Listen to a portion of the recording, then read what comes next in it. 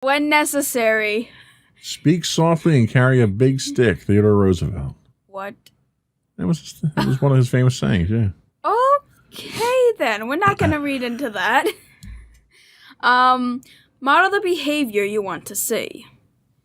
Lead by example. Yeah, pretty much. And I definitely think, so yeah, that's probably one of the better ones. Yep. Next up, we have talk about the benefits of having good manners. Sure. Treat people like you want to be treated yourself. Yeah. I think that's probably the most basic benefit you get from this. Yeah, pretty much. Next up, avoid lecturing your teen or embarrassing them in public when they make a mistake. Is that directed at me specifically? I mean, considering... Instead, have private conversations about their manners when you see a problem. Except to the rule on disrespect. If your teen is disrespectful toward you, intervene right away. Make it clear that you won't tolerate being treated in an unkind manner. Remove your teen's privileges and allow them to earn their privileges back when they behave politely. The biggest, I think, thing here that I've had that I can convey is, as a child, my father was he was abusive, unfortunately, but he treated my mom really bad. And the funny thing is that if any of my brothers raised their voice to my mom or spoke disrespectfully, he would immediately jump to her defense and yell at any of us who were disrespecting her. Yet he didn't practice it himself, which was kind of annoying. Yeah. They also say, give your teen opportunities to practice good manners. Returning an item to the store, scheduling their own appointment, asking the wait staff for another drink in a restaurant from the server. And chances are, for them, it's an ability to practice their skills from a social standpoint and from a polite standpoint. Do we do any of these things for you or to you or with you or... I mean, I don't know if you've ever made me schedule my own appointment. Not yet, no. No. Returning an item to the store, I sometimes go with you when you guys return items to stores. Asking the waitstaff for another drink. We just want you to ask the waitstaff for the food that you want. Yeah. But this is a very good example of why we do that. We don't do that because we don't want to ask them. Mm-hmm. We do it because it's an excellent opportunity for you to get practice doing it. Mm-hmm. If you don't go out and engage with people and talk to people, whether it's in a professional environment like this or in school or whatever, you'll never get a chance to practice it. And then when you have to do it, like if you have to go for a job interview, and I've interviewed people who have no social skills whatsoever. And a job interview, and I've interviewed a lot of people, a job interview is about getting the other person to talk. I need to find out what their personality is. I need to find out what their professional qualifications are, what their background is, what their professional history is. Most people come in with a resume. But that resume doesn't tell me anything about them. One, I have to verify what's on that resume, and I can only do that by talking to them.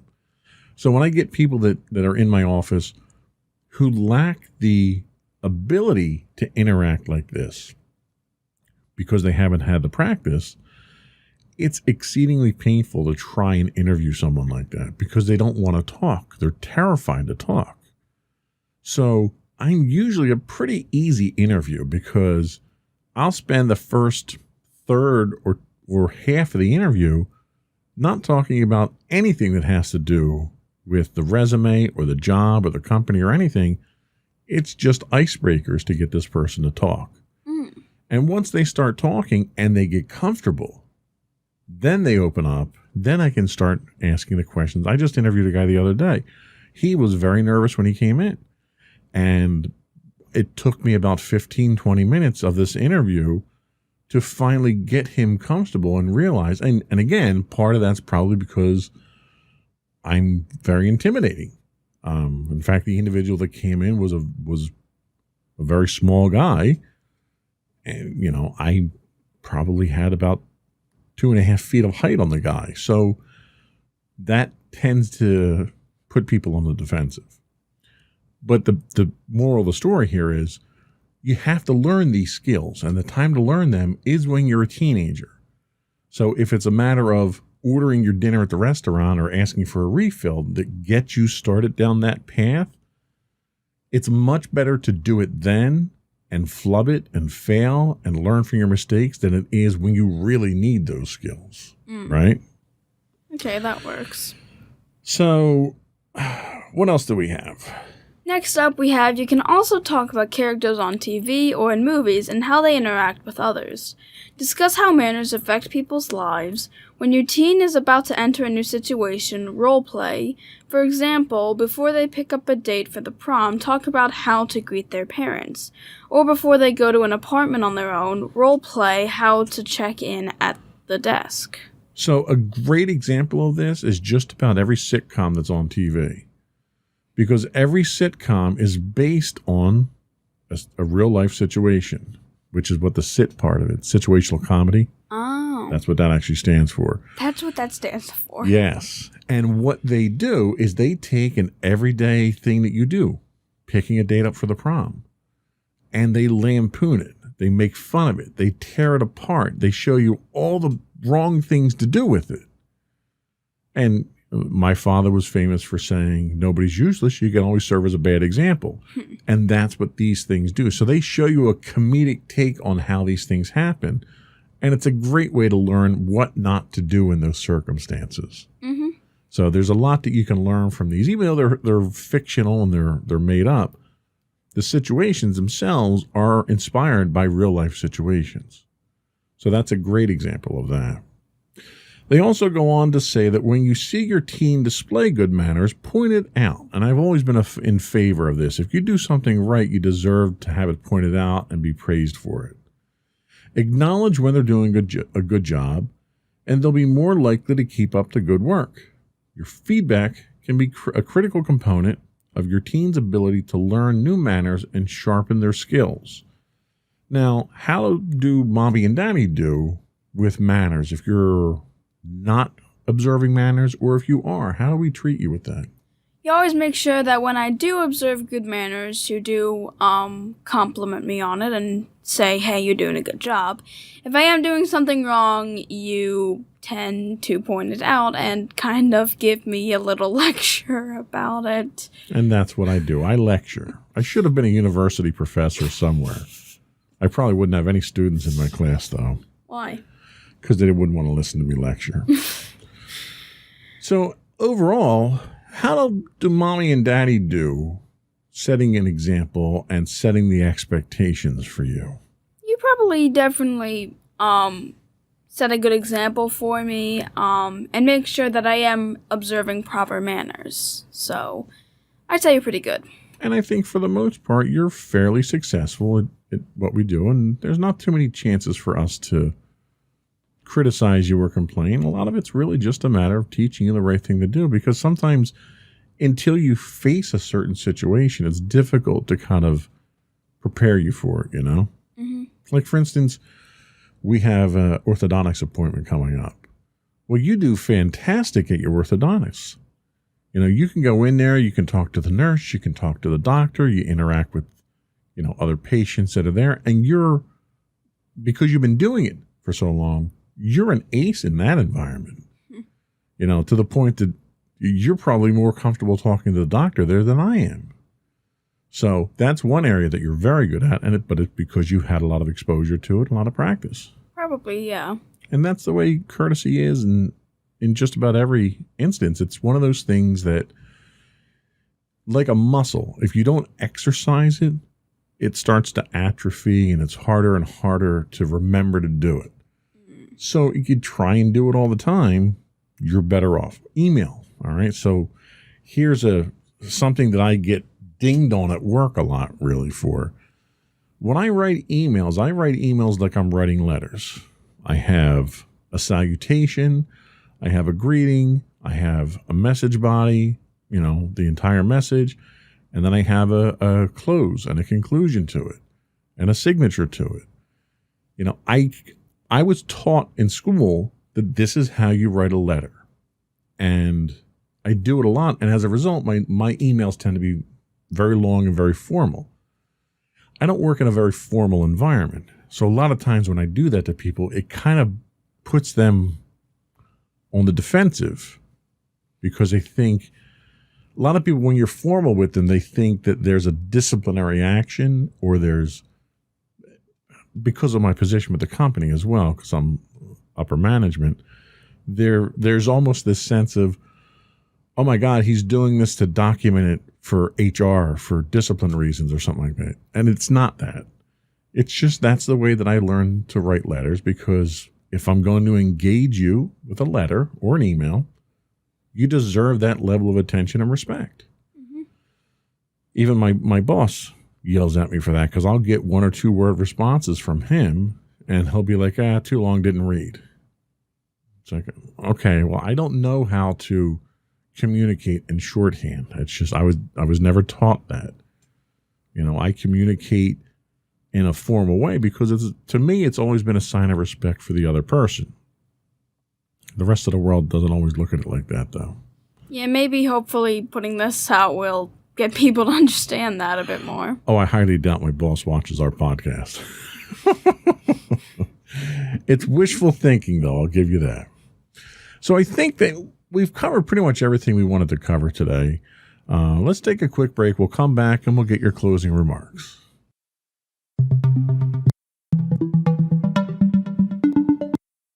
Go for your closing remarks. Alrighty, to everyone out there, I just wanted to say that everyone should probably relearn and reteach common courtesy, because while you don't have to go to the extremes of common courtesy, it's good to at least instill in your teens for the rest of their lives about common courtesies, so that,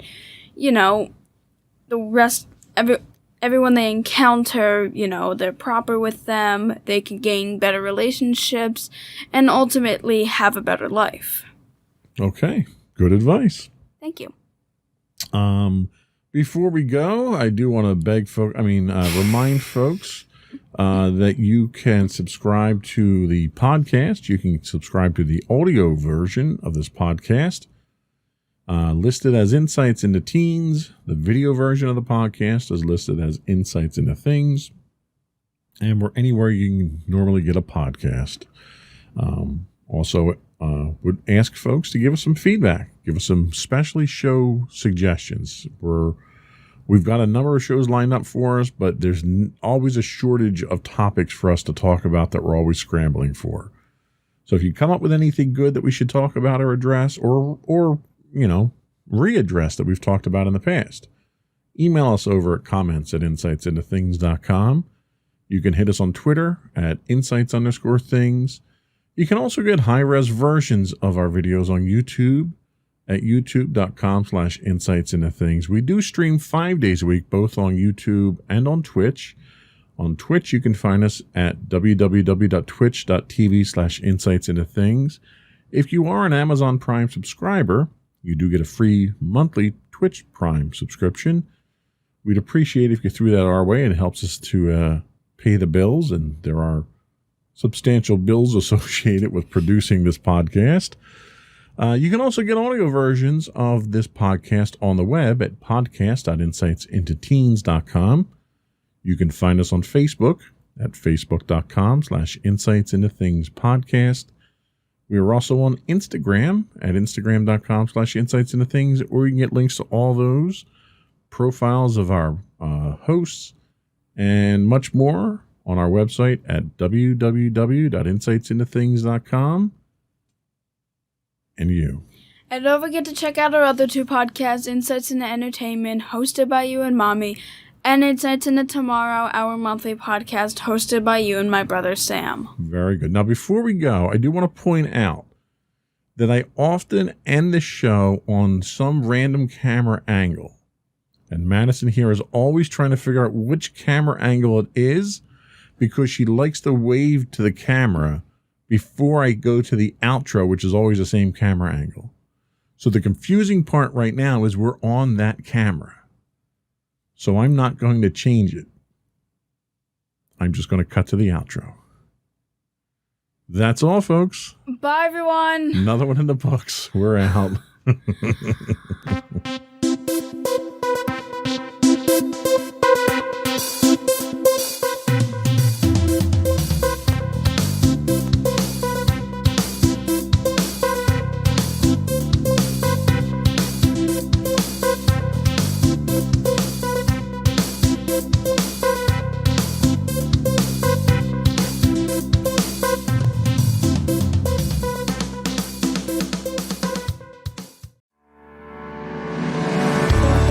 Insights into Entertainment, a podcast series taking a deeper look into entertainment and media. Our husband and wife team of pop culture fanatics are exploring all things from music and movies to television and fandom. We'll look at the interesting and obscure entertainment news of the week. We'll talk about theme park and pop culture news.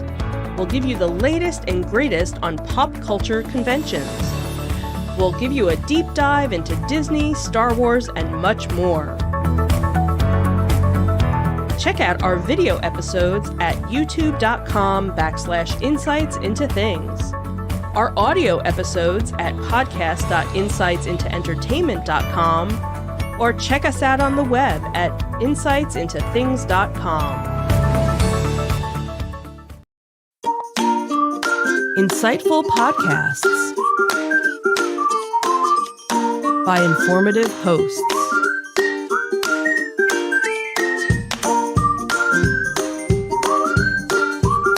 Insights into Things, a podcast network.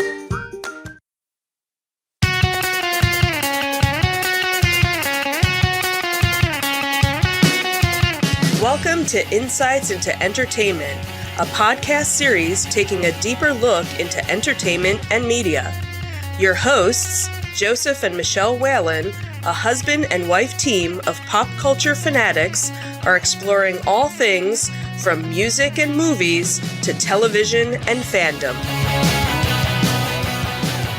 Welcome to Insights in Entertainment.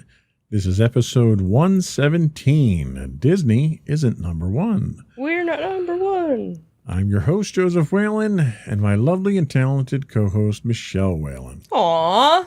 How are you doing today, dear? Hot. Yes, How are it is. you? It's computer says it is 90 degrees outside. Yeah. The inside temperature in the studio right now is 77.5. It's going up 3 degrees since I started setting up for the podcast. Awesome. Yes, so it's uncomfortable. Another heat wave again, but yeah. Well, it is what it is.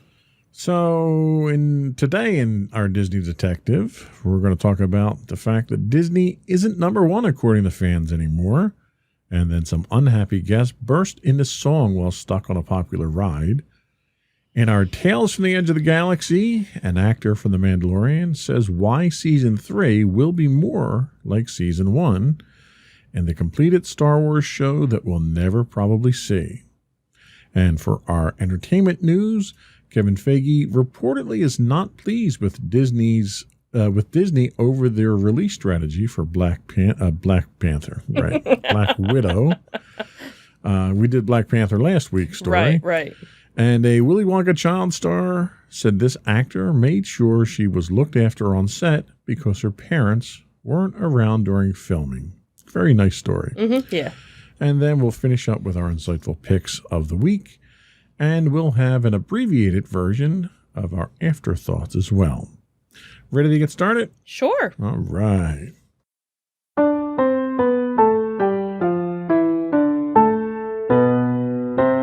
Go for Disney Detective. So our first story comes from InsideTheMagic.net, and it talks about how fans don't think that Disney theme parks are number one in the U.S. anymore.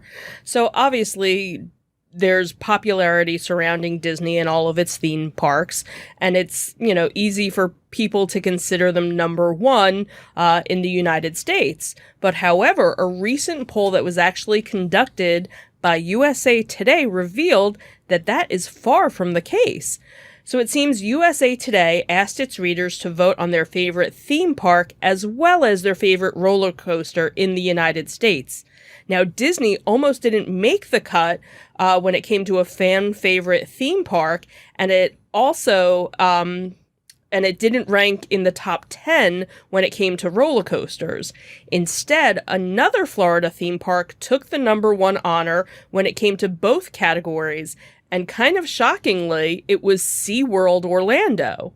So SeaWorld actually took to social media to share the exciting news to all its followers, saying, "Breaking news, you voted and the results are in. We won not one but two incredible awards.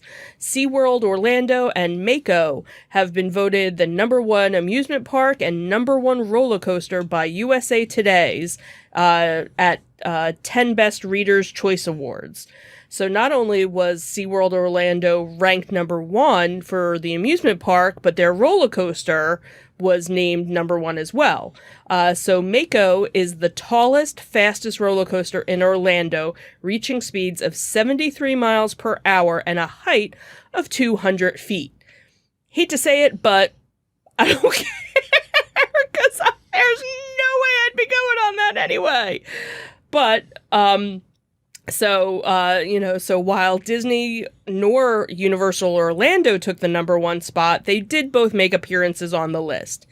Disney World's Magic Kingdom theme park ranked number 9 on the best theme parks list, and Hagrid's Magical Creature Motorbike Adventure took the number 10 spot on the best roller coasters.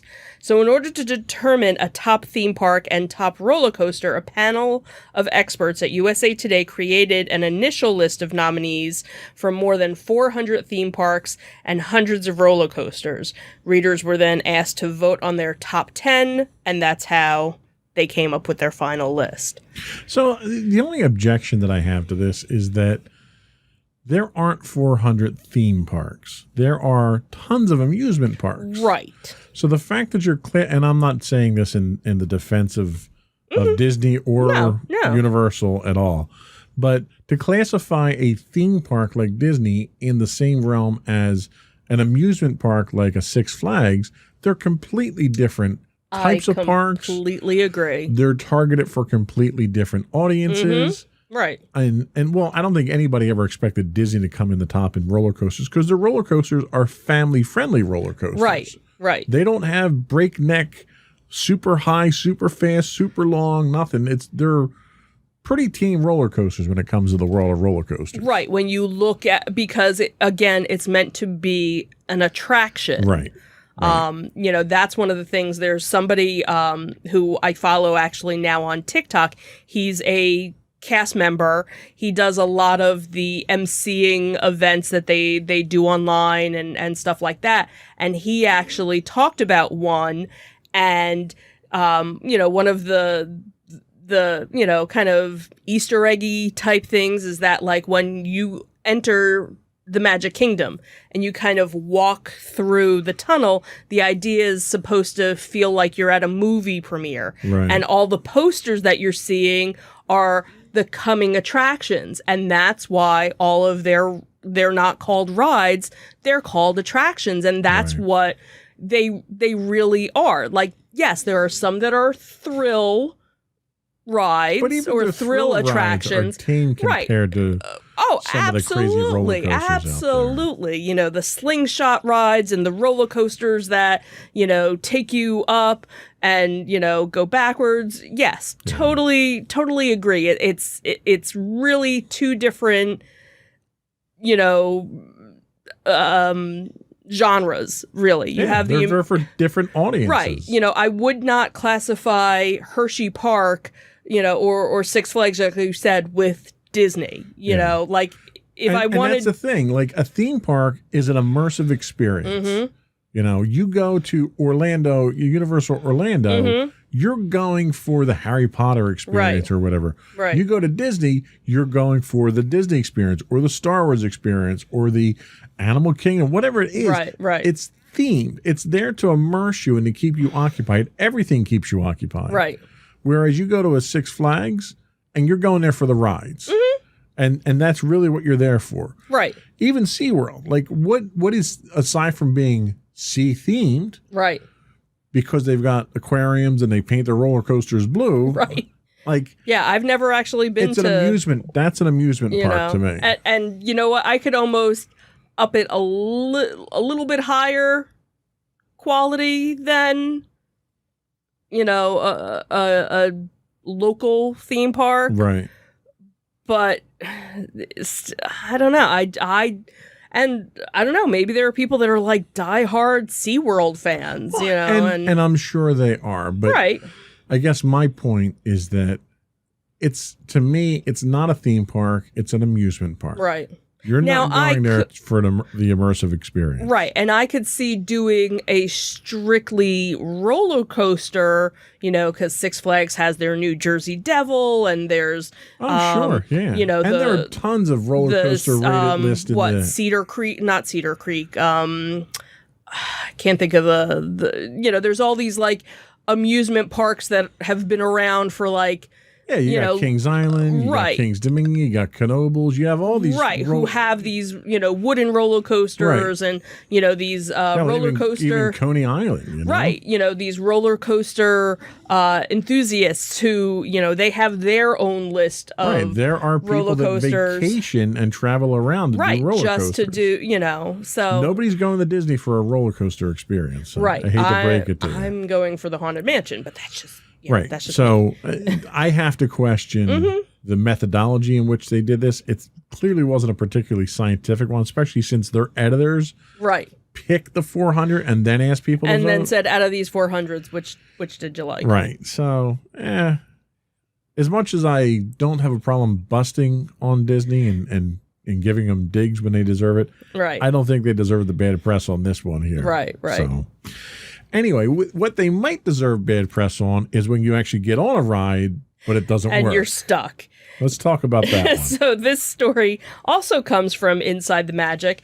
So obviously when somebody is planning a trip to Walt Disney World, it hopefully will be one of the most magical trips that a person will take. And of course you have, at the Walt Disney World Resort, you have the Magic Kingdom and Epcot and Hollywood Studios and Animal Kingdom and, the various water parks and then the shopping district and everything. So you would hope that things go smoothly on your trip, but obviously things happen, just like anything else. Things break down, people get, things get stuck. And this is actually what had happened. So there was a bunch of people that were on a ride, and unfortunately the ride got stuck to the point where most of the guests were stuck for about 20 minutes until they could get these guests, the cast members could get them off. But somebody had actually shared a video on TikTok, and the video shows a group of guests who were stuck on the mine train while singing a Neil Diamond classic. So the user also shared some key information saying that I think we waited for about 20 minutes. We had some young ladies who threw on some music from their phone and it kind of lightened the mood. They're the ones that really deserve the credit. They got the party started. It, quickly turned from ever being frustrated to something very funny where everybody started singing Sweet Caroline while waiting on the ride. So that's where you kind of, you take a bad time and you kind of turn it into something new. So obviously, one of the things that they do is when guests get stuck on rides, they'll usually try and compensate you for the time that you were there by giving you some sort of fast pass that can be used on pretty much any ride at any time to kind of make up for it. So they had mentioned in the article that they were giving out the fast passes that they could be used for a single turn just on anything that wasn't Peter Pan for some reason. But everybody had a good time and nobody was hurt, obviously, which is a good thing.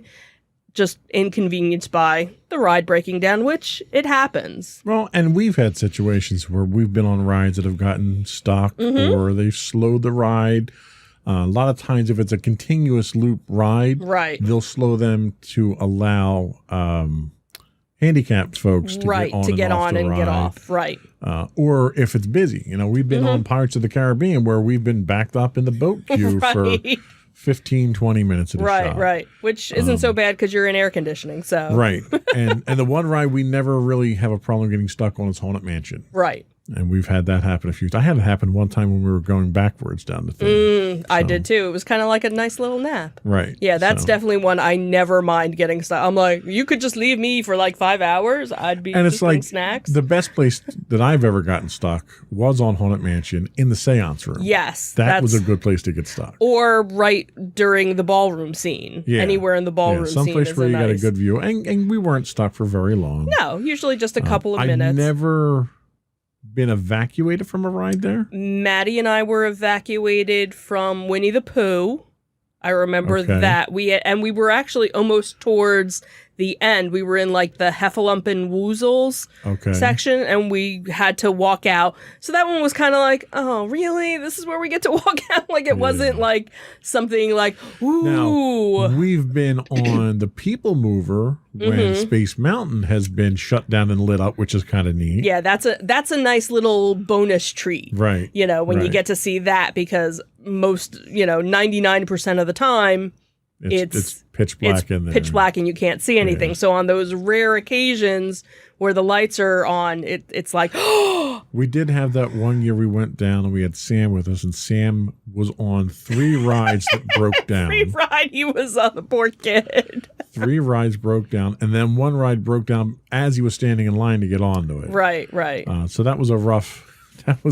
Yeah, the trip for one him. time we got stuck before we even made it on Test Track, it was Maddie, Sam, and I, and they ended up giving us fast passes Right. for a return, But then we also had an instance, and this is one of our favorite instances of stuck, was we were doing a photo, Right. a photo The op. Disney Visa photo op. Disney Visa photo op. They used to have this special area where you could go, show your Visa card, and they usually had like 1 or 2 characters, and you would get a free photo with it. And as soon as we got in, something happened with the cast member's camera. Right. And we weren't even first. They had gone through a couple of Right, they families had gone through a already. bunch of other families, and by the time they got to us, they were like, hey, we have to change out the cameras.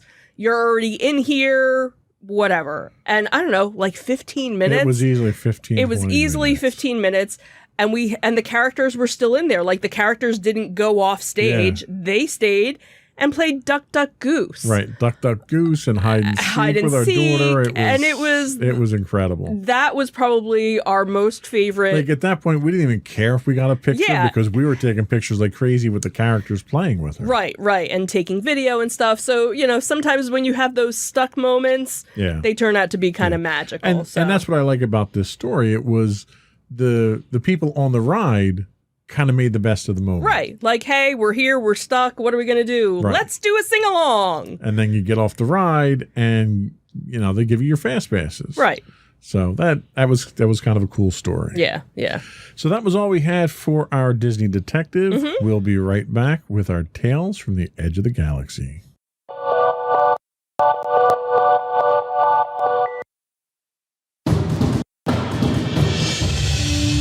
For over 7 years, the Second Sith Empire has been the premier community guild in the online game Star Wars: The Old Republic.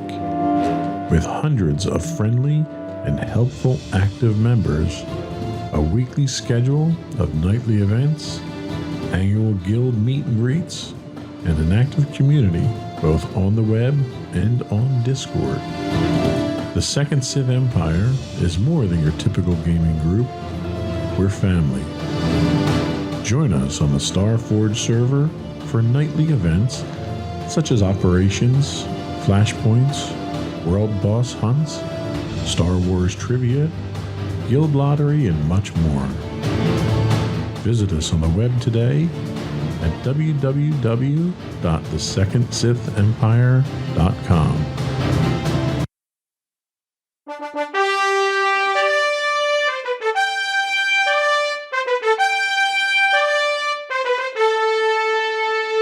Go for Tales from the Edge of the Galaxy. So our first story comes from thedirect.com, and it talks about how while the MCU has been cranking out, we're up to now 3 Disney series on Disney Plus, Star Wars fans are kind of still looking to, what's the future of The Mandalorian's 3rd season. So the first ever live action Star Wars series obviously was a massive hit. It established Baby Yoda as a pop culture phenomenon, because of course he's phenomenon. Because of course he's located all over the place here. And season 2 blew our minds like a Christmas miracle, with Luke Skywalker making a cameo in this episode's final revealed, subversive fan expectation in a different way. So, and then, of course, you had the post-credit scene in the Star Wars, that showed the new project of the Book of Boba Fett, which obviously let us know that, Mando season 3 wasn't going to be the next thing coming. So this kind of left everybody wondering what the future held for The Mandalorian, and obviously what was going to happen with Grogu, since at the end of the season, he left with Luke. Spoilers! So in the Star Wars Sessions podcast, the Mandalorian stunt double, Brendan Wayne, who happens to be John Wayne's grandson, which I thought that was kind of, an interesting little thing, had a few things to share about what fans can expect from the eventual 3rd season. And he kind of said that there would be a lot less introductions, and they would kind of delve deeper into the character. So we know that leading actor Pedro Pascal provides the voice of Mando, but a lot of the movements and the mannerisms, it's actually Brendan that we see doing a lot of that. So he's, largely responsible for creating the stature and like I said, the mannerisms. So when he was asked about the 3rd season, was it going to be bigger than both season 1 and 2? He kind of shared his thoughts, and he said, I think we've introduced the world in which Mando now exists now. Not that there are going to be a lot of new things. He says, I think there's going to be a lot less introductions and a lot more going back towards the first season of delving deeper into the character and things like that. When we left Mando at the end of season 2, he was now in possession of the Darksaber, and he had just separated from Grogu. The episode ended before, he had time to process either event, not to mention that his own Mandalorian belief system had now kind of went mind-blowing, like, what do I do now? And then, of course, Grogu leaving off with Luke Skywalker. So how's that going to change? So they had asked him, have you heard things? Have you read any of the scripts? And he said, no. Well, have you heard some things? And he said, yeah, but I can only, kind of assume where they're going. Right now the storytelling is it's Jon, Favreau's story. So however he wants to lead the story. So obviously there are speculations that, Jon Favreau and Dave Filoni have plans to see the galaxy's favorite father figure even earlier than that. So now you have Boba Fett and that whole story. It seems that there was a leaked t-shirt of the crew from the Book of Boba Fett that shows a little Grogu in the artwork. So does that mean that Mando will have another adventure or two in, Book of Boba Fett? Is he gonna kind of just stay in the back and then you'll just wait to see him in The Mandalorian? So a lot of speculation, nothing really concrete. But obviously we know that we're not getting the 3rd season yet because Book of Boba Fett is going to come first. Well, and I have to say, it's kind of a relief to hear this, because you figure you had, they tried to spawn 3 different shows out of last season. True. We're only going to get 2 out of it at this point. but it was too much. Like, right. It was almost like all the guest spots overshadowed The Mandalorian. Right. And it wasn't like The Mandalorian season 2. It was like everyone else and The Mandalorian season 2. Here's all our cameos of what you can see later on. Right. So, okay, not in The Mandalorian. We need to get an Ahsoka show. Let's get her in there. Right. We need to get a Boba Fett show. Let's do that. We need to do Rangers of the Republic. Let's do those guys. Right. And it was like every show, these people were appearing, but they weren't really lending a whole lot to the overall plot of the season. Right. I could definitely see them kind of going back towards, a season 1 mentality. Give us a little bit more history about how he came to be. Like, Absolutely. They always show these little, flashbacks of things with his parents and, let's see his teenage years. Let's see, him growing up and dealing with the other Mandalorians and being accepted and doing all of that. So a question came up today on Twitter. I think it was on Star Wars feed or something like that. Okay. What gave you more goosebumps? Vader at the end of Rogue One or Skywalker at the end of season 2 of Mando? My answer was more goosebumps for Vader, more tears for Luke. Because it was a very emotional experience. I definitely, I would say goosebumps equal goosebumps. But yes, I definitely cried when I all of a sudden realized it was Luke. Yeah. And I was and it was like, a much longer sequence than Vader got too. Yes. But definitely the shock and awe of Vader, where I know you were like, yeah, Vader! You were cheering him. I was like, no, he's gonna kill people. But it was still like, dude, he's a bad A. Yeah. So, yeah. I thought that was a really good question. That is a good question. That is a good one. I like that. So let's take a little detour on the topic today. That was good. This was actually a story that we had brought up a couple of weeks back, but it happened to pop up again. So Disney, this comes from sci-fi.com. So Disney Plus may be the home of all kinds of new Star Wars content, from space westerns like The Mandalorian. Now you have, the Bad Batch animated series. But don't expect the long-shelved animated series Star Wars Detours to be joining the lineup anytime soon. So series creator Seth Green had actually told Entertainment Weekly that despite Star Wars creator George Lucas's involvement in the project and the completion of 39 finished broadcast-ready episodes, it has basically been shelved indefinitely.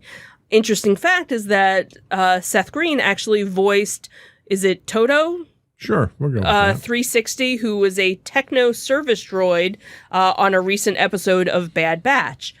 He said, we finished the episodes almost 10 years ago, and so there would be a bit of, reconfiguring of the existing stuff to make something that Disney Plus would release as a Lucasfilm offering.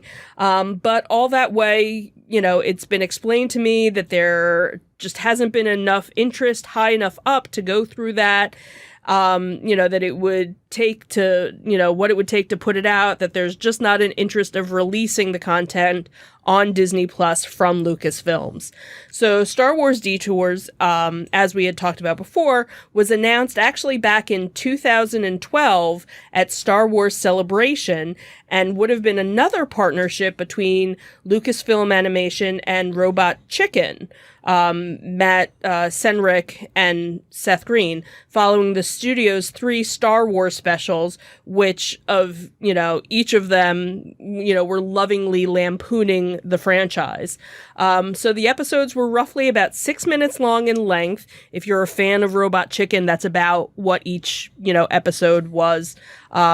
For that, and there are 62 more episodes that were written and were awaiting animation. But unfortunately, before it could make it to air, Disney bought Lucasfilms and decided to go in a different direction, focusing on the sequel trilogy, as well as more serious animated series designed to explain and build out the universe further, rather than continuing to poke fun at it. And Seth actually said, you know what? I really don't have an emotional position because I got to spend 4 straight years making something with George Lucas. He said, my partner and I and all the other people that got to work on it, the artists, the actors and directors and animators, we all got to make something Star Wars with the guy who created it. And so I know over those 4 years that, you know, he was having fun, and that's what I really care about. I got a priceless experience with one of my truest heroes and got to see him laugh and enjoy all the things that he had created in a time before he agreed to sell them all to somebody else. Green also went on to say, it's not that I don't care if people never see it. It's just that it's ultimately doesn't matter if nobody ever sees it because nobody can take that away from any of us. And that's the kind of thing that would never happen again. And I realize it.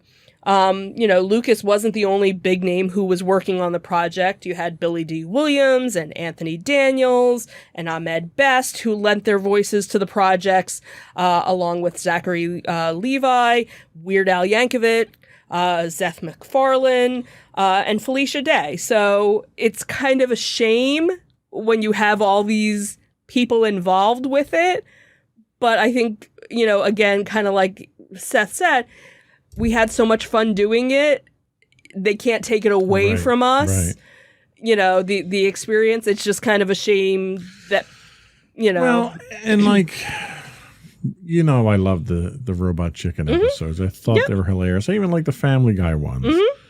But I think part of the problem that Disney had was an image issue with it because you literally were endorsing people making fun of it. And I think anything that Disney wants to go in that direction with, they're going to do it in a more controlled fashion. Right. In a more family-friendly fashion. Because the Robot Chicken stuff was not really family-friendly. Oh, absolutely. I could see it, you know, like the Lego Star Wars stuff. And that's what I was getting at, is that that's where they do their tongue-in-cheek. Disney goes with the Lego stuff because it's all directed at kids. We can have fun with it. We can play around with it and make jokes, you know. And we love those too. So, like, I understand why Disney didn't go with it. The sense of humor that he has with the other projects can get a little raunchy. Right. And it's just not something that Disney, you know, you look at all the other stuff that Disney's pulling the plug on for things that are not family friendly.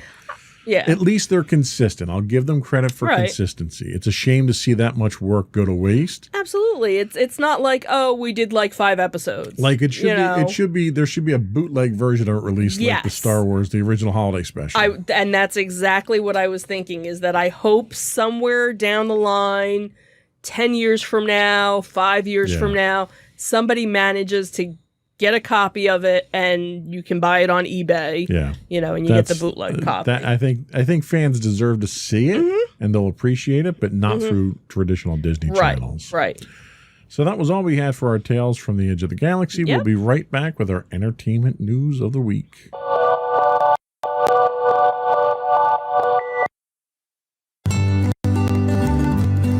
Insights into Teens, a podcast series exploring the issues and challenges of today's youth. Talking to real teens about real teen problems. Explore issues from braces to puberty, social anxiety to financial responsibility. Each week, we talk about the topics concerning today's youth.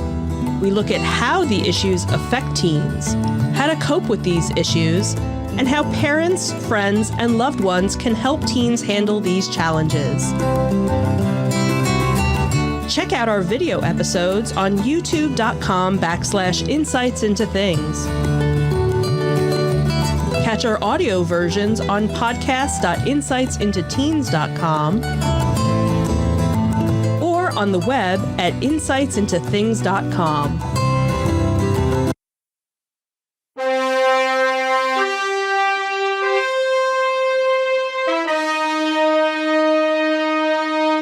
Go for entertainment news. So our first story comes from WeGotThisCovered.com, and it seems at long last, Black Widow is now less than 2 days away from being released. Given its numerous delays over the past year, Marvel fans had become increasingly desperate to see the movie and had been demanding it drop on Disney Plus and forego a theatrical run.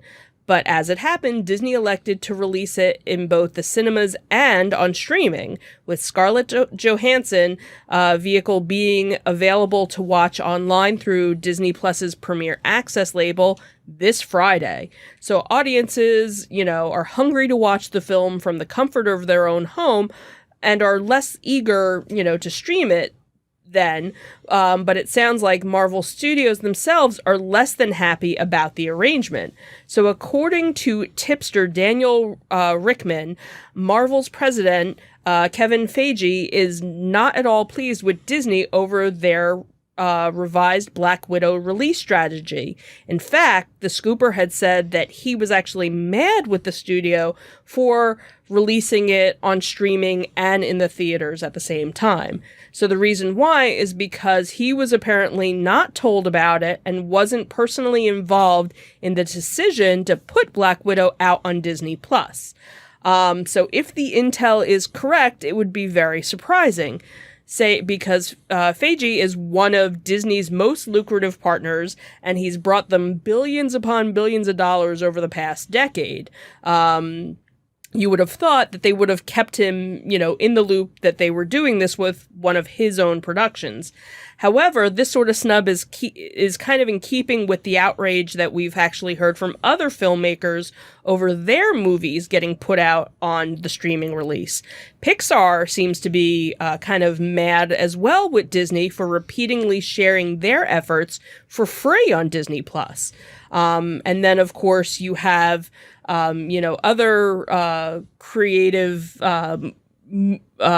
movies that have been coming out that, have kind of been hitting against Warner Brothers Media and films that have been showing on HBO Max. You had the Christopher Nolan movie and a whole bunch of other movies that have been coming out since, the beginning of the year and have been only on HBO Max. Now some of them are in theaters as well. So obviously, as studios are kind of adjusting to the changing cinematic landscape, it definitely seems like they're struggling to keep both movie makers and the moviegoers happy at the same time. So obviously, whether or not he's happy or not, Black Widow can be found in theaters and on Disney Plus for $29.99 additional charge starting this Friday. So I'll give you 3 guesses on why he's not happy, and we'll see if you hit on the reason that I'm thinking. He's not making money. Exactly. Exactly. So I'll guarantee you that he has bonuses that kick in at certain box office levels. And Absolutely. He's not going to see those bonuses come out because they're not going to pull in those numbers. Mm-hmm. And I'll guarantee you, knowing Disney, as cheap as they are, they're not going to count any of the membership purchases through Disney Plus towards that number either. So Disney, who's already got a reputation for stiffing, writers and other people that have worked for them, is really found a way that they can make these multi-million-dollar movies where they can suck the money in through Disney Plus and not have to pay on their promises, their contracted promises to the talent that they have that are making these things. Right. And I'll guarantee you're going to see that same kind of problem with your actors as well. Right. And we know that Robert Downey Jr. brought in $66 million, more than half of that, because his salary was, I think, $20 million. Right. The rest of that were bonuses based on what the box office numbers were. Right. So if a Robert Downey Jr. is going to get stiffed on box office bonuses because you're going to release it on Disney Plus at the same time, how much of this talent do you really think Disney's going to have to pull from at that point in time if you're going to continue to stiff your actors? Right. Disney's going to be making their money. And this is a problem that they're going to have moving forward, because you're going to have people like Feige here, who's literally made the company more money than any single person in the history of the company. And when you look at just the MCU movies, yeah, he's made the company more money, and they're going to piss him off to the point that he's going to go somewhere else. How stupid is that from a business standpoint? Yeah. So again, it's Disney doing it wrong. Every time, almost every chance they have to do the right thing, they deliberately choose to do it wrong. It's amazing that they're as successful as they are with that kind of strategy. So here's a question. Do you feel that they shouldn't be streaming it? I think you should probably have a 4-week period where it's only in the theaters. Right now it used to be a 3-month period. Mm-hmm. I think you can cut that down, have it release earlier on streaming, but you have to have that mega opening weekend at the box office. Mm-hmm. You need to have those couple of weeks there where that's where the exclusivity is. Mm-hmm. So you're screwing your studios, you're screwing your actors, you're screwing your directors, and you're screwing everybody who's involved in this success. But the thing is, 6 months ago, you couldn't do that. I agree. So what we ran into was a workaround. What's happening is you can go to the theaters now. Right. And they are simultaneously releasing in both. Mm-hmm. So the question is, why? And the answer is because it's more lucrative for them. Well, and the other thing, too, is not everybody has Disney Plus. A lot of people do. Right. But there are still people that don't. Right, but for $30, the 10 people on our street that don't have it can come over and watch it with us. Right. But that's the thing is, and there are people who enjoy the atmosphere of going to the movie. Let me ask you a question. Are we going to the theater to watch this? I don't know. Are we? No, we're not. Okay, we're not. We're going to get this on Disney Plus, or we're going to wait the 6 months for it to come out for free and not pay for it at all. I don't want to wait 6 months. I didn't want to wait 6 months for Mulan, but we did. It wasn't 6 months, wasn't it 3? It was however long it took for it to come out free. No, because when it did finally come out free, we still didn't watch. We waited even longer. We waited even longer because we had everything else going on. Right. But so we're not going to pay the money to go see this because Disney's not making us. Okay. But I mean, that's what you have to give give the talent a chance to make the money off of it. True. Now, if Disney wants to come out and pay Robert Downey Jr. his $66 million for Avengers and still release it on Disney Plus, more power to them for that. Right. But the thing is, the movie's also been done for over a year, too, and just sitting there not making anybody any money. So why didn't they release it on Disney Plus earlier? Because clearly they weren't waiting for the okay from Feige to release it. Right. Yeah. So it's money. Because they knew they could make more money by releasing it in theaters and on Disney Plus at the same time. They're trying to get their cake and eat it too. Mm. And in the process, they're rubbing cake in everybody else's faces that gave them the ability to make the money. Right. Whereas you have, poor Pixar who, all their stuff is getting released. All of their stuff is getting released for free. Yep. There's nothing that, that they've had where, it's a premiere. It's all, hey, this is out. Enjoy. Yeah. So I don't know what the contracts look like there. Yeah. We know that the Marvel Cinematic Universe people involved in that are getting bonuses for box office numbers. Right.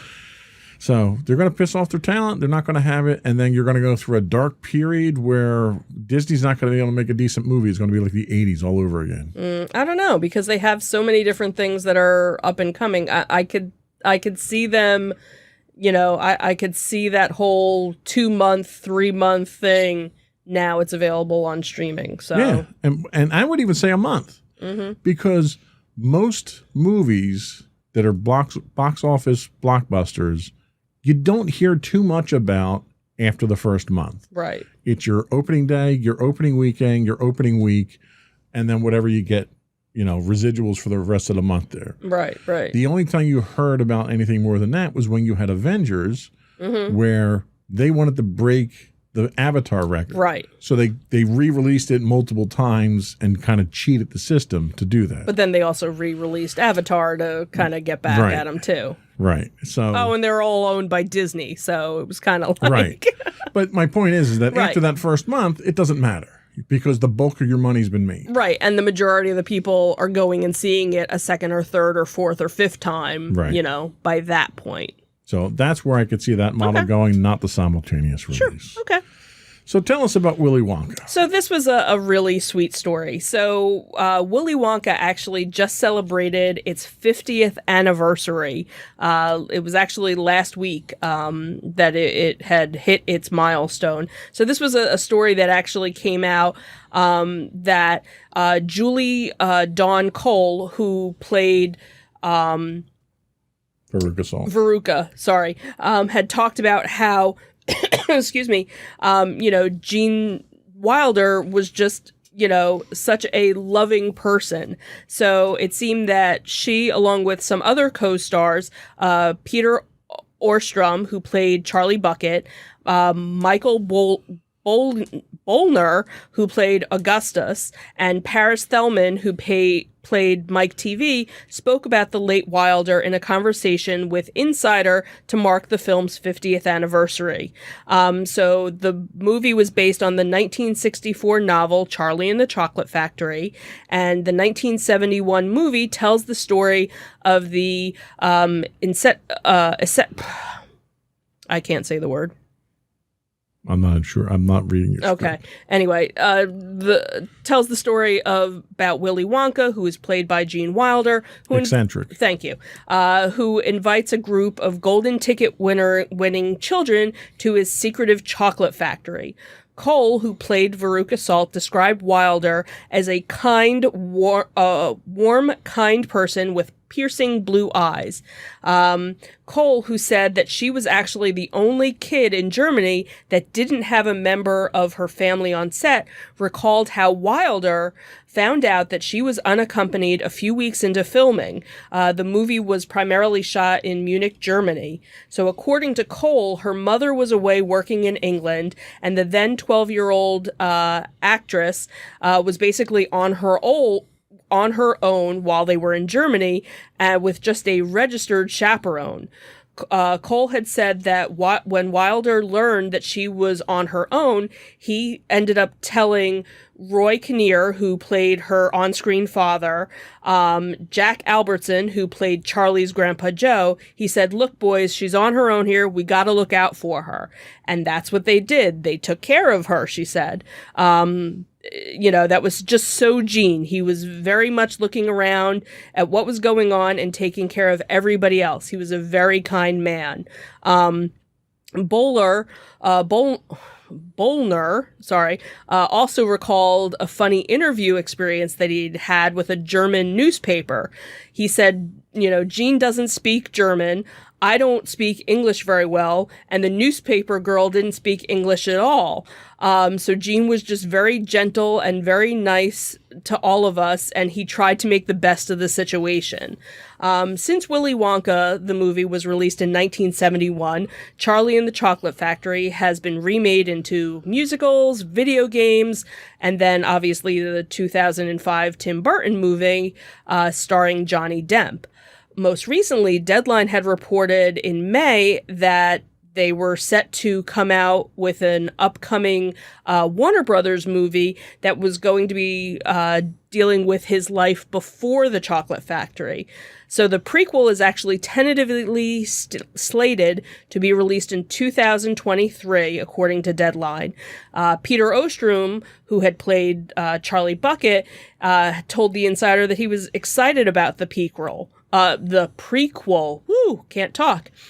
He said, that it would kind of be nice to find out what happened to Willy Wonka prior to me meeting him. So all the references or anything new that they could do can still be with Willy Wonka as a positive.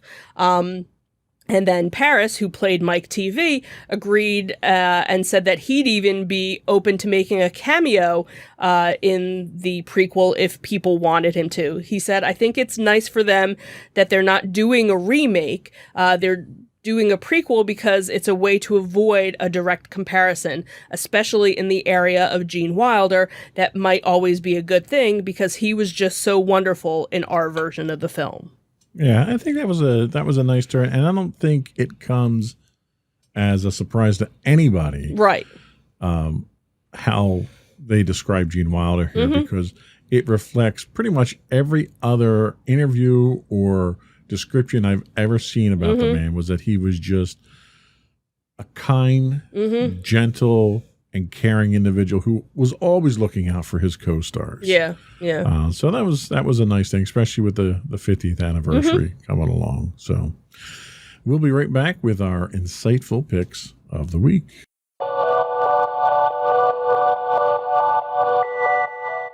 Go for your insightful pick. So my insightful pick is actually kind of a twofer. So they're both based on the same topic, and it happens to be Halston. So first, there is the Netflix show that just released about a month or so ago, 5-episode limited run series, which is actually based on a book that was written about the fashion designer. And then what was funny was after I watched the series, I ended up finding on Amazon Prime a documentary of Halston that was kind of done as a documentary, but also with like a little twist because some of the people involved weren't alive anymore or weren't available for interviews, so they had like some actors. So, part of that was kind of cheesy in that. But what's interesting is that between watching the series and also the documentary, there were a lot of things that were very similar. There were a couple of things, obviously, that the documentary showed that the television series didn't show, and then, vice versa. Excuse me. So if you don't know Halston or, not into the fashion industry, which I'm sure you're not. I totally am. So his name built an empire, his style defined an era. American fashion designer Halston skyrockets to fame before his life starts to spin out of control. So it shows how, he kind of started off, he was born and raised in Iowa and left and went to New York City and was actually a hat designer. And how he kind of came to fame was he had designed Jackie Kennedy's pillbox hat. And as soon as everybody saw her wearing that, that's when everybody knew who Halston was. And then unfortunately, within a couple of years, women stopped wearing hats. So it was like, well, now what do I do? And he kind of went through the whole fashion line of different things. And what was very interesting was they showed it in the documentary is that he would just take a piece of fabric and just kind of make all these weird cuts, and that became a dress or an outfit, where most fashion designers would cut this and sew this together and sew this together, and you'd have all these different pieces, where he was kind of known for like the one piece of material that maybe just had one seam on it. He would just kind of look at something and just kind of know instinctively, like it was almost like it was a piece of art, for him. So, the show goes through, his heyday, and then the whole time of Studio 54 and all the partying, and, he and Liza Minnelli actually became like the best of friends, and basically up until his passing, they were still very close. And, just kind of sad to see, his creativity kind of come, crashing down. But very interesting. And the one thing, you get to see a lot of corporate America in this, because he basically, signs this, $1 billion deal, to have this company kind of come in and help take over. And in the end, he basically loses the right to his own name. They basically hire these other fashion designers to create for Halston. It's Halston by somebody else. And even to this day, you can go out and buy a Halston outfit that obviously it's just under that name. Now it's just a corporate name, but again, very interesting. And like I said, if you end up watching the show and you want to have a little bit more factual information, you can go and watch on Amazon Prime as well. All right. Good pick. Thank you.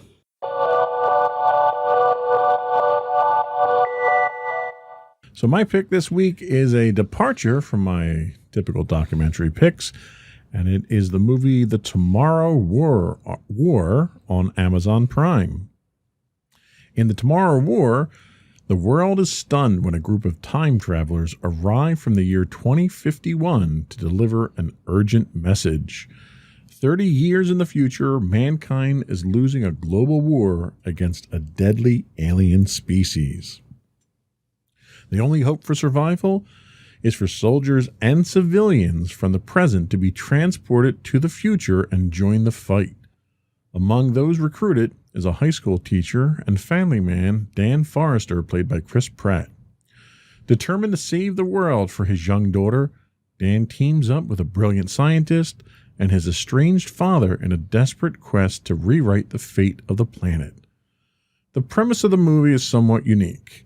A mix of Alien, Independence Day, and a bit of Terminator mixed in for a unique take on time-traveling, world-ending alien invasions. The character development is predictable and rushed, with early scenes that are supposed to establish certain relationship dynamics that are almost completely forgotten later in the movie when they were supposed to be critical. As always, Chris Pratt does a fantastic job of playing Chris Pratt. Much like Nicolas Cage, Chris Pratt plays himself in just about every role I've ever seen him in, once again showing his stunning lack of depth as an actor. You get the same personality traits, the same quirky comments, the same goofy facial expressions, and the typical befuddled look in more scenes than is needed from Pratt.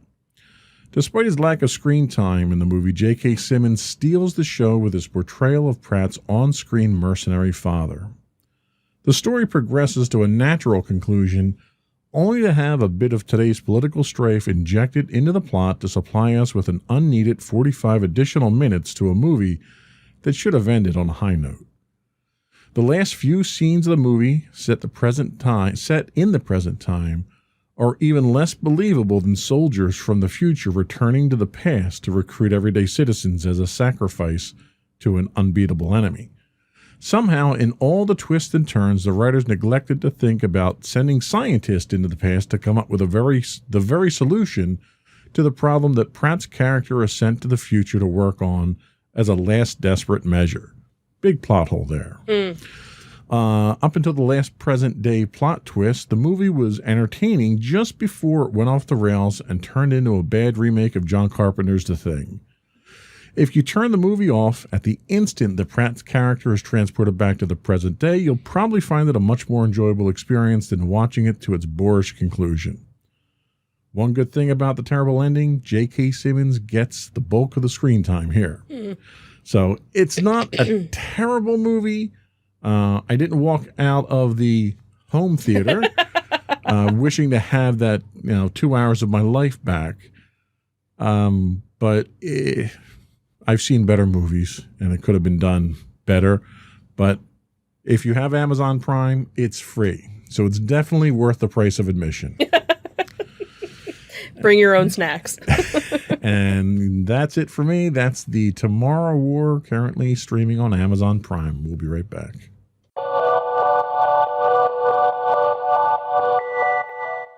So, afterthoughts. What do we have for afterthoughts? So, just going to plug, what was it, the next 3 months worth of things? Because the list, fortunately, is growing. So, that's kind of a good thing. So, coming up in 10 days, actually, is one of our favorites, ZoloCon. And that'll be on Saturday, July 17th from 10 to 6. And also July 18th, also from 10 to 6. And that one is at the Fuge, which is in Warminster, Pennsylvania. Again, it's one of our favorites, not only for the merchandise, but really it's the venue. That's what, I think it's $5 or $10 to get in. It's a relatively inexpensive one. Toy show. They have various artists there selling their stuff. They have a couple of cosplayers. You can come dressed up if you want. But again, it's the location that's really cool. Then, of course, we have Monster Mania. You have the 3 different dates. You have the August 13th through 15th in Cherry Hill, September 24th through the 26th in Hunt Valley, Maryland, and October 22nd to the 24th in Oaks, Pennsylvania. Then another one that popped up, which is part of toyshows.org, is the Carnival of Collectibles, which is a free toy show that'll be Saturday, September 11th in Sicklerville. And then RetroCon, which will be 2 weeks later, September 25th through the 26th. And that is going to be at the Greater Philadelphia Expo Center in Oaks as well. And I think that's it, right? I think that is. We've got a bunch more lined up. We're going to show them to you gradually as we get there. Mm-hmm. And it's looking promising. Mm-hmm. Looking promising. Before we go, I would invite folks to subscribe to the podcast. You can get the audio version of this podcast listed as Insights into Entertainment. The video versions of all the network's podcasts can be found listed as Insights into Things.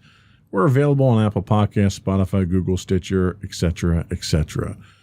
We would also invite you to reach out to us, tell us how we're doing, give us your feedback. You can email us at comments@insightsintothings.com. You can find us on Twitter at insights_things. We're on Facebook at facebook.com/insightsintothingspodcast. You can find us on Instagram at Insights Into Things. Audio versions of this podcast can be found on the web at podcast.insightsintoentertainment.com. You can find all the video versions of our podcasts at youtube.com/insights into things. You can find us streaming 5 days a week on Twitch at twitch.tv/insightsintothings. If you're an Amazon Prime subscriber, you do get a free Twitch Prime monthly subscription. We'd appreciate your support there. And if you missed any of our links, you can go to our main website to find our bios as well at insightsintothings.com. That's it. Another one in the books. Have a good week, everyone. Bye. Bye.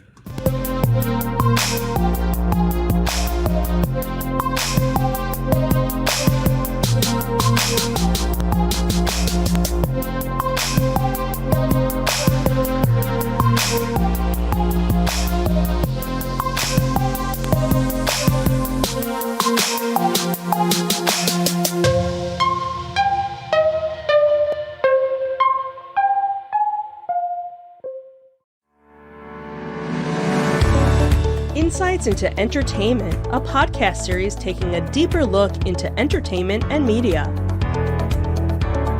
Our husband and wife team of pop culture fanatics are exploring all things from music and movies to television and fandom.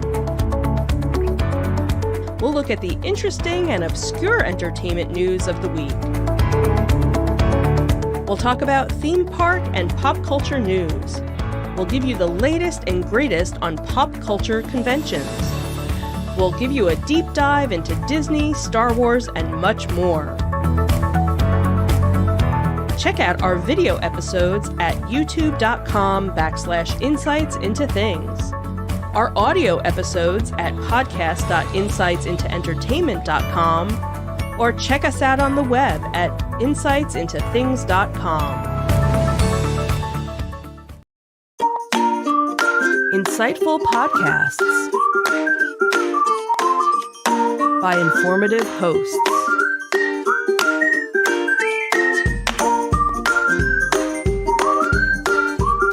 Insights into Things, a podcast network.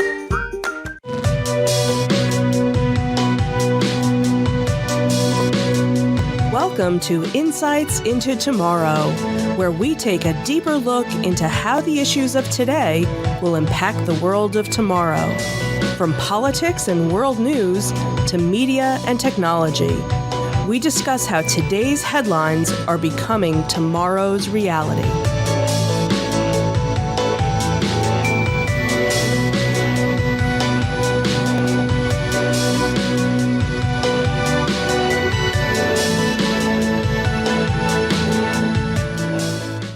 Welcome to Insights into Tomorrow. This is episode 10. Decision 2020, Trump versus Biden. I'm your host, Joseph Whalen, and my co-host, Sam Whalen. Hello. How you doing today, Sam? Doing all right. The weather's kind of lame, but, Yeah, it is pretty rough out there, isn't it? Cold and rainy, but, inside's warm, so. That is true, and I don't mind the cold. I like the cold. So we've danced around politics on this show for a little while now. We've touched on it a little bit as impartially as possible. Last episode, we deliberately avoided talking politics and opted for a bit of a softball topic. But I don't think we can avoid it this week. No, we are shooting this on Sunday, the Sunday before the election on the 3rd on Tuesday, so. Indeed. Given the number of early votes that have been cast, I don't think anything that we say here is going to change anyone's mind any more than any of the candidates campaigning out there are going to change anyone's mind. However, I do think it's a worthwhile discussion for us to have comparing the candidates. And I think we're going to kind of go about this in a kind of a different way. We're going to do it scored sort of like a boxing match. We'll do a tale of the tape between the two candidates and look at some of their key vital information. And then we're going to do 5 rounds that are based on a couple of surveys that have been done over the past couple of weeks. And we'll score on a 10-point must each round, what each candidate, how they perform in these polls. And then we'll give our opinions at the end of who won, why they won, and so forth. Good to go? Yeah, absolutely. All right.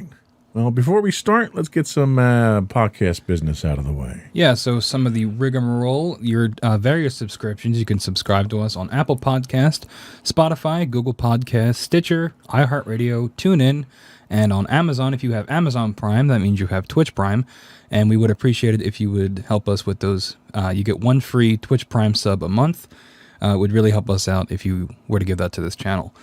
You can contact us at, you can email us, at comments@insightsintothings.com. On Twitter, we are at insights_things. Facebook, facebook.com/insightsintothingspodcast. And if you missed any of these links, they're all on the web at insightsintothings.com. Awesome. And we'll be right back with the tale of the tape.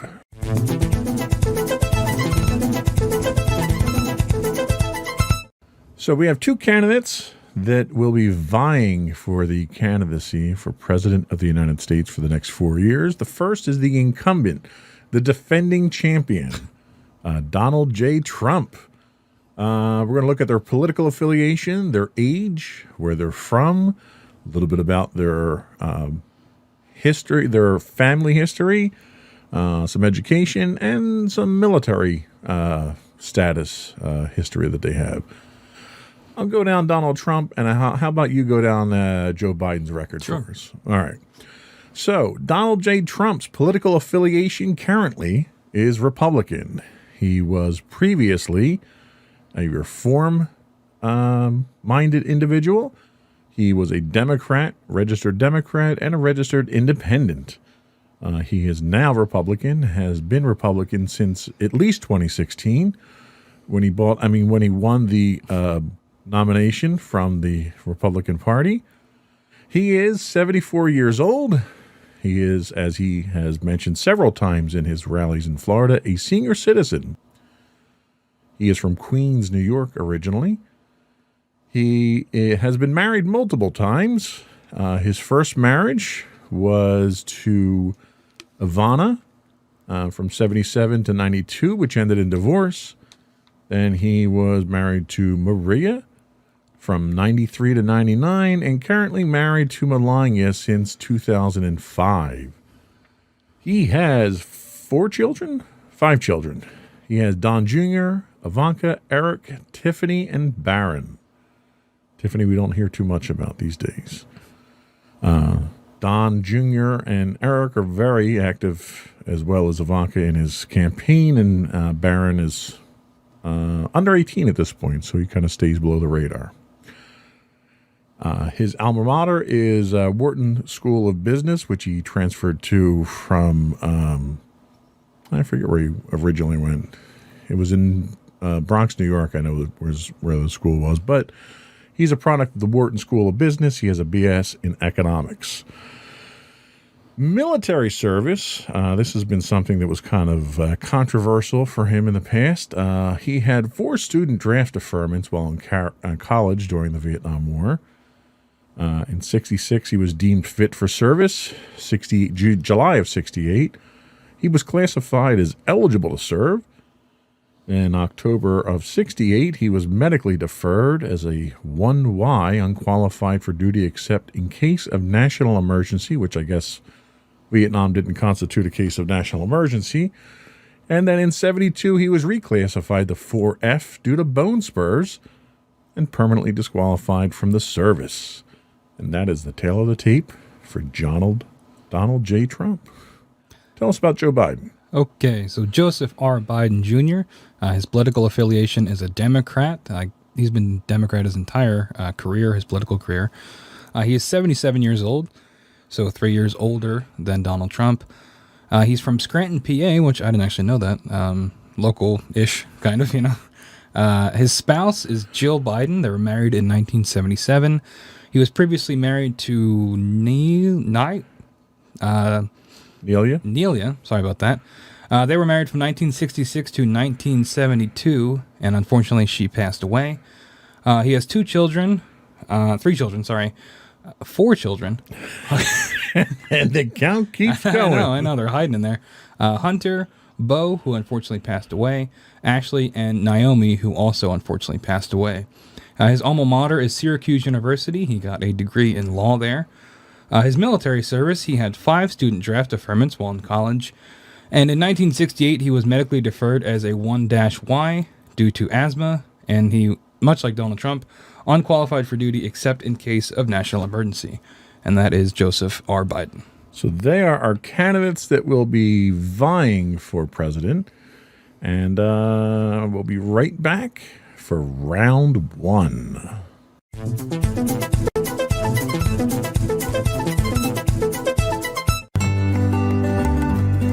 Insights into Teens, a podcast series exploring the issues and challenges of today's youth. Talking to real teens about real teen problems.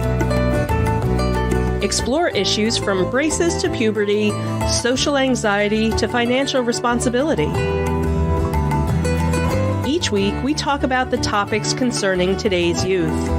We look at how the issues affect teens, how to cope with these issues, and how parents, friends, and loved ones can help teens handle these challenges. Check out our video episodes on youtube.com/insightsintothings. Catch our audio versions on podcast.insightsintoteens.com or on the web at insightsintothings.com.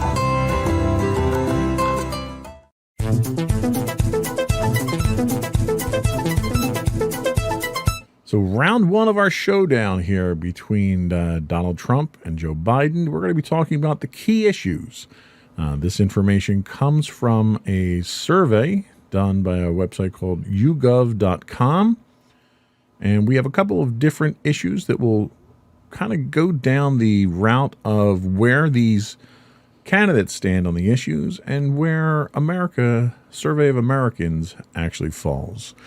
So the first key issue that we talk about is nominating the next Supreme Court justice.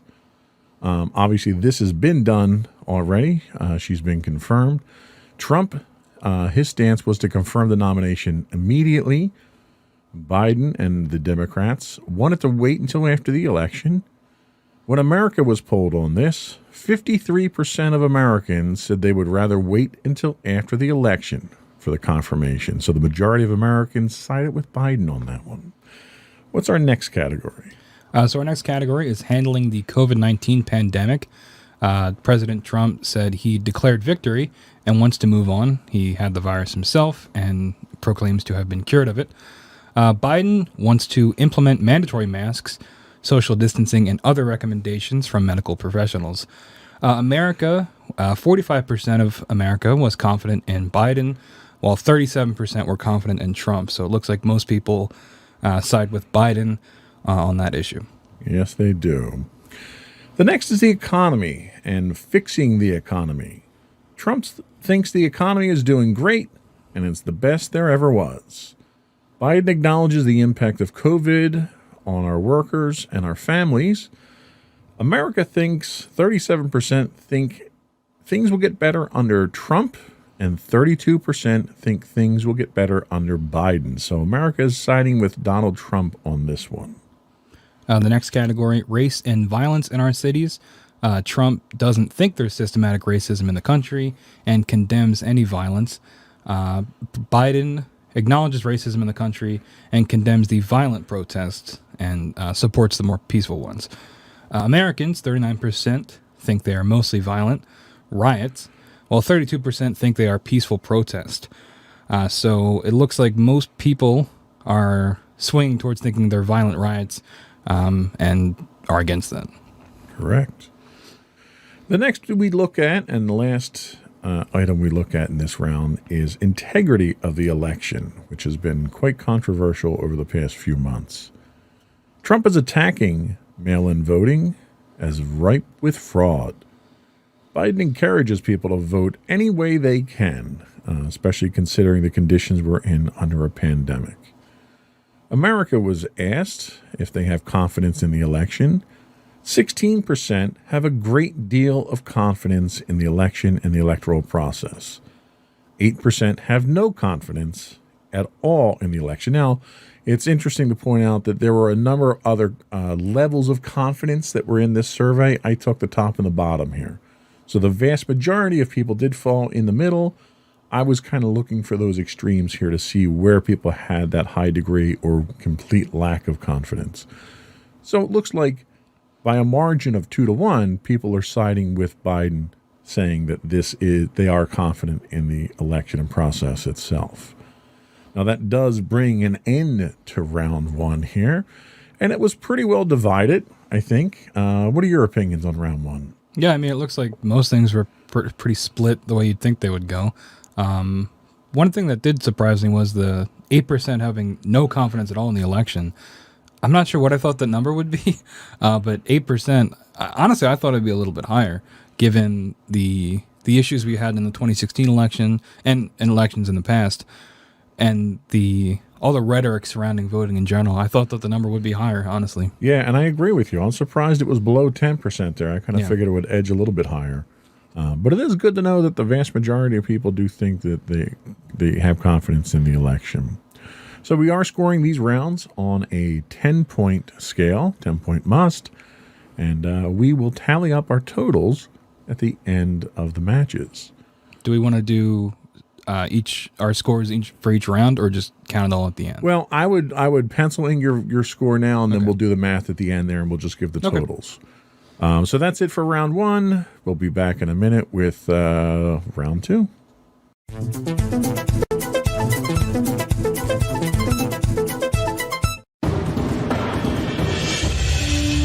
For over 7 years, the Second Sith Empire has been the premier community guild in the online game Star Wars: The Old Republic. With hundreds of friendly and helpful active members, a weekly schedule of nightly events, annual guild meet and greets, and an active community both on the web and on Discord. The Second Sith Empire is more than your typical gaming group. We're family. Join us on the Starforge server for nightly events such as operations, flashpoints, world boss hunts, Star Wars trivia, guild lottery, and much more. Visit us on the web today at www.thesecondsithempire.com.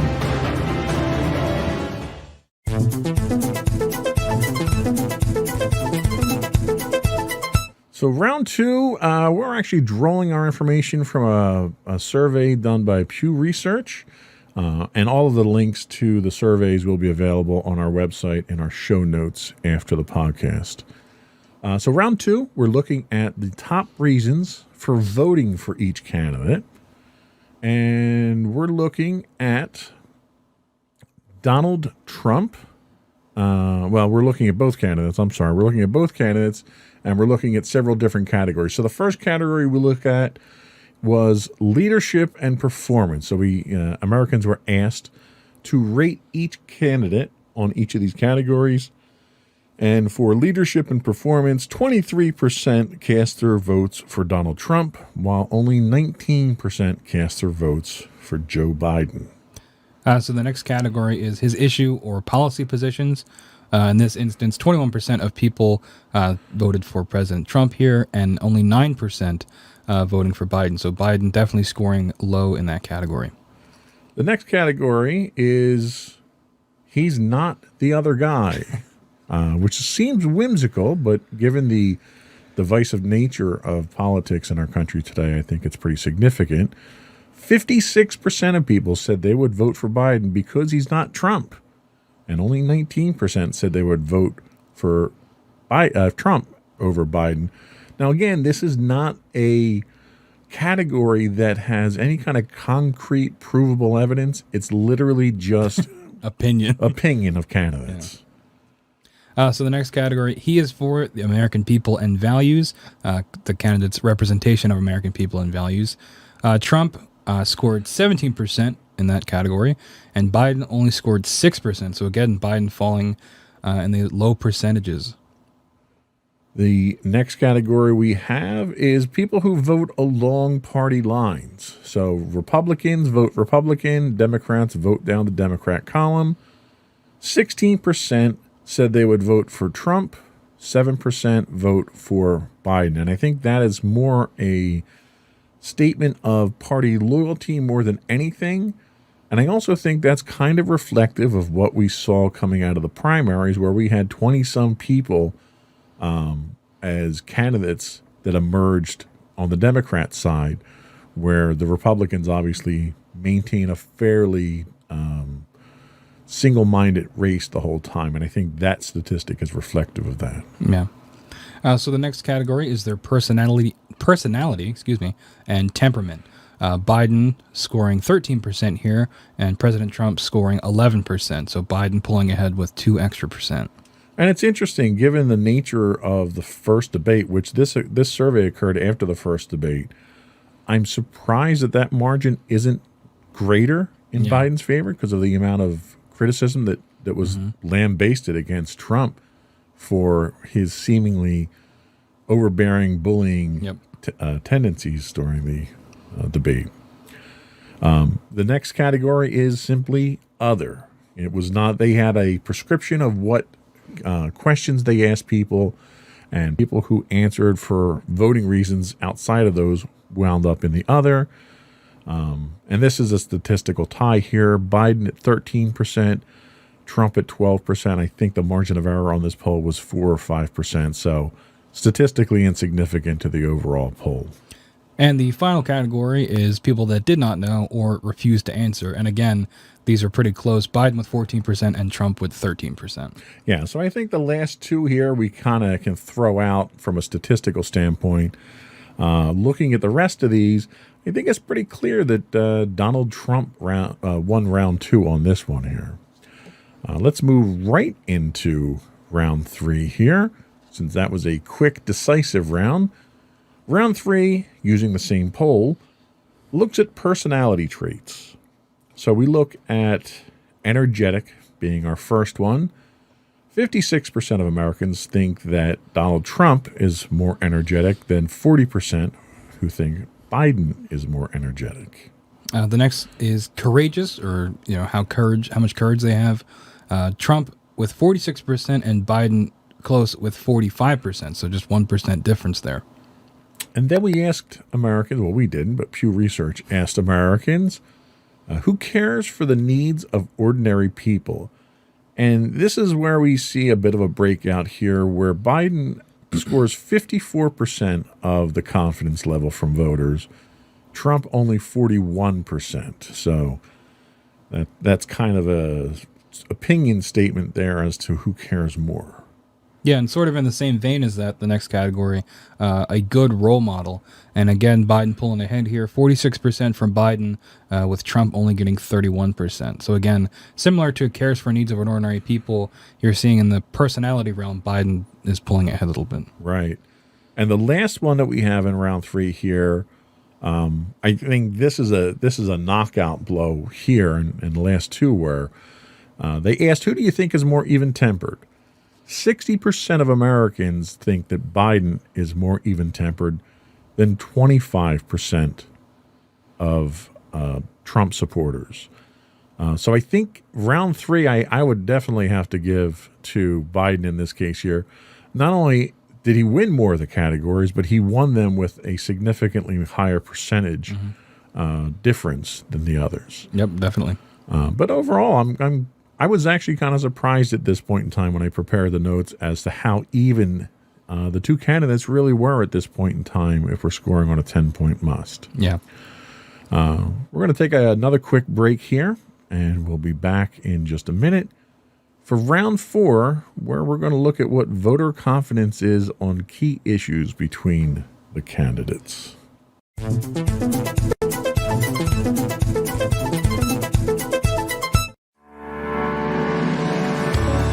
Insights into Entertainment, a podcast series taking a deeper look into entertainment and media. Our husband and wife team of pop culture fanatics are exploring all things from music and movies to television and fandom. We'll look at the interesting and obscure entertainment news of the week. We'll talk about theme park and pop culture news. We'll give you the latest and greatest on pop culture conventions. We'll give you a deep dive into Disney, Star Wars, and much more. Check out our video episodes at youtube.com/insightsintothings. Our audio episodes at podcast.insightsintoentertainment.com, or check us out on the web at insightsintothings.com.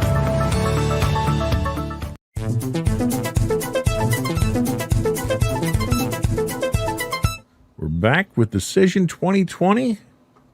Wrong camera angle. I was like, hello. Decision 2020. Trump versus Biden. We're about halfway through now. We're scoring this on a 10-point must. We did our tail of the tape. Halfway through now. We've got 2 rounds left to go. Where do you think we stand on the candidates? Well, just doing a quick, I'm not going to reveal my scores yet. You know, we got to tease it for the end. But just doing a quick totaling of my scores. Both candidates are pretty close. I think in the most recent round, in round 3, we definitely saw Biden pull ahead just in terms of his personality. And I think that's interesting because if you look at it, being president is more than just your personality. It's about policy issues, which if we look at those rounds, candidates were much closer, or it leaned to one towards, President Trump. So it's interesting to see how these votes are coming down and what people might value in a presidential candidate or a president themselves. Yeah, and I think part of that is the fact that, Donald Trump has been president for 4 years, so we have a performance that we can look at for comparison purposes. Biden has been out of office for 4 years, and when he was in office, he wasn't president. He was a vice president, he was a senator, and so forth. So I think when people look at policy decisions, they look at that kind of differently given the roles that Biden's been in the past. And I don't think he gets nearly as much attention or credit for those policy decisions. But especially from an economic standpoint, Donald Trump has very much cast himself as, well, he's casting himself as the law and order president, but he also hinges a lot of what his performance is on the economy. How do you think that's affecting the survey results? Well, at the end of the day, people care probably the most about money, right? So, and if Trump's able to frame it in such a way that if you vote for me, I can keep the income flowing, or I can keep your families fed. When in reality, at least from my point of view, given the COVID-19 pandemic, he hasn't done all that great of a job in terms of keeping like stimulus checks and things like that. And I know that it was also the Democrats involved with that, about not being able to push that through. But I think it's not nearly as cut and dry as Trump would like people to believe, where if you vote for him, immediately the economy will be better, and in turn your life will be better. And I agree with you on that point. A lot of the things I think that I would knock Donald Trump on here is he's telling you that things are bad. You know, we have riots in the streets. You know, if you elect Joe Biden, you know, your taxes are going to go up, and this is going to happen, and that's going to happen. And he cites a lot of things that are happening right now under a Republican administration. So I find it difficult to correlate that electing Biden would change things, since obviously we're still having riots in the streets now, most recently in our backyard in Philadelphia here. Yep. And that's happening on Donald Trump's watch. So why would that change on Joe Biden's watch? Yeah, those ads that make that argument, they perplex me, because he presents this image of an America that is burning, but he's the president. Right. And it's on one hand, I can't tell if it's smart or not, because some people are probably believing it. Yeah. And that if they give him another 4 years, he can stop it all. But in a lot of instances, he is at some fault for the state of things now anyway. Yeah. So, I mean, I know we don't want to turn it into a Trump bashing thing, but like you said, we've had 4 years of his performance to critique, and I guess that's probably why we're leaning that way. Well, and he makes a point of talking about the forest fires out in the on the West Coast there, and a lot of experts make a case for the forest fires being as bad as they are because of environmental issues, global warming, and so forth, the drought that's been out there. And Donald Trump tends to counter saying, well, it's forest management. Well, 2/3 of the land that's burning is managed by the Federal Forest Service, which is under his control. Mm-hmm. So if there's an issue with forest management, it's the administration that's falling down on that. And I look at that, the response that he has, and I have to question really the veracity of it. And then even getting to something as simple as the slogan, you know, Biden is Build Back Better, which, okay, that's kind of lame, but sure, it's different. But Trump is sticking with Make America Great Again. And I have to wonder if that's really helping you out. You campaigned in 2016 with Make America Great Again. You got 4 years, and you're campaigning on Make America Great Again. Are you saying that in the first 4 years you didn't make America great? Yeah, I think go ahead. If that's the case, why would I vote for you again for another 4 years? Yeah, I think sometimes he'll change it up and say, keep America great. But if this is our definition of greatness, it's not one that I would like to subscribe to. Right. So we seem to get very confusing messages out of the Trump campaign at this point in time. But, you know, on the opposite side, we have a number of controversies out there that are brewing around Biden. You know, we're talking packing the Supreme Court. We're talking the whole Hunter Biden laptop thing, which is or isn't an issue, and that's still up for debate. But a lot of the tough questions, fracking being another one, a lot of the tough questions that are being pushed at Joe Biden are basically being ignored. They're not being responded to. And I don't know if that's a good strategy, in that maybe his handlers are afraid of the response that he's going to give. If you look at his response on fracking, it's been fragmented. It's been inconsistent. And he's countered previous statements a number of times during the campaign. Or is he just avoiding answering the tough questions? Yeah, I think it's a little bit of both. And talking about fracking, when he talks about the pandemic, he is all in favor of science and things like that. But when it comes to fracking, which is, you know, scientists say is a bad thing, he's all for it. So there's conflicting messages there. And obviously with every politician, you're going to have that. You're going to have them conflict with themselves. But I don't know. It's not necessarily directly lying, but it makes you wonder, if he does get 4 years in office, how that dichotomy almost is going to be reflected in the administration. Yeah. Should be interesting. Well, let's get on to the second half of the match here. So round 4, we're going to, the voters were asked what their confidence is on each candidate in certain key issues. And the first key issue, again, economic policy. So 51% of people are more confident in Trump's economic policy than Biden, who we only have a 48%. But again, we have a 4 to 5% margin of error. So that's statistically irrelevant in the grand scheme of things. So I'm not sure we can really choose a winner from that one. What's our next category? So the next category is law enforcement and criminal justice issues. Biden pulling ahead here with 46% of confidence, while Trump has 41%. And I think that's, again, having 4 years of Trump, I think that is a reflection in this poll, because President Trump is dealing currently with civil unrest, quote unquote, and his issues and his takes on law enforcement and how that should be implemented. So I think that, that's what we're seeing in these polls. And I would tend to agree. I don't think Biden really has any record on law enforcement in the 47 years that he's been in the Senate. So I'm puzzled as to why he's scoring so high here. I think it's more a matter of Trump scoring low than Biden scoring high. And I think that's just a product of he's different, right? So the next one we have is handling the coronavirus health impact.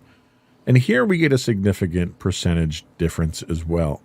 Oh, actually, no, I'm sorry. I skipped a category. I would have just read that if you liked. Yeah, I skipped a category. Foreign policy issues. So in this here, we have a 6-point lead. So this is a statistical a lead that we can cite here. Biden has been rated with a 50% level of confidence versus Trump's 44%. And I think this kind of speaks to both of them. And Biden definitely has a foreign policy history, both in the Senate and as vice president. And Trump most definitely has a foreign policy history in his last 4 years, which, given the countries that we seem to be more closely friendly with and those that we are less friendly with, I think speaks volumes. So the next category is handling the coronavirus health impact. Biden wins this category, getting 52%, while Trump only has 41%. And again, we're seeing this reoccurring thing with this round specifically. But I think it's about, I'm going to repeat myself here, but Trump having 4 years and Biden giving policy promises for if he were to win the election, what his administration would look like. So I wonder if Trump falling behind in a lot of these categories is more just people wanting something different from Biden or something better on a lot of these issues. Well, I think specifically to coronavirus, this sort of came to a head in the second debate, where the performance that Trump has put up for the pandemic we're currently in is abysmal. Given the number of infections, the number of deaths, the performance in relation to other countries who have had it, the United States is last, hands down. And during the second debate, Trump tried to sort of retaliate or punch back on this when they talked about the H1N1 virus that struck during the Obama-Biden administration, and claimed that had they dealt with this virus then the same way, the death toll would have been monstrously higher. 2 million people, I think, is what he was quoted as. And when you look at the performance of the Obama and Biden administration, the death toll was insignificant compared to what we're seeing now. Yep. And I think Trump failed to make a case for a failure on Biden's part in the first pandemic, which, in combination with his abysmal handling of it, and there's very few people, I think, that can provide a convincing argument otherwise. I think those two things combined is what's really killing the public confidence. I mean, Trump has declared that the virus is over, and we've got 1,000 people a day dying. So it's kind of hard to have any confidence in someone who has that kind of distorted version. Yeah, and on that issue, also pulling out of the World Health Organization in the middle of a pandemic, I don't know who greenlit that.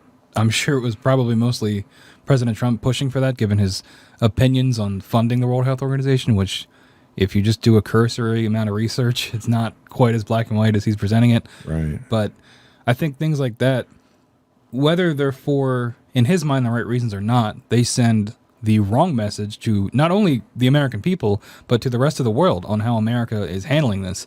And you're seeing that with travel restrictions being put back on Americans going to other countries and cases continuing to rise every day. Yeah. Well, not only did he pull us out of the World Health Organization, he has a crusade going to repeal the Affordable Care Act, which would leave 20 million plus Americans without health care during a pandemic. Maybe the ACA maybe it needs to be recalled and needs to be reworked and something else put out. He doesn't have a plan. He hasn't put a plan forward. It's coming. Every 2 weeks it's coming. So until you have something that's a viable replacement that's better, you can't withdraw it. And it's already made its way to the Supreme Court. Yeah. We're waiting on a vote from the Supreme Court. Yeah, and it's easy to say all these things about Trump because we don't have a Biden in this situation. And maybe things would have gone just as poorly if Biden was in charge. But that's not really the point. The point is Trump was in charge, and these are the consequences of his actions. That's exactly it. So the next category we have, which is another clear victory for Biden, is race relations. 48% of Americans are confident in Biden versus 35%. And again, this is a direct reflection of the last 4 years of division that we saw under Trump. Now, looking at Biden's record, Biden does not have a stellar record on race relations. He's made comments in the past. He's had policy decisions in the past that were not in the best interest of minorities. And a lot of that is just being overshadowed by the fact that Donald Trump, in many cases, has aligned himself with white supremacist groups. He refuses to condemn them. He's made comments to the effect that, there are decent people in the KKK. He was asked to condemn the Proud Boys on the debate stage. And instead of saying, stand down, it was stand back and stand by, which is a very, very different message than stand down. So this is a direct reflection, I think, on Trump's handling of the race relation issue. And just recently, the other day, and I know I don't want to speak out of turn here because I don't have the information in front of me, but wasn't Biden's bus confronted with white supremacists down in Florida? Texas. That was actually today or yesterday. Yeah. They were going to a rally. They canceled the rally because Trump supporters in pickup trucks surrounded the bus driving down the highway. Yeah, and I don't know if Trump has commented on that at all, but either way, it's difficult to argue that these things would not be happening if President Trump was not in office. I agree, and you can't necessarily knock Trump for the actions of every one of his supporters. Yeah. What you can knock him for is his reaction to it. Mm-hmm. He should have immediately come out and condemned that type of action. And the other thing you have to keep in mind is presidential candidates have Secret Service protection details. So you have these highly trained individuals with weapons that are being provoked by these protesters. American citizens. Yeah. And the fact that this is being allowed to happen is extraordinary during an election. Yeah. I guess speaking of all that, the final category we have here is bringing the country closer together. Obviously, we're just talking about division and things like that. Biden here getting 45% and Trump getting 31%. So again, Biden pulling ahead.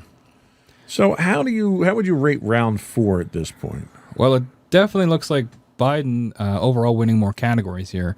But again, is it just because we have 4 years of Donald Trump and people want something different?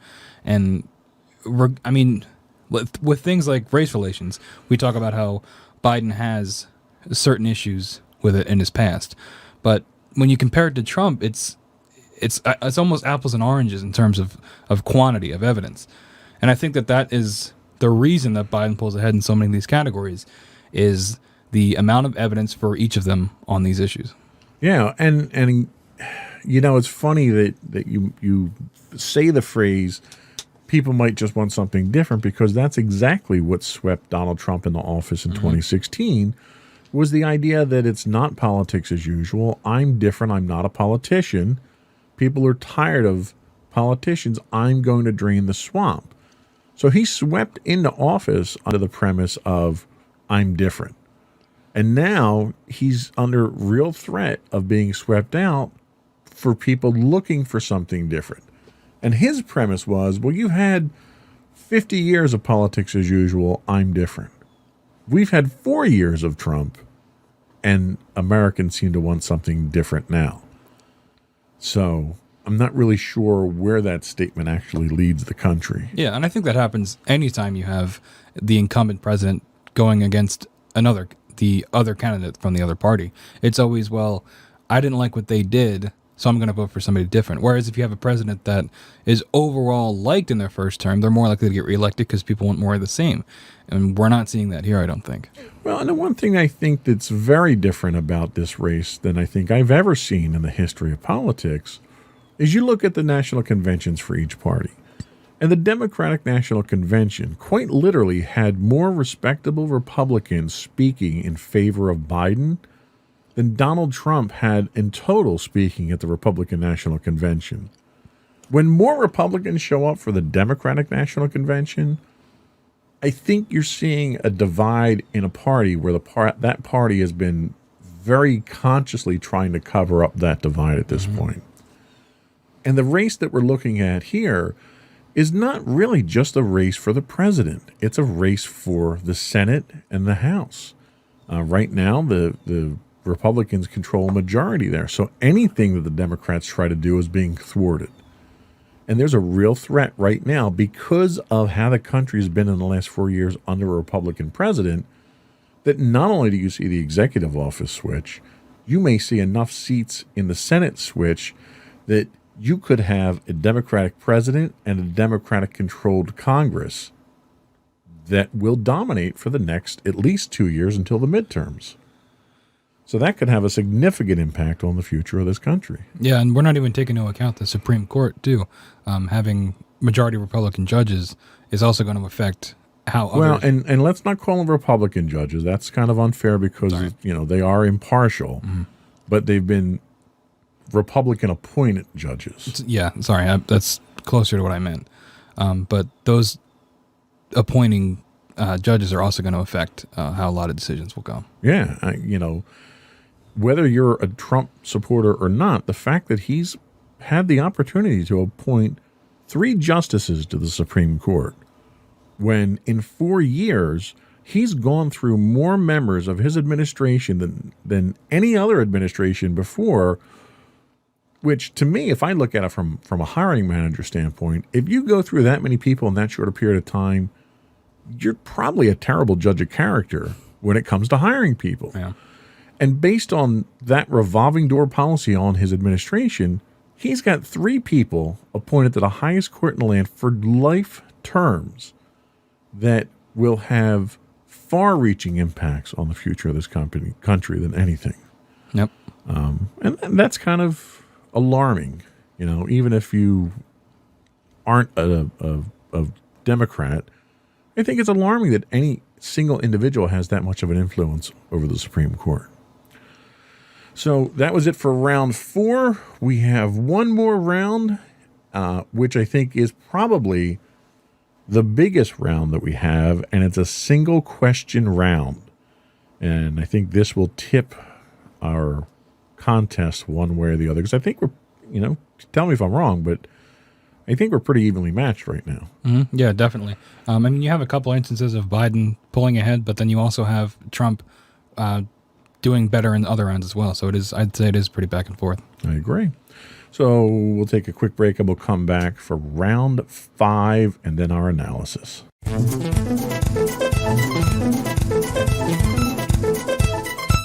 So round 5 is a single question, very simple. And this comes from the YouGov.com survey asking who they think is the most honest candidate.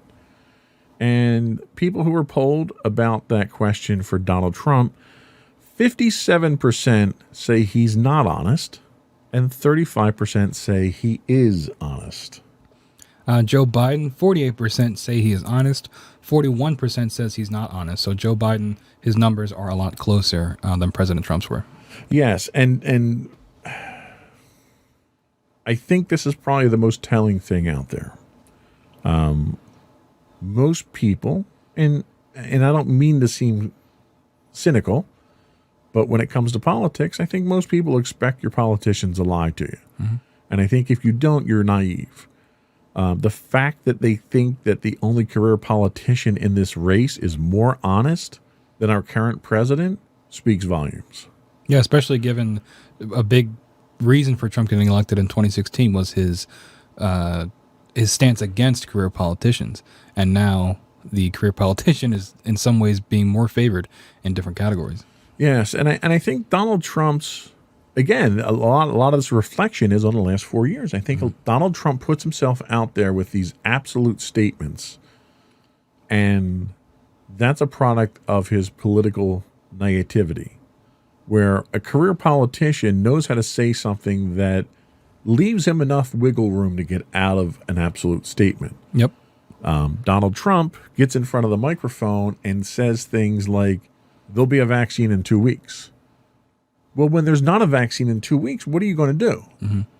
You've kind of painted yourself into a corner there. Yeah, and we talked about that with Biden having more of the career politician take, where he talking about things like fracking and his criminal justice background, where he gives himself that wiggle room. He doesn't have a concrete stance, right, which is a negative and a positive at the same time. It depends on how you look at it, because he can't. There's very few, except for a few unfortunate quotes that he said before, of things you can pull up to say, oh, well, here's evidence of this guy, not being fit to lead. Yeah, and Trump has shot himself in the foot a number of times here, because Trump is a gambler. Trump is the type of person who takes chances, and he plays the numbers in such a way that when he says something that's an absolute statement and it's true, then he gains a lot of collateral that way. And when it's not true, what happens? Usually we get some other statement or something else that distracts us away from that, or he tries to wiggle his way out of it or something like that. Then he turns into the politician and he starts the song and dance. And I think as a result of that, he comes across as dishonest. And there was a statistic that I saw, and I think it was on USA Today. I don't remember. But midway through this race a couple months ago, there was a statistic that came out that rated Donald Trump as every fourth word out of his mouth was a lie. And that's based on the number of words that he's given in public and the number of lies that he's told. And I've never seen that statistic for any politician. The fact that he has so many untruths out there that they can calculate that is alarming. Yeah, and this came up with the debates, too. People wanted live fact checkers. I think even Joe Biden said there should be live fact checkers. But I do think it can be a little bit one-sided against Trump with how much he lies, especially with things like fact checking. I think in terms of the debates, I think it should have been a little bit more even with who's being fact checked the most, where I think Trump makes himself an easy target given all of his lies. And I think that there has been a lot of attention on that and maybe not as much on Joe Biden. Well, and Donald Trump has also put himself in compromising positions in the past, like the Woodward interviews, for instance, that were done months ago, very early into the pandemic. And Donald Trump came out acknowledging the fact that he knew how dangerous the virus was. He knew it was airborne, and he willingly chose to downplay the virus because he didn't want to panic Americans. And why you would say something that was so compromising on tape, knowing that you're on tape, boggles my mind. Yeah. And I don't understand what he thought he was going to gain from that. The way I see it is he doesn't care, because that is already out of the news cycle. Right? I mean, he admitted to this on tape, and it was major headlines for a couple of days, but it's out of the cycle now. And I think that has been a reoccurring thing with his administration and his presidency. He says something insane or does something insane that you would never think a president to do, and in the past would probably be extremely damning. But because it happens so frequently, we become desensitized to it, and it becomes, unfortunately, a new normal almost. And I think that he says things like this because he knows that it's not going to stick. Yeah, and I think you're right. And I think when he does something where he shoots himself in the foot, and the news organizations pick up on it and report on it, then we get it's fake news. They're not treating me fairly. Did you ask Biden the same questions? Yeah. And he goes on this defensive rant to distract away from everything. So I have to give him full props as a master manipulator. He really has perfected the methodologies of manipulating the media at this point in time. Yeah, I mean, that was kind of his reputation even before he became president, right? I mean, with his depiction in different movies, Back to the Future 2, the president in that being loosely based, or not the president, but the older Biff being loosely based on Donald Trump, right, and things like that. I think he's always had this reputation. It was only before it was more normal because he was a greedy businessman. But when you put somebody like that in office, the standards are different. Yeah. So. Yeah. Interesting. So that was it for round 5. I think we can say that squarely went to Joe Biden. We'll be right back with our final thoughts and our tally of who we think won the matchup.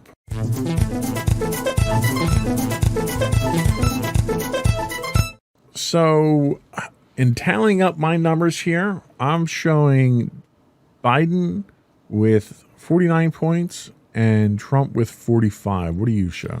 I had Biden with 49 and Trump with 41 points. Okay, well, you were much harder on Trump than I was. Well, I was harder on Trump in rounds 3 and 4 only because he scored so much. Those are the categories where he got destroyed by Joe Biden in terms of the percentage differences. So I thought that warranted lower scores for him. Fair enough. I think either way, we both agree that based on these polls from Americans out there from 2 different polling organizations, that Biden was the clear winner. What are your thoughts moving forward? Let me ask you a couple of questions that I think a lot of Americans have on their mind right now and get your reaction. One, how do you think November 3rd is going to play out? Do you think we're going to have a winner, or do you think it's going to take some time to count the votes? I think it's going to take a couple days afterwards. Just because of the influx of mail-in ballots, especially with the pandemic. And I don't know if you watched last week tonight, but he talked about this thing, John Oliver, about this thing called the blue shift, where because so many Biden supporters are mailing in their ballots, those votes might not be counted until a couple of days after election night. Whereas if a lot of people that support Trump vote in person, that might show him pulling ahead, which he could then capitalize on to declare victory. And I think that's a scary prospect. And I think the official tally will probably be a couple days later due to the mail-in votes. So let's say a week, 2 weeks into this, we have decisive numbers that come back after everything's counted up. And let's say, hypothetically, Donald Trump loses the election in the Electoral College. Do you think we'll see a peaceful transition of power, or how do you see that going down?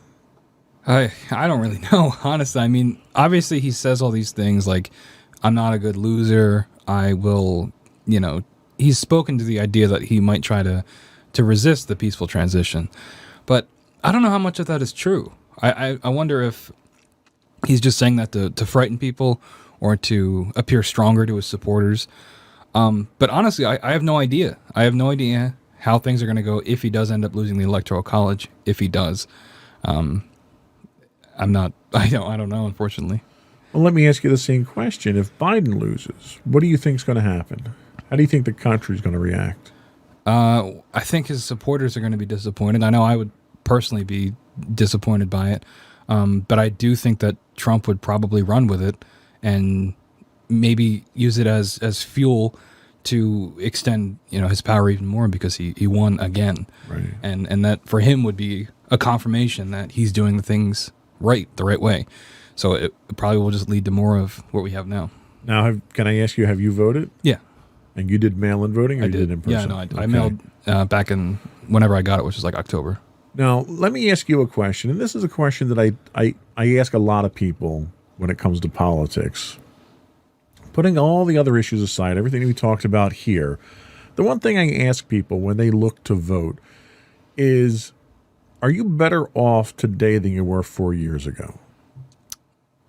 Me personally, I would say no, but I realize that I'm in a privileged position, and there are a lot of people less fortunate than me that are in much worse positions, and I do take that in consideration when I vote. I'd say the biggest thing that the Trump presidency has affected me is the coronavirus pandemic, and it limiting my options in my life in terms of social options and things for school, having to do school remotely. But like I said, other people have been affected in much worse ways from the presidency. Should we see a change in administration here and Joe Biden come into power, do you think the coronavirus will be dealt with better? Do you think we'll see a more involved government in addressing of it? I do. I at least I hope so. I hope that funds will be better allocated. I think that if the leader of the country admits that there is a problem and is working towards it, I think that will help at least some people in the country take it more seriously as well. Because I know in at least my life, a lot of people are not taking it as seriously as they should. And I wonder how much of that comes from the kind of rhetoric they're hearing about it from their leaders. Right. And economically speaking, who do you think the country would be better off with, Trump or Biden? I am not super well versed in economics. I know that a lot of people are citing Trump's taxing of Biden's taxing of the wealthy, which I am in support of. I think that that's a good thing. I think people that are wealthy should contribute more. But like I said, I'm not familiar as much as I should be with the economics. Is there any outstanding issue that you think sticks out more than anything else that we've discussed that would decide who do you think should be president? I know that before I said that it's not all about personality when you're picking a candidate, but for me, I just don't see voting for Trump as the moral right thing to do. And that's the biggest thing for me. I don't support Biden on a lot of issues. I don't agree with him on a lot of issues, but I just don't think Trump is a good man. And maybe Biden isn't either, but I think there's something about Trump that for me, he's just not the right person to be in office or to be in power. Fair enough. That was all I had. Did you have anything else you want to get into? Nope. All right. I think that's it for today. I think our next podcast will be very interesting, depending on how this election goes. I assume by the time we go on the air again, that decision will have been made by the country, and we'll see what direction we go, and it might even decide what we talk about on the next podcast. Yeah, I guess so. That was all we had. Thank you for watching today. Before we go, I would invite folks to subscribe to us. You can get video versions of our podcast if you look for Insights into Things. You can get audio versions if you look for Insights into Tomorrow. We're available on Apple Podcasts, Spotify, Google, Stitcher, iHeartRadio, TuneIn, and Amazon. We would also invite folks to reach out to us and give us your feedback. You can email us at comments@insightsintothings. We're on Twitter at Insights Into Things. We are on Instagram at Insights Into Things. Facebook, you can catch us at facebook.com/Insights Into Things podcast. Or you can get links to all of our social media contacts, as well as transcripts and show notes on our website at www.insightsintothings.com. And I think that's it. Another one in the books. Bye.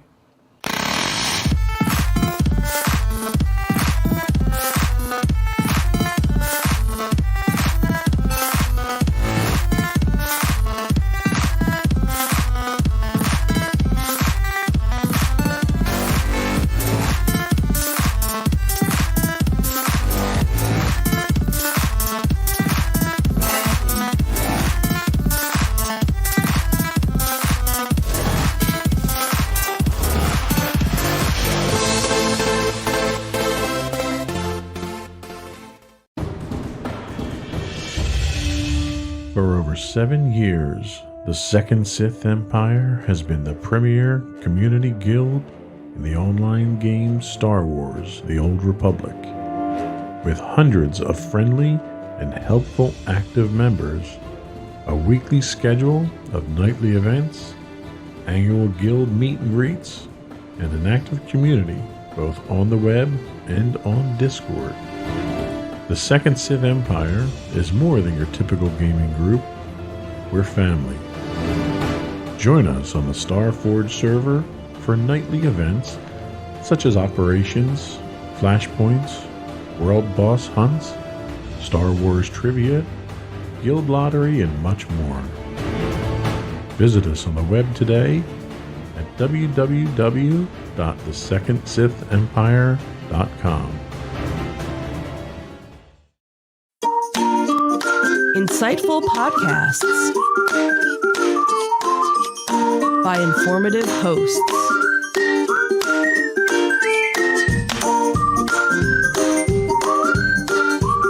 Insights into Things, a podcast network.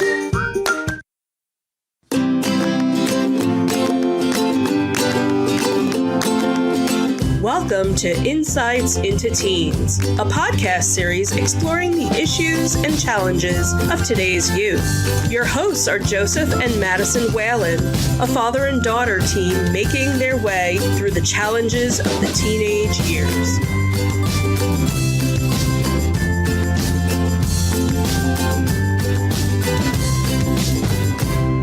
Welcome to Insights into Teens. This is episode 113, Jealousy with Teens. I'm your host, Joseph Whalen, and my mature and intelligent co-host, Madison Whalen. Hi, everyone. How you doing today, Maddie? I'm doing all right. How about you? I am doing better now that I'm out of work. That's good, at least. Was a rough day today. So how was your week so far? It's been going kind of chill. It's the last full week of school, so things are starting to wind down. Well, that's exciting. Gonna have a lot of free time coming up on your hands then. Yep. Yeah. Don't know what I'm going to do with it all, but, I'll try to at least have some type of schedule. So today's topic is jealousy with teens. Now, this was one that you had put out there with your suggestions for topics. Any particular reason you threw this one out there? I don't know. It was just probably one of those things where, teens experience jealousy. I know that a lot of stereotypes of mean girls, mean girl teens, they involve a lot of jealousy, and I know that teens have a unique way of dealing with jealousy as opposed to adults, so I kind of figured, hey, why not try this out? Okay, well, that's a fair point. So this week we are talking about jealousy in teens. We'll talk a little about the nature of jealousy. We'll explore how we can turn jealousy into a constructive inspiration and grow from it as an individual. Then we'll explore the common types of jealousy most teens might face. And finally, we'll talk about tips on how to deal with jealousy. Before we do that, though, I would invite folks to subscribe to the podcast. You can get audio versions of this podcast listed as Insights into Teens. You can get video versions of all of the network's podcasts listed as Insights into Things. And we're available any place you can get a podcast: Apple Podcasts, Spotify, Google, Stitcher, iHeartRadio, and so forth. I would also ask folks to write in, give us your feedback. We're always looking for show suggestions, topics to discuss. You can email us at comments@insightsintothings.com. We're on Twitter at insights_things. On Facebook, you can get us at facebook.com/insightsintothingspodcast. On Instagram, you can find us at instagram.com/insightsintothings. And you can get links to all those and everything else to our contact information on our website at www.insightsintothings.com. Are you ready? Sure. All right, let's get into it.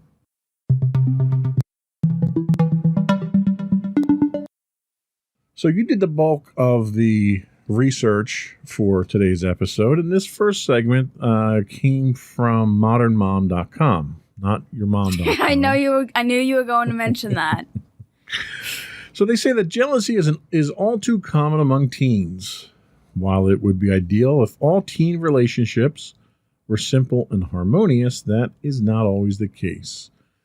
As a parent, you can help your teen cope with their jealousy, as well as the jealousy of your teen's peers, by better understanding how jealousy works in teen relationships and what can be done to overcome this potentially relationship-ruining problem. While no gender holds the patent on jealous behavior, studies show that girls tend to be more likely to become jealous than boys. No one has been able to pinpoint the specific reason why female teens are more likely to experience jealousy than male teens. It could be because girls have higher expectations for relationships and care more about what others are doing, saying, and wearing. Jealousy isn't gender specific, but it is worthwhile to understand there's an increased likelihood in girls for it than in boys. Understanding this can help a parent be more proactive in combating what can otherwise turn into a painful situation. So with that in mind, and before I turn it over to you, let me ask you, have you experienced situations where you've had jealous feelings?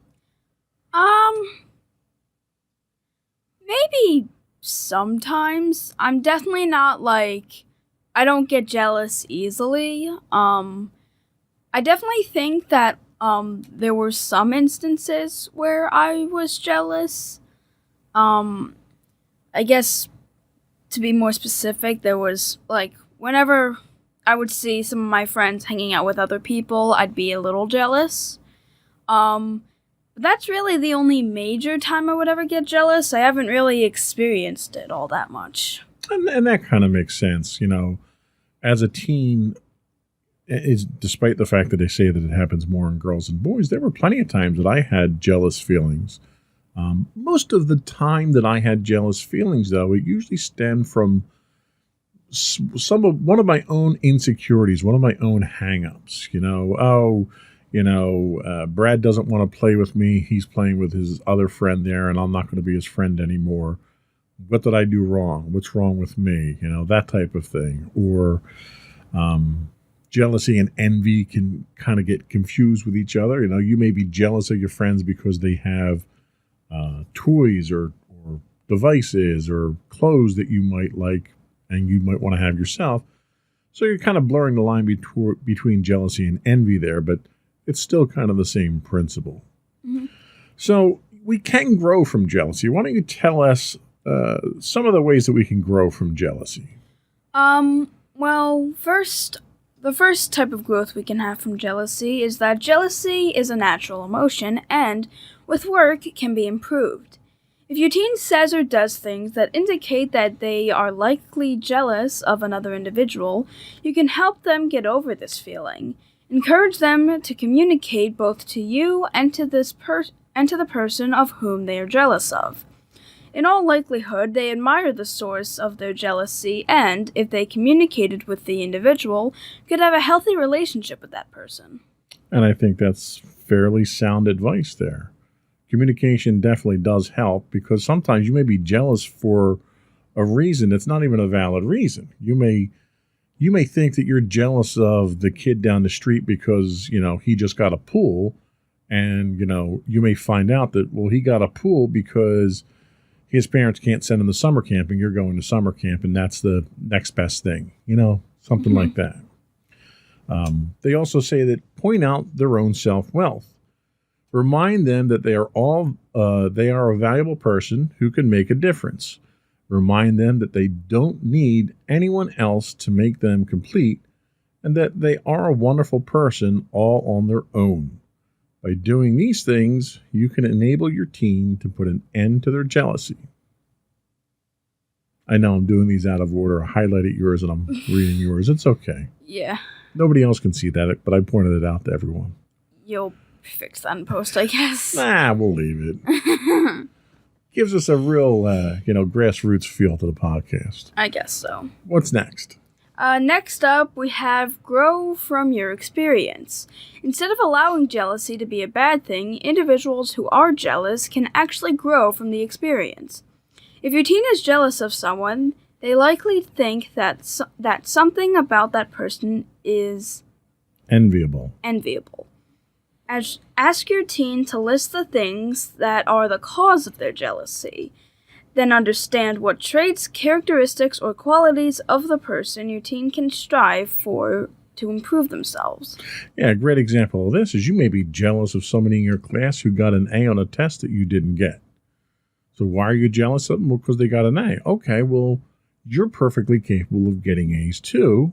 You need to study harder, stay after school, ask the teacher, raise your hand more. So by being jealous of someone else for something that they've achieved, it may inspire you to improve your own abilities so you don't have to be jealous anymore. Yeah. And the last thing that they talk about is overcoming materialistic jealousy. Inspect this list with your teen and help them consider how they could get some of these things for themselves. For example, if your teen is jealous of a new game or clothes that someone in their class has, they could do some chores, earn some cash, and buy the item for themselves so they no longer envy the original owner. So it's a means of giving your teen the ability to overcome the things when it's a materialistic thing. That's a lot of times that was sort of the boat that I was in because, as I've said on the show many times in the past, when I grew up, my parents, we were pretty poor. We didn't really have much money to go around. So all my friends were the ones that would get all the neat new toys and the new bikes and the video games and all that stuff. And I was the poor, unfortunate soul who didn't have those things, and it kind of made me jealous of those who did. There wasn't much that I could do most of the time, but when I was able to finally get a paper route and start making my own money, I was able to overcome a lot of those things. Mm-hmm. So having the means to overcome them, whether it's an emotional means to drive yourself to improve or to, earn the money to go out and buy the things that you want. Yeah, and I do want to probably make an important note. I definitely don't think you should just buy your teen what they're jealous of. It would be better if they worked for it because they actually learn a lesson. Otherwise, they're more than likely just going to expect to get everything that they want. Absolutely.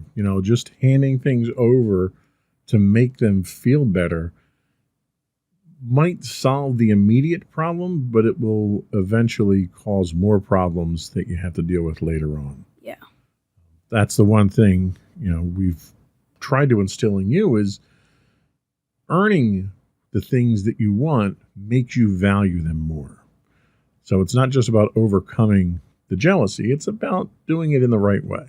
Mm-hmm. So let's take a little break, and then we'll come back and talk about the common types of jealousy.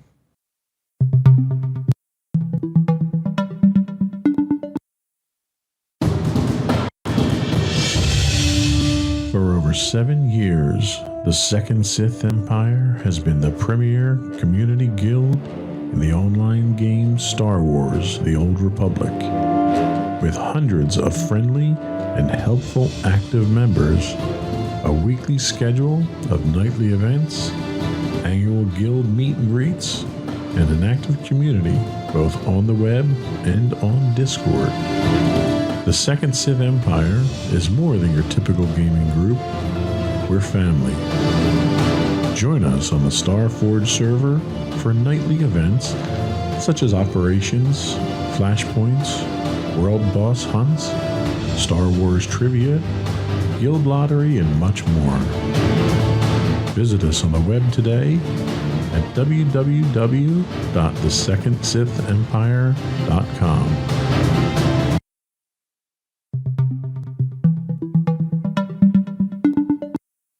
Welcome back to Insights into Teens. This week we're talking about jealousy with teens. So there are some common types of jealousy that most teens face. And jealousy comes in many forms and from many different sources, but in most cases it basically boils down to 4 types of jealousy. Why don't you tell us about the first one? Okay, so the first type of jealousy, is the jealousy from romance. This is the most common and frequent type of jealousy. There is a sense of security in the relationship if love is given from the partner. However, if the relationship creates insecurity and vulnerability in the mind, then a feeling of fear and jealousy gets generated. Then there's a constant fear of losing one's importance in the relationship. Some people experience severe jealousy when a new and attractive person comes in contact with their partner. Yeah, and one of the real downfalls to this type of jealousy is it can cause the jealous person to try too hard.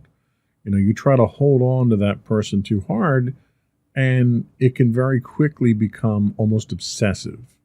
And it results in pushing that person away. I'd be lying if I said I didn't experience this type of jealousy in the past. And, part of it is, again, it's about that self-doubt, that lack of self-confidence a lot of times. Fortunately, with mommy, there's that give and take at this point in our relationship now where I don't ever feel like I'm going to lose her attention or something like that. I'm a very sensitive individual when it comes to that. What can I say? Did you ever feel jealous when you were first dating her? I don't think I felt jealous when I was dating her. There was probably a time period, maybe a few years back when mommy wanted to, she started going to things outside of the family. She would go to her book club and stuff like that. And it kind of made me feel as though I was playing second fiddle for a little while there, until I realized that, mommy needs her space too. She deserves her space. I'm not a very social individual, so I never really had those needs. So I kind of struggled with why mommy needed to do those things. It almost felt like it was a reflection on me that I was inadequate. I wasn't able to, keep her attention or her affection, and she was looking outside for that type of thing. And then, we talked through it and realized that, it wasn't anything like that. And we're perfectly fine with it now. I've come to terms with it. Mm-hmm. So it's important to talk. Again, like we talked about in the last segment, it's very important to communicate about things like this, because you start to form certain ideas on your own, and you impose those ideas on top of the person that you're jealous of. And if you don't give that person a chance to address those and explain, their motivation, then you're not being fair to that person. So anyway, the next thing that we have is platonic jealousy. This type is often mistaken for romantic jealousy, but there's a thin line of difference between the two. This jealousy can commonly be seen in friendships when one fears losing a friend to someone else who may be perceived to be a more interesting or friendly person. The emotional attachment with your own friend is so much that you can't imagine them with someone else. Have you ever had the situation where maybe you and a few other friends might be hanging out and doing something, and at some point you become excluded from that, and two of them go off and do something on their own? I have sometimes felt like that. Particularly when my two friends would interact a lot more, like with other kids who I really didn't know too well. I would sometimes feel left out and somewhat jealous, but I definitely don't think it was extreme feelings. It was just, a slight thing, like, I want to hang out with you guys too, so. Yeah. Yeah, and I had a similar situation. I had a friend of mine that, he and I used to hang out and, watch TV, go to the movies, and I knew him from work. And for years, he didn't really socialize much. I didn't socialize much. So we were kind of a good fit to hang out together and do fun things. And then he decided that he didn't want to be single anymore. He was divorced. he didn't want to be single anymore. So he started using a dating service, and he found somebody, and the two of them really hit it off. They eventually got married, but she wound up taking a lot more of his time. And at first I was kind of very jealous because, we spent a lot of time together between work and then hanging out after work. We would work on the cars together and all kinds of stuff. And I kind of felt a little left out. I got along with his wife, but, when his wife came into the picture, he stopped doing a lot of the things that he and I would do. We would go out on his boat a lot. We'd go up to the river and we'd watch the fireworks or listen to the concerts up in Camden and stuff like that. And he just sort of stopped doing that sort of stuff. And his wife he started doing the things she liked. And it got to the point where we kind of drifted apart. But when I was in that situation a few years later, when I didn't want to be single anymore, I understood his point, of how life has to change sometimes. So it took a little while for me to get the perspective that I needed to really understand his position there. Okay. What's our next one? Next one is jealousy amongst siblings. Sibling rivalry is commonly seen in families across the world. There is a general sense of competition amongst siblings to be their parents' favorite child. There is often a display of jealousy in the following situations: on the arrival of a new sibling, on being made to share favorite toys, clothes, or other items, on being shown less affection, experiencing less love than other siblings, experiencing a negative comparison made between siblings by parents, or when a sibling is smarter or more talented than another. Have you ever had a situation where you felt jealousy of Sam or that Sam was jealous of you? I don't personally, I think Sam probably experienced more jealousy than I really experienced with him. I think that part of jealousy was more or less the factor that kind of split him off for a few years. Because I guess he felt that you had pretty much had a new family and had forgotten about him. I see. And that kind of makes sense. Yeah, but personally, I've never really been too jealous of Sam. The only instance I can really think of, which really isn't that big of an instance, is when you two would hang out more on the weekends, but I can more or less understand it because you really didn't see him all that much, and you still wanted to hang out with him, so... Yeah, we spent a lot of time. We used to go out and do our gaming on Sundays and stuff like that, and we would pretty much be out all day long. Mm-hmm. So I could certainly see how that could spawn some jealous feelings. Yeah, but it wasn't anything serious. It didn't really make me dislike him in any way. It was just, I didn't really see you that much. I didn't really do much with you on the weekends. Right. I understand. So the last one that we have here is kind of a catch-all, and that's abnormal jealousy. This is a baseless type of jealousy triggered by no possible reasons except psychological problems,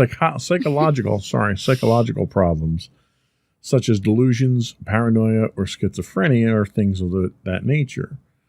Under some extreme cases of abnormal jealousy, a person is known to display immaturity and insecurity along with a controlling nature.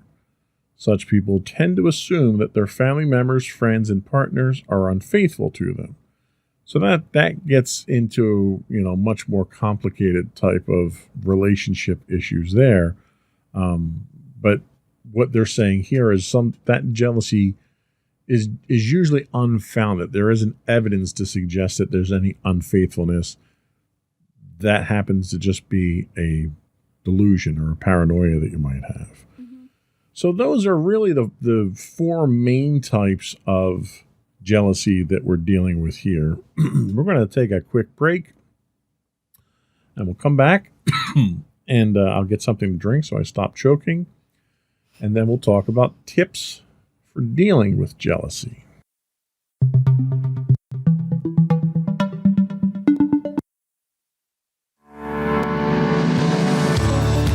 Insights into Entertainment, a podcast series taking a deeper look into entertainment and media. Our husband and wife team of pop culture fanatics are exploring all things from music and movies to television and fandom. We'll look at the interesting and obscure entertainment news of the week. We'll talk about theme park and pop culture news. We'll give you the latest and greatest on pop culture conventions. We'll give you a deep dive into Disney, Star Wars, and much more. Check out our video episodes at youtube.com/insightsintothings. Our audio episodes at podcast.insightsintoentertainment.com, or check us out on the web at insightsintothings.com.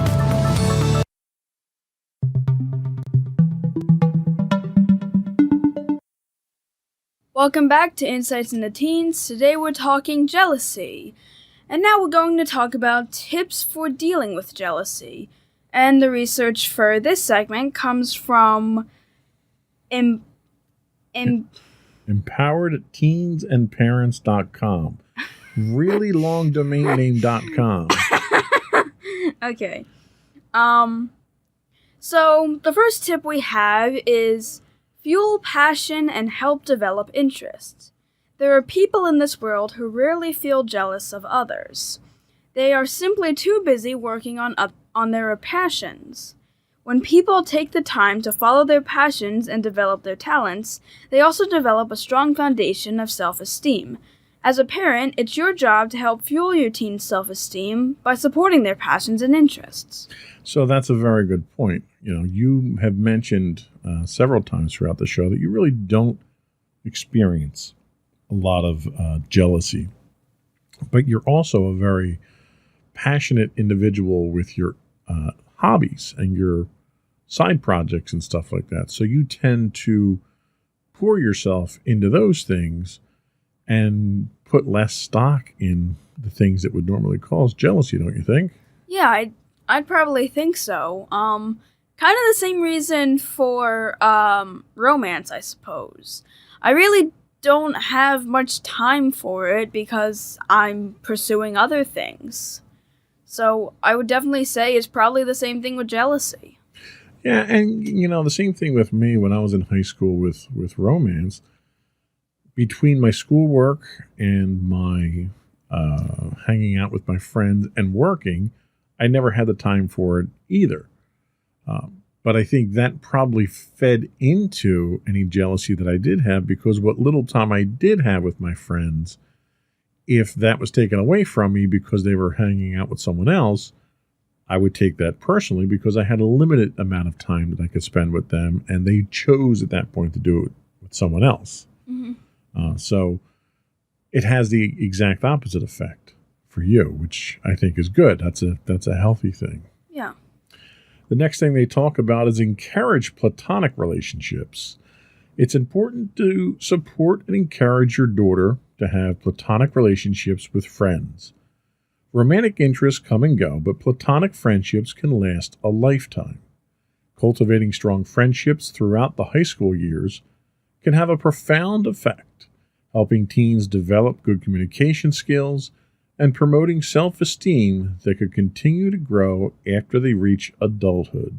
And that's one of the things that I think Mommy and I are hoping we see with your high school years, is making friends with more kids in your grade level, your age level, or higher, and cultivating those friendships as you go through high school. Because to me, they were probably more important than the friendships that I had in grade school earlier on. They're the ones that lasted the longest. Have you given any thought to that type of friendship development? I mean, yeah, I've definitely thought about it. Going into marching band and concert band, I'm more than likely going to see a lot of the kids in school, and I have actually been communicating with some of the kids in marching band, some of which I wouldn't really communicate much with. Like, I saw the one girl I used to sit next to when I was in history in 7th grade. was actually doing marching band, and we communicate a bit more when we do practices. So I definitely think that I'll more than likely meet other kids, and I'll more than likely make friends with them. And depending on what clubs I join, I'll probably make friends there. Yeah, that's good. And there's a lot of opportunities. Like one of the advantages that I had was my best friend growing up, who I knew before I was even in kindergarten. He happened to be 2 years older than me. So I only had a limited run with him in my grade school. But when I got into high school, he had already been, he was a junior at that point. He was already established there. And as a result, it opened up other opportunities for me to meet and hang out with some of the upperclassmen that really helped me to kind of broaden my horizons in high school when I got to high school. What's the next one we have? The next one we have is teach acceptance with rejection. Your teen will get rejected by a romantic interest at some point. It's also very likely that they will have to watch that romantic interest pursue someone else. Teach your kids that it's okay to get rejected. Not everyone is going to love them, and that's perfectly fine. And that's a very good point. We actually have a podcast coming up talking about rejection in more detail. But this is probably where teens face jealousy the most, is rejection, whether it's a friend rejecting you or a romantic interest rejecting you. That rejection, by its very nature, tends to cause people's self-doubt. And self-doubt fuels jealousy. Mm-hmm. So it's a very natural state to get jealous from a rejection or a breakup or something like that. Yeah. It happened to me. I happened to be friends in my junior year. I was friends with this one girl.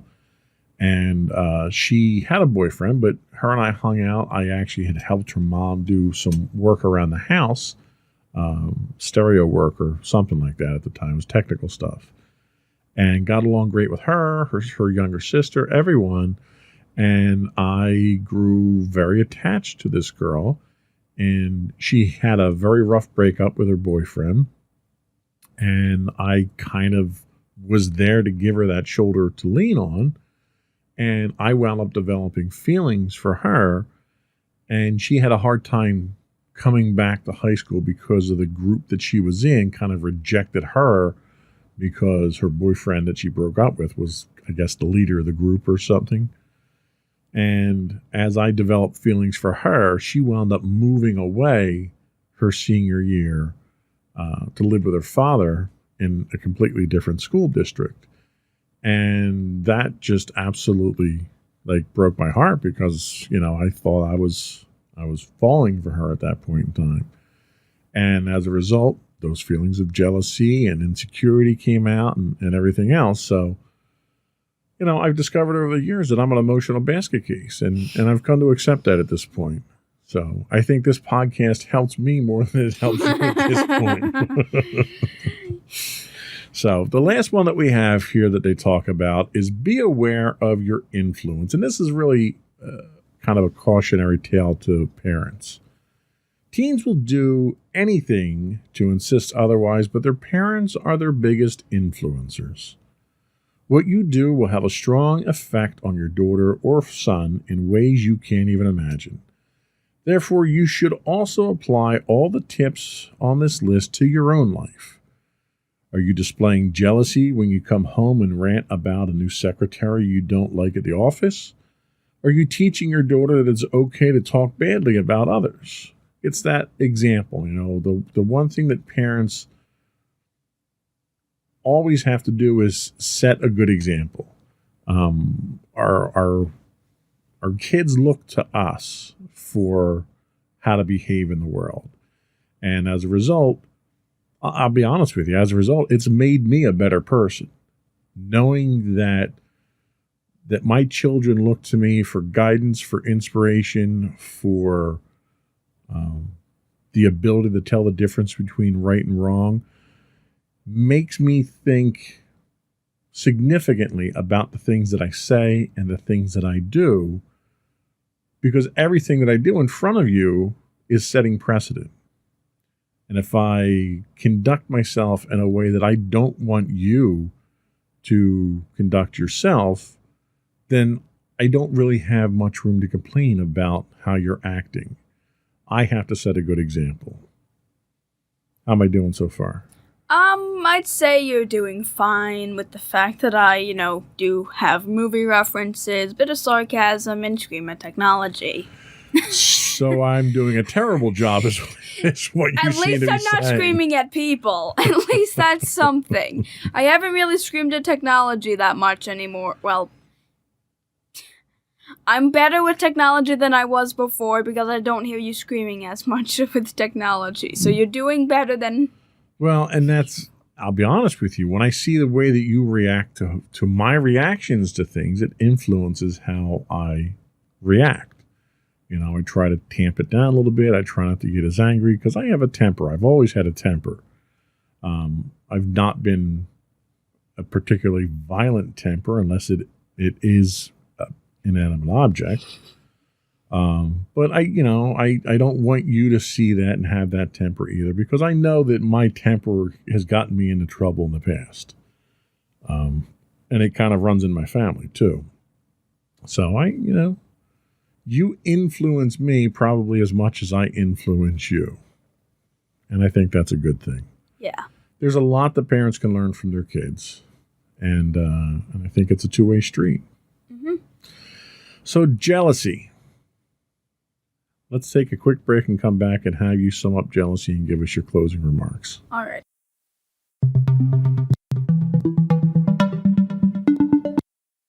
Go for your closing remarks. All right, so to parents out there and to teens as well, jealousy, like we've mentioned before, is a common emotion, but you can learn from it. You can definitely grow from jealousy, and you can even use it as an influencer. And parents, you are just as much of an influence to your kids as they are to you. So basically, you can all learn from each other. And try not to spread jealousy. Jealousy is not something you want to constantly have in your life. Don't be jealous. Jealousy's bad. Wise words as always. Thank you. Before we do go, I would again suggest you subscribe to the podcast. You can't buy this entertainment anywhere at this point because we don't charge for it. So you can find the audio versions of this podcast listed as Insights into Teens, and the video versions of all of our shows podcasts listed as Insights into Things on Apple Podcasts, Spotify, Google, Stitcher, etc., etc. I would also implore folks, give us your feedback, give us some suggestions for topics to talk about. Tell us how we're doing. Help us. Help us help you. Yes, Madison has come up with about a half dozen topics, so we're good for the next few shows, but we're always looking for input. You can email us at comments@insightsintothings.com. We're on Twitter at insights_things. You can get high-res versions of our videos on YouTube at youtube.com/insightsintothings. We do stream 5 days a week on YouTube as well. And we stream 5 days a week on Twitch at twitch.tv/insightsintothings. If you are an Amazon Prime subscriber, you get a free monthly Twitch Prime subscription. We'd appreciate it if you threw that our way. Audio versions of this podcast can be found on the web at podcast.insightsintoteens.com. You can find us on Facebook at facebook.com/insightsintothingspodcast. We're on Instagram at instagram.com/insightsintothings. Or you can get links to all those and much more on our website at www.insightsintothings.com. And don't forget to check out our other two podcasts, Insights into Entertainment, hosted by you and Mommy, and It's Internet Tomorrow, our monthly podcast hosted by you and my brother Sam. Well done. That's it. Another one in the books. Bye, everyone. Bye.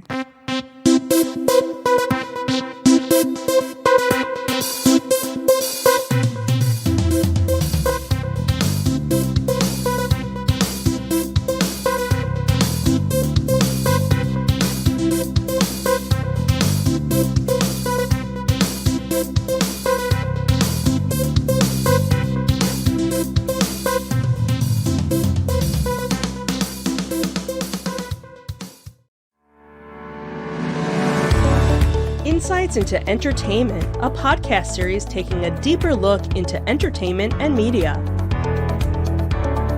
Our husband and wife team of pop culture fanatics are exploring all things from music and movies to television and fandom.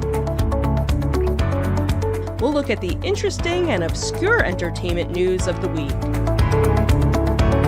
We'll talk about theme park and pop culture news. We'll give you the latest and greatest on pop culture conventions. We'll give you a deep dive into Disney, Star Wars, and much more. Check out our video episodes at youtube.com/insightsintothings. Our audio episodes at podcast.insightsintoentertainment.com, or check us out on the web at insightsintothings.com. Insightful podcasts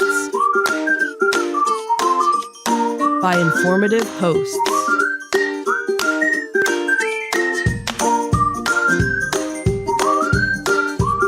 Insights into Things, a podcast network.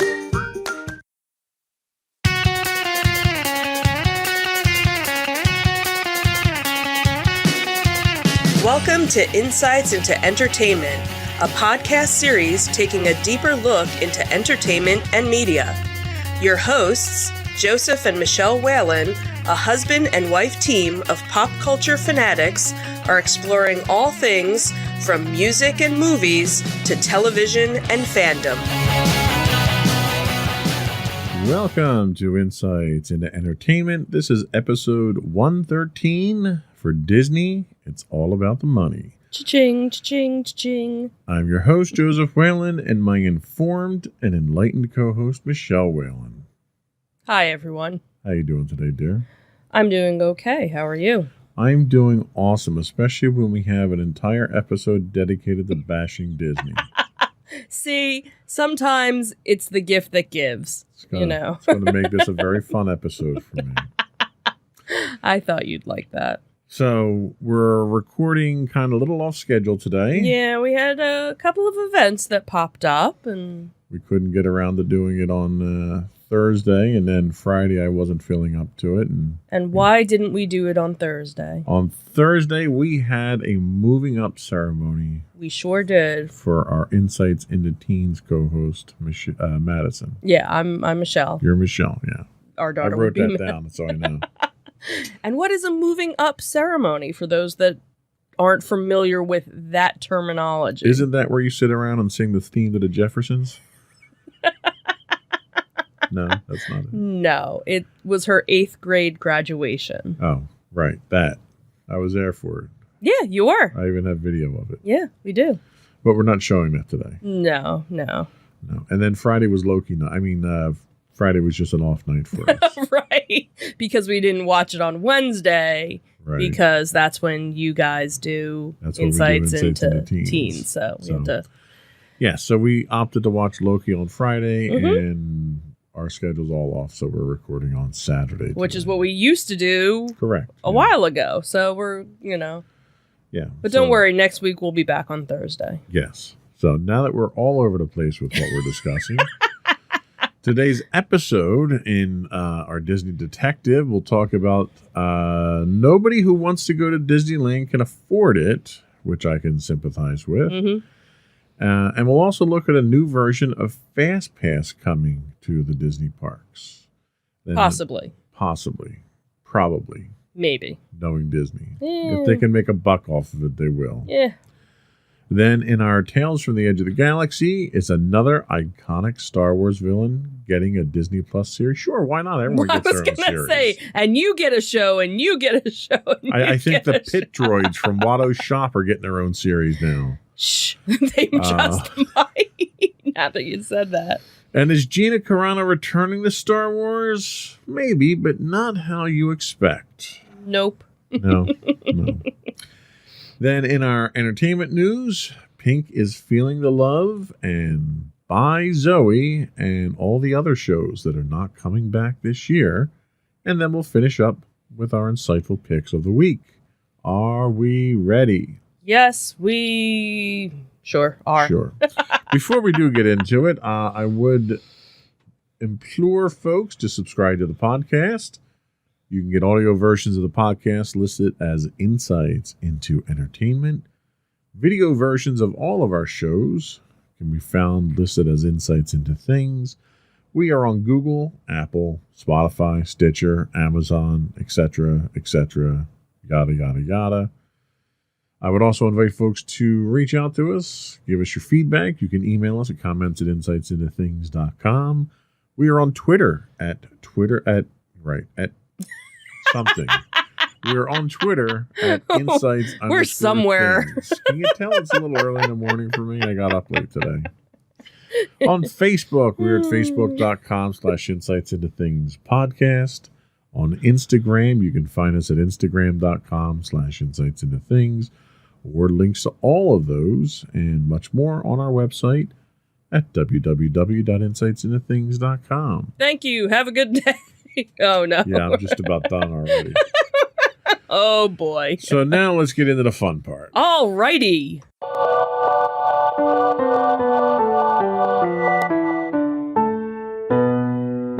Go for Disney Detective. So our first story comes from fatherly.com, and it talks about how nobody who wants to go to Disney can actually afford it.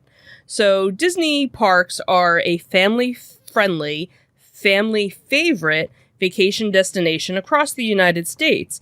But a poll that was done by Insiders showed that the people who actually want to go to Disney the most are the ones who are least likely to be able to afford it.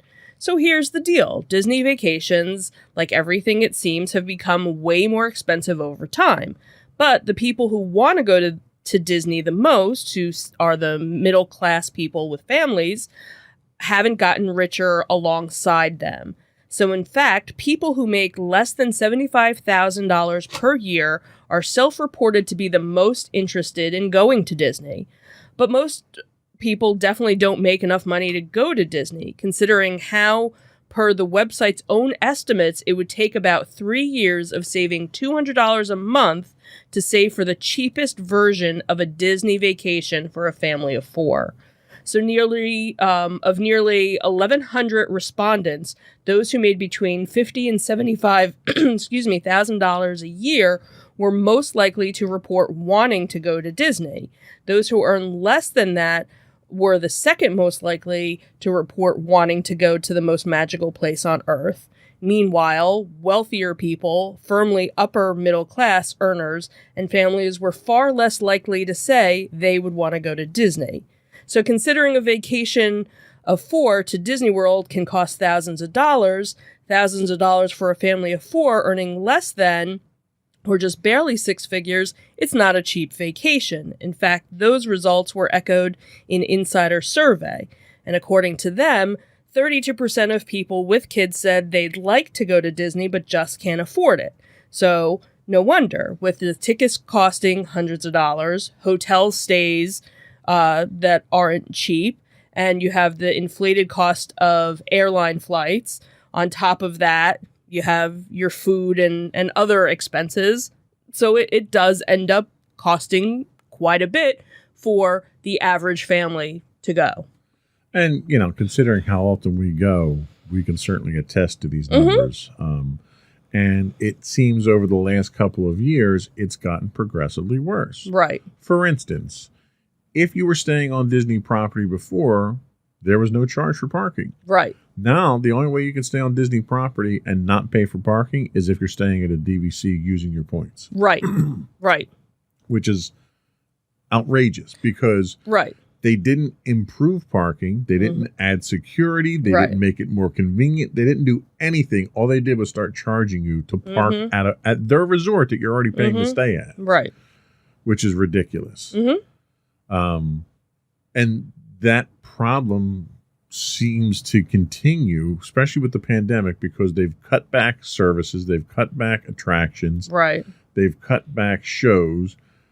yet they didn't bother to cut back the price of the tickets. Right. So you're getting the ticket price 30% was less still, of an experience and paying 100%, 103%, because I think it went up 3%. right. And there are lots of people who were longtime Disney vacationers who decided to stop going because of that, because they weren't seeing anything extra for their money. Right. Now, granted, you know, in their defense, the average park ticket, $115 roughly, A day. maybe, if that, you know, Per person. per day. person per day. Now, the more days you buy, the cheaper it does get. So there's that. Think about when you go to a concert. How much do you pay for a concert venue? Well, it depends on who you go to. Right. Anywhere from $50 to $150. Usually. Right. And when you go to a concert, you're only going for 2 hours, Right. 3 hours tops. So if you try and balance it out, again, not taking sides, paying $115 for a full day But at an amusement park. I pay $115 a ticket. I go on 2 rides. Right. Why am I paying $115 Oh, absolutely. to go on 2 rides? Oh, and trust me, Why that's can't a I just whole walk in other the park and then pay to go on the rides that I want to go on? right, and that's a whole other, you know. That's a major problem I have. Number 2, Right. when I go to a concert, I'm getting a full-blown experience at that concert. Absolutely. I'm not getting crowded in with somebody else. I'm not waiting in a line for 4 hours to get on the, you know. Well, the one concert we experience had the different drunk things. people that were in front of us, and Right, that but wasn't security, if you complain to security, they'll take care of it. True, right. You know, when I go to a concert, I'm not staying at a concert's hotel. I'm not staying at the venue's hotel, so I'm not paying that extra $100 and some a night for that. But you're also paying $20 for a Diet Coke, whereas at least at Disney you get like 2. Well, that's the thing. Like price. Disney's refreshments aren't any cheaper, Right. and Disney is trying to sell me everything Oh, everywhere absolutely. I go. Oh, absolutely. Pretzels, turkey legs, Right. balloons, T-shirts, everything. It's all about how much money they can milk out of me when I walk in the park. Right. Right. So I don't think it's a fair comparison. Well, And this is the comparison that Disney throws out there because it's in their advantage. right. But it's a completely different experience. But the other thing too is if you look at comparable amusement parks, they're roughly, you know, you can't Theme parks, Theme parks. Theme parks. you can't, you know, say, you know, you can't compare Disney to Knoebels, you know, Exactly. because it is two, you know, or Dutch Wonderland. You know, they are two completely different, you know, like Knoebels and Dutch Wonderland, you can do a comparison of. Right. You But know. see, the problem with Disney is Disney pitches itself as the total package. Oh, absolutely. They do. And back in late 80s, 90s, they tried to go for a more affordable vacation. Mhm. You got your all-star resorts. Right. They introduced the transportation Right. systems. Because You had your Magical Express from the airport, which they've taken that away. well, Or it will be They're taking next that year. It'll away. be gone. They're, Right. And we're going to talk about in the next story about FastPass. They're taking that away as Well, a free service. Yeah. You know, the problem that I have is that they're like drug dealers, okay? They give you the first hit for free. Right. And then And they get you hooked, Right. and then they rake you over the coals. Right. And it's deceptive practices, right. and they're getting enough money. Disney has more money than God. Mhm. They don't need to find more ways to milk me for Well, money. and that's the thing, because like you were saying, Disney always was that, you know, back in the, you know, the 70s, the 80s, it was that dream vacation, Right. that once in a lifetime trip. And then they started realizing, okay, everybody's been here once. How do we get them back? Oh, let's do a DVC. Now you can own part of Disney and come here once a year. Right. Well, then, like you said, they made, you know, affordable hotels, because back in the day, there weren't if you wanted an You were staying in a affordable hotel, $400 a night hotel minimum. right? If you wanted a affordable hotel, you stayed off property, and so they got their guests that way. But when they realized, hey, if we build hotels, people will stay here. Well, let's do different tiers, because obviously not everybody can stay at the Grand Floridian. Let's do our moderate and let's do our value. And, so then they started realizing now all these people are coming. Now we're building all these other parks. Now they're almost kind of stepping back from the, hey, let's do a Disney vacation once every 2 years or once a year, to the point of now it's a once in a lifetime again. They're because going you can back to a philosophy that Right. was a failed philosophy to begin with. Right. And what they're doing now is completely contrary to the vision that Walt Disney had. Mm-hmm. It's a slap in the face to what Walt Disney wanted. He wanted an affordable place that families could go Right. that was clean, safe, and fun. Right. And what Disney is doing is the exact opposite of that now. Well, and remember, we have a week's vacation coming up. We were trying to figure out what to do. And on a whim, we were, and as we've mentioned before, we're DVC members. We were like, all right, let's see if we can book something. And of course, short term, kind of hard to book something. But it was like, all right, well, we can kind of piece together this, and this. We couldn't even get park reservations this short out. But then it was like, oh, well, if you have annual passes, you could. Like, that seemed to be the only thing available. You can't buy a new annual pass right now because they have that block. So if we had renewed our annual passes from a couple of years back when we actually had annual passes and kept them, those that would be the only way that you could buy a current annual pass. So right now, they're not even letting new annual pass people get passes. And that's another point. Even how they're dealing with their annual passes, they're not satisfied with the recurring revenue that they're getting. Right. Because they think the people that have annual passes that are coming multiple times a year, they're just not getting enough money out of them. Right. So they're going to do away, or they're going to restructure their annual passes so that the people that come once a year who are more likely to spend more money are going to be the more likely candidates to come in. It just smacks of greed. Mm-hmm. Yeah. For a company that has the kind of money that they have and they're bringing from so many different sources, the fact that they're that greedy and they want to ruin really what was a wonderful thing, a wonderful concept that Walt Disney came up with, and they were going to ruin it just out of greed. And we're Disney stockholders. So in a way, we do benefit when they find new revenue streams. Right.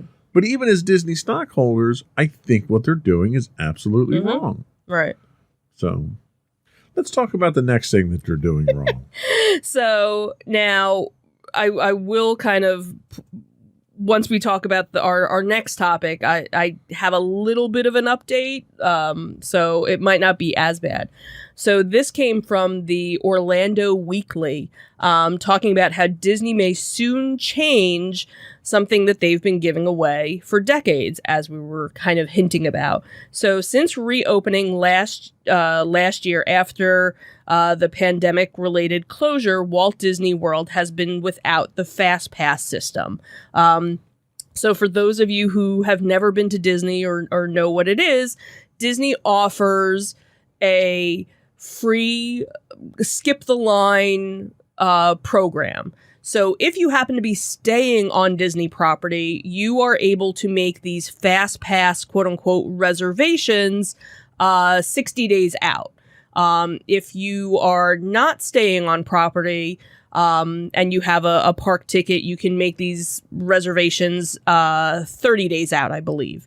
And what it is you basically go online, you tell it what park and what day you're going to go, and you pick certain rides. And depending on the park, it's either, kind of tiered, where it's like you choose one from column A and one from column B, or others, it's, other various rides. And they give you times and things like that. But the biggest thing is, again, if you aren't an experienced Disney planner or get help from somebody, it can be very confusing, because basically you have to kind of map out your day. You have to know exactly what park you're going on what day, and if you have dining reservations or if you want to do dining or something, you kind of have to make sure that your day kind of all fits together. It's very much a military operation. There are people that spend hours and weeks planning things out and putting spreadsheets together to try and, maximize the most of their fast passes. And again, it was something that was free. They actually started it almost 20 years ago. The FastPass system's almost been around for 20 years. And it has its hiccups, but for the most part, it works if you know how to use the system. But again, when the pandemic hit and when the park reopened, because of limited capacity, they put FastPass on hold. So basically everything was, you just waited in regular lines.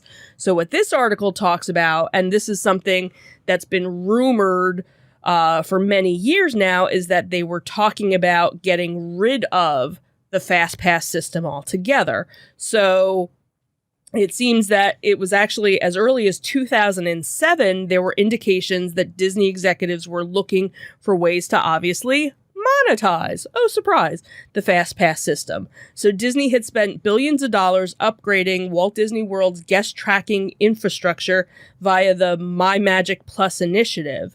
And that's why they were looking to kind of monetize the FastPass, but that kind of took a back seat when they were updating everything for the Magic Band system, because the FastPass system, if you remember, were actually just little tickets. You basically went up to the ride, and actually back then, when the original FastPass system happened, you couldn't get a FastPass until you got to the park that day. And what you would do is you would go up to the ride, and it would say it had a 40-minute wait. But then you could get a FastPass, and the idea was that the FastPass would be roughly about the same or a little bit more than the wait time for the ride, so that this way you didn't have to wait on the queue. You'd scan your park ticket, you'd push a button, and you'd get your little hard copy. Well, they advanced it over the years as they started doing everything with the Magic Bands to make these FastPass reservations ahead of time. So there would be some that would be available that day for people who just decided to go to the park that day or hadn't planned anything.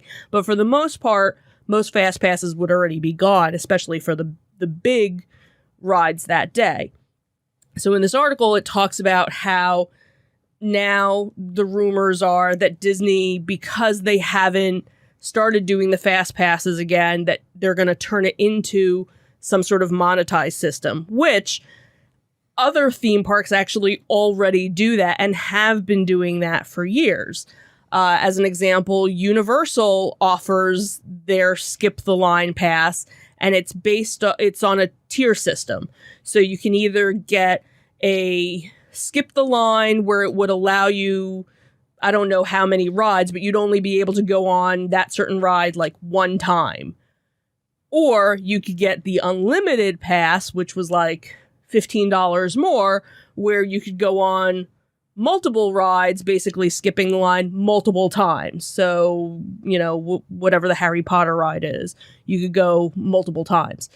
With Disney's FastPass system that they currently have, it's just a one-time ride. Now you get 3 to start, and then once you use up all those 3 for that day, then you can get additional ones if there are anything available. So it's a little bit of a different system. I know the Six Flags parks do the same thing where you can do, it's like for, I think, just their roller coasters or something, you can do a skip the line thing. So, so now, again, the rumors are that Disney is looking to maybe do some sort of a tiered thing.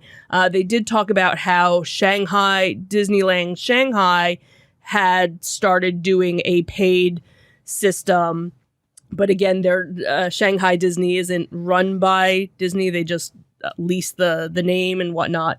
But the interesting thing with this is there was another article that just came out today talking about possibly FastPass was coming back because they noticed on the My Disney Experience app for the wait times, it said standby wait time with whatever, and that terminology was always used when there was standby It doesn't and mean it's fast. coming back for free. Right, it doesn't mean it's coming back, but at least it sounds like they're updating the app at least, because before yesterday, or before, I guess it was yesterday, it was just the standard wait time. It didn't have standby. So again, until something comes out, everything is really kind of up in the air. So problem number one with this is FastPass came out to solve a problem that Disney had, and Right. that was overcrowding. Right.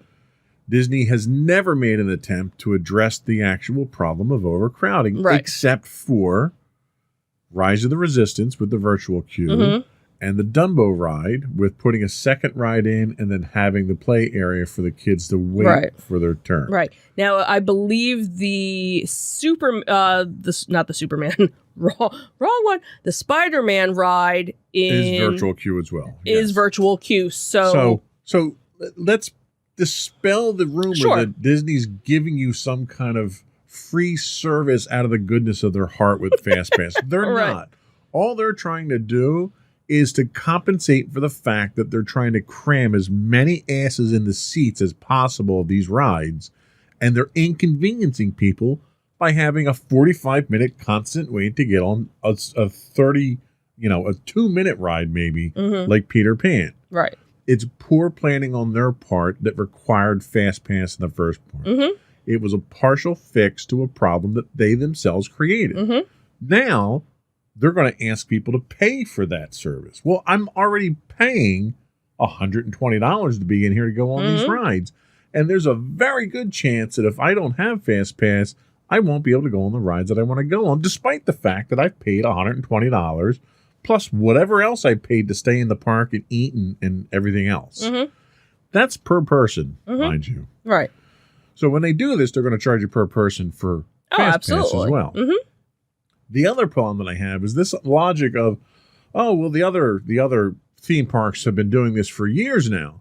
That's really not a good excuse. Right. If every other theme park you got punched in the face when you walked in, does that justify Disney punching you in the face when you walked in? No, it's an idiotic premise. Right. Right. So to say that other theme parks are doing it wrong, so we're going to do it wrong, is really not the way to set the bar. The problem that I have here is Disney has a solution for this problem, and it is virtual queues. They've already successfully implemented it. They've already updated their technology to get to the point that you can do it. And they're already milking everything else out of me that they can possibly get when we go to the park to begin with. Stop trying to find new ways to reach into my pocket and take money out. You're already taking enough out as it is. This is just extortion at this point. Why am I going to go to the park, pay as much as I do to get in the park to go on 2 rides, maybe 3 rides, then pay more to not wait in a queue? Because let's take a look at what Disney's queue management techniques have been over the past. Instead of making the queue shorter or adding more rides like they did with Dumbo to lessen the queue or make the queues move faster, they've turned the queues into an attraction. Oh, you can play games while you're waiting in line. Oh, that's great. So that makes that 45-minute wait so much better because I can sit here and push buttons in the queue while I'm waiting. Like that. Or you play games on the Disney Play app. Right. That, And- right. It's all about trying to distract you from the fact that Disney is trying to cram people into a line and make you wait. Right. Like Disney is one big giant wait when you go to the parks. Because they have no concept of, well, let's limit the number of people in the park. The only limitations they have are ones that are imposed on them by local ordinances for how many people can be in the park. Right. They don't have any courtesy whatsoever to say, okay, you know what? We've got too many people on this ride. Let's shut this ride down for right now. Let's not even try to get people in the queue. No, what they do, and you see it with Pirates of the Caribbean. Mm-hmm. They'll just keep extending the line. They'll put you in the cattle corral, and they'll have you walk back and forth for an hour and a half while you try to get on a 3-minute ride. Right. It's a terrible user experience. It's a disservice to your customers that you're trying to get money from. Right. And it's overall, it ruins the vacation experience. Well, and I think that's, and one of the things we talked about a couple of weeks ago is the patent for the upgraded virtual queue coming into play. So, and they basically said if people are waiting in a queue, again, they're not spending money on drinks or refreshments or something like that.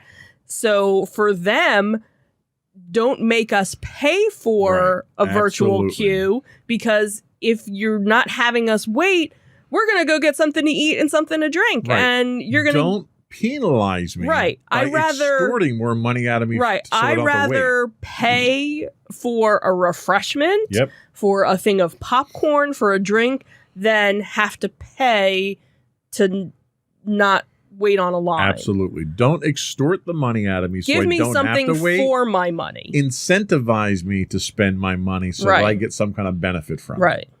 And it sounds like you have two competing philosophies here that are going to clash. Right.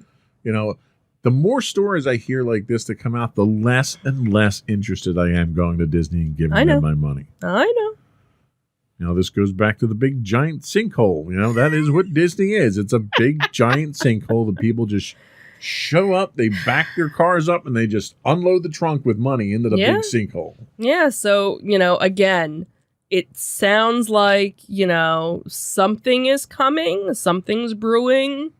Is it something that's going to happen right away? Is it something, because the other thing, too, is now capacity limits have been, lifted. So the wait times are going up. That was one of the things, if we had decided to go, last August when, the park first opened, we would have had the run of the park. Right. We could have done everything like 5 times, but it was a pandemic. So I have to wonder what this fundamental change in philosophy is to go from the standard Disney money grab to this let's shake them down when they walk in the park money grab. Is it the change of management? Yeah. I don't know. Is it demand from shareholders? Like, what is it? It's not. There hasn't been some industry fundamental change in industry styling that would have brought this on. And that's the thing, too, is everything is just starting to come back slowly in certain areas. Yes, the Disney parks, Orlando has almost been reopened now for a year. You just had California, open up not that long ago. Other places still haven't even opened up. Why would you, there are still people that are out of work. There are still people that have been out of work. Right. Why would you try, if anything, do a discounted rate, do something. Well, and it's almost like Disney's like, oh, well, we lost so much money over the last year. We need to make it all back now. Well, you know, I got news for you. Everybody did. Right. You've got people that were out of work. You've got businesses that closed down. You've got a lot of people, a lot of businesses that took a loss last year because of the pandemic. Right. They're not trying to rake their customers over the coals to make it all up in a month. Right. Right. Disney needs to back off and realize that they're supposed to be offering you a value proposition. You cannot expect to get more money out of people if you're not going to give them something back. Yep. And unfortunately, that's been the Disney philosophy the last 10 years. Every year they raise their ticket prices, whether or not they add anything new to the park. Right. And they're already ridiculously overpriced. So. Do you feel better now? Anyway. Okay. Let's have a moment of Zen. Glad I got that off my chest. We're going to take a quick break while I take my blood pressure medication. And we'll be back with our Tales from the Edge of the Galaxy.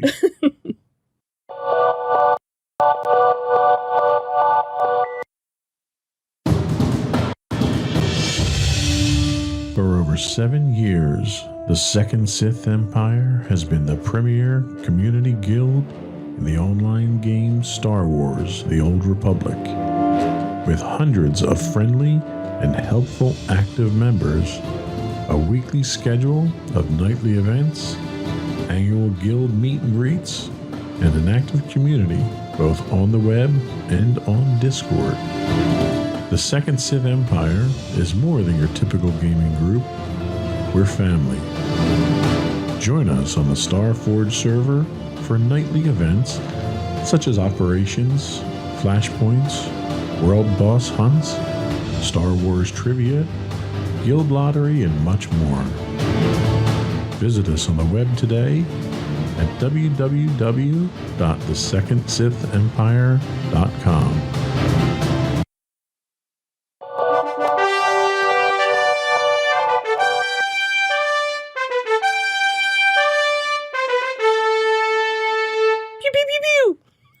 Go for Tales from the Edge of the Galaxy.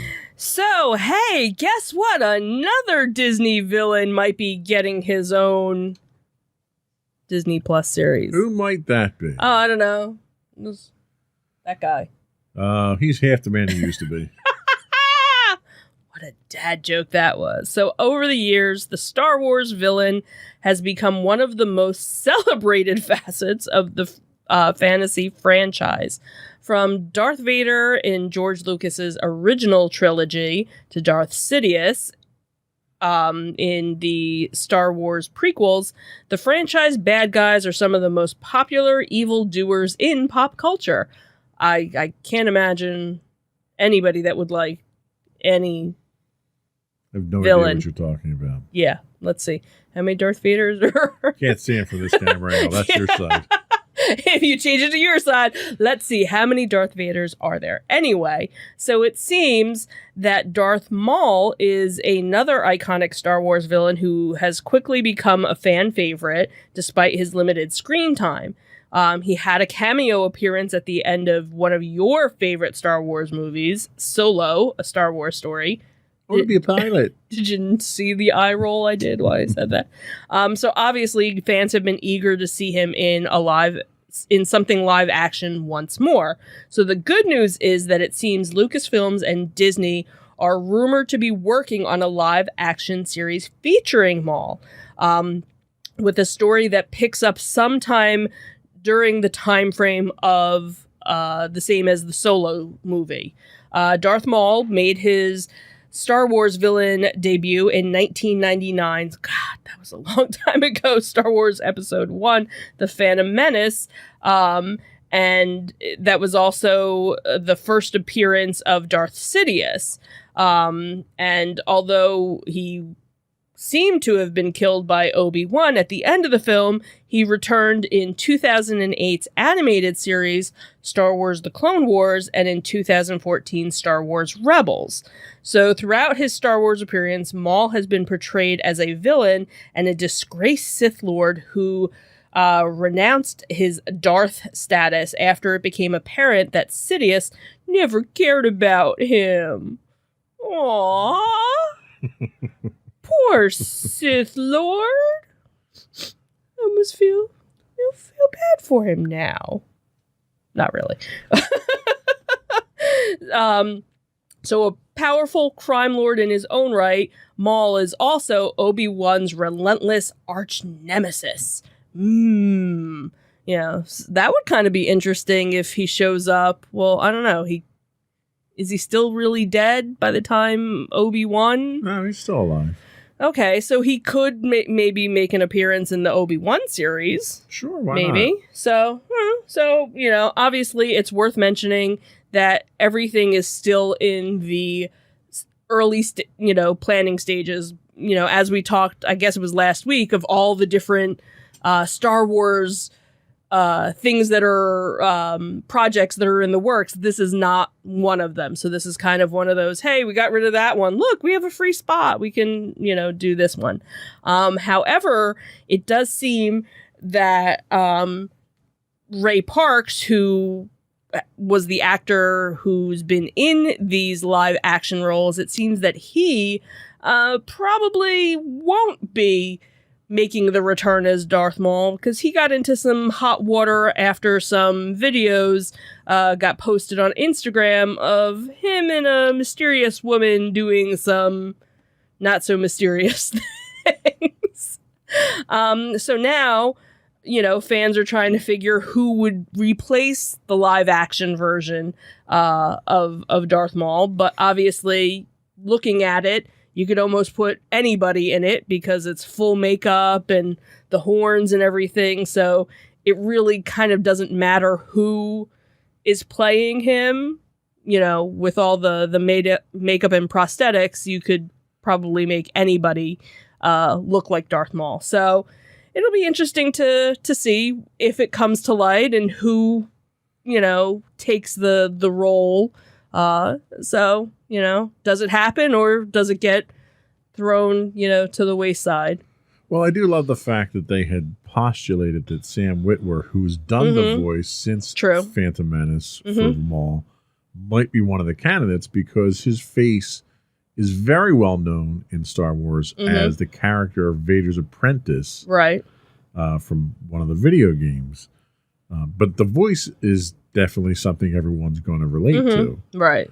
The fact that they can chop the guy in half, and he still comes back. And well, I love the line earlier in the article about people have been anxious to see him in a live action sequence after he got chopped in half. So yeah, okay. I mean, I think Lucas realized a mistake that he made later on. He even acknowledged that he had a great villain on his hands and kind of wasted that opportunity, and then we wound up getting the geriatric Sith Lord and Christopher Lee. Not to take anything away from Christopher Lee. He was a fantastic actor. He portrayed some of the greatest horror villains of all time. Yeah. But by the time he took on the role of Count Dooku, he was like 90 and not even convincing in the role as someone who could best a Jedi or something. Right. So I don't think they need any more shows at this point in time. Right. But if they are going to, cancel Rangers of the Republic because of another controversial Disney star, then I wouldn't object to Darth Maul getting his own series. As long as they don't have Solo in there. I don't want to hear any more. I want to be a pilot. I'm a pilot. That's just don't put that in there and we should be good to go. Okay. Speaking of Gina Carano, always seems to be in the news. Let's talk about that one. So Lucasfilm has made its view about Gina Carano crystal clear. There is no force in the galaxy compelling enough force. I like that. to bring back Cara Dune back, whether the fans like it or not. The studio has severed ties with the Mandalorian star a while back. And we all know why, because we've talked about it multiple times. But it seems that it's not quite the case where Disney merchandising is concerned. So Lego is still offering mini figures of Gina Carano's Cara Dune, evident by an upcoming bumper pack marketed in a recent Japanese catalog. So the images were kind of fuzzy, but the one figure's stocky build and wavy dark hair is unmistakably Dune. The minifigure is part of a Lego Star Wars set that is scheduled for release this summer. The set also features Moff Gideon's gun-touting light cruiser front and center, including in the lineup of Mandalorian figures. So Cara Dune is accompanied by the Mandalorian, Grogu, Moff Gideon, Fennec, and a Dark Trooper. So it's a whole bunch of different characters with it. Lucasfilm is one of Disney's many subsidiaries, so it makes sense for the company to double back and hit off the switch on any prospective Cara Dune action figures to keep its distance from the actress. But obviously certain things kind of were already in production when things happened. Hasbro reportedly canceled any future Black Series Cara Dunes the same week that she was fired. The action figure was a huge sellout when it hit the shelves in 2020, motivating Hasbro to rubber stamp another production run.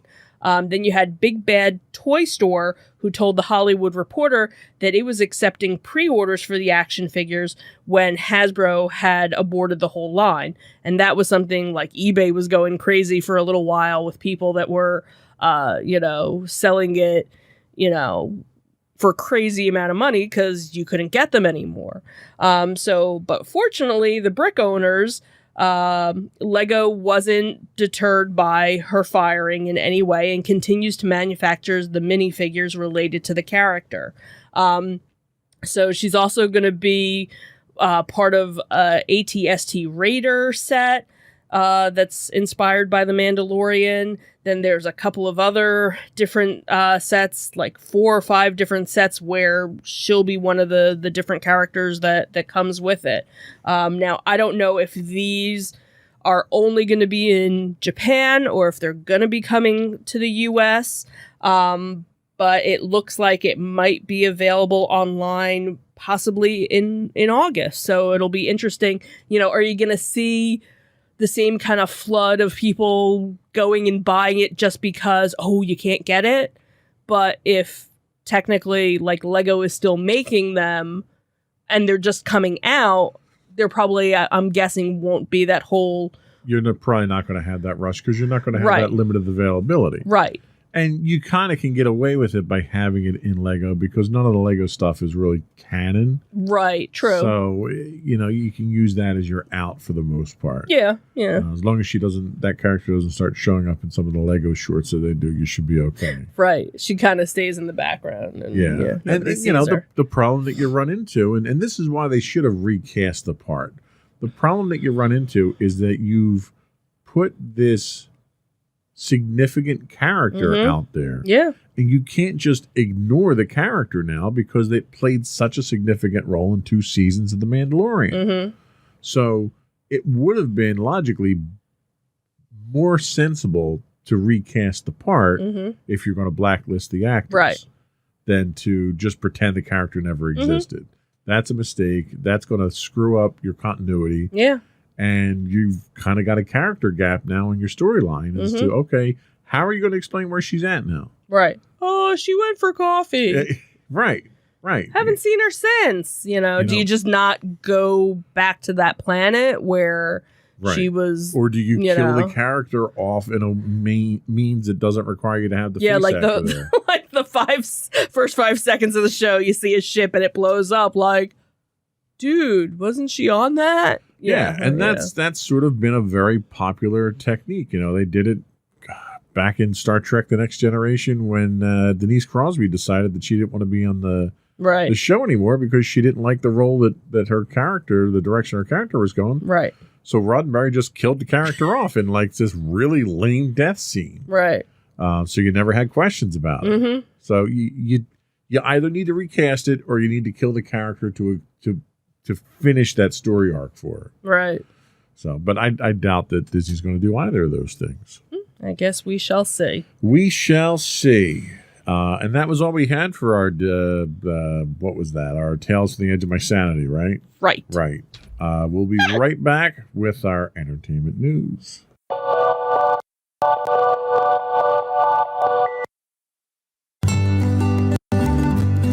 Insights into Teens, a podcast series exploring the issues and challenges of today's youth.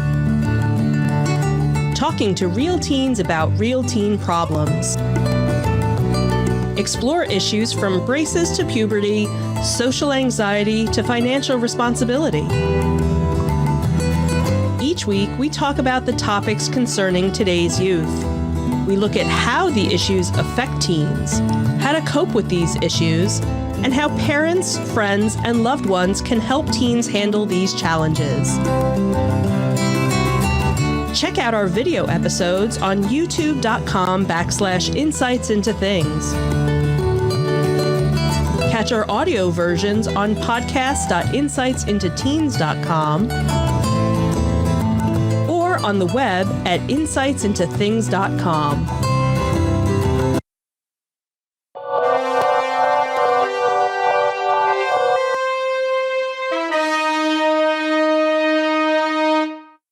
Go for entertainment news. So Pink is feeling the love. So on Monday, the 41-year-old singer shared a clip on Twitter of a performance video made by students of Central Bucks High School West singing her hit, What About Us? The video, which features students from Doylestown, Pennsylvania, is special to the pop star, whose real name is Alicia Moore, since she also attended that school.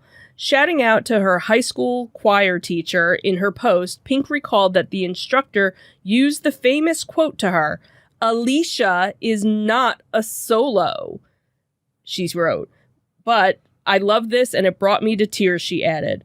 You all sound amazing and I'm totally overwhelmed with love." Although Pink didn't actually graduate from the school, she later earned her GED. So this was a really sweet story, and the video was very well done by the choir singing one of her hit songs. Every now and then they kind of threw in pictures of her from high school, and so it was a really touching tribute, and it was really sweet that she posted it so that other people could see it as well. You know, it's funny because when we sat through the moving up ceremony on Thursday, seeing all those kids there, hearing the one girl sing the national anthem, I couldn't help but think, how many kids from this class are going to be famous someday? You know, and it was funny because I had never, it was after I had edited the notes for the show, I had never really thought of that at any other graduation before. And like nowadays, it's such a likelihood that you could make it as a pop star, a YouTube star, or like there's so many different avenues. Well, and that's the thing is there's so many things that are available, not even, you know, the American Idols or things like that, just the people that are finding some sort of notoriety on TikTok or YouTube or things like that, and how creative, you know, these kids are or how talented they are. It's astonishing. So, you know, it was sweet that her, you know, alma mater was paying tribute to her, and that she in turn, you know, gave them, you know, some love. How much inspiration does that serve to those kids in the high school now to go out and excel now and to see that as an example? I think that's a great story. What's next? So this was sad news for me, and I'm sure, you know, millions of other people. You know, this is that time of year where, you know, the upfronts happen for the different networks, and shows get canceled and shows get renewed. So it seemed that earlier this week, Zoey's Extraordinary Playlist has now been canceled after 2 seasons. It was just confirmed earlier this week. It was something where it was kind of back and forth. They weren't sure if it was going to happen or not. They were actually hoping that if NBC didn't pick it up, that NBC's streaming service, Peacock, was actually going to pick it up, because there was an article that I saw a couple weeks ago that talked about the viewership had gone down for watching the show live, but that for streaming, the show had been doing really well. So they thought, okay, well, maybe if, you know, NBC doesn't pick it up, Peacock will pick it up and it can still continue streaming. But unfortunately, we have to say, you know, goodbye to Zoey. It was, for me, I've always been, you know, a musical kind of gal. So, you know, musicals, you know, movies and TV shows I always liked. I was a huge fan of Glee. So this was kind of the next step. It was the, you know, older version, I guess, of Glee in a way. It was an interesting concept that, you know, all these people would start singing these musical numbers, but yet they didn't know that they were singing the musical numbers because, you know, Zoey kind of had this special power type thing that happened. So it would have been interesting to kind of see where the story went along, but obviously, you know, at this point, it looks like it won't be happening. And of course, this kind of goes along with, a bunch of other shows that we've really enjoyed for the past couple of years that,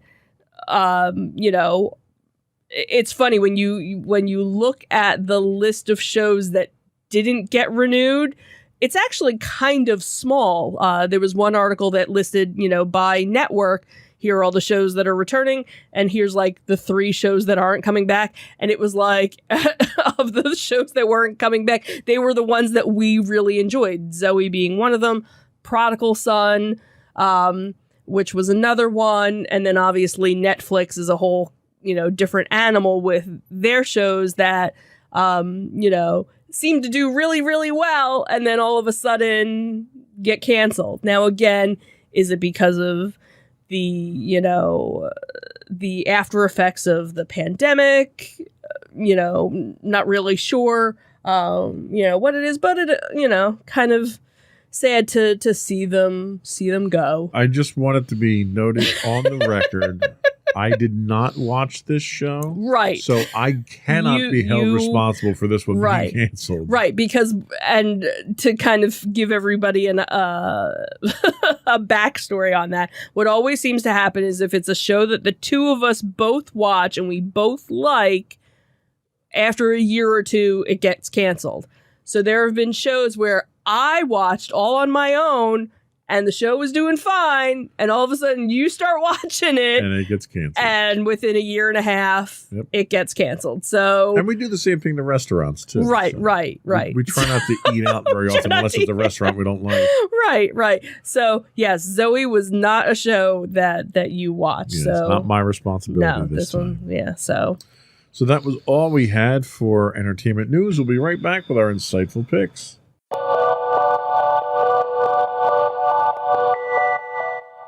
Go for your insightful pick. So last weekend, we finally got around to having some family movie time, and we finally were able to watch Raya and the Last Dragon. This is streaming on Disney Plus. It's actually also still in the theaters, I believe, in some cases. So it's Walt Disney's Animation Studios' Raya and the Last Dragon travels to the fantasy world of Kumandra, where humans and dragons lived together in harmony long ago. But then an evil force threatened the land. The dragons sacrificed themselves to humanity. Now, 500 years later, the same evil has returned, and it's up to a lone warrior, Raya, to track down the legendary Last Dragon to restore the fractured land and its divided people. However, along her journey, she's learned that it'll take more than a dragon to save the world. It's going to take trust and teamwork as well. Raya and the Last Dragon features the voices of Kelly Marie Tran as Raya, the warrior whose wit is as sharp as her blade, and Awkwafina as the magical, mythical, self-deprecating dragon named Sisu. Characters also include a street-savvy 10-year-old entrepreneur and the formidable giant Tong, with the thieving little toddler and her band of orgies, little monkeys. I don't. They were probably the cute ones of the group. So it's a very interesting, hey, we need to work together as a team kind of movie. We all enjoyed it. There were definitely some humorous moments. There were, some teary moments as well. But overall, I think we all really enjoyed it. Yep. Good pick. Thank you.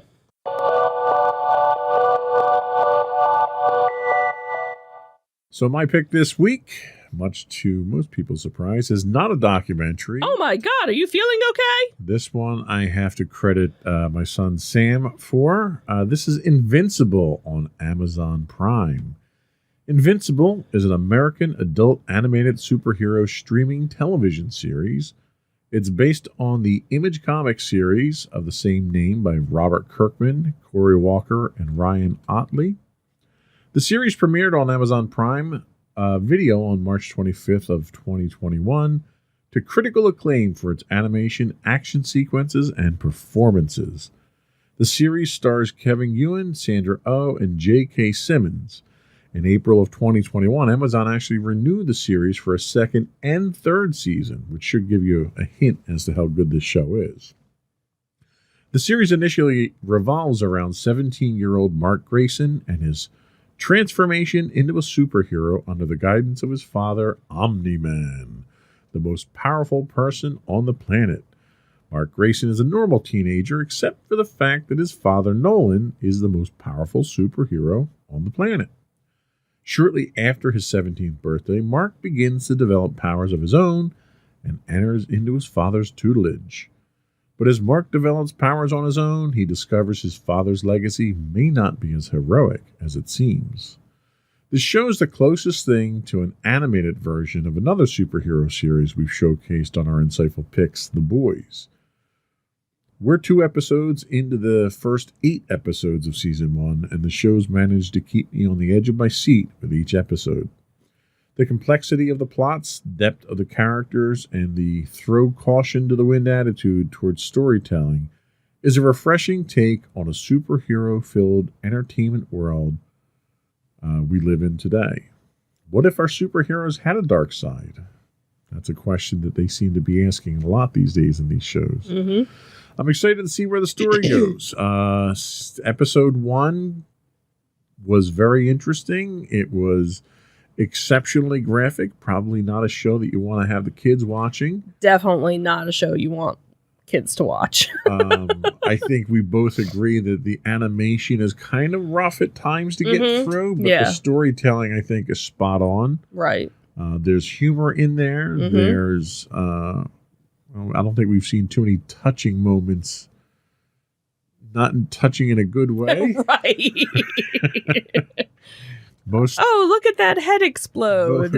Most touching usually revolves around someone's head exploding or coming off or something. Yeah. It is a very graphic show. So, Invincible on Amazon Prime, streaming now. We'll be right back.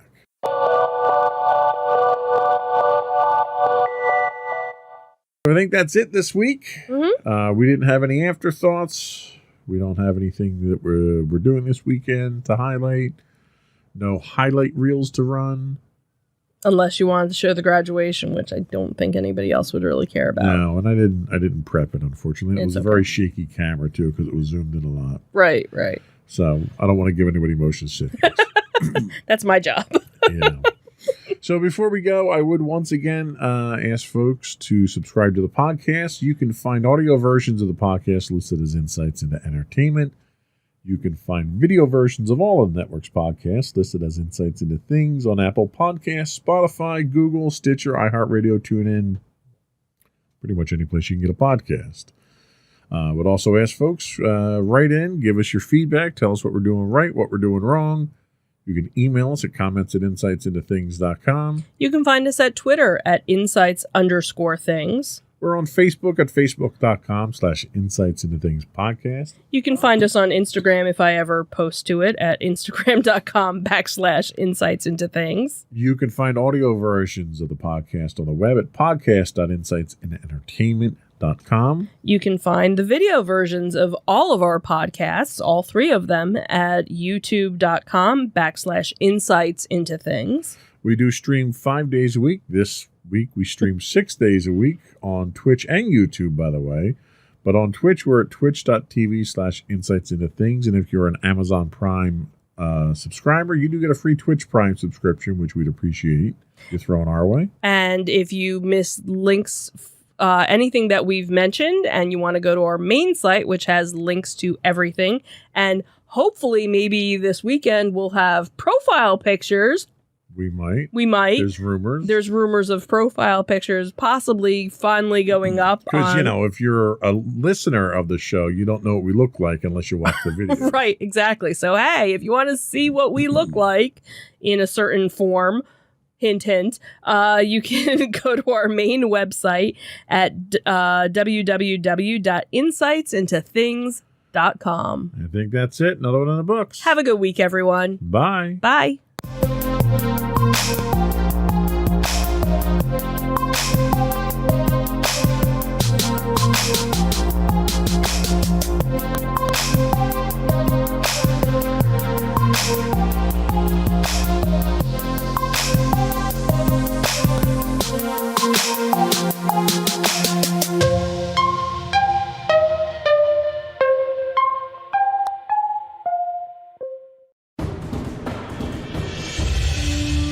For over 7 years, the Second Sith Empire has been the premier community guild in the online game Star Wars: The Old Republic.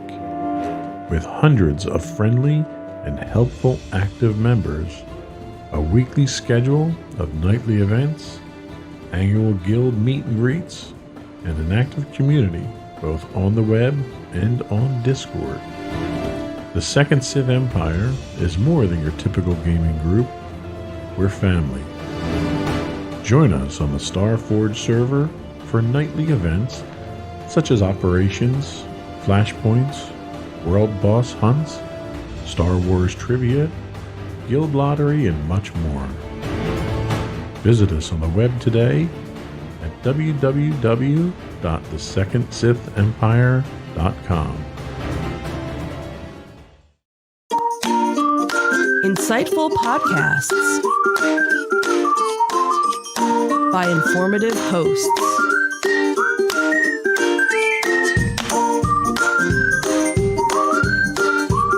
Insights into Things, a podcast network.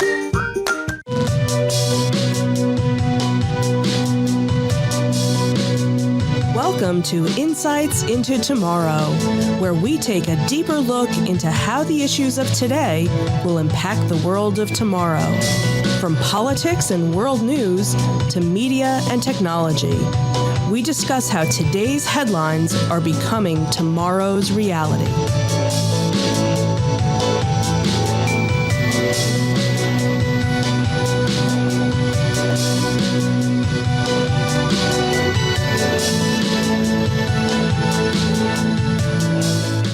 Welcome to Insights into Tomorrow. This is episode 11, The Trump Legacy. I'm your host, Joseph Whalen, and my co-host, Sam Whalen. How you doing today, Sam? Doing good. It's been a little bit of a while since we've done a podcast, but looking forward to another great show. Yeah, we took a little time off over the holidays to redo the studio and so forth. In the process, we have a new president. So I thought it would be interesting. We had originally discussed doing a podcast on the insurrection on January 6th. And I thought that was probably, while it was a worthwhile topic, it might be a little too focused. I think it would be probably more interesting and more helpful to look at the Trump legacy in a more general sense. I don't want to, I'm trying to be as fair and impartial as possible. I don't want to just look at the negative stuff from Trump. And I think the insurrection reflects very poorly on him. So today we're going to look at what some of his notable accomplishments were over the last 4 years. We'll look at some of his failures. And then we'll have kind of an open discussion about what the lasting effects of Donald Trump on the U.S., the world, the presidency, and so forth are. And then just a candid talk about where we think the future is under Joe Biden for the next 4 years. So, ready to get into it? All right.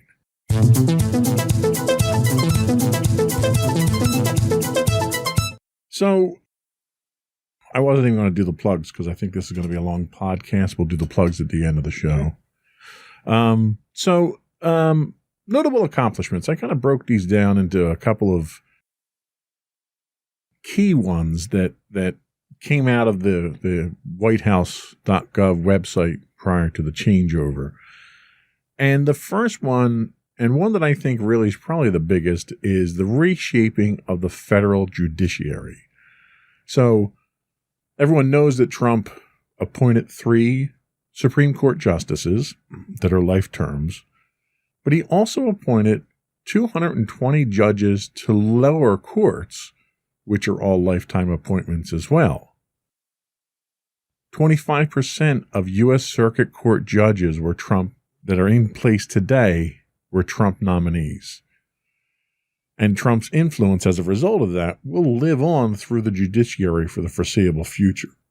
Do you think that is a good thing, a bad thing, indifferent thing? What are your thoughts? I think it depends on what these judges are going to be ruling on in the coming years. And especially since it's impressive as a president to be able to do that in only 4 years to appoint that many judges and 3 Supreme Court justices as well. So whether or not they're going to, the judges will, rule on certain things in the coming years, it's still, it's something that'll be in a history book looking back at the presidency of one of his accomplishments. Absolutely. And I think the one thing that we've seen so far is the 3 Supreme Court justices did not tip the balance of power in the Supreme Court at this point in time, given the number of cases that Trump brought to the Supreme Court during the election phase that did not go in his favor. So I think, if nothing else, the impartiality of the Supreme Court seems to still be intact, which is a good thing. The next thing that we look at is Space Force. Space Force is the first new branch of the U.S. military since the U.S. Air Force was created from the Army Air Corps after World War II. It's supposed to be a more centralized version of the military missions in space. Now, that's not fighting aliens or anything like that. What they do is they handle satellite surveillance. They handle all the military satellites. They're responsible for the GPS system that's both civilian and military use. They're monitoring the various debris that's in space to make sure that it's not dangerous to future missions. What do you think? Do you think, I'll be honest with you. When I heard that we were creating Space Force, I couldn't help but chuckle. Mm-hmm. And I wasn't the only one, because it spawned a Steve Carell comedy series, that came out of this. What are your thoughts on Space Force? Well, I think space exploration is important. And I know over the years, the public has sort of waned away from that, and there's not as much interest as there was like in the 80s and 90s and stuff. I do think if Space Force is going to actually do something, and it's not just a dumping ground for money like a lot of other of these types of programs, they spend a lot of money, especially when it comes to the military. There's a lot of money put into that.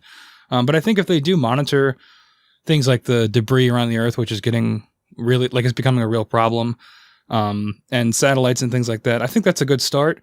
And maybe they'll segue into actual exploration missions in the future, hopefully.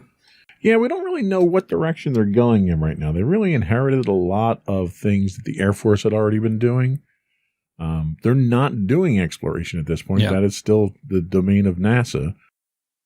But, we have missions up there. You have an International Space Station up there that occasionally needs to be moved so it doesn't get hit by a refrigerator-sized piece of debris that brings it down. So that's really what they're working towards. And you also have private companies like SpaceX that are going a lot more in, they have a little bit more of a budget than NASA does for the funding. So they're able to do a lot more missions into space. Sure. Yeah. In fact, speaking of space junk, one of the things that's really starting to crowd the low Earth orbit are these new internet-enabled satellites. SpaceX, Elon Musk is putting a huge constellation of satellites, some 400 or 500 satellites up there, all of which are moving obstacles that are flying at 17,500 miles an hour. So it's not a small job monitoring that stuff for safety. What's the next thing that we have? So next up, we have the tax reform. It was the biggest overhaul of the nation's tax code in 3 decades. It slashed corporate tax rates from 35% to 21%. Some critics argue it was a windfall for massive corporations at the expense of the middle class. Administration officials predicted GDP boost by 3 to 6%. Now, we haven't seen the GDP boost that they expected so far.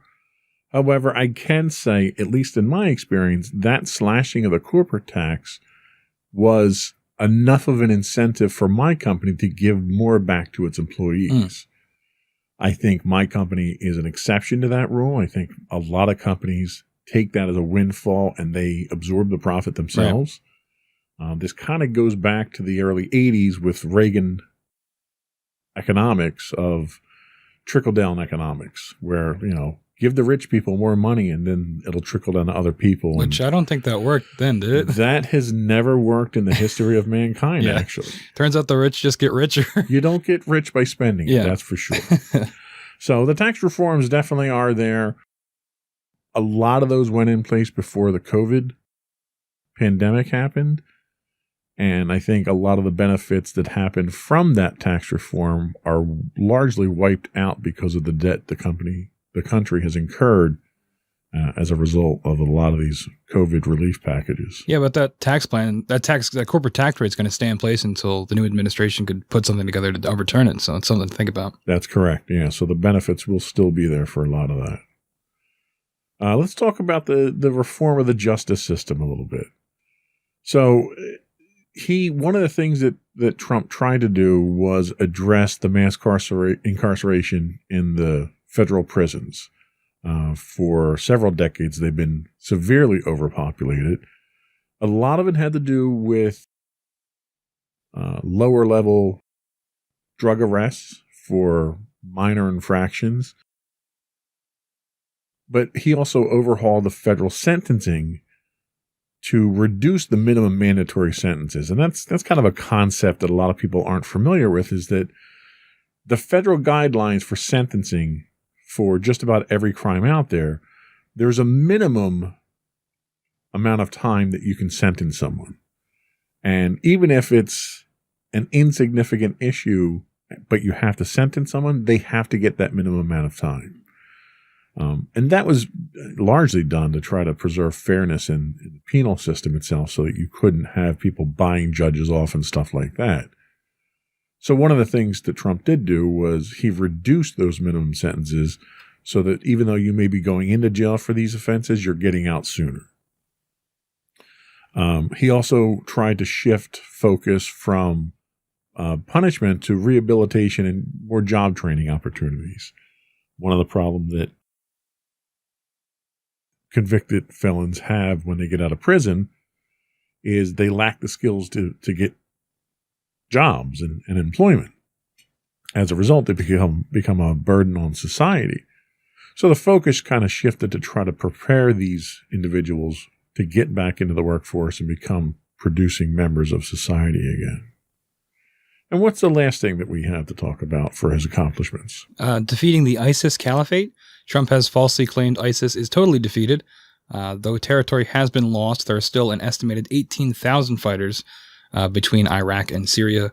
The U.S. was successful in killing ISIS leader, probably going to pronounce his name wrong, Abu Bakr al-Baghdadi. I apologize if That's I actually didn't say pretty that wrong. good. That's close. We'll go with that. Yeah.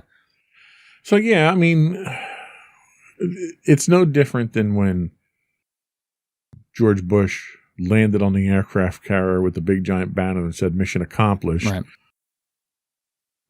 Progress has been made. More progress has been claimed than has been made, I think. At this point in time, ISIS is lacking territory, but they're not lacking support. They're getting support through other countries like Syria and Iraq and Iran. So they're being funded by these countries, but they might not have the territory that they once had. Yeah, I think conflicts like this in this area of the world are always going to be this messy, and they have been since the U.S. began to get involved way back in the 70s and 80s. It's always been a difficult, not war, but difficult conflict to manage, whether through proxy or through direct involvement from the U.S. And I think that this is no different. I think, and it's going to continue to be this way because it's too difficult of something for us to manage and certainly not fix. Sure. Yeah, no, I agree 100%. One of the things that I didn't put in here that was related to this was the drawdown on troops in Iraq and Afghanistan, which Donald Trump has made significant progress there. He had wanted to get us out of that area completely, but because of the sensitive nature of that territory, we couldn't pull out entirely. Yeah. But the number of troops that are in that area have been reduced, ironically enough, to the point that we had more people in Washington, more soldiers in Washington for the inauguration than we had in Afghanistan and Iraq. Wow. Yeah, it's difficult because I'm obviously not like a general or anything, but it seems like we make the progress with the troops, and then the second the troops are gone, all that progress is lost, sometimes overnight. So it's a difficult call. It's easy to say we're going to get everybody out of here, but it's a sticky situation. It's not that easy. Yeah, and when you think about it, you figure this is the longest war the United States has ever been involved in. You know, the closest one to this was Vietnam, which was roughly 10, 12 years. But figure we've been fighting this war in that territory, this war on terror, since September 11th attacks. Yeah, and we could probably do a whole show comparing that to Vietnam. I mean, they're somewhat similar in terms of a difficult terrain, the language barriers, things like that, guerrilla tactics, and all that. It is just a mess. Absolutely. So that's some of the notable accomplishments that Trump had in office. Let's take a break. We'll come back and we'll talk about some of the failures that I think a lot of people have focused on.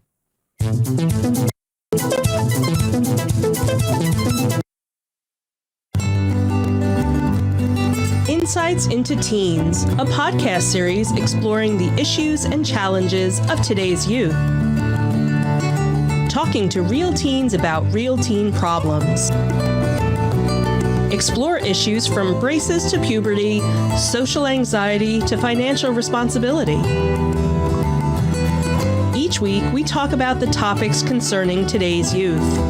We look at how the issues affect teens, how to cope with these issues, and how parents, friends, and loved ones can help teens handle these challenges.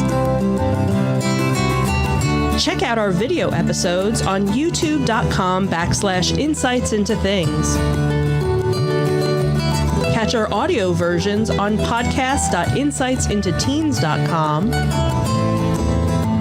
or on the web at insightsintothings.com.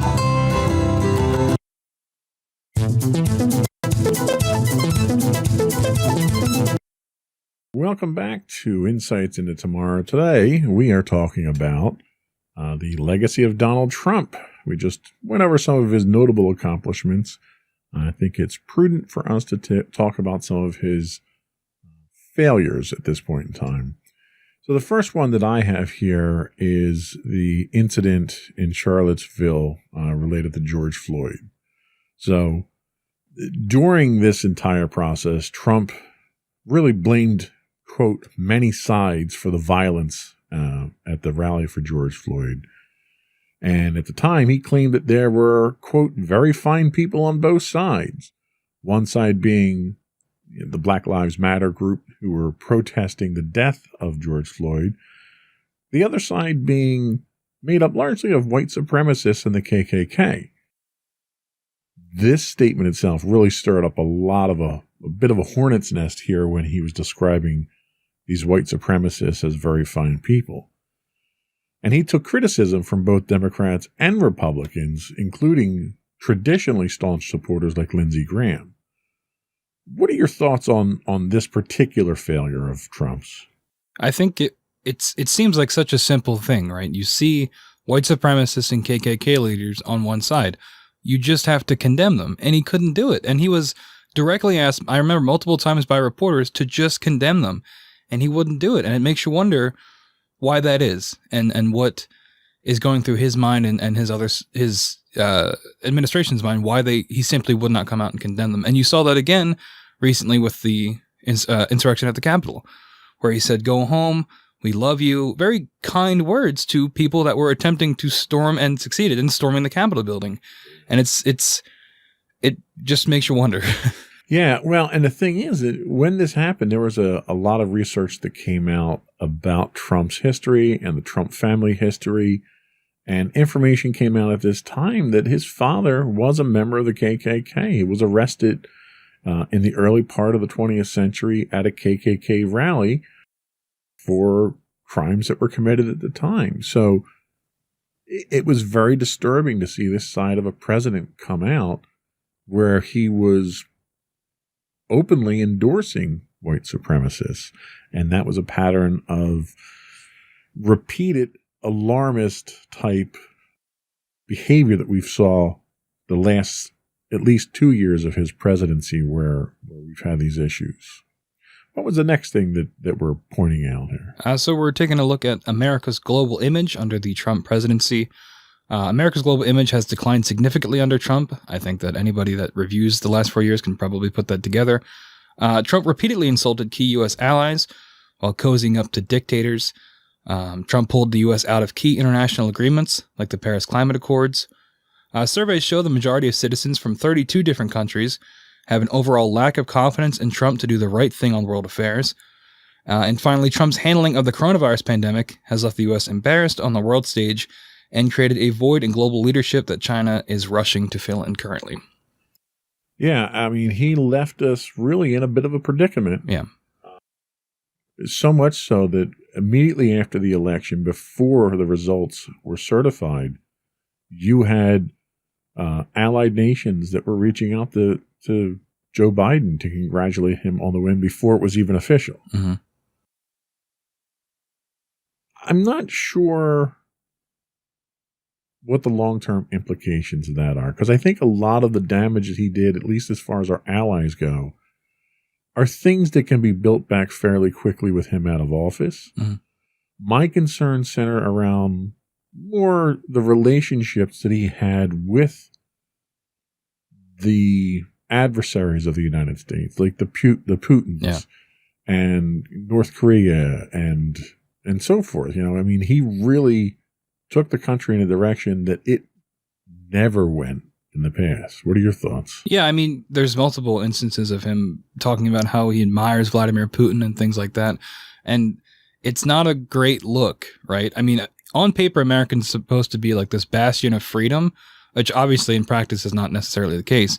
But when you're on the world stage cozying up with known dictators, borderline admitted dictators who have, of course, never been proven, but have, eliminated political rivals through, various means or subjugating their own people. When you see the leader of the free world being friendly with them, it sends a disturbing message to other countries, not to mention the people of America as well. Yeah, absolutely. It's kind of scary when we get to that point. So the next thing we talk about is immigration, which was one of the things that Donald Trump had campaigned on. His promise to build the wall, to stop illegal immigration coming in, to deport the people that were in the country already that shouldn't have been here, in his opinion. Trump has been accused of human rights abuses and violating international law by the UN for his treatment of undocumented immigrants. I couldn't tell you the last time an American president was accused of human rights violations. Trump policies had led to the separation of at least 5,500 families and saw children placed in cages for the world to see, which was another embarrassing moment that the press really hammered him on. 445 of those children still are left separated from their parents. So it's a continuing problem where they can't find these parents for the children. The president of the American Academy for Pediatrics labeled Trump's policies nothing less than government-sanctioned child abuse. Yikes. What are your thoughts on his immigration policy? I mean, we've got a lot of the wall done, right? So is that a good thing or a bad thing? I don't think the wall was a great idea. I mean, it for people that think that we should take a strong stance on immigration, I think it's a very good physical thing to see. But I think in practice, I don't know that the wall really works. And not to mention, speaking back to the ICE situation, we actually talked about doing a whole episode on ICE. But doing the research, we found it would be better to just lump it in with this. But the fact that 545 children don't have their parents or any real person to take care of them still, and for this long is horrifying. And the fact that it's still happening. Yeah. Yeah. And Trump tried to defend his actions by claiming that a lot of these children were not brought over by their parents. They were being brought over by criminals and mules and, people that were trying to get into the country illegally and using the children as a means to get into the country. And there just wasn't any facts to back that claim up. As with a lot of the things that we deal with Trump, there's a lot of misinformation. There's a lot of what the Trump administration has labeled alternative facts. And I think you have a difficulty in sifting through. There's so much misinformation thrown out about these things that it takes an effort to sift through that you shouldn't have to make such an effort to do. Yeah, I think that, I mean, we'll probably touch on it more later in our concluding thoughts, but I think that's part of the plan, is to put as much false things out there that you question what is real and what is true. And then from there, you can make your reality whatever you want. Right. So what was the next thing that we're going to ding him on here? So the handling of Iran, Syria, and Afghanistan, we touched a little bit on this with the troop withdrawals. Trump's decision to withdraw from the U.S. from the 2015 Iran nuclear deal induced chaos throughout the Middle East. It remains one of Trump's most unpopular decisions in the global arena. Trump has failed to thwart Iran's aggressive behavior through his maximum pressure campaign. He exacerbated the situation by ordering the killing of Iran's top general, another name I'm going to probably mispronounce, Qasem Soleimani, which was huge when it happened. I remember we talked about it on one of the previous shows. Yeah. About how insane that was. And it's almost like we forgot it happened, but here it is again, looking back at everything. Iran has since abandoned the nuclear deal and is actively working towards nuclear weapons. Again, Trump pulled U.S. troops out of Syria, abandoning U.S. allied Kurdish forces. I remember that was extremely controversial too, especially with, I saw a lot of veterans on Twitter like talking about that when that happened, about how that was wrong to do because you left these people hanging to dry. The withdrawal induced a humanitarian crisis in the region and the security vacuum that Russia, Iran, and accused war criminal Syrian President Bashar al-Assad benefited from. Trump started a massive pullout of U.S. troops from Afghanistan, essentially surrendering the country once again to the Taliban. And finally, Trump dismissed published reports that Russia paid bounties to Taliban-like militants to kill U.S. troops. So we're getting a little bit of the cozying up with dictators again in this section as well. And overall, it's not a great look. Yeah, no. And if you look, at the big picture of weakening our position in the Middle East by all these troop pullouts, by pulling out of the Iran nuclear deal, which is just going to incite additional chaos. It's going to rile the Israelis who won't stand for Iraq having nuclear weapons, so they're going to act unilaterally on their own if we do not maintain a coalition in the area. You're basically lighting the fuse on a powder keg. And I look at what he did, and I can't fathom why you would have done that. He claims that he doesn't want America tied up in these long-term wars, but we're almost like the control rod in the nuclear reactor there. And if you pull that control rod out, the nuclear reactor is going to melt down. Yeah, it's kind of like what we talked about before. Like it's easy to say, I don't want America involved in these situations. But when you've got nuclear deals signed with these countries, that's more than just a war. There's larger implications there on both the world stage and for that local area. And it's like you said, it's lighting a fuse that I guess the new administration is going to have to deal with. Yeah, and it's a headache. I mean, not only is it weakening the U.S. position and our allies' position in the region, you're directly strengthening our adversary's position at the same time, which makes you wonder what team Trump was really playing for at the time. So the next big one that Trump has been trying to take care of since day one was the repeal and the replacement of Obamacare. Trump lost the vote for a full congressional appeal, thanks to, at the time,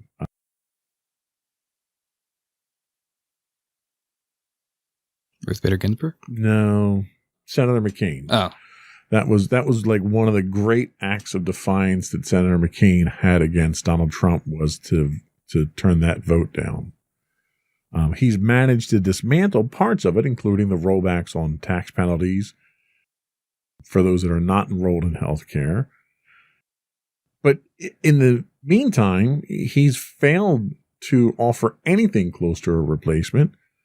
He's been questioned several times on this, and his statement has been, it's ready. We're going to roll it out in a couple of weeks. A couple of weeks never got here. He never rolled out a replacement for it. The Supreme Court, as a result of that, did not allow it to be repealed because there wasn't a replacement for it. But he's weakened it significantly. And this is another problem that he's generated that the current administration, the new administration, is going to have to deal with.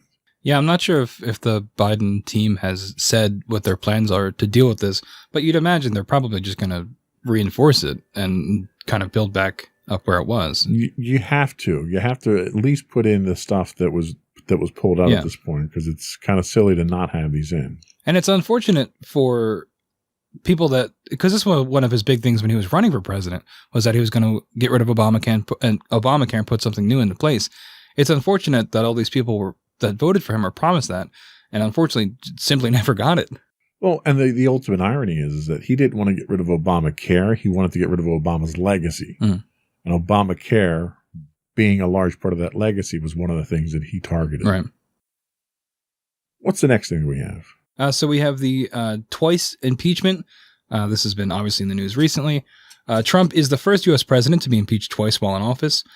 Trump's first impeachment was for abuse of power when he attempted to solicit outside foreign interference in a U.S. election. I believe that was Ukraine, correct? Correct. Trump withheld $400 million in congressionally approved military aid from the Ukraine to pressure them into investigating Joe Biden's son for corruption. His second impeachment revolved around his attempt to incite an insurrection of his supporters when they stormed and breached the U.S. Capitol in an attempt to stop the certification of the 2020 election. Yeah, we're not talking about flimsy things here. No. We're literally talking about two treasonous acts that the President of the United States, who's sworn to uphold the Constitution, has been accused of. Now, the first impeachment that we had, he was not found guilty. He was not convicted of the impeachment. But that was largely because the Senate was controlled, majority of the Senate was controlled by the Republicans at the time, who, for whatever reason, whether it was fear of repercussions or what, would not go against Donald Trump despite the overwhelming evidence. You know, the large accusation in that first impeachment was that he solicited outside interference in American elections. If that wasn't enough, based on this phone call that came out, during the whole process of this, when it came out, he later, on public television, on news networks, stood in the driveway of the White House and further solicited China to interfere in the election by investigating Joe Biden's son. So you could throw out that first allegation where he was trying to hold money over the Ukraine's head. He's publicly inviting an aggressor nation to interfere with our election. How he didn't get convicted of that is really just mind-boggling. Yeah, it's stuff like that we'll touch on most likely later, but it sets a dangerous precedent for future presidents of what it means to be president and what you can do and what you can get away with. And this is another example of that. Yeah, and he, is unique in that he's the first to be impeached twice. Mm-hmm. Not sure that's something I'd want to put on my resume. It's something I've been thinking about a lot, especially with going back and looking at this legacy that will certainly come up. But like my generation and generations around my generation we're living through history for better or worse. And these are things that if I ever have kids and they go to school, the teachers are going to say, go home and ask your parents about when the Capitol was stormed and when the president was impeached twice, like things like that. And I don't know if I want to talk about that, like it's interesting to think of these events. You just see it on Twitter, you see it on the news and things like that, but it's documented history that is going to be in a book someday. Yeah. And we were there for it. And it's scary. It really is. We were also there for the COVID-19 pandemic. We're still there for it. Trump's handling of COVID-19 will likely go down as one of the biggest disasters in U.S. history. By the time he left office, over 400,000 Americans have died. Trump admittedly downplayed the virus in an interview. He later ignored it completely as he struggled with the election. I mean, from the November election until the day he walked out of office, Trump ignored everything to do with the pandemic, and ignored a lot of his responsibilities as president, because I really think he just had a breakdown at that point. More U.S. citizens have died of COVID than all U.S. soldiers killed in combat in every war since 1945. I saw that when I was looking over the notes. That is insane. Yeah. More are dead from COVID than from Vietnam. And Trump completely and repeatedly downplayed the virus. He contradicted top public health experts. He flouted recommendations from his science advisors and his own White House coronavirus task force. He refused to accept responsibility for the pandemic, blaming it even up until his farewell speech on the 20th on China, calling it the China virus. He still won't accept responsibility for it. Yeah, I mean, at that point, it's like you just got to commit, right? Like, right. Because at that point, if you're going to admit that you had any fault, you admit to one thing, you got to admit to it all.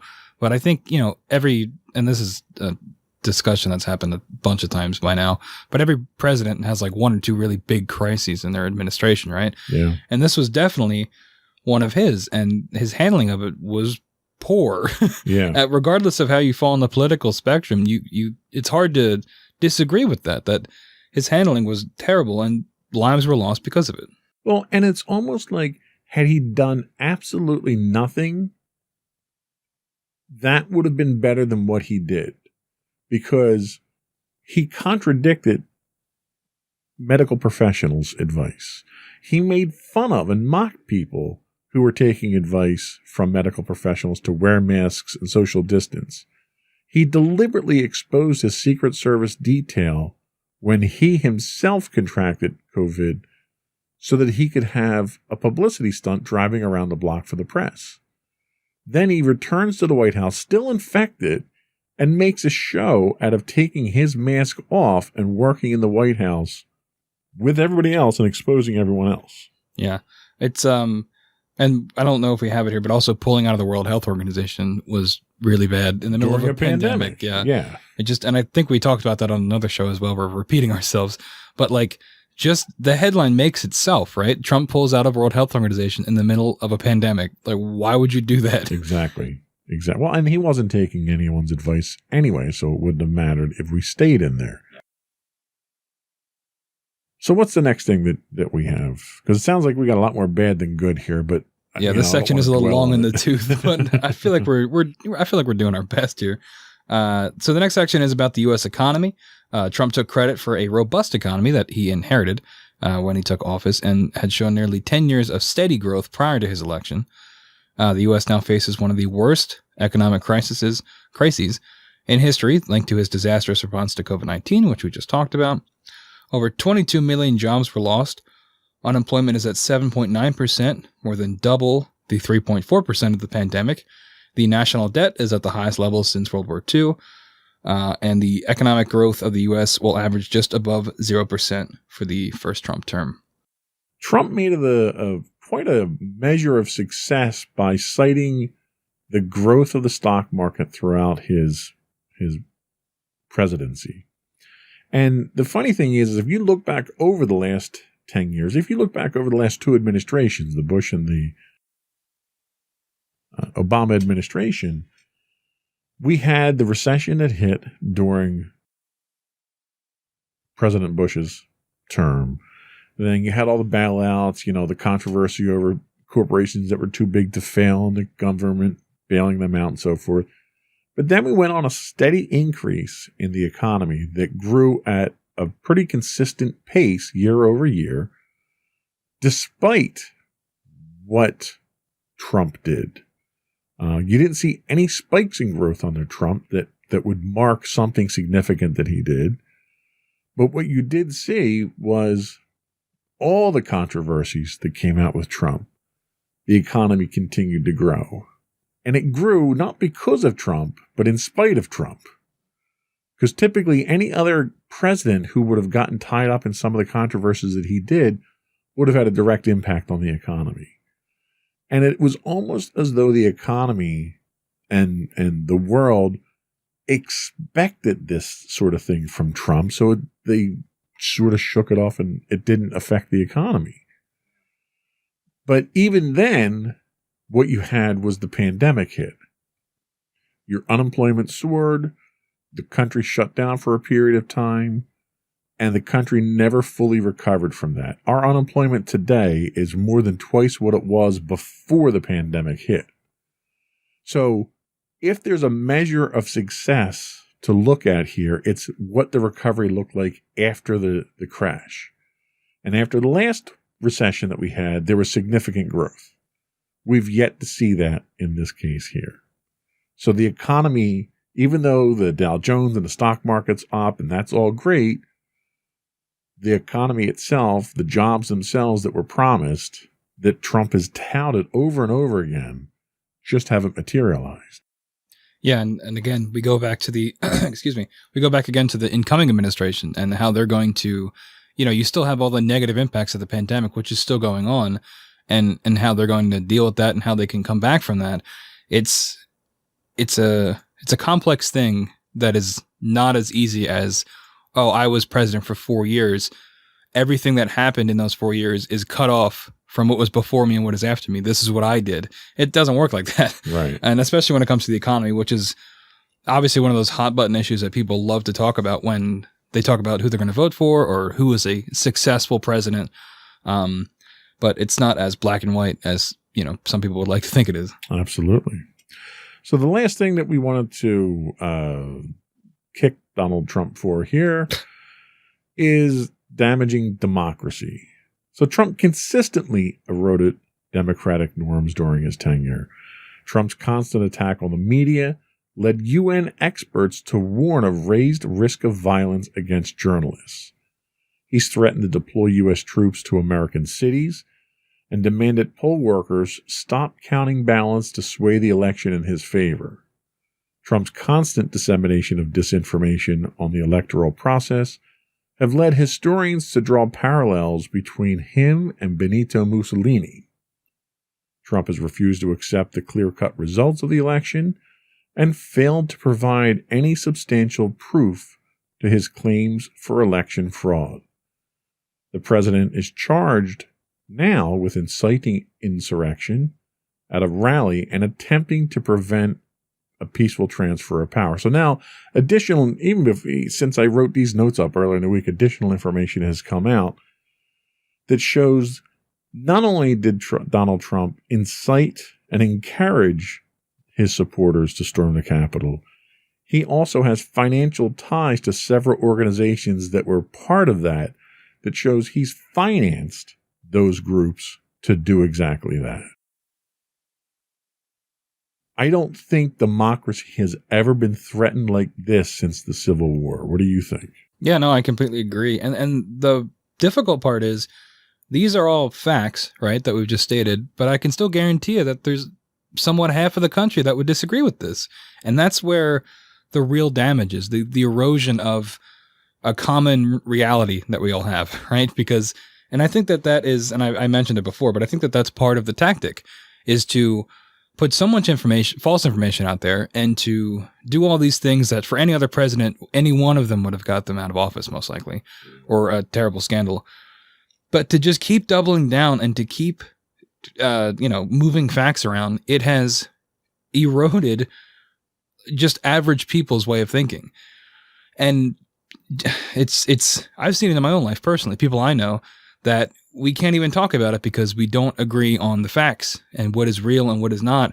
And just because I have facts, it makes me, I'm only saying that because I hate Trump. But it's not that's not what is true. And I think that is the thing that we're going to see in the coming years, is this difficulty of telling what is fact and fiction. Even if Trump is no longer in office, I think that stain is going to remain with the country for a while.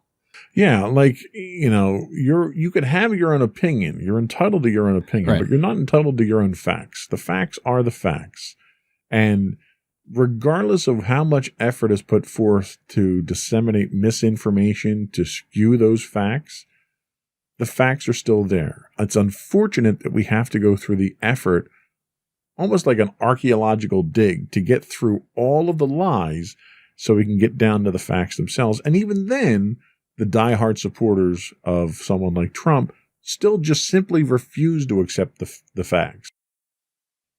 Whether or not you choose to accept the truth doesn't make it any less true. And there are people out there that are having a very difficult time accepting that.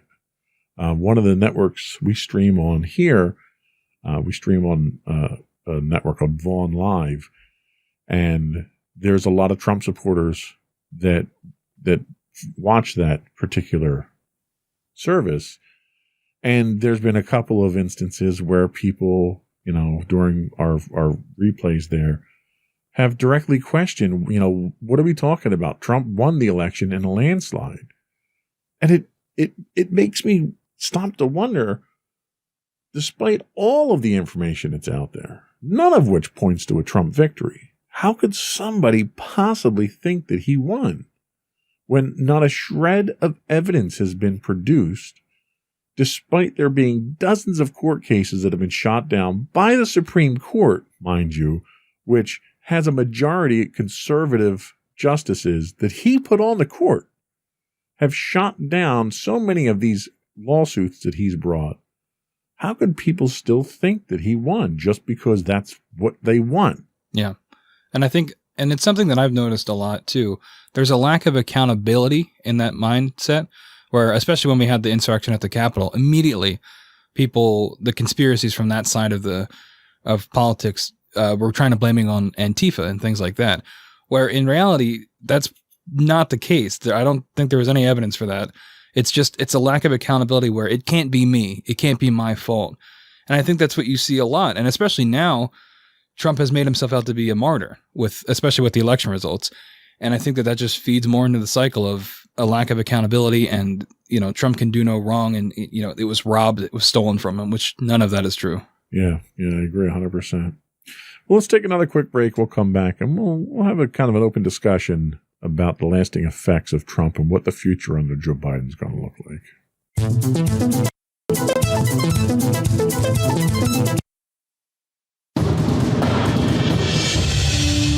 For over 7 years, the Second Sith Empire has been the premier community guild in the online game Star Wars: The Old Republic. With hundreds of friendly and helpful active members, a weekly schedule of nightly events, annual guild meet and greets, and an active community both on the web and on Discord. The Second Sith Empire is more than your typical gaming group. We're family. Join us on the Starforge server for nightly events such as operations, flashpoints, world boss hunts, Star Wars trivia, guild lottery, and much more.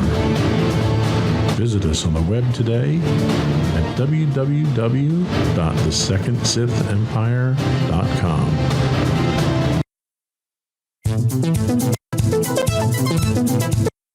Welcome back. We are talking about the legacy of Donald Trump. And then we're going to talk about what the lasting effects of Donald Trump are on the world in general. And I'm going to throw a couple of these categories at you, and I want to get your thoughts. So the first thing that I have here I'd like to hear about is, what is the future of the judiciary and the Supreme Court thanks to Donald Trump? Well, like we've talked about, he had the 3 Supreme Court judges and 150? 250 other judges appointed. So that's definitely a lasting impact.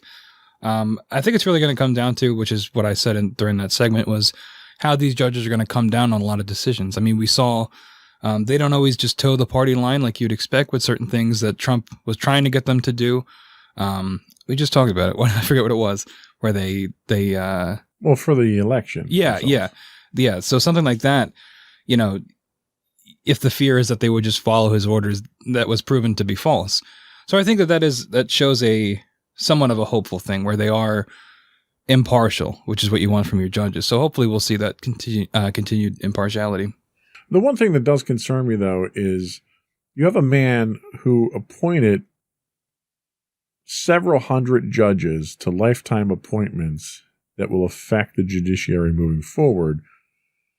And this is the same man who was such a terrible judge of character appointing cabinet members that he had a revolving door on his cabinet and couldn't keep cabinet members. And he had positions where he had 3 and 4 replacements over the course of 4 years. which makes me wonder, how competent and qualified is he to choose a justice that's there for life? Is that something that concerns you at all? Yeah, I mean, that's a fair point, and hopefully, he has not been great at picking people, but based off their character. But hopefully, out of those 250, we'll get a third that are good at their jobs, best, for the hope. But if not, then hopefully the system will do its job, and they'll resign, or we'll find replacements. Hopefully, that's being very optimistic. Okay. Well, we're always so doom and gloom, I try to think positively. How about foreign affairs and our allies? What do you think the lasting effects are going to be on that? Well, I think initially it's probably going to be negative, but luckily we have the benefit of Joe Biden already having a working relationship with a lot of these people, most likely because of his time as vice president.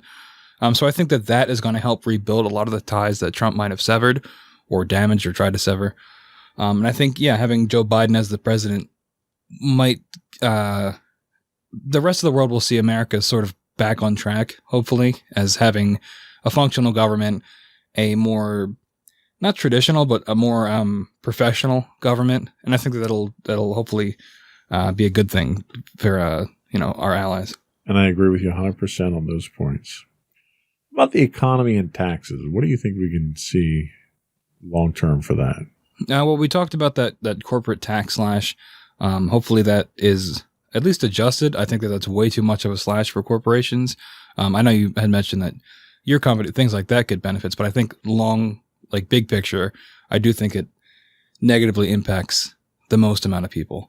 For the economy, I think it's probably going to get worse before it gets better until we get coronavirus under control, which hopefully with the new administration we will, now that they're encouraging science and vaccinations are rolling out and things like that. Hopefully, once the virus is stabilized, the economy will also, in turn, be. I think you're on the mark there. It's really everything still centers around Corona. Yeah. What about immigration? Can we expect long-term effects of his immigration policies? I think that also kind of ties in with foreign allies and the world's perception of America. Hopefully, Biden will be able to be a little bit more welcoming and to immigration. Now, I know some people are very against any kind of immigration, but I think that taking the stance that Donald Trump did of almost xenophobia, or not almost, xenophobia, is not the way to go about it. And I think even if Biden's going to come down strictly on it, I'm not sure he's going to be as vocal about it. Sure, yeah. And what about, I specifically mentioned COVID here, but pandemics in general. Do you think the next pandemic, hopefully that won't be for at least another 100 years, do you think the country's going to respond differently than it did during Donald Trump's reign? I'd say most likely, especially because, looking 100 years back with the Spanish flu, people have such a, it's when you look in a history book and you see all the pictures in black and white, it's not as tangible. But with this, in our modern age, where you have, social media and things that will most likely be able to be looked back on, I think it'll be a lot more real for people.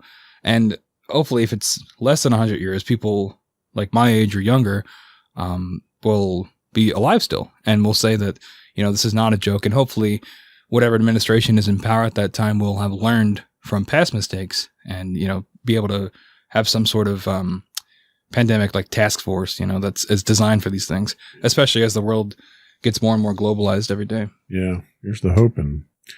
And finally, what do you think the long-term impact on the presidency itself is going to be? We just had a president who challenged every norm and every check that's been put in place on the power of the presidency. Do you think there's going to be a lasting effect on the presidency? Absolutely. And I think that Trump testing all of those limits is going to set like I said before, a dangerous precedent going forward. And I think that even the Biden administration will probably take some liberties with that as well, with what a president can do with things like executive orders or pardons and things like that.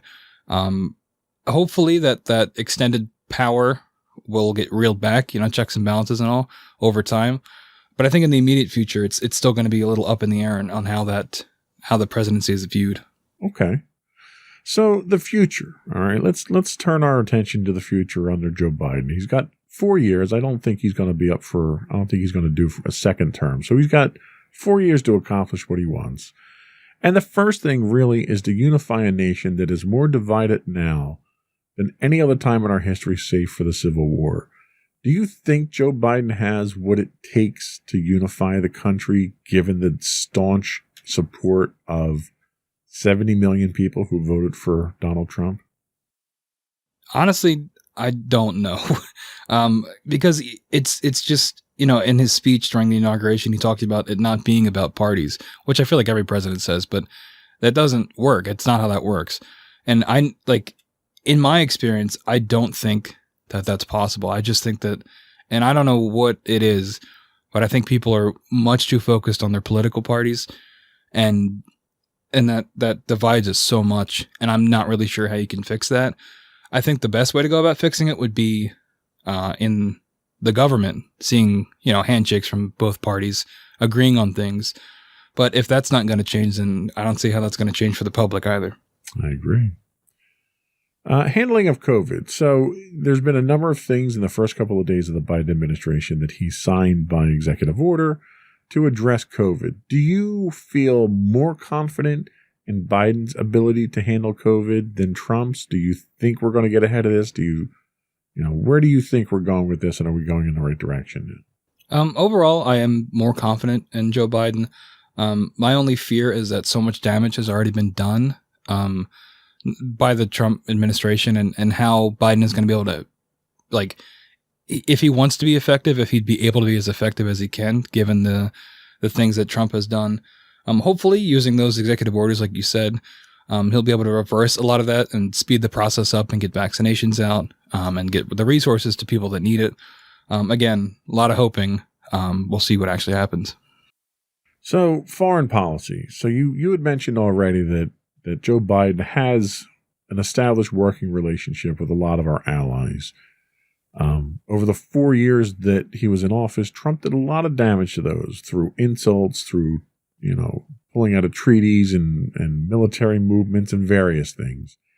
Do you think Joe Biden has it within him to rebuild those alliances in the short time that he's probably going to be in office? I think, yes, I do. And I think part of that comes from, and it's one of the criticisms people might have of Joe Biden of being a career politician. But I think that when it comes to foreign policy and foreign affairs, being a career politician can be a good thing, because, you saw Trump, who's not as experienced of a political leader, how that worked out dealing with other world leaders. So I think having someone that was already vice president and has met all these people, but has also been in the quote unquote business for his entire life, I think that you pick up some skills along the way that make you a better diplomat, and hopefully that those skills are put to use. Very good point.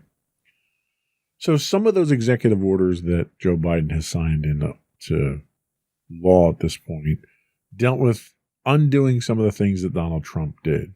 Do you think that Biden should be focused on erasing the Trump legacy, or do you think his efforts would be better focused elsewhere?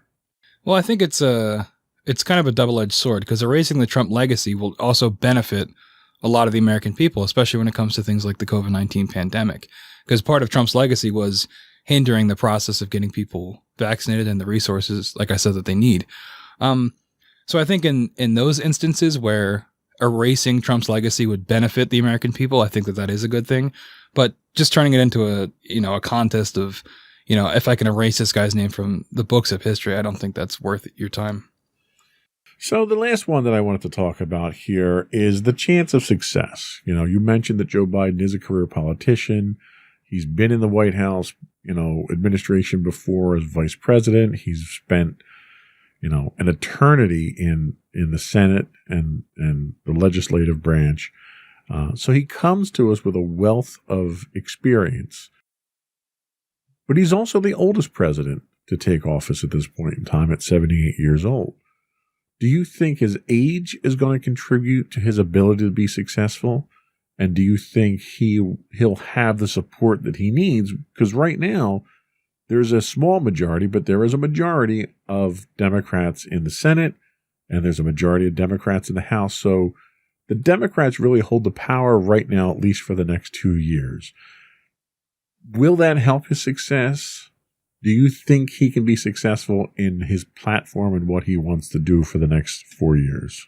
I've said it before, but I certainly hope so. I do think his age is definitely going to be one of the main points of contention for people that criticize him.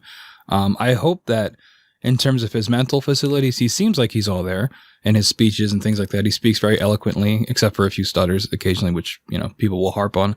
But I think in terms of leading, I think he'll do what he needs to do. And I think the people behind him will also be extremely helpful. And, the presidency is obviously a huge burden for someone to undertake. We've seen the before and after photos of, when people come into office versus when they leave. I think despite his age, I think he'll be able to, fulfill his duties to the best of his ability. And I would tend to agree with you, largely because I think he's smart enough to turn his cabinet into an asset rather than a distraction. Mm-hmm.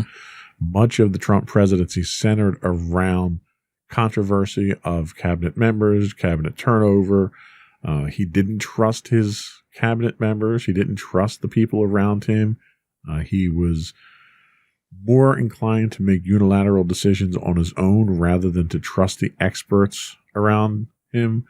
And I think Joe Biden is smart enough, experienced enough, and wise enough to not fall into those same pitfalls. So I think the team that Joe Biden puts around him is really going to be what contributes to his success more than anything. So we'll take a quick break. We'll come back. We'll get any final thoughts that you have and finish up with the podcast business.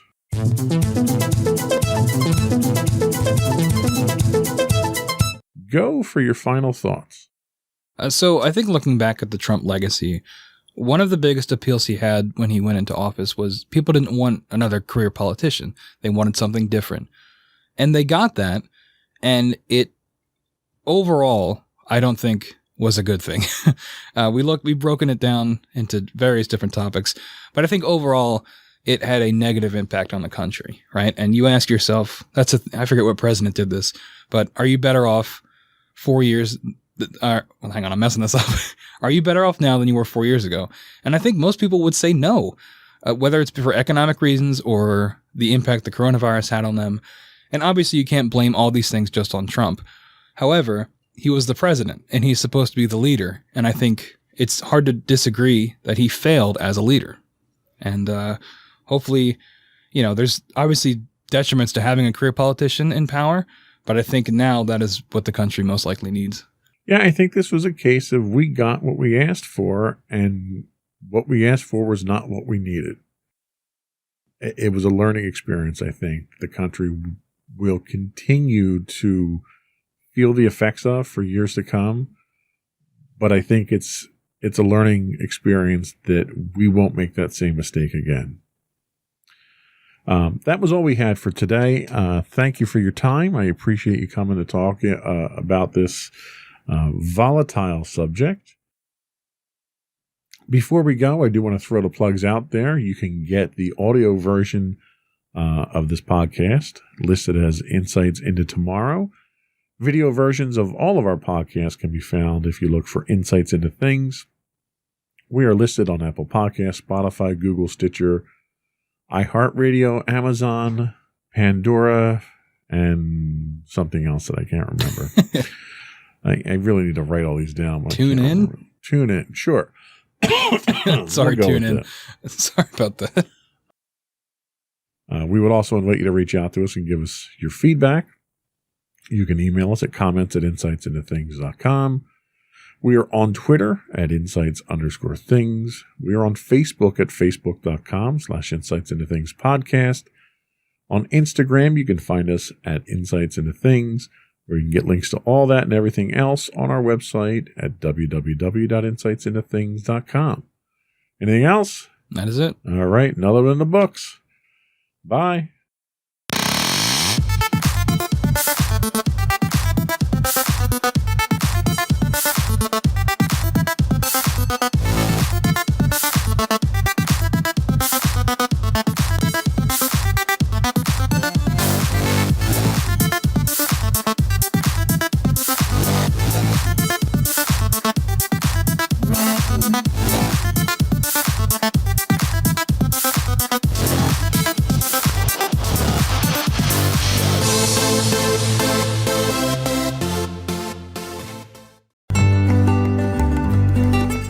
Insights into Teens, a podcast series exploring the issues and challenges of today's youth. Talking to real teens about real teen problems. Explore issues from braces to puberty, social anxiety to financial responsibility. Each week, we talk about the topics concerning today's youth. We look at how the issues affect teens, how to cope with these issues, and how parents, friends, and loved ones can help teens handle these challenges. Check out our video episodes on youtube.com/insightsintothings. Catch our audio versions on podcast.insightsintoteens.com or on the web at insightsintothings.com. Insightful podcasts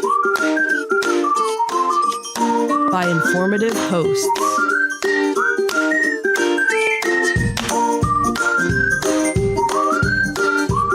Insights into Things, a podcast network.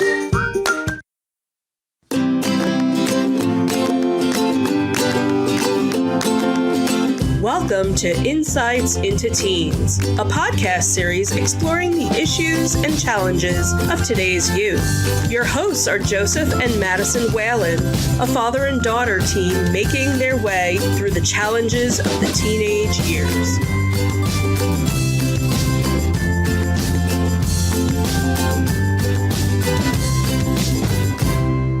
Welcome to Insights into Teens. This is episode 114, Forgiveness. I'm your host, Joseph Whalen, and my caring and understanding co-host, Madison Whalen. Hi, everyone. How you doing today, Maddie? I'm doing all right. How about you? Doing okay. So things are slowing down for you. You've finished school for the year. You're on your summer break. Just started this week, right? Yep. So big plans for the summer? Maybe. Not so much, I don't really know. So you've got some projects that you're working on, some of which we've talked about on the podcast. Yep. Because last year we kind of did a podcast on what you were doing for the summer. Yeah.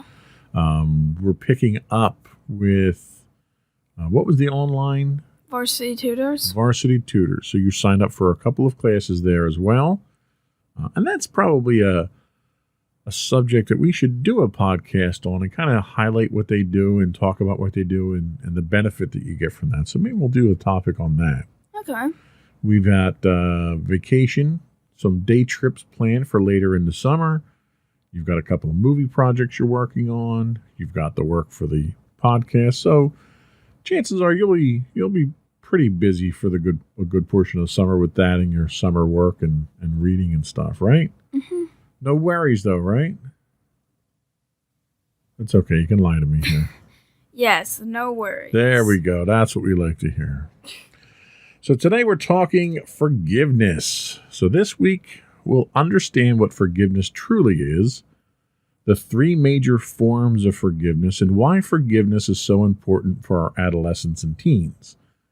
Then we'll take a look at some of the challenges that teens face when it comes to forgiveness before we finish up by looking at the health benefits of forgiveness and how you can help your teen be a more forgiving person. Before we do that, though, I would ask folks to subscribe to the podcast. You can get the audio version of this podcast listed as Insights into Teens. Video versions of this and all of our network's podcasts can be found listed as Insights into Things. And we're available on Apple Podcasts, Spotify, Google, Stitcher, iHeartRadio, Amazon, any place you can get a podcast these days. We would also invite folks to reach out to us, give us your feedback, give us some suggestions on topics for the show that we can address. You can email us at comments@insightsintothings.com. On Twitter, we are at insights_things. On Facebook, you can reach us at facebook.com/insightsintothingspodcast. On Instagram, we're at instagram.com/insightsintothings, or you can go to our website and get links to all that and more at www.insightsintothings.com. Ready to get into it? Why not? Well, I could come up with a few reasons if you really wanted me to. No. No? Just go. Just go. Okay, I'm going.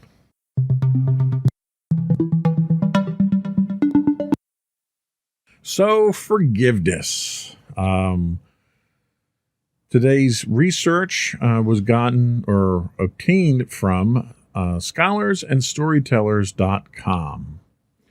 Forgiveness, they say, is a tricky thing. It's something that emotions and the ego could get in the way of. It's something we need to do to move forward in certain situations.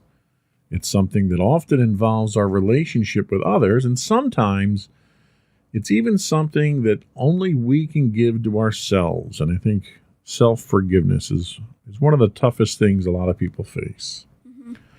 Forgiveness comes in three forms. You can have forgiveness of others when one forgives someone else for something. You can get forgiveness from others when one is forgiven by someone else for something. Or you can have forgiveness of yourself when one forgives themselves of something they've done, a disappointment, not reaching a goal, saying something or doing something that you'd wish you hadn't done, and so forth. So forgiveness also needs to be genuine. Simply saying the words, "I'm sorry," doesn't mean that someone actually is sorry. A lot of parents get into the habit when their kids are young. If they do something wrong, they say, "Well, go say you're sorry." And the kid goes over and says, "Oh, I'm sorry," and walks away when they're really not sorry. So it doesn't really solve anything. It probably sets a bad precedent. Mm-hmm. Saying these words is something that's often encouraged in childhood and continues to be put to practice in adulthood because it's a polite thing to do, to say you're sorry. Yeah. In order to teach young people how to really apologize, they need to be guided to understand what wrongdoing is and how they should have approached the situation differently to do it right the next time. Additionally, they need to be taught how to express their emotions. And I think adolescents and teens, that's one of the biggest struggles there is you feel things that you don't really know what they are. You don't have labels or words or ways to describe them. And you need to learn that. It's an important part of growing up. Mm-hmm.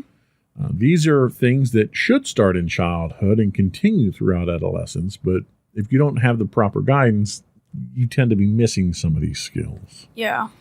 So tell us why forgiveness is important. Well, forgiveness is important, one, in order to, at least, I thought you were asking me that. Yep, I was, but I kind of wrote, we have the notes there for it, so. Let's just cut that out in post. Forget that ever happened. So, kids can be cruel. A 2012 study talks about how an adolescent's adjustment is related to just how they cope with negative experiences among others in their age group. They took a look at just what kind of potential forgiveness has as a way to cope with these kinds of negative experiences. So before we get into that for real as we go through the notes here, you had obviously some ideas of why forgiveness is important. Let's hear your thoughts on why you think forgiveness is important before we get into the technical study information. Well, I definitely think that forgiveness is important because you don't want to be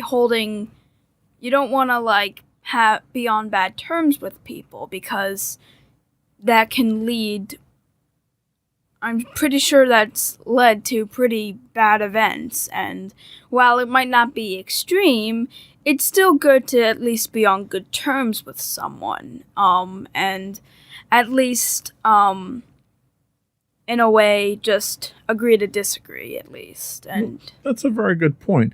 And let me ask you, have you ever had an instance where you may have had a disagreement or an argument with a family member or a friend, and in retrospect, you had an opportunity to go back and look at what you said or did and realize what you did was wrong, but didn't forgive that person right away. Did that ever happen to you? There was one time where I'd gotten into somewhat of a fight with Lindsay. Now we had gotten into fights, kind of a lot. Mainly, I guess, mainly because I I didn't know how to control my emotions at that point. Right. That was a tough time for you as, Yeah. growing up. And I was normally the one who started the fights anyway. And usually we'd make up by the end of the day, but there was this one point where it had took an entire week until we eventually made up again. And during that week, how did it make you feel not making up? It was definitely one of the hardest weeks I had to go through because Lindsay was one of the only friends I actually had, and she was like one of the only kids who stayed around because I had to stay in aftercare for a pretty long time, and she was one of the only kids who went to aftercare and stayed there for a decent amount of time. So I really didn't have any friends until I ended up making up with her. But emotionally, how did you feel carrying that baggage for a week? It felt really bad. I felt like I knew this wasn't another one of our regular fights where I'd apologize. And honestly, I was just an emotional package that week. I hated the fact that I didn't apologize. I didn't know what was the right way to fix it, and I felt like we weren't going to be friends anymore. Yeah, and we'll talk about that a little bit more, but that's exactly what they're talking about here is why it's important, because carrying that emotional baggage, knowing that maybe you did something wrong or you hurt a friend's feelings, takes a toll on you emotionally. And it can be emotionally exhausting for you to carry that around without clearing your conscience, so to speak. Tell us what they talk about as far as the study goes. So it turns out that adolescents who are more forgiving were more likely to engage in more effective forms of coping and less likely to seek revenge when bullied. Forgiveness might be a valuable coping strategy for both victims and bully victims because youth who respond to bullying are in more negative ways perpetuate victimization and other relationship problems with their peers, and the act of forgiving may also help the development of the ability to identify remorse and express empathy. Right. So what they're really saying here is that kids that don't forgive, whether it's from bullying or something else, perpetuate that cycle of violence or abuse or bullying, and it continues further down the line. The kids that can forgive and kind of patch up those relationship problems are more empathetic. You know what empathy is? Mm-hmm. So empathy for the audience, empathy is the ability to feel the emotions or sense the emotions of others. So if I say something to hurt your feelings and I see that your feelings are hurt and I'm empathetic, it then bothers me because I feel sort of what you're feeling. Mm-hmm. And kids that can forgive tend to be more empathetic. And later on in life, that empathy is what makes us, kind, forgiving, accepting humans. So if you don't forgive, then it's a compounding cycle where it just gets progressively worse from there, which is another reason why it's very important to forgive. There was another point that they bring up as well. What was that? So further research confirmed that forgiving is good for you because it can reduce the burden on mental health. By being forgiving of others, of ourselves and others, the connection between stress and mental illness can be eliminated. In other words, forgiveness can help young people to both overcome and let go of negative experiences among peers, and it can be a positive effect on their social development and mental health. Exactly. So, we all get into situations where we do something wrong or someone does something wrong to us, And that's like an emotional trauma to the human psyche. And the act of forgiving is really the first part of the healing process of the human psyche. If you cut yourself and you never bother to clean it and bandage it, it's not going to heal properly. Mm-hmm. And if it doesn't heal properly, you get, recurring wounds, you'll get scarring, and you carry that wound for your whole life.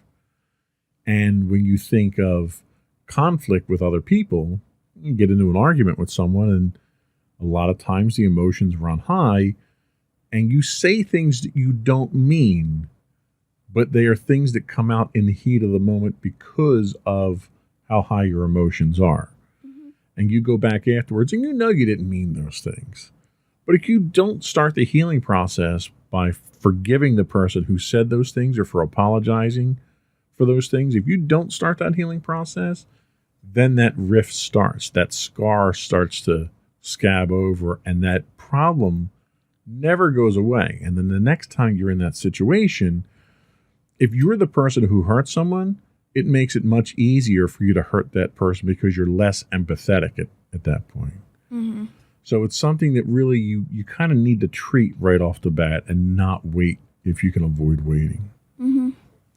So let's take a quick break, and we'll come back and we'll talk about some of the challenges that teens face when it comes to forgiveness. Okay.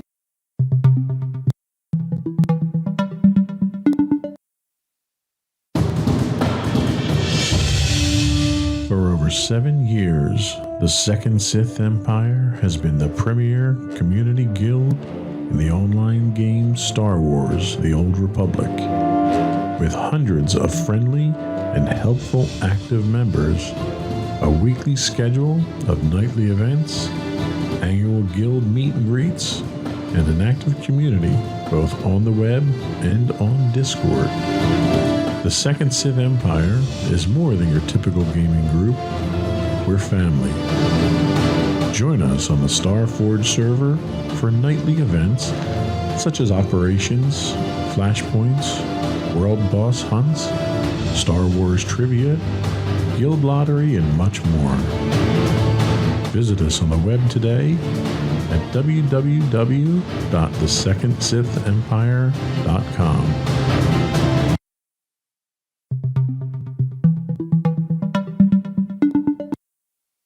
Welcome back to Insights into Teens. Today we are talking forgiveness. So there are certain challenges that teens face when it comes to forgiveness, and it has nothing to do with why you need to forgive someone.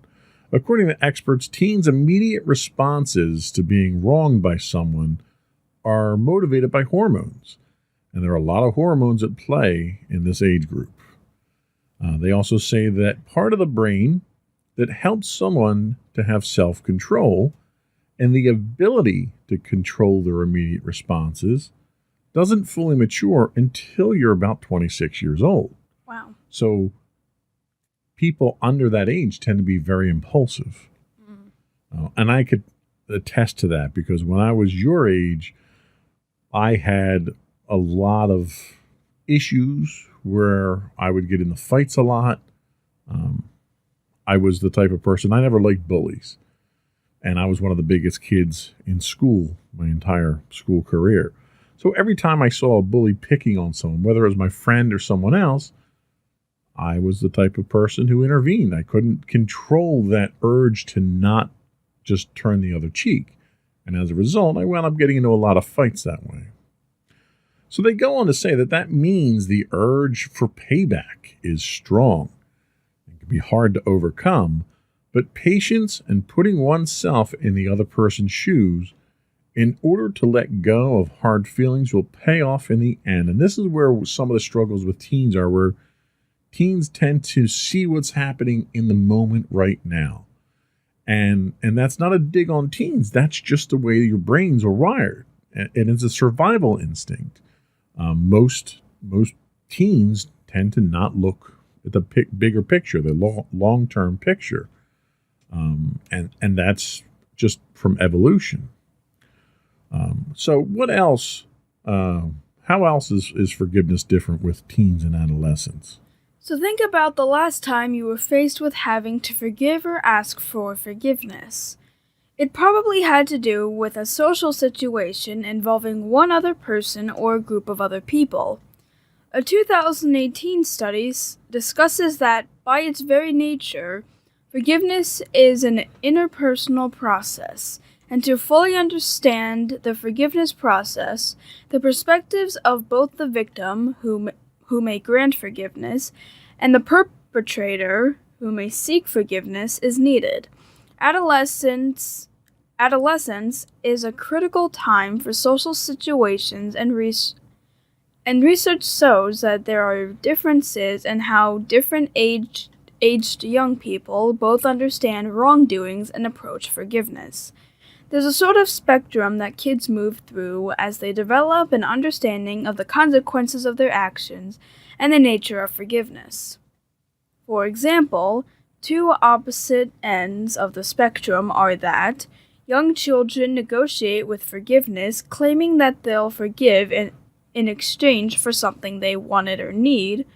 College-aged youth view it more as it means to maintain social relationships. Now, that's an interesting contrast that they show there, where forgiveness itself in this younger group is more of a tool, and that tool is used differently. You know, you can use one side of a hammer to put a nail in or use the other side to pull a nail out. And depending on your age, people are using forgiveness for different purposes. Now, let's think back to a situation where someone has wronged you and you forgave them. Can you think of any specific examples of that?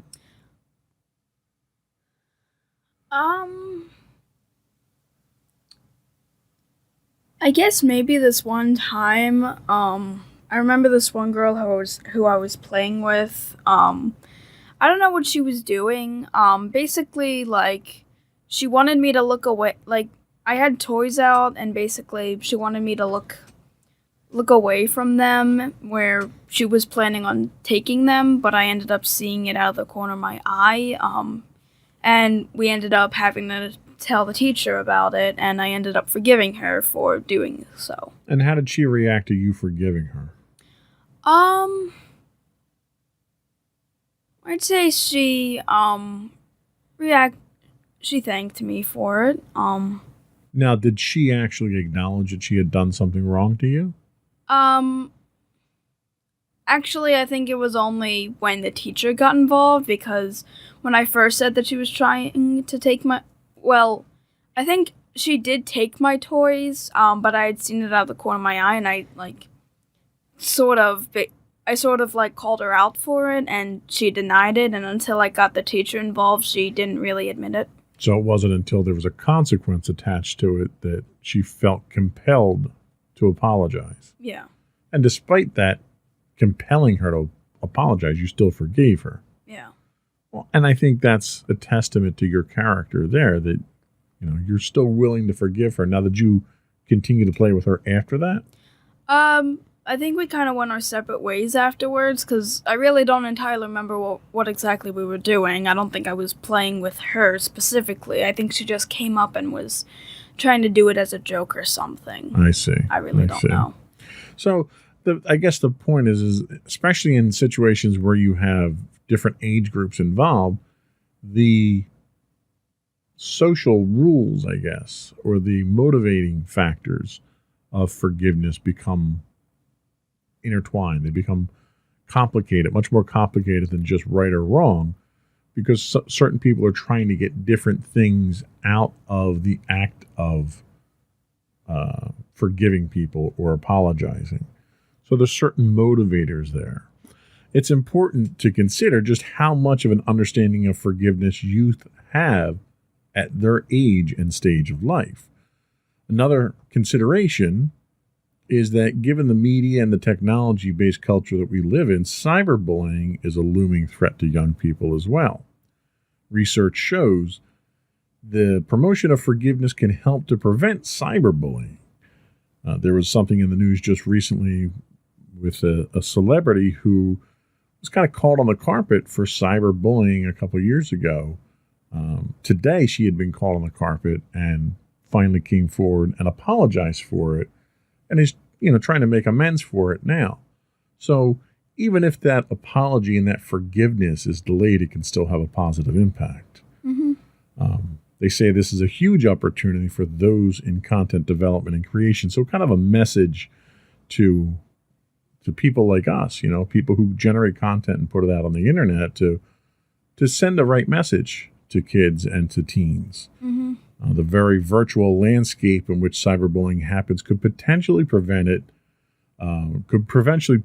through stressing its importance and educating on how to achieve it, ultimately helping youth to overcome wrongdoings by letting go and practicing forgiveness. And you can kind of make that, they describe it as exciting here. And I would rather refer to it as rewarding. Like you think back to the time when you and your friend had got into an argument and you went a week without forgiving her. How did you feel after you forgave her? How did you feel about yourself? Not necessarily the incident, but how did you feel about yourself after you forgave her? I felt a lot better. It was definitely a turning point. I felt very happy that we ended up making amends and that I ended up forgiving her. Yeah, and I think the important thing, the real significant takeaway is when you can put yourself in someone else's shoes, look at it from their perspective, kind of try to figure out why they said something or why they did something the way they did. And you'll see a lot of times, someone may say something mean to you or rude to you, and it has nothing to do with you. They could have had a bad day. They could have gotten yelled at. They could have gotten in trouble. They could have had a bad night's sleep. It could be any number of things. And we all go through those things ourselves. There are nights that you don't sleep well. There are nights that maybe you didn't do well on a test, or you may be stressing about taking a test, and that influences how you deal with people. So being able to empathize and understand the other person's point of view goes a long way in helping to achieve forgiveness. And once you can forgive, it's emotionally liberating for you. Mm-hmm. And it's kind of cleansing, you feel better about yourself, that you're not carrying that negative feeling around with you anymore. Yeah. Because, anytime you carry negative feelings, it can weigh you down, Definitely. So we're going to take our second break, and then we're going to come back and talk about the actual health benefits of forgiveness. All right.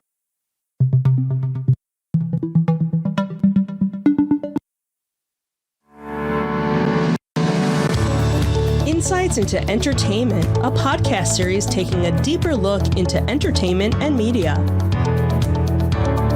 Our husband and wife team of pop culture fanatics are exploring all things from music and movies to television and fandom.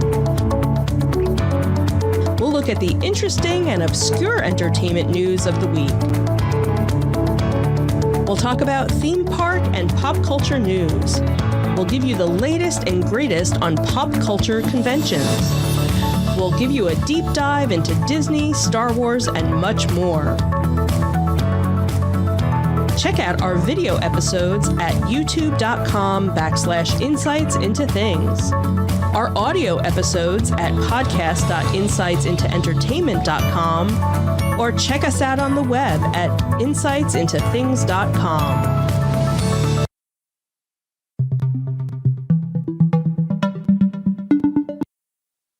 Welcome back to Insights into Teens. Today we are talking about forgiveness.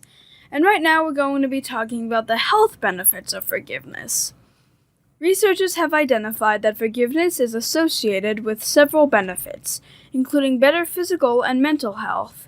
Examples are low blood pressure and psychological well-being, reduced anger, and maintenance of close relationships. On the other hand, holding grudges and seeking revenge is associated with several health concerns, including depression, anxiety, poor physical health, and lower self-esteem. The benefits of forgiveness have not only been found in adults, but also in children and adolescents as well. The ability to forgive someone is an essential component to maintaining relationships with others and is especially important during development. Peer relationships are crucial for children's social, emotional, physical, and psychological well-being. But as we all know from experience, relationships are not always easy to manage, especially in the face of conflict. So there are actually real documented benefits to your health to forgiveness. We talked about the emotional baggage side of things and how exhausting that can be. But, it affects your blood pressure. It could affect your heart rate. It could affect your sleep cycle. It could affect you from a self-esteem standpoint, where if you fail to forgive someone, you may look at yourself differently after that. And a lot of times this sort of happens in situations where you may have an argument with someone who might be moving away, and you don't patch that up before they move away, and then you don't have an opportunity. Or, God forbid, you have an argument with someone and they pass away, and you never have an opportunity to make that up to them before they do. There was a documentary I was watching the other night about this famous celebrity, and the celebrity's friend had to take them to the airport.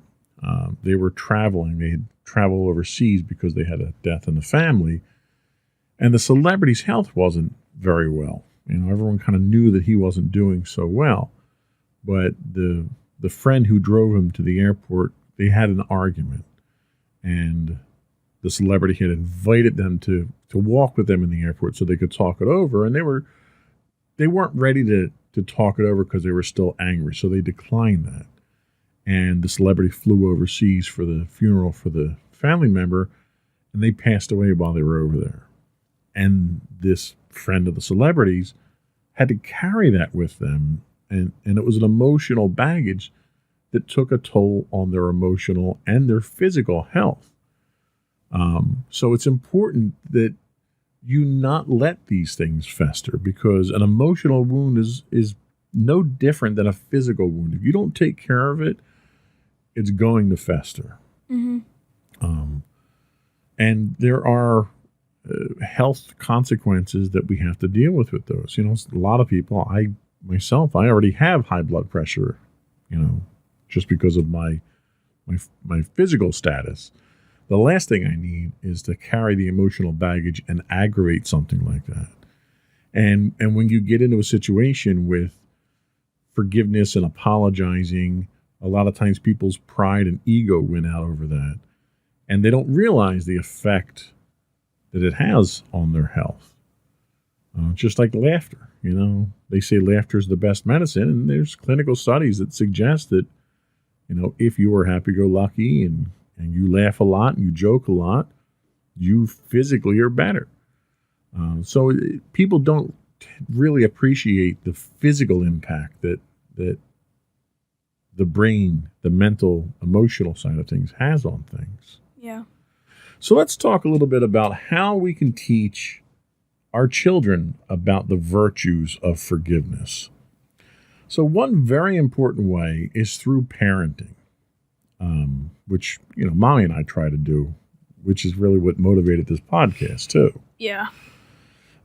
As research has consistently shown, children often imitate their parents' behaviors, making parents a direct model of behavior for their children. One study in particular demonstrated how parents' forgiving tendencies were associated with their child's forgiving tendencies, and the results were maintained up to 1 year later. So that's a pretty significant impact over little things like that. Yeah. Outside of modeling forgiving behavior, parents can also explicitly teach their children about forgiveness and how they should respond when faced with conflict or when someone has hurt them. So this is sort of the philosophy that Mommy and Daddy have had, and it's sort of always been to set the example of how we would like you to be. Do you find that to be helpful in guiding your actions? I mean, yeah, I've definitely always been a very forgiving person. It was definitely a bit of a struggle when I started going through the emotional problems, but eventually when I got that figured out, it was a lot easier to end up forgiving people. And I definitely think a lot of that had to do with you guys being the influence on me. And how do you think your forgiving tendencies, or do you think your forgiving tendencies have had an influence over your friends that you've shared those tendencies with? I think that they also have received the positive feedback because I'm normally the one who whenever we get into fights, I'm normally the one who ends up apologizing because I normally was the one who started the fights. And my one friend Lindsay, after the 1 week where we didn't talk with each other after the fight, she told me she felt incredibly relieved that we were back to being really good friends and that we could, hang out again. Yeah, I can definitely see how therapeutic that is. Let me ask you, do you think that mommy and daddy fight a lot? No, not to the point where I get afraid to the point where you might divorce. You do definitely have arguments. I notice them and hear them, but it's always in somewhat of a playful way. And even if you guys are upset, normally you guys make it up afterwards. So do you think we set a decent example for you when it comes to relationship management like that? Probably, yeah. Okay, that's good. There's one instance that I don't know if I've shared with you. I know I've shared with Mommy. My one brother and I had gotten into an argument quite some time ago. This is a very long time ago. He was supposed to be in my wedding, and he had his wife had a friend of his who was getting married. So our mom happened to be at I don't know if it was a baby shower or something like that for his wife, and she said something or did something that made his wife angry. And as a result, he pulled out of my wedding. And we had already gotten the tuxedos. We had already, everything was booked and everything was set. So it was going to cost quite a bit of money. And he pulled out under the premise that he had to go to his wife's friend's wedding that was happening at the same day. And that, it hurt. And I was kind of offended by it, but it was one of those things where I kind of got over it and, was willing to forgive him. So it turns out later on, apparently I had done something or said something to my other brother. I have 3 brothers. Had 3 brothers. I had said something to my other brother that offended the brother who pulled out of my wedding. So all the while, I thought he and I weren't talking because of what he did to me, and he was mad at me because of something that I didn't even realize that I did to my other brother. So I had pulled him aside one day when he was over my mom's house for a birthday party or something, and I pulled him outside and I said, "Look, we've not talked long enough."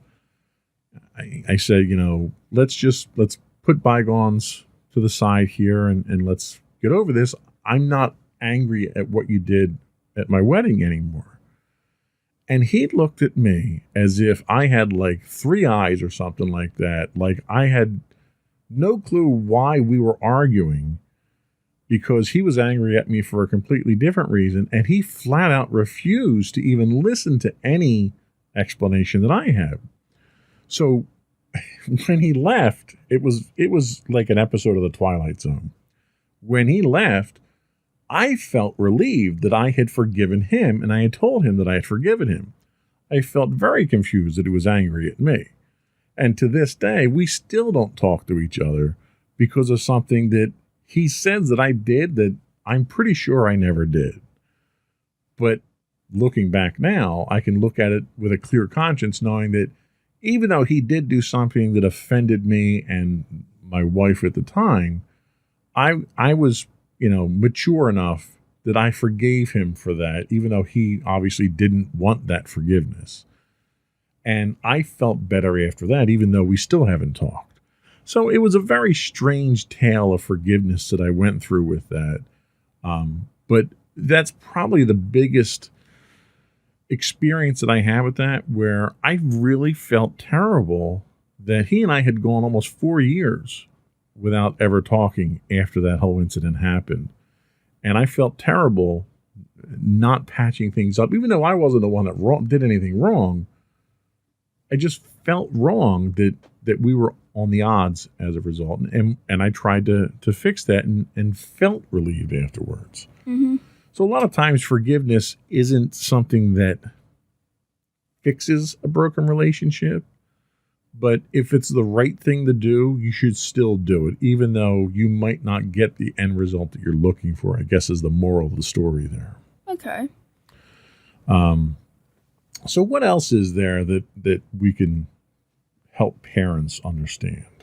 So despite parents' best efforts to install appropriate values in their children, they are often in competition with the media.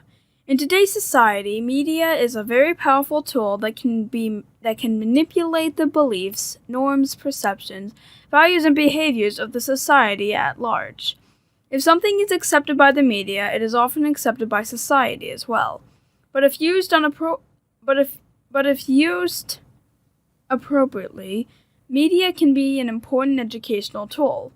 Therefore, what children see in the media they consume, like YouTube, television, and apps, will have an enormous impact on their development, and sometimes even more so than parents. In this sense, how characters and stories are represented in the media matters a lot. Oftentimes, representation of characters is talked about in terms of gender or race. However, what we must not forget is that representation can also be about a character's internal qualities, morals, and beliefs. Embodying forgiveness is no exception. Because of the many benefits that accompany the act of forgiving and being forgiven, it is critical that we create characters in the media who display the virtue of forgiveness and can therefore teach children and adolescents how to exercise this in their own lives.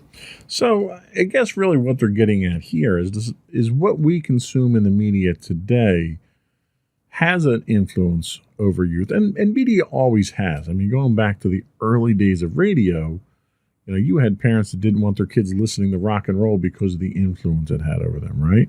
Mm-hmm. So influence of media on kids is not something new. I think today, though, because of the overexposure of media and the fact that it's so in your face, and there's so many different sources for it now. Anybody, can make a podcast. Anybody can make YouTube videos or TikTok or whatever. And these mediums aren't really regulated. Like, up until the 1990s, all through my youth, your media was movies, television, and radio. Well, all three of those had some kind of governing body that dictated what they could show or say or do. So your depictions had a lot more control over them. Wouldn't you agree? Yep, definitely.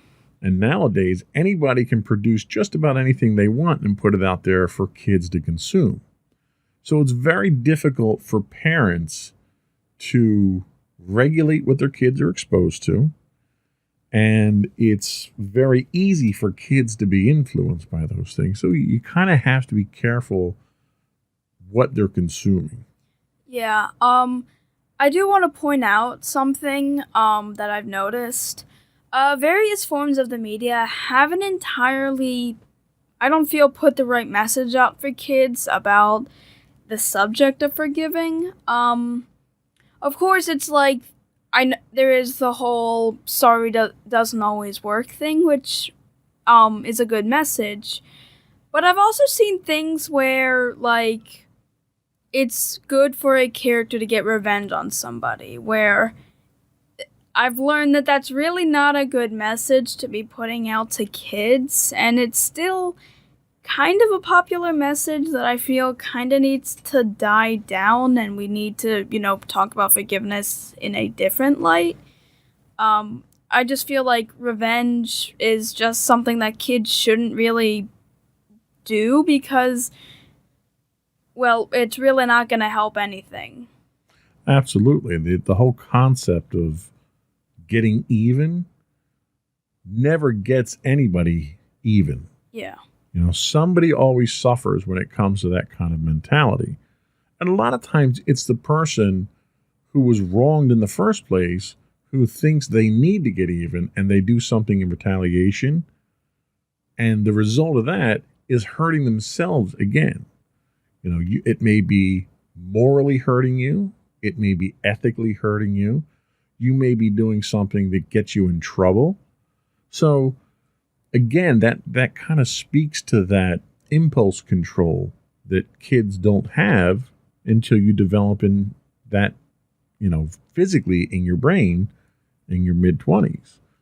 So it's difficult to get kids to have that long game approach where you're looking further ahead and understanding what your consequences are. But a lot of times it's a matter of role playing, right? So we role play, we play D&D, and we take our characters and we take them in different directions. But when we make choices as those characters, there's consequences, and we have to deal with them. If you get into a fight and you can't win that fight, it might cost your character something. Yeah. You can role play in real life too. If someone wrongs you and you decide your first impulse is to get back at them and get even, to take a minute to kind of play out that scenario in your head, do a little bit of a thought experiment and think, okay, so Johnny bumped me in the hallway and made me knock my books over, so I'm going to trip him in the hallway next time. Okay, well, if I do that and I escalate that violence, well, maybe his friends are going to beat me up at that point, or maybe the teachers are going to see me and I'm going to get in trouble. Like, what good can possibly come of that other than maybe a little bit of satisfaction that you're getting back at them? Yeah. And look at it long game. Like, okay, so I got that satisfaction. Now what? Well, now I'm as bad as he is. Yeah. So take a moment to kind of play through those scenarios and see what you're getting. Where wouldn't it be easier to just walk away or go over to him and say, what's wrong? Did I do something? Did I offend you? Did I make you upset? What is it that made you do that to me? Because a lot of times what you'll find is that bullies, especially in a situation like that where it's a bully, they're looking for confrontation because they're compensating for something else. Mm-hmm. And when you call them out on that, the vulnerability that they feel kind of exposes them in a very uncomfortable way, and they won't do it anymore after that. Like, a lot of times people tell you, well, if a bully hits you, hit him back. Well, no, then he's just going to hit you back harder. Yeah. But if you ask the bully, why did you hit me? Did you have a bad day? Did your parents yell at you? Did your dog bite you or something? If you can expose them and the fragility of their psyche that causes them to do that, to try to get back at someone else or something else, you'll find that it tends to break down that outward appearance that they have, and they won't bother you anymore because they don't want to have that vulnerability of theirs exposed. Yeah, and that's the one thing that happened with, a fight I'm assuming happened at my one school. There was this one kid who, I think, tripped one of the other kids, and instead of the one kid being like, why'd you do that? They basically fought back, and it broke out into a large fight that the whole school had pretty much kind of had to take consequences for. Yeah, and I had a kid like that. We were in gym class, my junior or senior year in high school, and the kid just hauled off and hit me for some reason. And he was expecting me to sort of jump in and go after him. And I walked up to him like confused, like, why would you do that? What's wrong with you? And I did it in a way that expressed my concern for him. Like, is there something wrong? Is something bothering you? Did somebody do something to you? And he was so taken aback by that he just walked away at that point.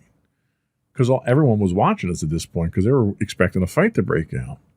And he came to me later after lunch that day, and he's like, and he apologized. And he's like, I'm sorry, I had just, like, it was something with his mom or his stepdad, I think it was. Like, his stepdad did something or yelled at him or something that morning, and he was just riled up from that. But he was so shocked that somebody would care about him and want to know what happened to him. And he and I became really good friends after that. And he was always kind of that loose cannon bully type, and he was a completely changed person after that.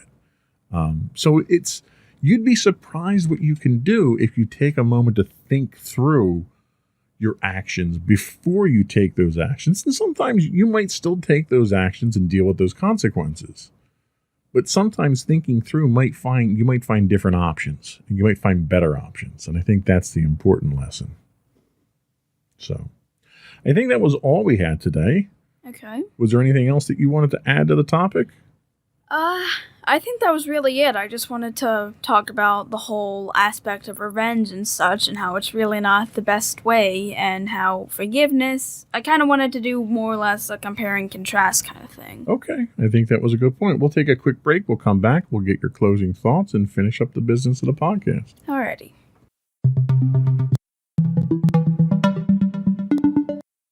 Go for your closing thoughts. So, to everyone out there, I just want to say that forgiveness is something that should be taught and is something that everyone should do. I want to talk again. Revenge is definitely not an option. It's just going to lead to even more consequences that you really don't want to deal with. And you'd be surprised how forgiveness can really be helpful. So, to parents, make sure you teach your teens the right values and how to forgive, and just never try taking revenge against someone, and at least try to patch up things. Okay. Wise words as always. Thank you. Before we do go, I want to remind folks you can subscribe to the podcast. You can get audio versions of this podcast listed as Insights into Teens. Video versions of all our shows are available, listed as Insights into Things. We're available on Apple Podcasts, Spotify, Google, Stitcher, etc., etc. But also ask folks, give us your feedback. Do you have any experiences similar to what we talk about on the show? Let us know. Are there things that we should be talking about that we're not talking about? Shoot us an email. You can email us at comments@insightsintothings.com. You can get us on Twitter at insights_things. You can also get high-res versions of all of our videos on YouTube at youtube.com/insightsintothings, or you can catch our stream. We do stream 5 days a week on YouTube and Twitch. On Twitch, we're at twitch.tv/insightsintothings. If you are an Amazon Prime member, you do get a free Twitch Prime monthly subscription. We'd appreciate you throwing that our way. Audio versions of this can be found on the web. If you don't have a podcast catcher, you can listen to it on the web at podcast.insightsintoteens.com. You can reach us on Facebook at facebook.com/insightsintothingspodcast. You can get us on Instagram, which we occasionally post to. We need to get a little bit better at that, but occasionally we'll post on Instagram at instagram.com/insightsintothings, where you can get links to all those videos. We have a whole new page up now for our hosts that was recently updated this weekend. Let me pull that up real quick. We have some new character photos from an app that we discovered that gave us sort of cartoony photo shots. So all of our hosts are up on there now. If you're an audio-only listener, you can get an idea of what your hosts look like. You can get that at our website at insightsintothings.com. And don't forget to check out our other two podcasts, Insights into Entertainment, hosted by you and Mommy, and Insights into Tomorrow, our monthly podcast, hosted by you and my brother Sam. Nicely done. And I think that's it for today. Another one in the books. Bye, everyone. Bye.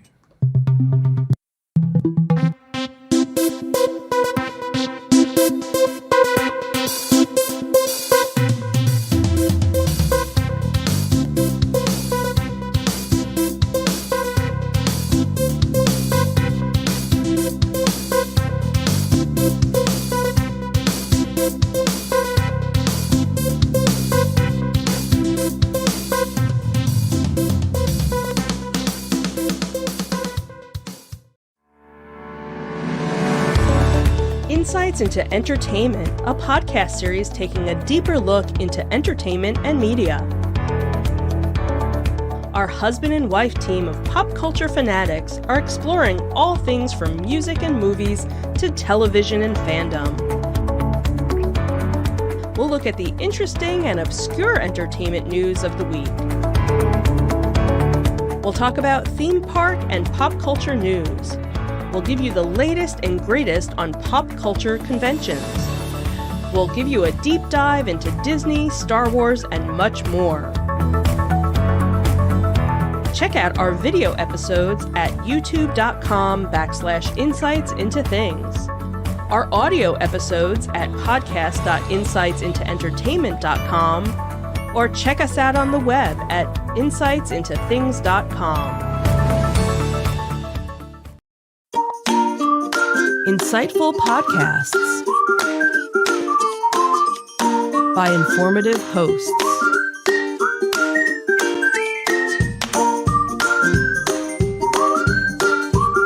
Insights into Things, a podcast network.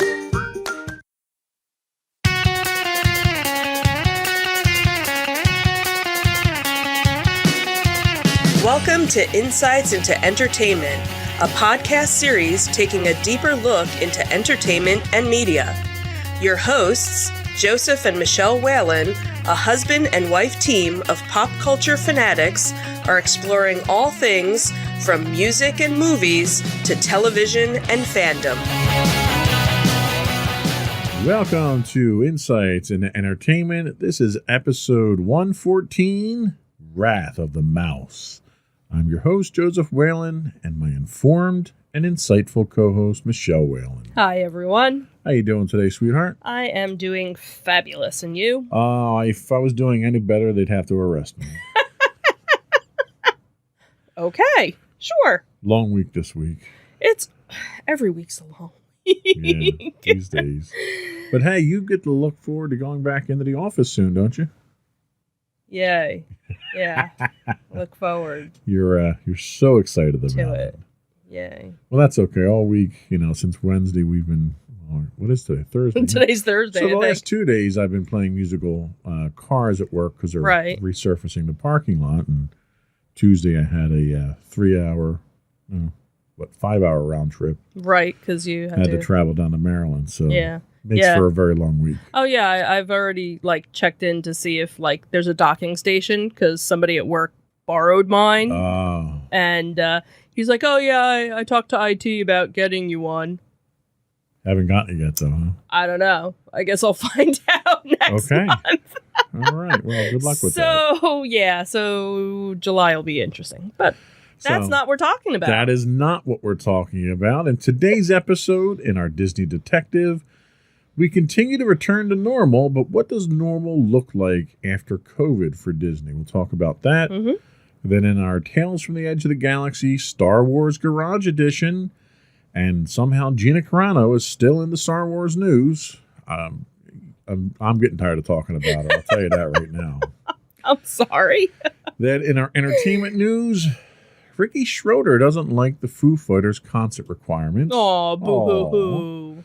Plus, Diana Ross thanks us with a new album, her first new album after 25 years.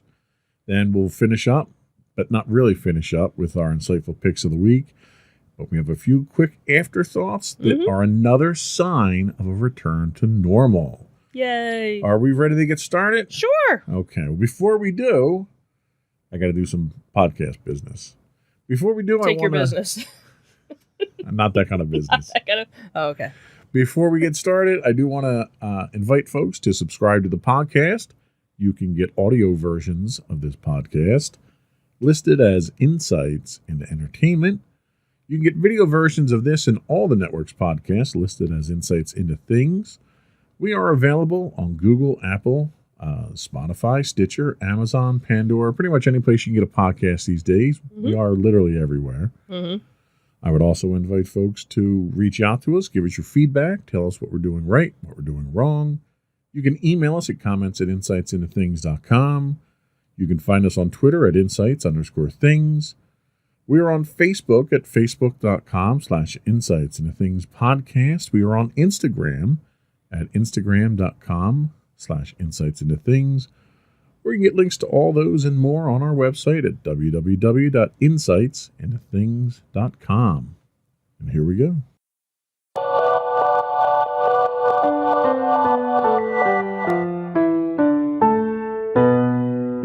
Go for Disney Detective.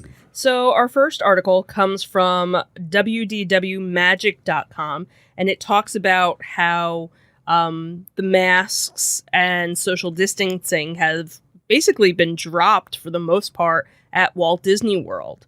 So Walt Disney World theme park is, starting to feel kind of more and more normal each day, as a new mask guideline means that guests no longer need to wear face coverings anywhere inside the actual theme parks. So as the parks reopen from the COVID-19 shutdown, Disney has been slow and cautious, choosing to use a phased approach to reopening, and its latest milestone is no different. Hey, look, there's my car. So what has actually changed? So it seems that there's the crowds are obviously back. The end of mask requirements gives guests who were holding back a reason to go to the park an opportunity to finally visit.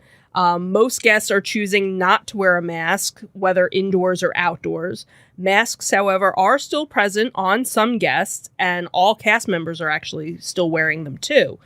Shields are now optional for cast members, and there's a lot less of them being seen on. There's a chance that Captain America might be out of uniform. Right. He's at a different park, though. Oh. They also had mentioned in the article that nearly all of the physical distancing markers that had been placed on the ground have been removed. There are still signs that are in place advising guests to maintain spacing, but there's nothing in place to enforce any kind of distancing. In fact, the person that wrote the article said that people were very much shoulder to shoulder in certain cases, kind of like how it used to be back in the day. On Disney buses, they used to have plexiglass dividers in various sections.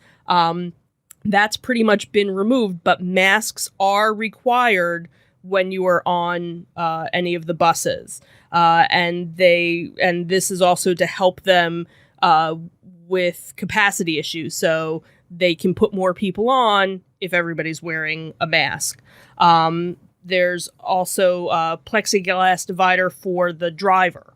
And also on the monorail as well, they have now removed a lot of the plexiglass, but the cast members are actually loading you by specific rows. So they're trying to not cram as many people in. That's very un-Disney-like. Yeah. And so they're still kind of, not full capacity, but definitely putting smaller groups together to try and get at least 16 people per cabin. And again, masks are still required. For the boats, for the different watercrafts, masks aren't required, but they did notice that, like on the Jungle Cruise, now they are basically loading how they were pre-COVID, basically filling in every available seat, including the center bench, because for the longest time they were using that as a divider. But they still have the barrier up between the guests and the cast member skipper. So they're basically keeping all of the cast still safe, but all of the Sacrifice the guests. Right, basically. Other attractions still have their plexiglass dividers in their queue, such as Peter Pan's Flight, It's a Small World, and the Haunted Mansion. And some pre-shows are starting to return, such as Mickey and Minnie's Runaway Railway. But the Haunted Mansion, the guests are still bypassing the stretching room scene. So, slowly but surely, I guess, certain things. The other thing they talk about is mobile ordering is still being done for quick serve at 100%. But all of the restaurants are open to 100% capacity. for the quick serve restaurants. The table service dining, where most of those, where, not every restaurant is open yet, those seem to be operating kind of as normal. There's still a modified menu in place, and availability is limited, is still limited. So obviously they're still pushing everybody towards the quick serve with the mobile ordering for now. Obviously, as attendance rises, they're going to need more food, I'm sure. So, more changes are coming. So, See, I'm puzzled why they took some of these away, like the plexiglass on the monorail. So the plexiglass on the monorail was separating one side of the car from the other. It wasn't separating people individually in the seats. Right. So you've already spent the money on it. You've already put it up. Right. Why take it down? Right. And I guess that's the thing, too. Why in some other cases they've just left it up. I don't know. Did it something with the airflow, maybe? With the air conditioning on it? Well, I don't know. Yeah, I guess since you're sharing, an airflow motor there, it doesn't really matter if you have it up or not. You're still exchanging the same air. Right. So I guess, maybe there were certain, or the fact of, is it harder to clean after so many trips? Do you even bother cleaning it? Is it easier to clean it when it's on a ride versus some of the other areas? I don't know. Yeah, I'd be curious to know what some of the logistics were in motivating them to take some of these down, because you're right. You're still protecting your staff. Mm-hmm. Right, exactly. So if there's a reason to protect the staff, then there's a reason there has to be a rest. Right. The rest of the people. Right. So it I don't know, seems a little odd. Yeah, and it just seems like, okay, so bring your park back up to capacity, but why not have those safety precautions still in place? Right. Well, and that's the thing. It's, we got to get capacity. We got to get people in the rides. We've got to get people through the gate. We need to get our money back. And it's, it's the mad scramble for dollars. Mm-hmm. Yeah. And they're doing it. You look at the picture we have up on the screen here now. Mm-hmm. Yeah. Like, that terrifies me. Oh, absolutely. To be in a group of people like that. Now, we're all vaccinated at this point. Yeah. I'd still be terrified to be in a group of people packed that close together. Yeah. And knowing how tightly that Disney's packed together for everything else. Right. In lines, on buses, on the monorail. Absolutely. During a fireworks show or a concert. I mean, they pack you in shoulder to shoulder. Yep. And they do that because Disney has no compunction whatsoever about overcrowding the place. Nope. Which, I think that's reckless, that's greedy, and it does your customers a disservice. But I'm just interested. Then again, I'm not a fan of Disney either. So. Right. I'm interested to see, because I could probably guarantee not everybody in that picture is vaccinated. Absolutely. So. Because Republicans go to Disney too. Right. But, no, I see one person wearing a mask in the corner over there. But I'm interested to see. Is that who Walt's pointing to? Maybe. Oh, look, there's somebody where. Is there going to be a spike of any sort? Yeah. Because we really haven't. Well, and they were just recently talking.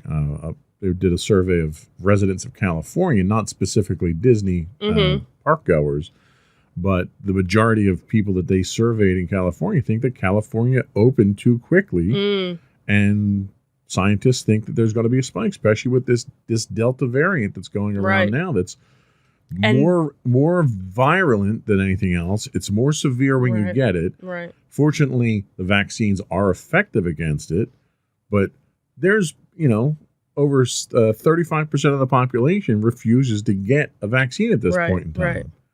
They're all susceptible to this, and going back in without having more people vaccinated is just overexposing that population. Yeah, I don't know. Well, I needless hope. to say, we're not going to Disney on vacation anytime soon. We had thought about it, and then we didn't. So And we didn't. Right. And we didn't. Thank you, Disney, for convincing us otherwise. Yeah. You're not getting our money this year. Nope, not yet. Speaking of Disney doing things, getting back to normal, what's our next story? Yeah, so this was some, kind of happy news, I guess, for a lot of people. It seems that fireworks are going to be coming back this summer. So as we continue to see, communities adjust and ease COVID-19 guidelines, there's a new sense of optimism, obviously, with many positive signs moving forward. So Disney, they are starting to finally bring back, some beloved experiences. So a Disney tradition since 1957, fireworks shows are what Walt Disney always called the perfect goodnight kiss at the close of a magical day. Yes, flaming explosions in your face are a great goodnight kiss. I always liked them. So beginning in July, just in time for the nation's Independence Day celebrations, the fireworks will be returning. So Walt Disney World will have their fireworks returning on July 1st. At the Magic Kingdom, the Happily Ever After show, which is presented by Pandora Jewelry, will transform Cinderella's castle with lights, projections, and pyrotechnics. And then, obviously, over at Epcot, you have the new Epcot Forever show, which will be going on. And then in California, starting July 4th, Mickey's Magic Mix will be their state-of-the-art show that will be going on over there. So the information actually came from the Disney blog, Disney Parks blog. So they also mentioned that to be on the lookout that there might be some virtual viewings of Happily Ever After coming for those that can't be at the parks when the fireworks start. So Great. So we're getting back to normal. So let's blow stuff up. It's a great American way. Well, and that's the other thing, too, is, I don't know how much of their fireworks were, like, surplus or whatnot, because I had heard various different news outlets were talking about that the fireworks, because of the shipping issues and things like that, and fireworks coming from China and overseas, that a lot of towns, local towns that would do fireworks shows weren't going to be able to do them because there weren't fireworks that were going to be available.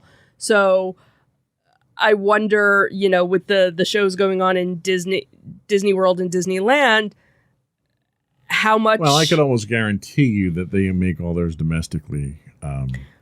They've got their entire... I'm sure they probably have their own... Sourcing the raw materials might be a different story. Right, like I wonder... The raw materials are going to be more expensive if you source them domestically. Right, and I wonder if you'll be able to tell the difference if, like, the show's a little shorter... Right. Or you might have... something a little...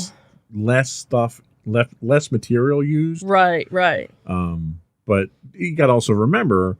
A good portion of the fireworks shows that they do are laser light shows now too. So they really cut down on the amount of fireworks. Well, and that's the thing is, are they going to be doing more laser light stuff to kind of compensate mice for with frickin' laser beams? Mice with laser beams. So it'll be interesting. So that's kind of good news for people that, as we've been talking about, all of these experiences that. Yep. All the stuff they took away. That they're starting to finally, bring back. And I'll guarantee you when they start to bring them back, they're going to raise their prices again. Of course. Because, you're paying full price for 70% of the shows that you were getting before. So now if we go to 100%, we can charge 15% more per ticket now. Right. That's what they're going to do. Mm-hmm.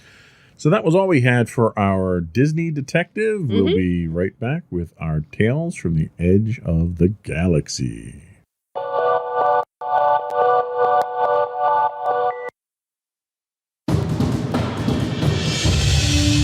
For over 7 years, the Second Sith Empire has been the premier community guild in the online game Star Wars: The Old Republic. With hundreds of friendly and helpful active members, a weekly schedule of nightly events, annual guild meet and greets, and an active community both on the web and on Discord. The Second Sith Empire is more than your typical gaming group. We're family. Join us on the Starforge server for nightly events such as operations, flashpoints, world boss hunts, Star Wars trivia, guild lottery, and much more. Visit us on the web today at www.thesecondsithempire.com.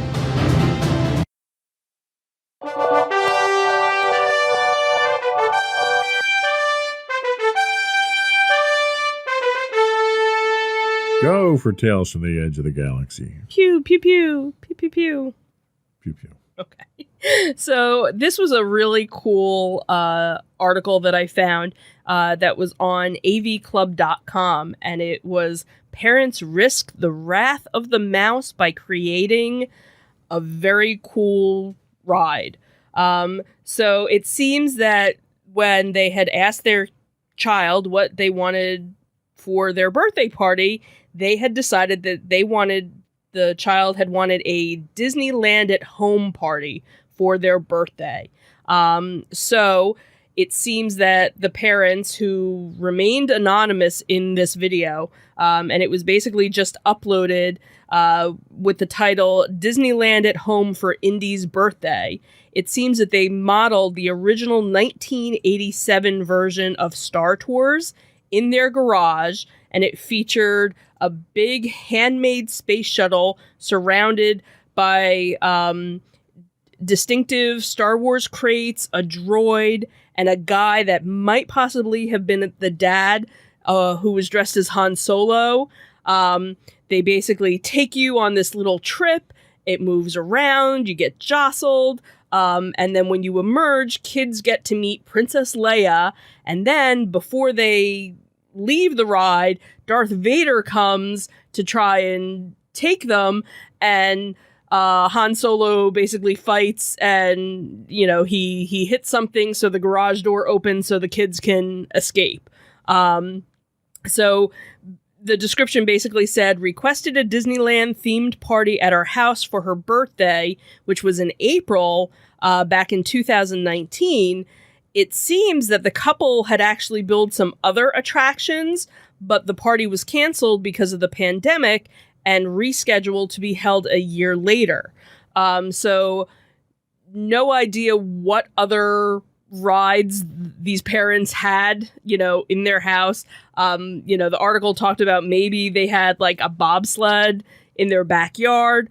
But it was really very cute the way that they did it. And, to see all the smiles on the kids' faces, and even some of the parents that took the ride, it was pretty cool. So, yeah, we watched through before we started the podcast here, and I got to tell you, this was really probably the coolest thing I think I have ever seen somebody do at their house. Now, I had a friend of mine years ago who used to build out in his 2-car garage a full fun house, walls and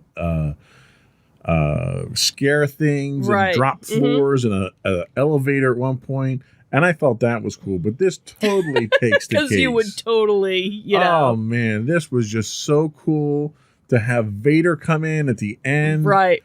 It was just incredible. And like, can you imagine being the parents on the block that have this? Oh my God. Yeah, absolutely. You would never get any peace and quiet. Oh, and I'm sure like once the birthday party was over, people would still want to come over. And it was cute because if you're not familiar with the ride, and this is based off of the original version of the ride, there's the pilot is Rex, and he's this little robot. Right. They even have a little puppet of him, when you get on the ride. So, they put a lot of effort into and this. And it's so well done. The fact that they can fit 3 people on there and have one person do all the motion simulations for it. Right. They built the whole thing. You've got the soundtrack going on. You've got a TV inside this ship that he made. Right.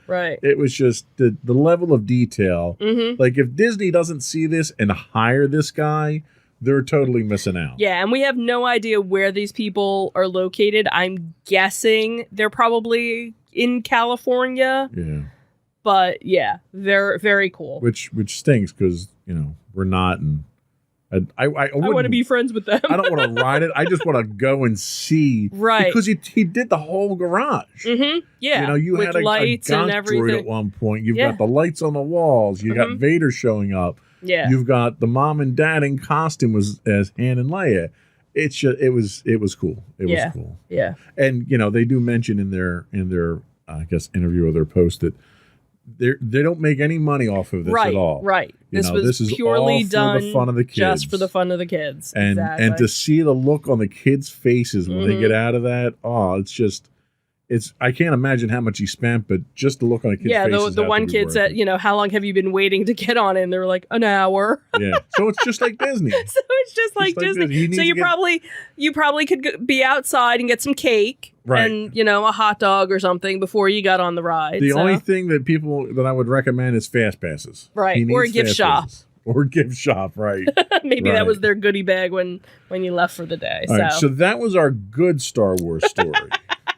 Now, for some reason, she just won't go for away. like the 5th week in a row, we need to talk about Gina Carano.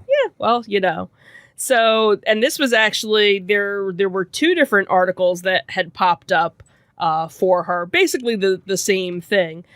So it seems that, Gina's Star Wars career, obviously, we know, came to a sudden end earlier this year when she was Screeching fired. And obviously, any, spin-offs were lost because of it. But her loyal fans haven't given up hope that Disney could reverse their decision. However, and some rumors have claimed that the actress may have had some chats with the studio about burying the hatchet. Obviously, we still don't know, but now she had made a post on Twitter that fans are thinking, oh, this is it, she's coming back. So the former MMA star shared an intriguing image that has a clear Star Wars vibe to it.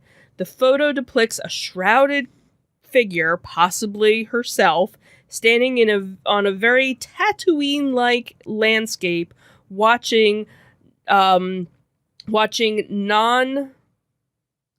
a binary, but a trinary sunset. I was like, what? Further adding to the intrigue, the actress had shared the photo without any comment. So, of course, everybody saw the photo and was like, yes, she's on Tatooine. Those are 3 suns. Yes, she's back. People can't count. Anyway. Yeah.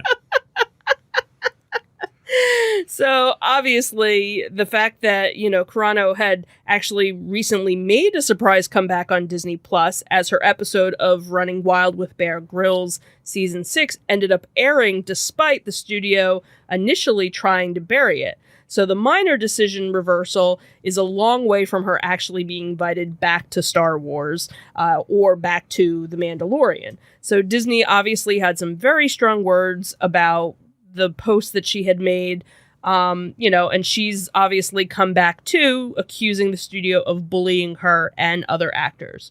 So is it a tease? Was it just her trying to get some sort of publicity because nobody, Well, and you know. we had talked about the fact that she was in talks with engaging in another sci-fi project. right? So Which who it knows that Quite likely is a shot from that project that could she's be working on. right, You or know. just hey, that's a really cool picture. I'm gonna post it and have nothing, You're right, because she could be making the whole thing up too. right. And what was funny was the other article that had posted the story was very much more pro her. And it was all of these people that were posting on Twitter was like, yes, she's back. It's confirmed. Da, da, da, da, da. Yeah. This better not be a rumor. Not so Darn much. you, Who Disney. confirmed it? I don't know. There was no confirmation. Exactly. These are, Well, yeah, we know who they are, and it's Twitter. we know who they are, and they facts really aren't anything that ever stood Right. in their way. So I promise no story next week. Next with her. week, I absolutely refuse to introduce a Gina Carano story next Okay. week. Although I will say I'm a little disappointed in you this week. Why? You did not have any stories sourced from Giant Freaking Robot. You seem to get one in every week just because you like the name of the site. I do like their site. You'd almost think JJ's giving us a kickback on it. I wish he would. I wish you would too. We do take donations. Come on, JJ, just throw us a bone. Just in case. We'll in give you a plug. So that was all we had for our Tales from the Edge of the Galaxy this week. We'll be back in a moment with our entertainment news of the week. I couldn't remember what was up next because we have so much going on today. Right. Entertainment news of the week coming up next.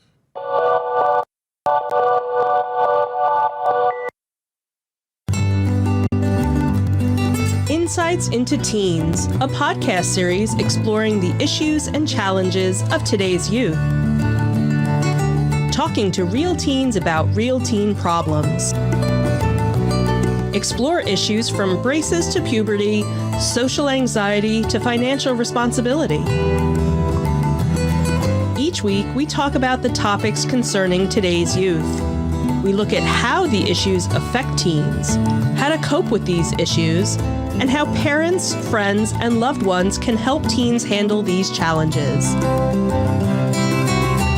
Check out our video episodes on youtube.com/insightsintothings. Catch our audio versions on podcast.insightsintoteens.com or on the web at insightsintothings.com.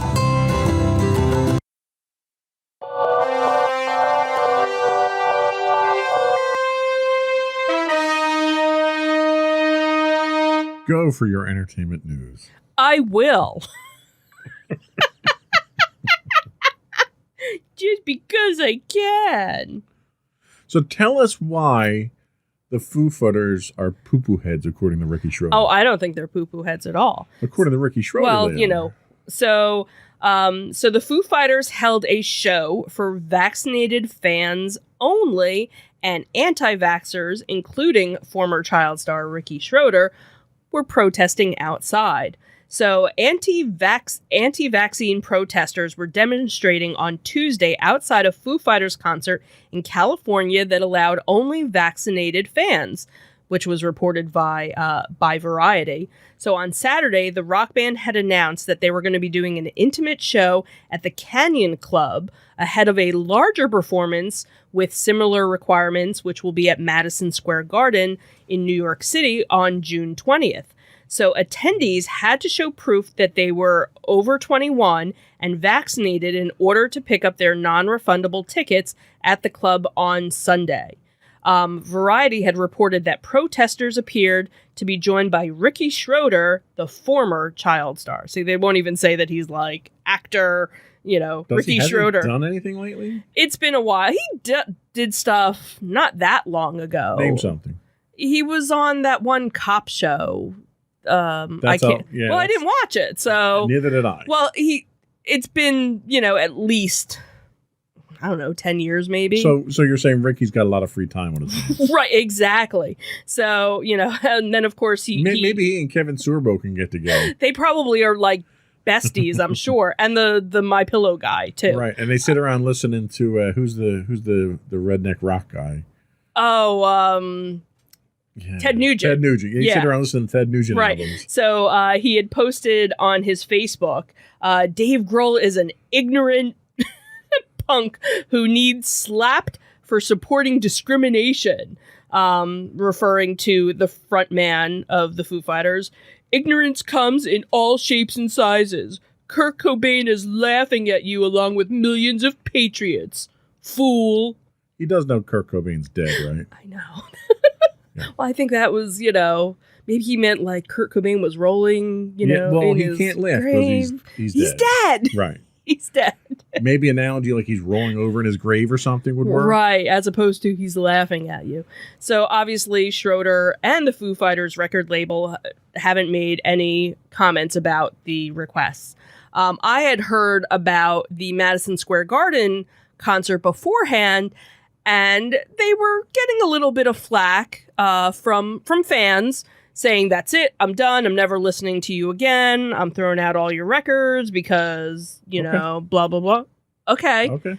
And you bought them already, so you can throw them out. They're not making any money off of them. They're not making any money off of you. And basically, they had said that the reason why was to do with state mandates in the state of New York. So, it wasn't necessarily their rule. It was kind of everybody else's rule. And then because they were doing such a small, intimate venue, they were looking out, again, for the safety of their fans. Right. So yeah, God forbid these people look out for this. Unlike Disney, who doesn't, right. you had the Foo Fighters who do. Right. And, I saw this article, and the first thing that comes to mind are the Darwin Awards. Mm-hmm. And I'm thinking, my God, do you have any idea how many candidates there are for Darwin Awards, in the last year and a half now? Oh, yeah. Ricky Schroeder now is chief among them at this point in time, in my opinion. Yeah. So, okay, well, the Foo Fighters are now the Pooh Fighters, according to Ricky Schroeder. But you know what? It's going to make me want to listen to them even more now. Absolutely. Absolutely. And I'm not going back and watching Silver Spoons either. I refuse to now. Exactly.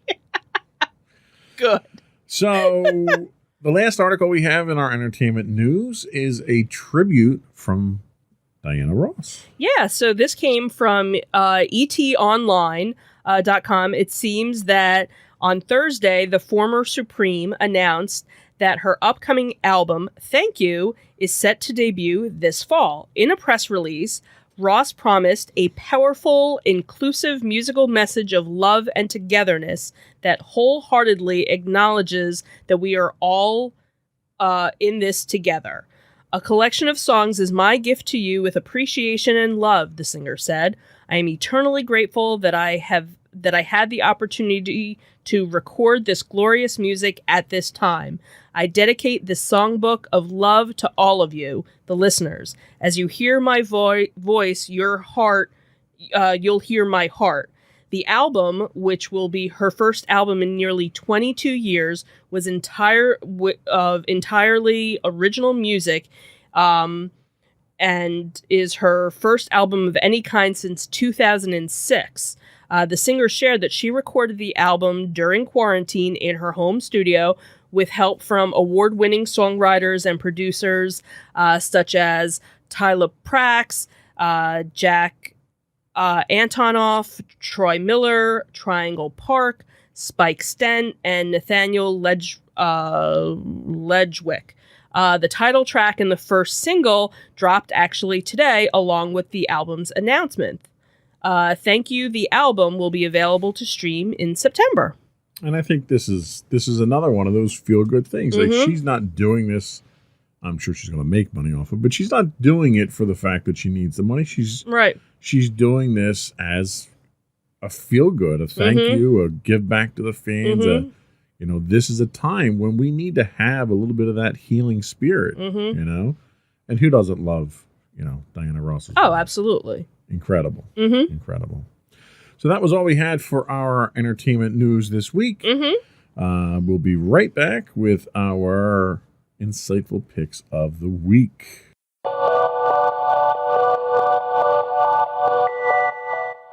Go for your insightful pick. So my insightful pick this week is actually a repeat because I had done this one back on show 30-something.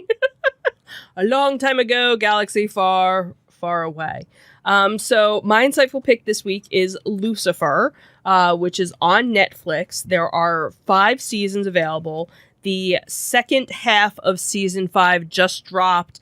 I guess it was the end of May. And what was interesting was that season 5 was actually supposed to be their last season, but last June, I believe it was, they had announced that they would be coming back for a 6th and final season. So just when you think they were done, nope, they got one more season to go. So the premise behind the show is, bored with being the Lord of Hell, the devil relocates to Los Angeles, where he opens a nightclub and forms a connection with a homicide detective.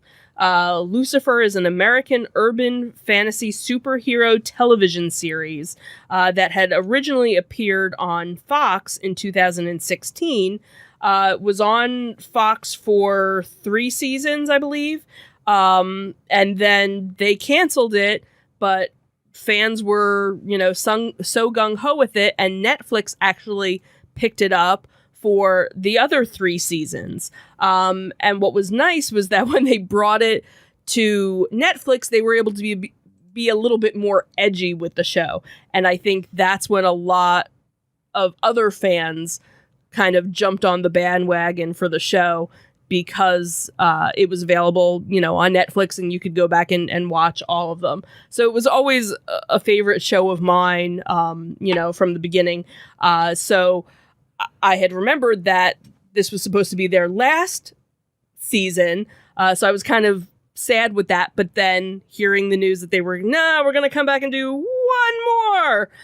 So that's kind of cool. So so the final season will actually just be 10 episodes sometime, I'm guessing, next year at this point, because again, things are slowly starting to ramp back up, with filming and whatnot. So Cool. Good pick. Thanks. Again. Thank you.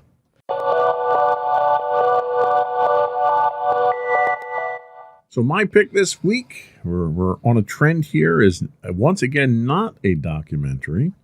My pick is, after one episode of it, it's the first Marvel Cinematic Universe TV show that I'm picking after the first episode, and that's Loki.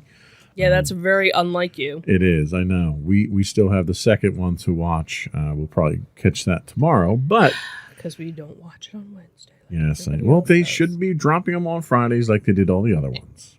So set in the Marvel Cinematic Universe, the Loki streaming series shares continuity with the films of the franchise and takes place after the events of the film Avengers Endgame, in which an alternate version of Loki created a new timeline. Tom Hiddleston reprises his role as Loki from the film series. Loki premiered on June 9th and will consist of 6 episodes. It is part of Phase 4 of the Marvel Cinematic Universe and was confirmed for a second season already being in development. After stealing the Tesseract during the events of Avengers Endgame, an alternate version of Loki is brought to the mysterious Time Variance Authority, the TVA, not the Tennessee Valley Authority from the Depression times, the Time Variance Authority. The TVA is a bureaucratic organization that exists outside of time and space and monitors the timeline. They give Loki a choice: face being erased from existence due to being a, quote, time variant, or help fix the timeline and stop a greater threat. Loki ends up trapped in his own crime thriller, traveling through time and altering human history. So far, we've only watched the first episode, like I said, but it is the first series on Disney Plus from the MCU that I like after the first episode. It took me 4 episodes of WandaVision before the show had any appeal, and 2 before I really started to warm up to Falcon and Winter Soldier.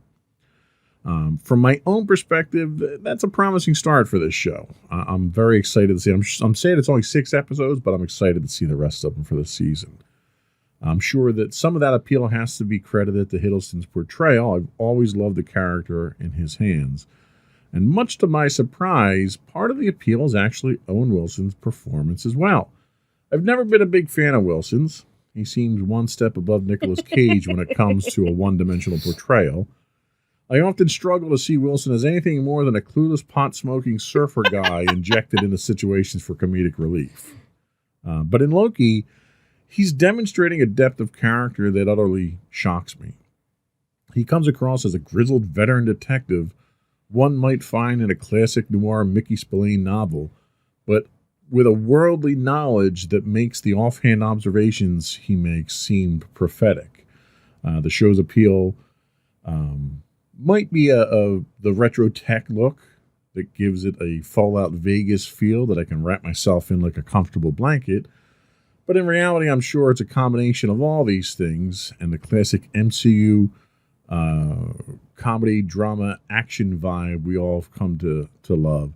And it's almost like the perfect blend of everything. Mm-hmm. Yeah. And all the pieces of it seem to be gelling together after one episode, which blows my mind. Right. They go back and they borrow, in the first episode, they borrow footage from Avengers Endgame. Mm-hmm.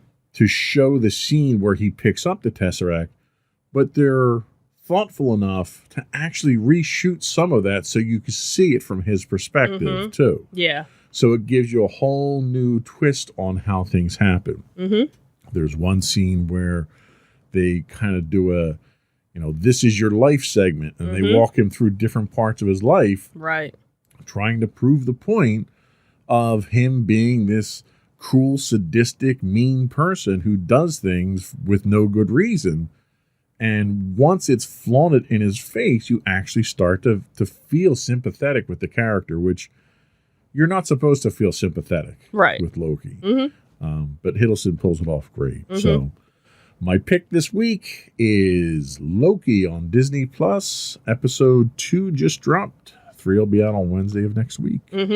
We'll be right back with some afterthoughts.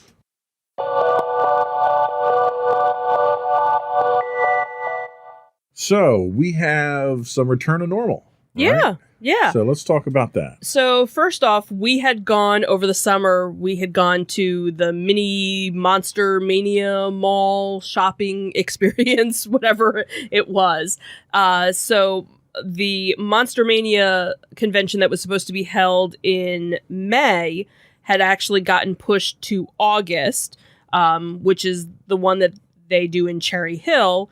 Then their September convention they do in Hunt Valley, Maryland, which is a little bit north of the Baltimore area, and just announced today they're going to be doing an October convention at the Greater Philadelphia Expo Center in Oaks, where they had done their little shopping mall convention.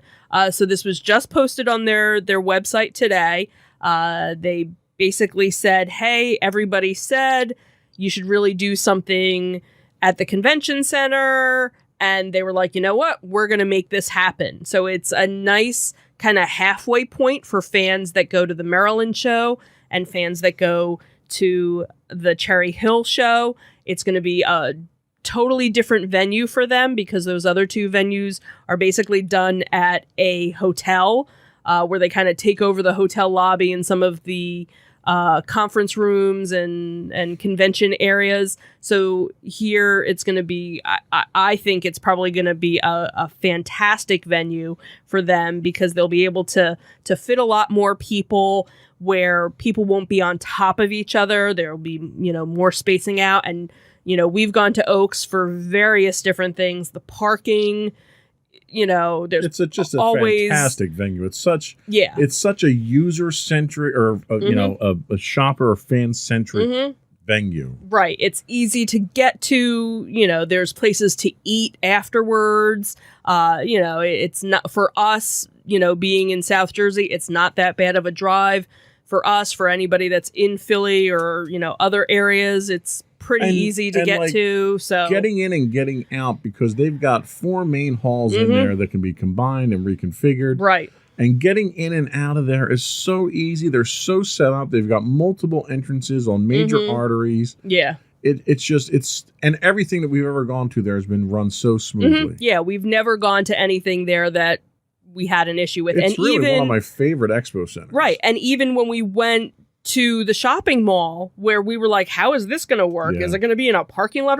And we were like, wow, this was perfect for them. They had a specific area for an outdoor venue, which was done perfect. Right across the street from the parking lot. Yeah, too. it was totally, and as we had mentioned when we had talked about it, really the only negative thing we had to say is that there could have been something for more shade because nobody knew at that time of year. Nobody knew it was going to be 95 degrees that day. I cannot fault them for that. Right, exactly. Like if you had to plan to do that like in the middle of July, and still didn't have any kind of protection, then I could fault you for it. Right. And that's the thing is, other than that, it ran smoothly. Yeah. Everything was perfect. So I'm kind of looking forward, like as we were talking, even though the Cherry Hill location is much closer for us, we don't have to pay to go over the bridge or whatever, I would be more inclined to actually drive a little bit further and go to Oaks because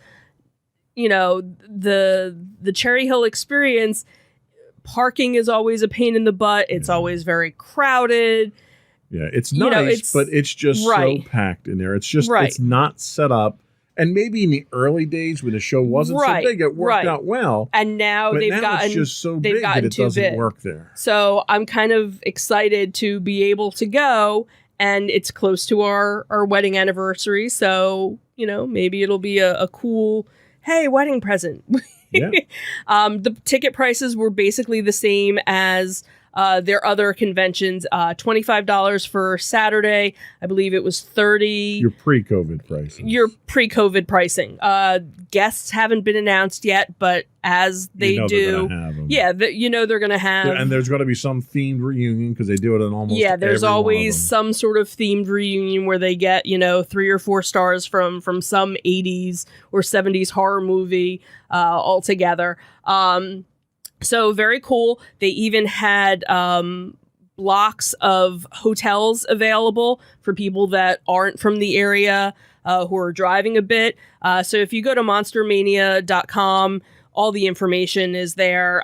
Even vendors, they're looking for vendors. So if you happen to be somebody who's a vendor who Cherry Hill's a little bit too far for you, but Oaks isn't as bad, you know, here's a great opportunity. And I think that's what's also going to kind of be cool, because when we went to the shopping thing, there were different vendors that we haven't seen Yeah, there before. are a lot more vendors. Where when we've gone to Monster Mania back-to-back years, it's a lot of the same vendors, which it's Well, and I great. think part of the problem is because it's so cramped, you don't see all the Right, you don't get vendors. to see everybody because you're just trying to get through, you know. So I think this will be a great opportunity because, again, you're going to get all these different vendors who aren't from, you know, either of the And local there's gonna be areas plenty and of stuff. room to browse, because a lot of times at Cherry Hill, there's so many people there that you can't really stop and look through a table Right. when there's so many people trying to Right, get because by. if there's already so many people looking at a table, Right. you can't. So very happy that they're doing this. So So we have one more though.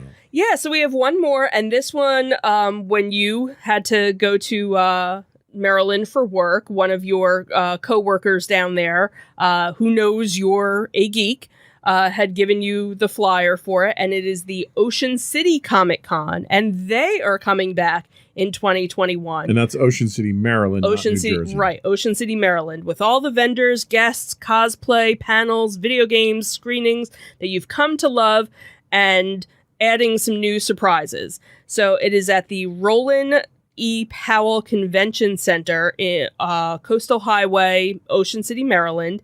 It's just one day that they do it. It is Saturday, December 11th, from 10 a.m. to 5 p.m. Cost is really, you know, almost nothing. It's $10 for adults. Kids 9 and under are free with a paying adult. If you come in costume, you get $1 off. And if you bring a non-perishable food item, you will get another $1 off. So if you do both together, you can get $2 off. Or obviously the $10 donation.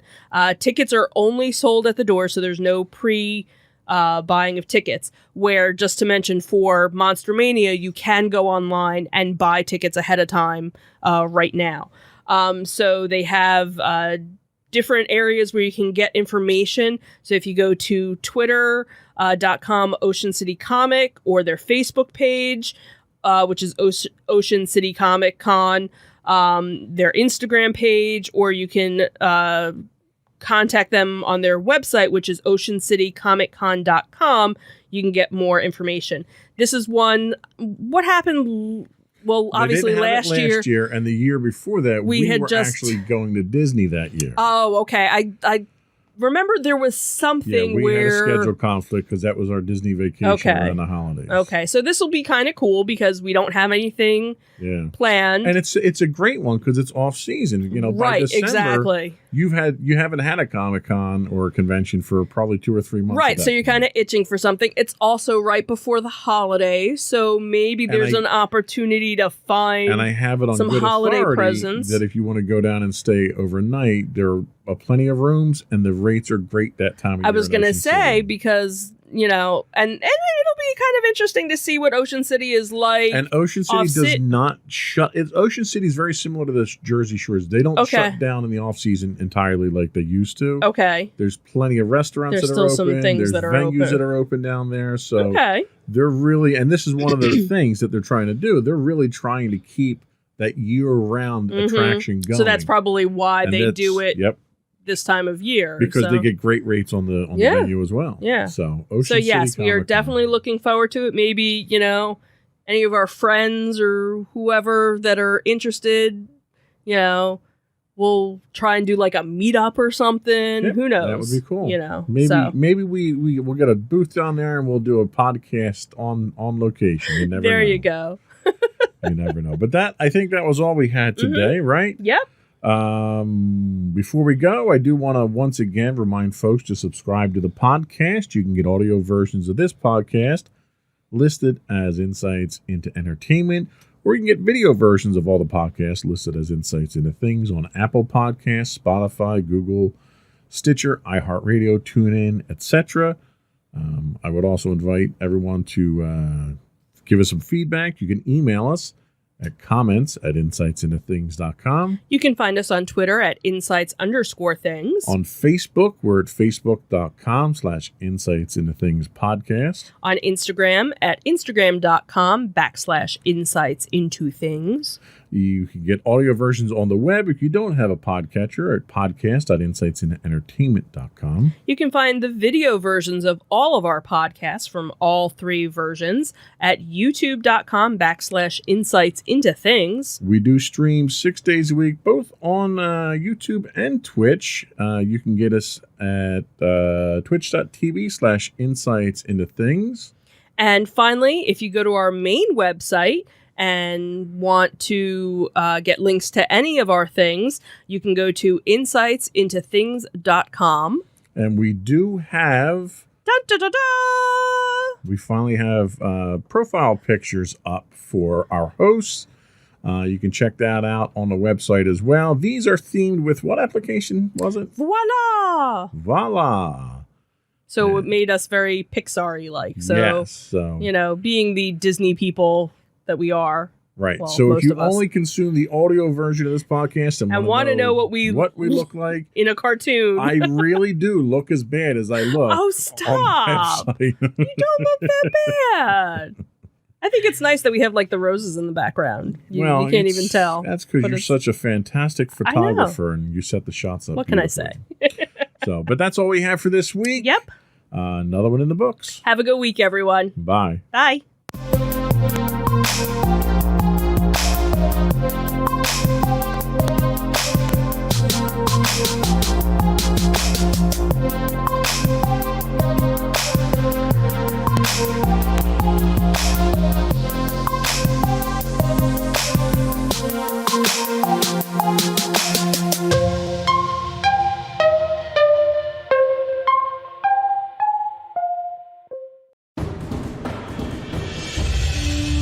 For over 7 years, the Second Sith Empire has been the premier community guild in the online game Star Wars: The Old Republic. With hundreds of friendly and helpful active members, a weekly schedule of nightly events, annual guild meet and greets, and an active community both on the web and on Discord. The Second Sith Empire is more than your typical gaming group. We're family. Join us on the Starforge server for nightly events such as operations, flashpoints, world boss hunts, Star Wars trivia, guild lottery, and much more. Visit us on the web today at www.thesecondsithempire.com. Insightful podcasts by informative hosts.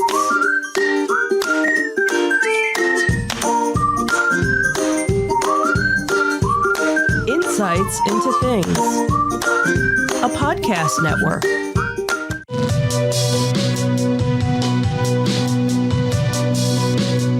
Welcome Welcome to Insights into Tomorrow, where we take a deeper look into how the issues of today will impact the world of tomorrow. From politics and world news to media and technology, we discuss how today's headlines are becoming tomorrow's reality.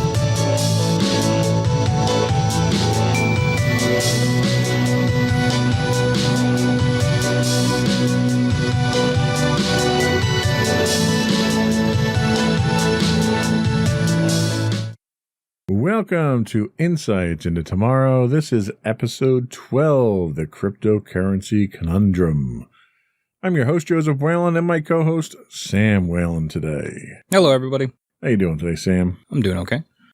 So today we're going to be talking about crypto. Do you own any crypto? I did for a little bit. I had Dogecoin when that was like a joke. Yeah, it still is, by the way. Yeah, but it's kind of settled out because I was using, we'll talk about it, but I was using Robinhood to get it. Yeah. And I think my friends and I all started doing it as a joke. But yeah, I had a little bit of Doge for a while. Not anymore, though. Okay.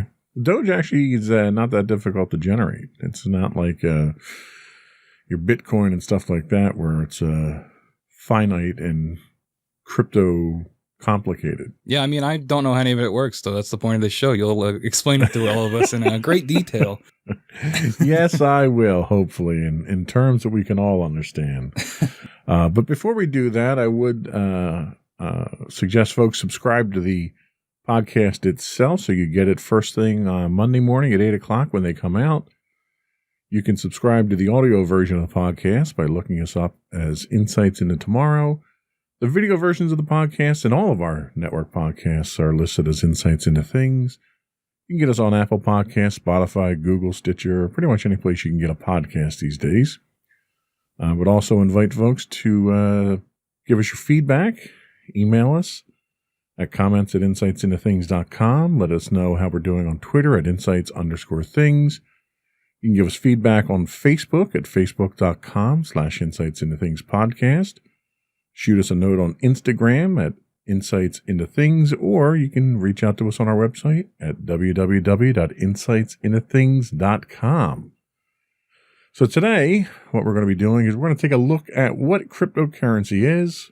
We'll understand a little bit about what blockchain technology is.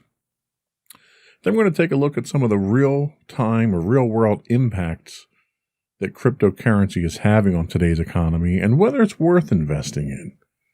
And then finally, we'll wrap up by looking at how cryptocurrency is changing the world and what the future of crypto looks like. And we'll talk a little bit about a new phenomenon in crypto called NFTs. So hopefully by the time we get done here, we'll all have a good understanding of what crypto is. And we'll be dumping money into the market to buy some. Shall we get started? Yes. All right.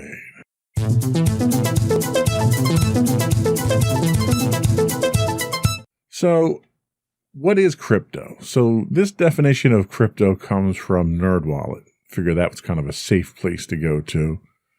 So, cryptocurrency or crypto is a digital currency that can be used to buy goods and services, but uses an online ledger with strong cryptography to secure online transactions. So when you, unlike a nationalized currency, there's no borders to crypto at this point. It exists entirely online, and it's basically tied up inside of a cryptographic algorithm. Much of the interest in these unregulated currencies is to trade for profit, with speculators at times driving prices skyward, as we've seen recently with Bitcoin. Many companies have issued their own currencies, often called tokens, and these can be traded specifically for goods or services that company provides. Everyone's familiar with microtransactions, and nowadays you can buy currency with a company that you then use to buy things inside that company. It's no different than when you used to go to the arcade and the arcade machines didn't take quarters, they took tokens. So you put a dollar bill in a machine and got 4 tokens out instead of 4 coins. And that kind of kept that money tied up inside of that establishment. So cryptocurrencies also use technology called blockchain. So we'll talk about blockchain in a second. That's really the driving technology behind blockchain. But part of the appeal of cryptocurrency is the security of it. A lot of people feel the anonymity that cryptocurrency offers is a selling point because you can go out and make a transaction, a purchase online somewhere, and not have that traced back to you through a PayPal account or a credit card or something else. But what people don't realize is it's not as untraceable as they think it is, because there is a digital footprint. There's a digital trail that goes along with it that can be traced back to your wallet, because you have to have a digital wallet that you apply these coins to.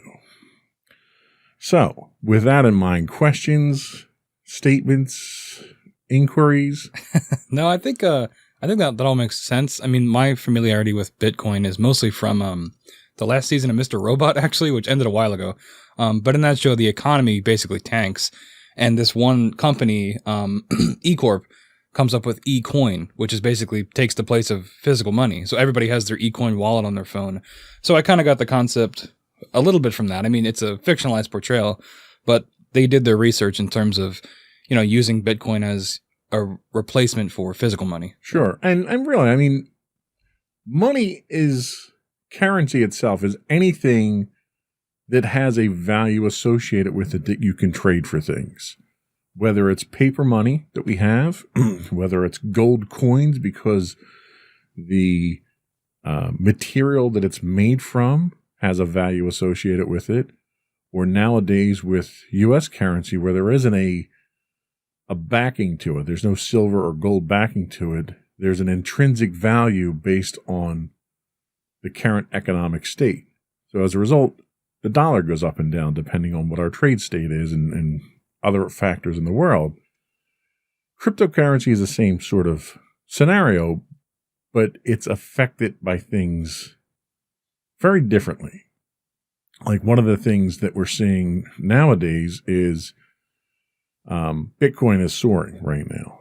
And one of the reasons it took a recent jump was Tesla, Elon Musk's company, decided that they're going to take Bitcoin payment for cars, and they invested more than $1 billion to acquire Bitcoin.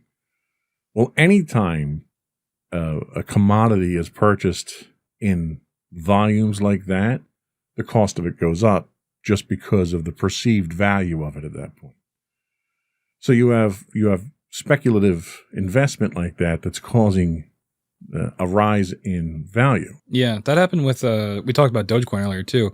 Elon Musk would make a tweet about Dogecoin and it would shoot up 20 cents or something like that. Sure. So and you get that with regular stocks too, but with crypto, it's even more volatile like that. Well, and Elon Musk is a great person to pick on because he's the type of person who stock in Tesla goes up significantly, and then he tweets and says, "Oh, well, that's overvalued," and then the stock plummets. Mm-hmm. And when you're the second richest man in the world, you can stand to lose $40 billion, and it doesn't really put a dent in your bank account. But your other investors can't afford that kind of recklessness and that volatility in a stock that they're investing in. And we'll talk later about the investment angle of Bitcoin and cryptocurrency, but we're going to find that's the same type of thing with crypto. So the technology that is based on is blockchain. Now, this information comes from another website, Investopedia.com. Blockchain is a decentralized technology spread across many computers that manages and records transactions. Blockchain is a specific type of database. It differs from a typical database in the way it stores information. Blockchains store data in blocks that are then chained together. Blockchain. I get blockchain. Once a block is filled with data, it's chained onto the previous block, which makes the data chained together in a chronological order. So one of the problems that you have with this is that as you continue to mine coin in a blockchain, the blockchain gets larger and larger and larger. which requires more storage capacity. It requires more bandwidth to handle. It requires more computing power as it gets progressively larger. Different types of information can be stored on a blockchain, but the most common use so far has been as a ledger for these transactions. In Bitcoin's case, blockchain is used in a decentralized way so that no single person or group has control. Rather, all users collectively retain control.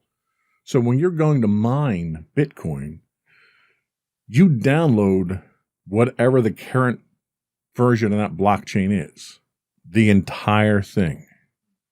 And as you're churning through it and you fill up the block itself, you're sending that data back out to this collection of computers. So when we're talking about downloading it, is this like terabytes, petabytes? I don't know, how big does it get?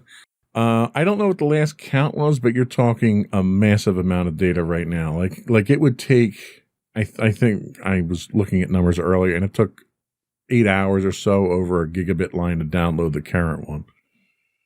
Once you have it, though, you get incremental updates to it. But that's just a sign of how large this is. And the larger it is, the more computations have to be done.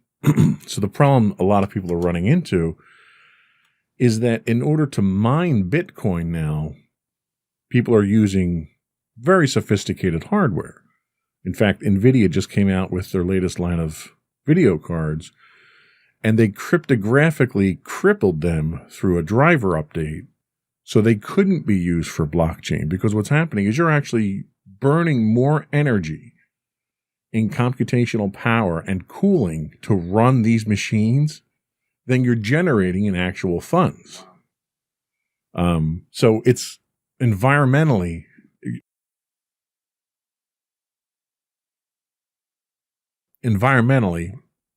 it's not a good thing.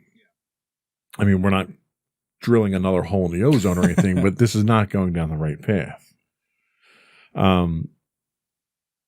So in Bitcoin's case, the blockchain's used as a way to store the ledger on here, and the decentralized blockchains are themselves immutable, which means that once the data is entered, it can't be changed. And for Bitcoin, this means that transactions are permanently recorded and viewable to anyone. And that's where that lack of anonymity comes from. Because in order for this whole system to work, you have to use a shared database for these transactions. Now, your existence in here is probably some, 64 character long random GUID number, not Sam. So there's that level of anonymity. But it also records origins of these. So it can tell geographically by your IP address where it's coming from. So when you process something on the blockchain, it knows what your ID is. It might not know who you are, but it can see where you're at. So a lot of cyber forensic analysis is going into some of these, because a lot of people in the criminal underworld are using Bitcoin to fund their terrorist organizations and criminal organizations because of that level of security.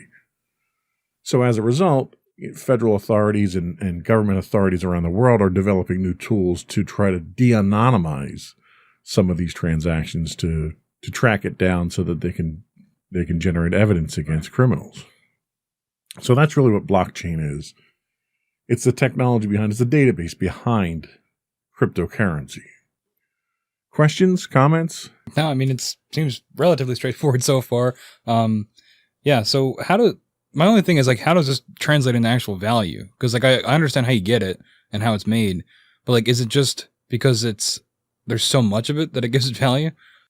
It's not that there's so much, it's that there's so little. So for instance, if you look at Bitcoin, the way that you compute or the way that you mine Bitcoin computationally, there's a finite number of Bitcoins that are out there.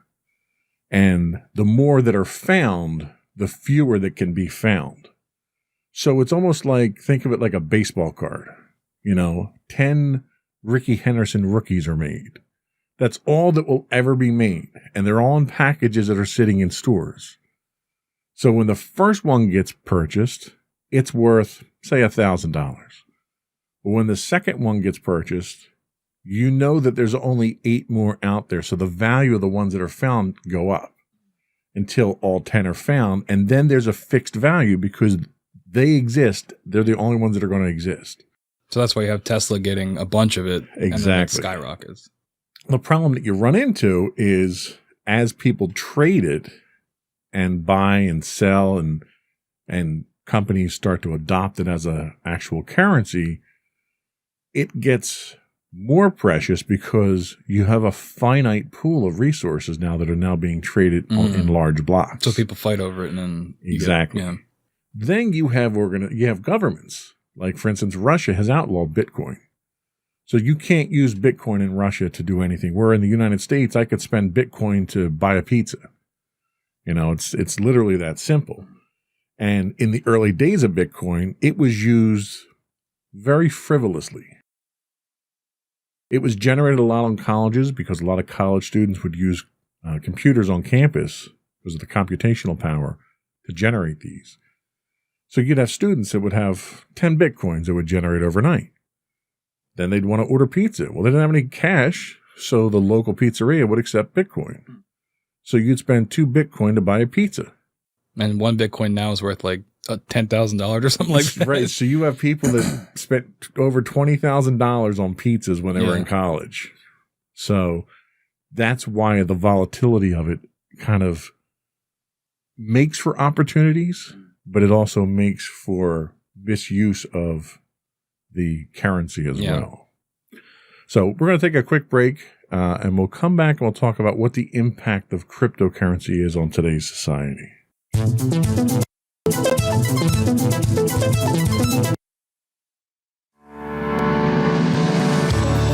Insights into Entertainment, a podcast series taking a deeper look into entertainment and media.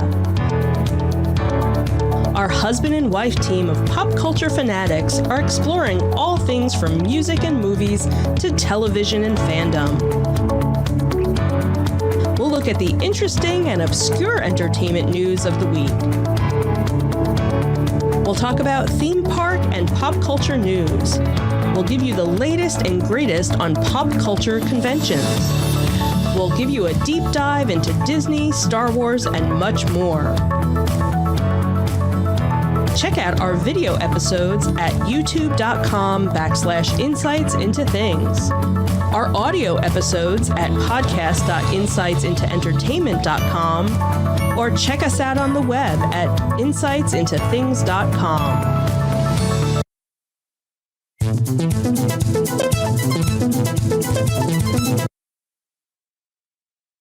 Today on Insights into Tomorrow, I find the button on the board to actually hit the right scene. Today we're talking about cryptocurrency, and we're going to talk a little bit about the impact of cryptocurrency on today's economy. So we've talked about Bitcoin, we've talked about Dogecoin a little bit. There's actually more than 6,700 different cryptocurrencies that are traded publicly today. And this is according to CoinMarketCap.com. Cryptocurrencies continue to proliferate, raising money through initial coin offerings. You've heard of IPOs, initial public offerings for stocks. ICOs are what crypto coins actually use to generate their funds. The total value of all cryptocurrencies as of February 18th, 2021 was more than $1.6 trillion according to CoinMarketCap. And the total value of all Bitcoins, the most popular digital currency, was pegged at about $969 billion. Now, you can't have that much market cap and not have a huge influence over the economy.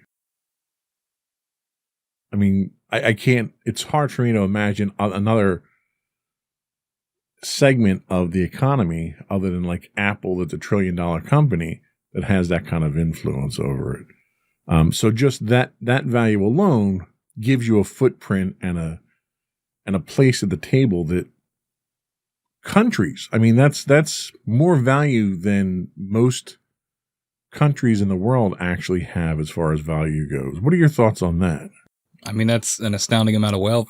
And Yeah. like going back to the pizza analogy from earlier, like to think that it's come from that, using it to get a pizza to $969 billion in what, 20 years? Yeah, not even that. Yeah, less than that. It's just interesting, and stocks in general, or the market, how that works, it all kind of mystifies me. It seems like it's gambling with extra steps, and like how things get value, and in this case, how things can skyrocket in value over time. It fascinates me, but it's not something I have any idea how to get involved in. Well, and that's one of the things, that's one of the real distinguishing factors between a cryptocurrency and a stock. A stock is a piece of something. It's a piece of a company. And its value is based on the value of that company, its revenue, its profit, and how that company is being run. And all that information, when you're a publicly traded company, is publicly available.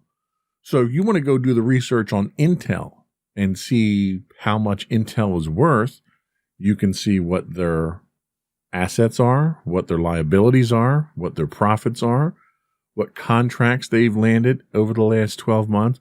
You can do all that research and find all that information.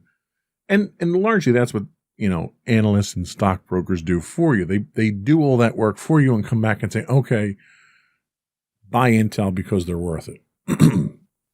But you have the freedom to go get that information yourself and do it.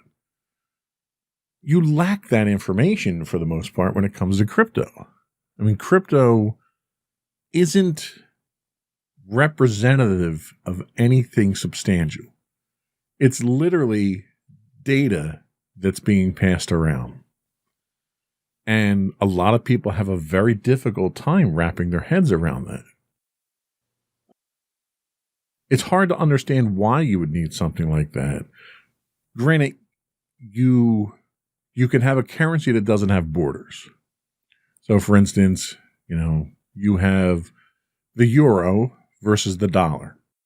And the euro traditionally trends a few cents higher in value than the dollar does, depending on what's going on from a geopolitical standpoint. But that currency itself is based on gross domestic product. It's based on manufacturing output. There's a measurable metric that you can look at for it. So you can kind of predict, okay, well, we know that everyone's being hit by the pandemic right now. And sections of Europe are being hit worse than others. So the chances are their economy is going to be impacted by that further. So maybe now is not a good time. And I'm saying this strictly from a theoretical standpoint. I am not an investment broker, or am I qualified to comment on any of this stuff? But you can see these signs, these trends, and determine that might not be the investment that you want because the euro may go down as their economy is impacted. You can't do that with Bitcoin. Tomorrow, Bitcoin could lose 30% for no apparent reason. Or it could gain 30% for equally no reason. It's volatile. That is it's the buzzword, yeah. Incredibly volatile. So why do people like cryptocurrency? Why don't you tell us, why people, what the appeal of cryptocurrency is? Yeah, so supporters see cryptocurrency, things like Bitcoin, as a currency of the future, and they're racing to buy them now before they become more valuable, which we've already seen that with going from buying pizzas to being worth, $900 billion. Some supporters like the fact that crypto removes central banks from managing the money supply, since over time these banks tend to reduce the value of money through inflation, so Bitcoin can't be inflated the way normal money can. Other supporters like the technology behind crypto, like the blockchain, which we talked about earlier, because it's decentralized processing and recording system and can be more secure than usual payment options. And then finally, some speculators like crypto because they're going up in value and have no interest in the currency's long-term acceptance as a way to move money. And that's a very good point, is that if you look at it from a long-term standpoint, it's so volatile and traded so frequently that people aren't looking at it as a long-term. Like people buy Disney stock and they hold on the Disney stock for 30 years and they continue to increase in value. They may get dividends from it, but ultimately it's a long-term thing that someday you'll sell that and it's an investment. Whereas cryptocurrency is almost like day trading. Yeah. I'm buying it this morning because I know this afternoon, chances are it's going to be 30% higher and I'm going to make a fortune off of it. That's essentially what I was doing. Me and my friends, when I talked about Dogecoin earlier, that's what we would do. We bought it, and then for like a week straight, we would check every day to see what the value was. And you could set, in the app we were using, you could set, I think it was called a limit order. So like if Dogecoin went up to 80 cents, you can have it sell then. Right. So like if we thought like, Elon Musk was going to tweet about it and it would make it go up in value, which happened. A lot of people made a lot of money when Dogecoin, like when that phenomenon was happening. Sure. It's kind of stabled out now, but like it was like day trading. And Robinhood, I know, got a lot of flack for that because so much money was being dumped in that they couldn't keep up with it. And I think that finding came out a couple of days ago, where the way Robinhood works is when you go into, and for those that don't know, Robinhood is an app where you can, trade stocks and trade crypto. When you go to buy something through them, they actually wait and basically give you an IOU so that if they can get a better value for it, they can then take that and then you also get the stock. They take off the top. Right. But when the things with Dogecoin was happening, so many people were buying in, and with GameStop as well, the GameStop stock situation, they didn't have enough money to keep up. So it's like, when the trend hits the whole world and everybody's doing it like day trading, it can cripple something like Robinhood that's just, the app to the middleman almost. Yeah, their business model was not capable of keeping up with that. But one of the other things about crypto that we talk about here is that it doesn't use a centralized bank, which means it can't be influenced by governments or government regulation. So you look at how some of the economy works in the United States, and you've got the Federal Trade Commission that makes sure that there's no insider trading and that things are done on the up and up. You have the Federal Reserve that sets interest rates. So with a traditional economy, you have a lot of outside influence. It's not just the market value. A lot of it is the government trying to control the money. Part of that's inflation. When the economy is bad, the government puts more currency into circulation, which devalues the currency but increases spending. And with a cryptocurrency, they don't have that control, which is one of the reasons why Russia had banned Bitcoin, because Bitcoin could really come in and take over an economy because the government has no control over it. So a lot of governments don't understand crypto yet, and those that do and have kind of a good understanding of it are kind of afraid of it, and with good reason. Yeah. One of the other things that we talk about here is the encryption associated with it. Well, that encryption allows you to hide transactions. So right now we've got a big push in the United States where the federal government wants to have access to encrypted data on your phone, in your email, through your social media, because they claim that without that, then they can't do their job from a law enforcement perspective. So the federal government wants access to your encrypted information on your phone. So if they get a warrant for a search warrant, they can execute it, where they can't do that now. Well, they'll never be able to do that with cryptocurrency. They can't go to a manufacturer like Apple or Google and say, put a backdoor in or we're going to put you out of business. There's no central authority for Bitcoin. So they can't exercise that control. And as a result, it's very appealing to a lot of people who want to do international transactions. When we do transactions with a company overseas, there's a conversion rate that happens. And that conversion makes money for someone. Some money broker somewhere skims off the top, like you talked about with Robinhood. With Bitcoin, it's traded at face value. Nobody skims off the top. Nobody makes a profit off of it. And generally, when no one's making a profit off of a transaction, people have a problem with that. Yeah. So you can't have that man in the middle who's doing things. But again, cryptocurrencies are speculative. There's nothing tangible about a cryptocurrency that says, okay, well, I see that Tesla put out 20% more cars this year than they had forecast, so their value is going to go up. There's nothing like that with crypto. It's literally just made up as it goes along. And that's something that scares off investors. So what you get is a completely different class of investors that go after cryptocurrencies.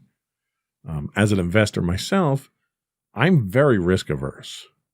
I will invest money in a guaranteed 8% return any day over the possibility of a 15% return with a 50% chance of loss.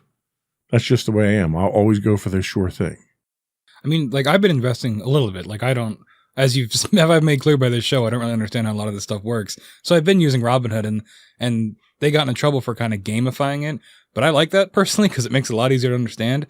And the way I've been trading it is it is like gambling, where if you're putting money in, like, you have to be okay to lose it if you mess something up, or like you're okay having it sit there for a long time, because a lot of stocks are, like you talked about with the Disney example, a long-term thing.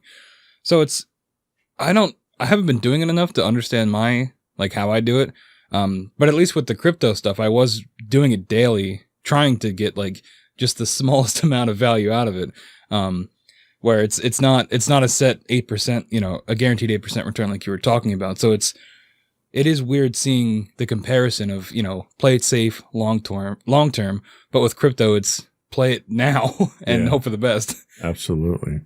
So I guess the real overriding question is, are cryptocurrencies a good investment? So like we said, cryptocurrencies may go up in value, but many investors see them as more speculations and not real investments. And the reason for that is that just like real currencies, cryptocurrencies generate no cash flow. So for you to profit, someone has to pay more for the currency than you did, which is called the greater fool principle. Yeah, I love that one. That's a funny name. And it's a legitimate theory for investing.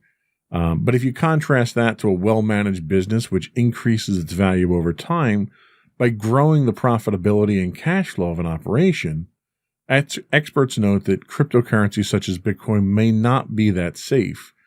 And some notable voices in the investment community have advised would-be investors to steer clear of them.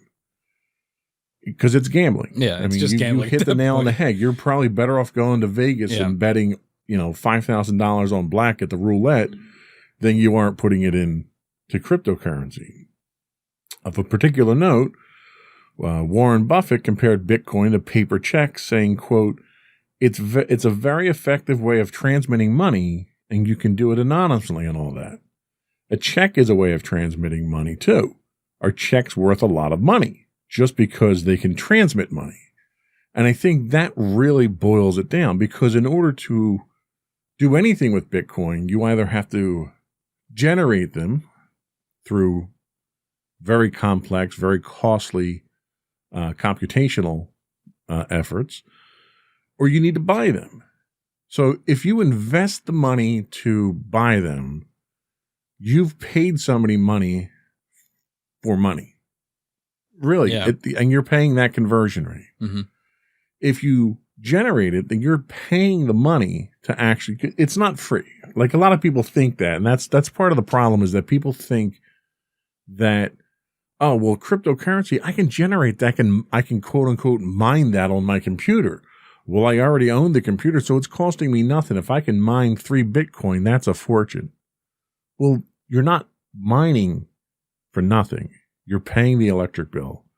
You're paying to cool it, because it generates so much heat to do these computations. People have actually turned mining computers into heaters for their homes. Oh, wow. What they've done is they build a computer with 5 or 6 graphic processor units, high-grade graphics processor units, and they channel that heat into their house, and that's how they heat their house.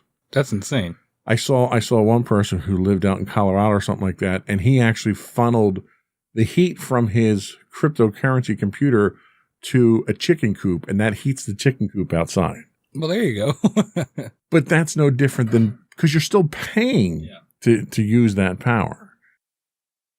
one of the latest trends now is they're putting a lot of crypto mining farms in Alaska so they don't have to pay for the cooling costs. So they're just pulling, Put them in the ice. yeah, they're pulling outdoor air in, and that's cooling these machines off. Yeah, I know there was this was a while ago, probably like a year ago, but the Nintendo Switch had a thing, the gaming console, where people couldn't figure out why when they played this one game, it was like some cooking game, why their Switches kept overheating. And it was because they were using it to mine Bitcoin in the background for the game. So people's Switches would overheat and turn off, and they couldn't figure out why, because it's not like, the Switch is like that big. It's not like it's a PS5 or something. Yeah. So people were like, what's going on here? And they looked into it, and they were mining Bitcoin in the background when you played the game. It was insane. Yeah, it's scary. It really is. Yeah. For those who see cryptocurrency such as Bitcoin as the currency of the future, it should be noted that a currency needs stability so that merchants and consumers can determine what a fair price for goods is. So let's take the instance of Tesla. So they're going to be selling a car, and they're going to price the cost in Bitcoin out to what the equivalent dollar value would be. So let's say, for instance, you buy a Tesla for $80,000. Let's say that's, for the sake of easy math, that's 8 Bitcoin. All right. Say Bitcoin's at $10,000 each. Well, if Bitcoin drops in value at any point in time while you're still paying for that car, then you just got, like, if it drops to 5,000 per Bitcoin, you just paid half price for that car. What merchant is going to deal with a currency that's that volatile and that prone to have them lose money? Like, it just, for Tesla to go that route, I think puzzled a lot of people. Do you think that it's going to end up becoming regulated if enough businesses get involved? Do you think it's just going to sidestep the government and they're just going to regulate it themselves? Especially if they have the majority of it, like a Tesla or another big corporation? Well, and that's actually a very interesting proposition. You can't regulate it. You can't, because of its decentralized nature. So even if you own the majority of it, like owning the majority of a company, you control that company. If you own the majority of Bitcoin, you can't dictate the price of Bitcoin, because Bitcoin is only worth what the market will bear. So if Tesla owned 60% of the available Bitcoin out there, they could ask whatever they want. But if nobody wants to pay that value, then it's not worth that, right? Like, think of selling on eBay. Oh, I can put my Star Wars figures up on eBay and ask $5,000 for them. Doesn't mean they're worth $5,000 if nobody's going to buy them. And that's what you're looking at with Bitcoin, is that you can't deregulate. So I don't know why at this point in time someone like Elon Musk would get into it, if for no other reason than just for publicity. I'm pretty sure he had an SEC filing the other day where they have to call him like Crypto King now or something like that. Yeah, I saw that. Which one of my friends, it was half joking, but he was like, well, that's so they don't have to say he's a CEO. So when he does dumb stuff like this, he can say, well, I'm not CEO, I'm the Crypto King. Right. It's different. Right. But I don't know. He does things like, this is the man who sold flamethrowers to promote his boring company, his mining company. So we could do a whole show on him if we wanted to. Yeah. He's like Tony Stark, but not as cool. But as we said, Bitcoin and other cryptocurrencies have been anything but stable through much of their history. For example, while Bitcoin traded close to $20,000 in December 2017, by 2020 it was trading at record levels. It dropped as low as $3,200 later that year. That's 70% of your value. That's ridiculous to have a drop like that. And then by 2020, it was back at record levels again. So the price volatility creates a conundrum. Hence the title to the show. Hey-o. Seeing you Full made fun of me circle. for the title. I did make fun. It was funny. If Bitcoins might be worth a lot more in the future, people are less likely to spend and circulate them today. So I'm going to stop buying pizzas with my Bitcoin, and I'm going to hold on to them, making them less viable as a currency. So think of it almost like a commodity, like gold. So gold rarely drops in value. And what happens is a lot of people buy gold and they hold on to it because it's a good investment because it doesn't drop in value. Nobody deals in gold as a currency anymore. It's not practical to deal in it. But because it's stable, people are going to hold on to that and use that to back other ventures. Because this is volatile and could drop or increase dramatically, people don't want to spend that because they don't want to spend $20,000 on a pizza. Even though it may only be $20 today, a year from now it could be $20,000. So it doesn't lend itself to being used to transmit money. And finally, they say, why spend a Bitcoin when it would be worth 3 times that value next year? And that's exactly what they're saying. It's more an investment gimmick, I think, than it is a real currency. So then do you think it will go by the wayside eventually? If people adopt this line of thinking that it's not worth the effort to spend it? I think Bitcoin has a very limited lifetime to it. I think cryptocurrency in general does. I think blockchain has other practical applications that can be used for more realistic things. I think what we're seeing right now with crypto is probably a fad because it's just too unstable. Yeah. Investors don't like instability. So you're going to find that it's going to probably lose its widespread adoption pretty quickly. Mm-hmm. But let's take a quick break and we'll come back and we'll look at what we do think of what the future of cryptocurrency is and how it's changing the world.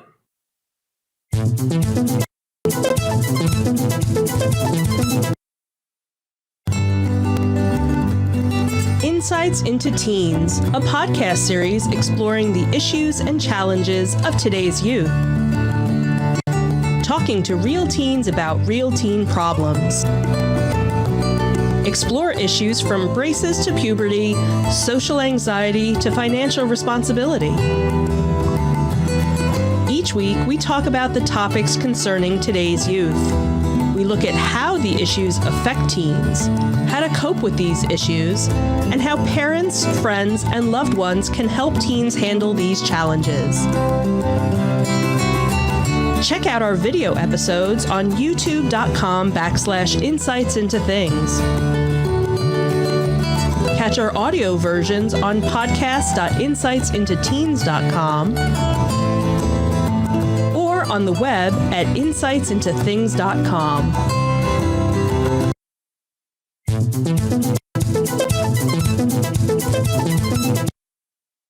Welcome back to Insights into Tomorrow. We're talking cryptocurrency. And as we said earlier, cryptocurrency is not new. It's been around since roughly 2009 when Bitcoin was first created. But in recent years, it started to have a more significant impact on the world. Cryptocurrency has done this by changing the way various industries operate and opening up new opportunities for individuals and businesses alike. The creation of cryptocurrency also introduced blockchain technology to the world, which is, I think, the most significant contribution that we get from crypto. According to Statista, revenues from the technology are expected to reach more than $39 billion by 2025. From these figures, it's clear that cryptocurrencies and the technology that surround them are having a major impact.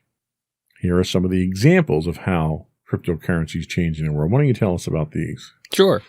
So alternative international financial transactions, which we kind of talked about earlier with it being a borderless currency. Businesses are always keen to find a way to complete international transactions in the most secure way possible. So cryptocurrency-based solutions like Ripple can help with this. Ripple operates on an open source platform and it enables the seamless transfer of both cryptocurrencies like Bitcoin and Litecoin and fiat money like USD and yen. I don't know what fiat money is. Fiat money is national currency. Oh, okay. I didn't realize that was a term for it.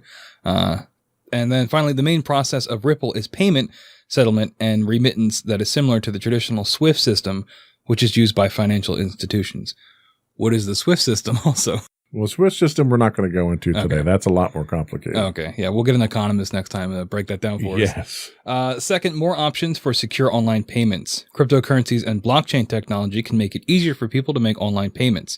Blockchain wallets store private and public keys that enable payments to be made securely and quickly. Also, many sites in various industries accept cryptocurrencies as a safe way for people to send and deposit money. So, for example, online gambling sites that accept cryptocurrencies are popular among young adults and in general with players due to the added security that is provided. The worldwide online payment system PayPal has also recently announced that it is going to start allowing customers to buy, sell, and hold cryptocurrencies in its online wallets. PayPal was Elon Musk, right? He invented that? I believe that's where he started. So yeah, another Elon, he's back. Another mention of him. Revolutionizing supply chains. So Bitcoin, the global economy, is reliant on secure and efficient supply chains. This makes supply chain security a major concern.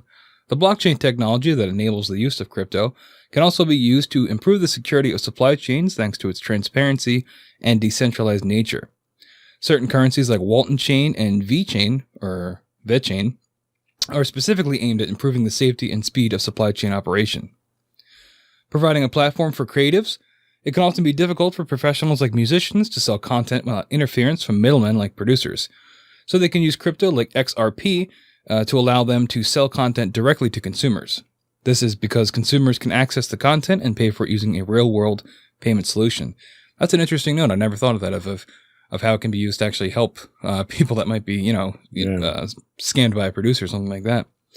Changing the way NGOs deal with money, non-governmental organizations, NGOs, engage with crypto as a way of getting currency to underprivileged areas of the world. During the current crisis, the Red Cross in Italy has also started accepting Bitcoin donations from people in order to boost its fund and help it provide the support that people need. So using it for more humanitarian efforts. Sure. And the other thing we kind of have to make note of here is that we talk a lot about Bitcoin because that's in the news a lot. And Bitcoin's a form of crypto, but it's obviously not the only version. Crypto in general can be used for other different things depending on how it's generated. Like, for instance, we talked how Bitcoin has a finite number of Bitcoins that you can ever get out of the blockchain. But other currencies like Dogecoin, it's unlimited. So you can continue to generate Dogecoin, which is why the value never really soars, because there's an infinite amount of it out there. But it's also a legitimate form of currency because it is digitally signed through a very strong encryption. So something like that, you can easily use that to do electronic transactions back and forth online, or to transfer large sums of money, or, things like that, where you want to have secure, borderless transactions. That's not to say that Bitcoin's the best crypto for that, but crypto can be used for these things. It does away with that decentralized bank. It does away with these conversions. It does away with the regulations that you get bogged down in. One example, which is probably not a good example, is North Korea. Okay, so North Korea is under all kinds of sanctions. They can't trade, tea at this point in time without having some kind of sanction slapped on them. But they can trade crypto because it's unregulated. Yeah. There's no way to stop that. I didn't even think of that. Now, that's a bad example of that, but the good example of that is if you're in a oppressive third world regime that you're trying to fight for the freedom of the people there and the government is oppressing you. You can fund those operations through cryptocurrencies and still manage to get the funds that you need. Yeah, it sort of cuts out the red tape and the middleman and all that to just get the currency where it needs to be. Exactly. I think personally moving forward, cryptocurrencies themselves are going to be more of a medium than they are an asset or an investment. They're going to be used for transactions. Like a lot of business transactions use EFT fund transactions now, and you get a lot of hands touching that type of stuff through the banking industries. And I think cryptocurrencies eliminate a lot of that stuff. So I think there's a future for cryptocurrencies. I think it's very different than what we see today. I think we're going to see them take on a different role. I think we're going to see them be used by different people for different reasons. I don't think they're going to be a viable investment anytime in the near future just because of the volatility. But one of the things that we are seeing crypto use for, and again, this is a different use of blockchains, is something called an NFT, or a non-fungible token. And these are a type of cryptocurrency created on smart contract platforms such as Ethereum. And they're unique digital objects that can be cool to own or even profitable to trade. Like it's World of Warcraft or something. Similar to that. I mean, you joke, Really? but it's similar to that. But for instance, Elon Musk's girlfriend was just in the news because she put up $8 million in artwork as NFTs. The NBA is involved in this. You can purchase an NFT, a non-fungible token of an NBA highlight, and you own that highlight. Like the footage? No, just the rights to the highlight. Okay. This is where it gets confusing. Yeah, I'm kind of lost. Think of it as, let's go back to the analogy of baseball cards.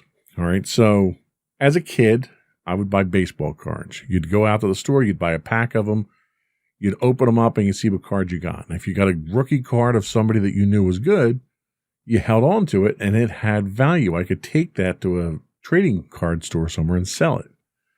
This is sort of the same type of thing, but you never get the card. So, for instance, you pay for an NFT, and that NFT happens to be for, I say Ricky Henderson because that's the only valuable baseball card I ever owned. So you pay for a token, a digital token for Ricky Henderson's rookie card. And that card stays in the store in the window, and everyone can come by and they can look at that and they can gawk at it and they can ooh and ah and everything, but nobody can have it. They can just see it. You own it. Now you can trade it to someone else. You can sell it to someone else. You can sell that right to it, but you never actually own it. That sounds lame. Why would you want to do that? Especially if it's like Grimes' artwork. Wouldn't you want to hang artwork like in your house? You just have a thing that says you own the artwork. You don't own the art. Well, and that's like, you can have copies of it, but you own the right to that item itself. So no one else can own the right to it. It seems like a pyramid scheme or something. And that's how it's been described. You own by the a lot of idea people. of art. That's how it's been described. So what is fungible and non-fungible?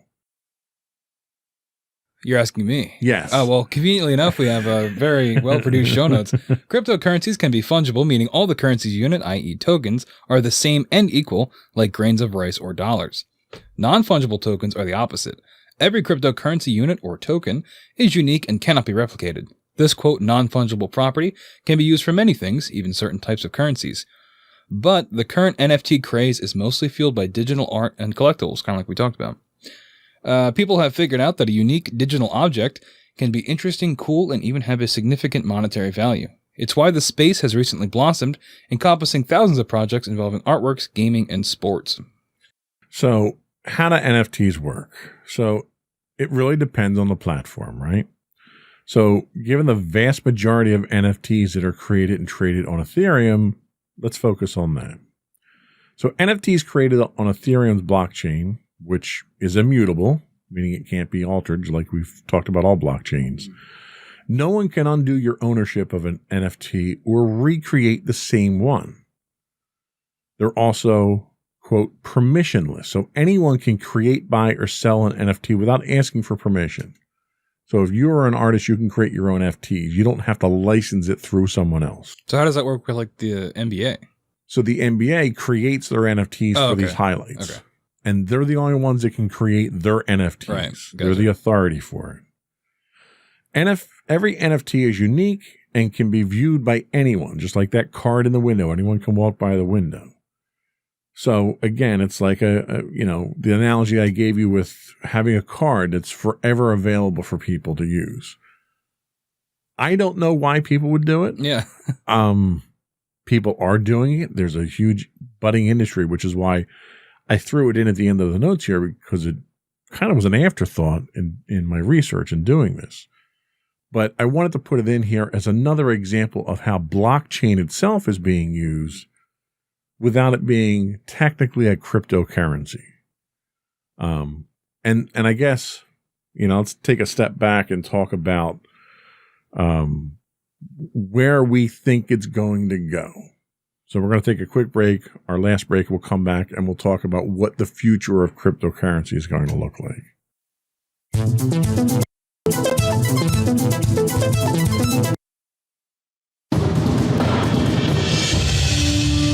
over 7 years, the Second Sith Empire has been the premier community guild in the online game Star Wars: The Old Republic.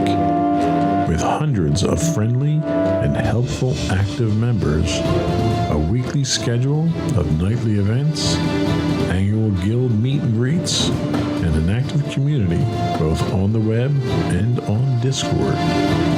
The Second Sith Empire is more than your typical gaming group. We're family.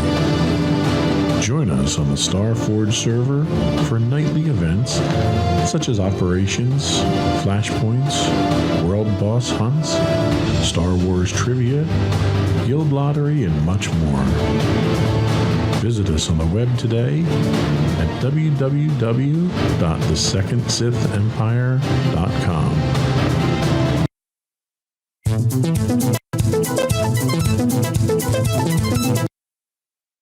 Investopedia.com says that the economic analysts predict a big change in crypto is forthcoming as institutional money enters the market. There's the possibility of crypto will be floated on the NASDAQ, which would further add credibility to blockchain and its uses as an alternative to conventional currencies. Some predict that all crypto needs to be a verified exchange-traded fund, an ETF.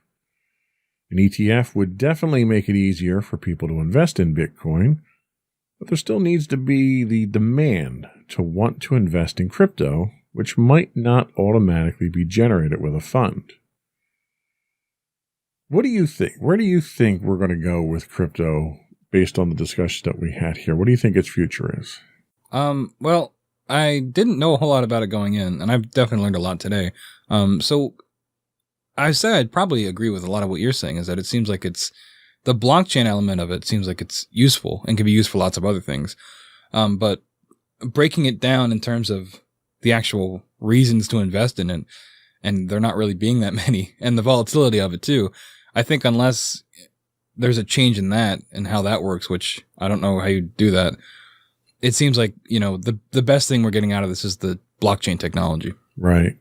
Yeah, and Investopedia looks specifically at the outlook for Bitcoin, and they say the future outlook for Bitcoin is it's subject to much debate, which we kind of agreed on here.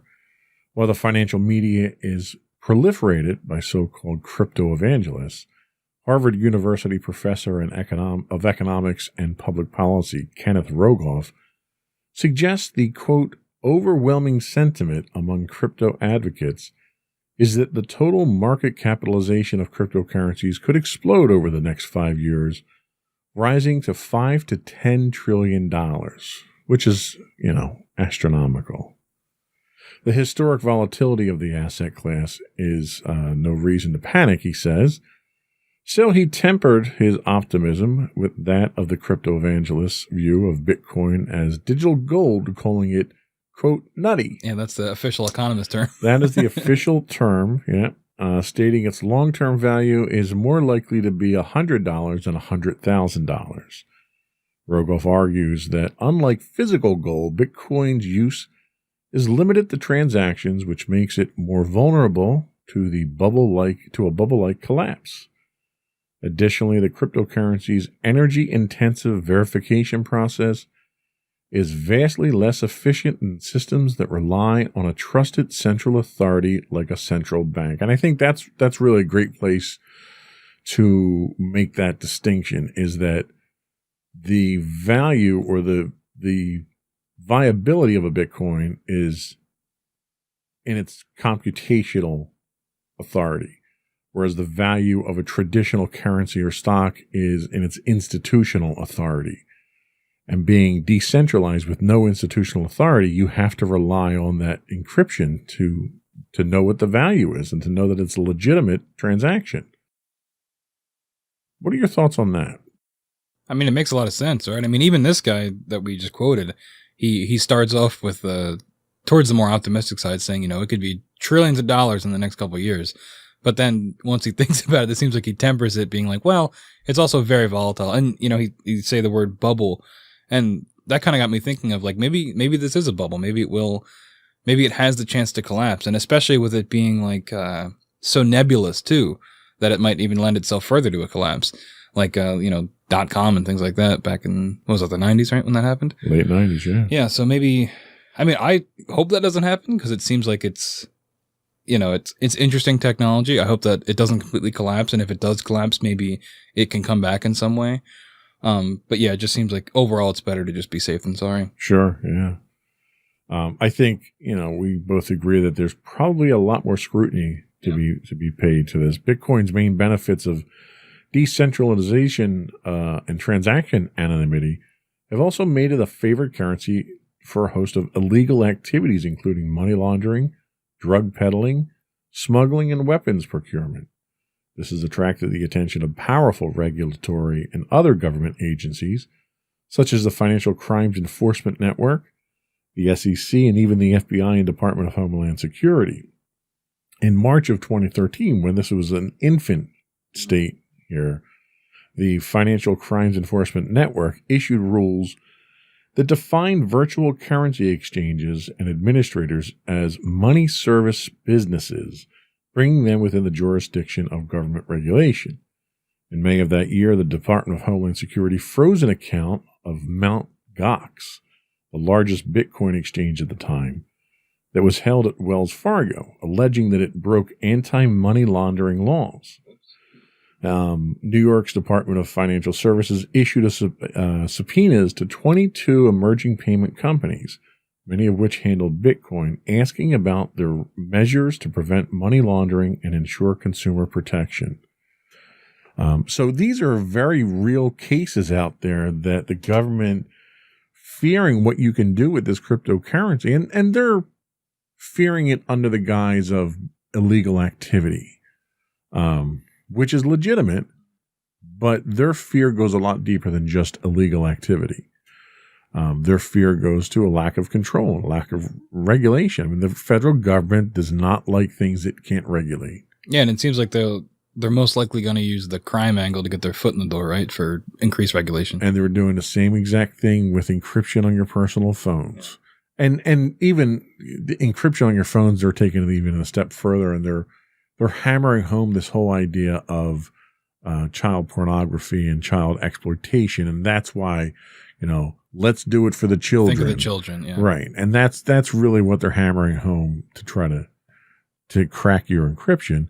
But we're looking at the same type of thing here. So I think unregulated currencies like Bitcoin that are speculative and have a potential for high value are much more likely to come under the scrutiny of the government than a transactional thing like Dogecoin, where people are using it for legitimate things, and it doesn't have enough power behind it to really warrant being used for illegal activity. Right. But again, in the end, I think it's really the technology that comes out of this that's going to be the winner overall. I think cryptocurrencies, I don't think they're going to go away anytime soon, but they're not changing the economy anytime soon. Governments just aren't going to allow it. Yeah, it seems like it would be that simple, right? They could just say no. Yeah. So what are your final thoughts on cryptocurrency? Well, I definitely learned a lot about it today. That was kind of nice. And I hope that our viewers learned something too, if they were as clueless as I was. But yeah, I mean, it seems like it's not as future-proof as, some of the jokes about it might make it seem like. But, blockchain seems like it could be used for a lot of really good things, and hopefully good things. And I'm curious to see where governments take it in the next 5 to 10 years. If we do end up getting, that $1 trillion level that economist was talking about, how governments are going to respond to that, and how they're going to take it seriously, or, try to outlaw it or ban it, and, around the world, and how that's going to affect it. All that is interesting to me. So yeah, it's just a matter of, see where it goes.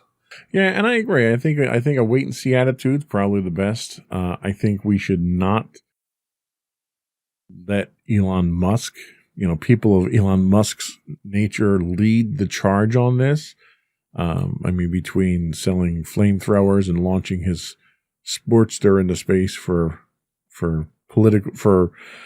media gimmicks and stuff like that. I don't really think he's the authority that we want to use in this case here. I think it's probably best to, if you're interested in investing in it, I would suggest you do so very cautiously. I would not liquidate your 401k and dump it into Bitcoin, that's for sure. But, it's speculative. There's a chance that you could make some money off of it today. Why not get in on it like everyone else does if you do it smartly? So, but that's all we had today. Did you have anything else you wanted to discuss? No, I think we did it. All right. I think that is it. Before we go, I would ask folks once again to subscribe to the podcast.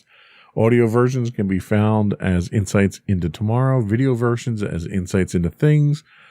We're on Apple Podcasts, Spotify, Google, and any place you get your podcast feeds from. I would also ask you to give us your feedback. Let us know how we're doing. You can email us at comments@insightsintothings.com. You can get us on Twitter at insights_things. We stream 6 days a week on Twitch when I don't have technical difficulties like this week. On Twitch, we are at twitch.tv/insightsintothings. If you have a Amazon Prime membership, you do get a free Twitch Prime monthly. We would love it if you sent that our way. Helps us to keep the lights on around here. And we have a lot of really bright, hot lights around here we have to keep on. We don't use it to mine Bitcoin. I promise you that. You can get us on Facebook at facebook.com/insightsintothingspodcast. We're on Instagram at insightsintothings. You can get us on our website at www.insightsintothings.com. And that's it. We're done. Another one in the books.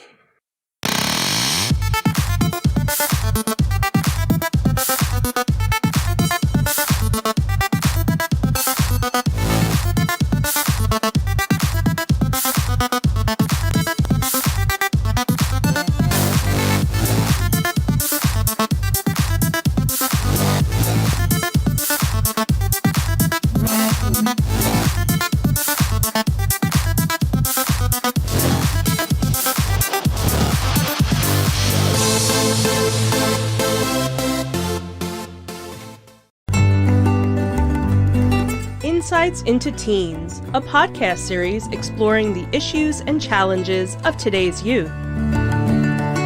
Talking to real teens about real teen problems.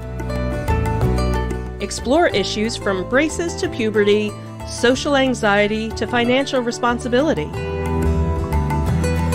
Each week, we talk about the topics concerning today's youth. We look at how the issues affect teens, how to cope with these issues, and how parents, friends, and loved ones can help teens handle these challenges. Check out our video episodes on youtube.com/insightsintothings.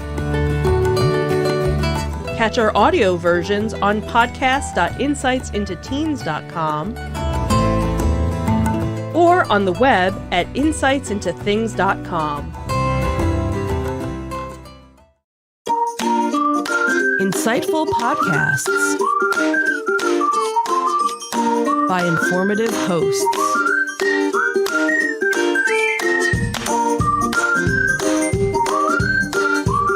Insights into Things, a podcast network.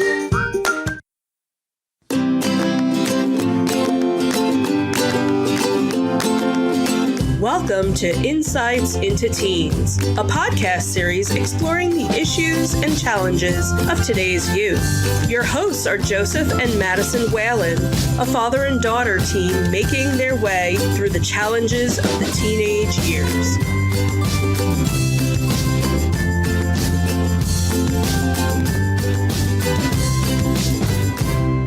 Welcome to Insights into Teens. This is episode 115, Morals and Ethics. I am your host, Joseph Whalen, and my fair-minded and ethical co-host, Madison Whalen. Hi, everyone. How you doing today, Maddie? I'm doing all right. How about you? I'm doing okay. So today's topic was another one of your suggestions that we decided to do. Mm-hmm. Before we even get into it, what possessed you to come up with this as a topic? Well, it was actually part of my research when doing when looking up podcast ideas for the podcast, obviously, and the original one I had was moral dilemmas, and you kind of added ethics in there as well. So I guess because it was a topic that we didn't really talk about and something I actually thought was going to be something that we could really delve into, I kind of thought that it would be a good podcast. So you didn't find yourself in a moral quandary or something like that and wanted to discuss that stuff? I mean, we'll see if I'm in a moral quandary, but I don't personally know or feel I am. Fair enough. So. Fair enough. So today we are talking about morals and ethics. We'll talk about what are morals, ethics, and integrity, and why they are important in life. We'll take a look at some of the ethical dilemmas facing our teens and discuss ways to train our teens to be more morally centered and ethical in how they conduct themselves. Finally, we'll do some role-playing and pose questions you can ask teens to help lead your discussion on morals and ethics to better illustrate their decisions and the consequences associated with them. But before we do that, I would like to invite our viewers and our listeners to subscribe to the podcast. You can get audio versions of this podcast listed as Insights into Teens, or you can get video versions of all the network's podcasts listed as Insights into Things. We're available on Apple Podcasts, Spotify, Google, Stitcher, iHeartRadio, Amazon, and pretty much any place you can get a podcast these days. I would also invite our audience to give us some feedback. We're always looking for suggestions for show topics, feedback on how we're doing. You can email us at comments@insightsintothings.com. You can get us on Twitter at insights_things. On Facebook, we're available at facebook.com/insightsintothingspodcast. On Instagram, you can get us on instagram.com/insightsintothings, where you can get links to all those and much more on our website at www.insightsintothings.com. Ready to get into it? Sure. All right.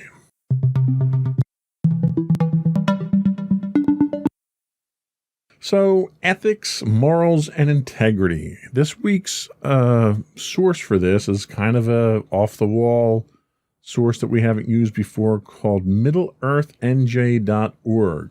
And I kind of just stumbled across this one as I was trying to do some research on the topic itself. And they start off by saying that our culture does not always seem to value integrity, and our youth receive a lot of mixed messages about the merit of having good principles. Some teens have seen too many adults acting unethically to believe it's important. Many teens want to do good deeds, but they struggle to find the courage to, quote, do the right thing at times. The fact is, teenagers make tough decisions every day, and peer pressure often makes it more difficult for them to choose the right path. Providing our youth vague advice, such as do the right thing, does not provide them with the reasons and means to follow through, nor does it allow them the opportunity to think through the complexities of living responsibly in our culture. So one of the questions that I had for you is, how do schools treat ethics and morals and integrity? Are there is it included in lesson plans, or is this something that's sort of treated with special care and they don't talk about it all that much?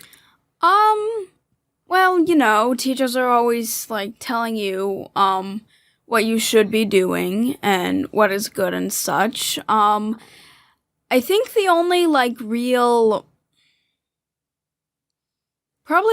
real point where we discussed doing the right thing is with certain topics, like with drugs mainly.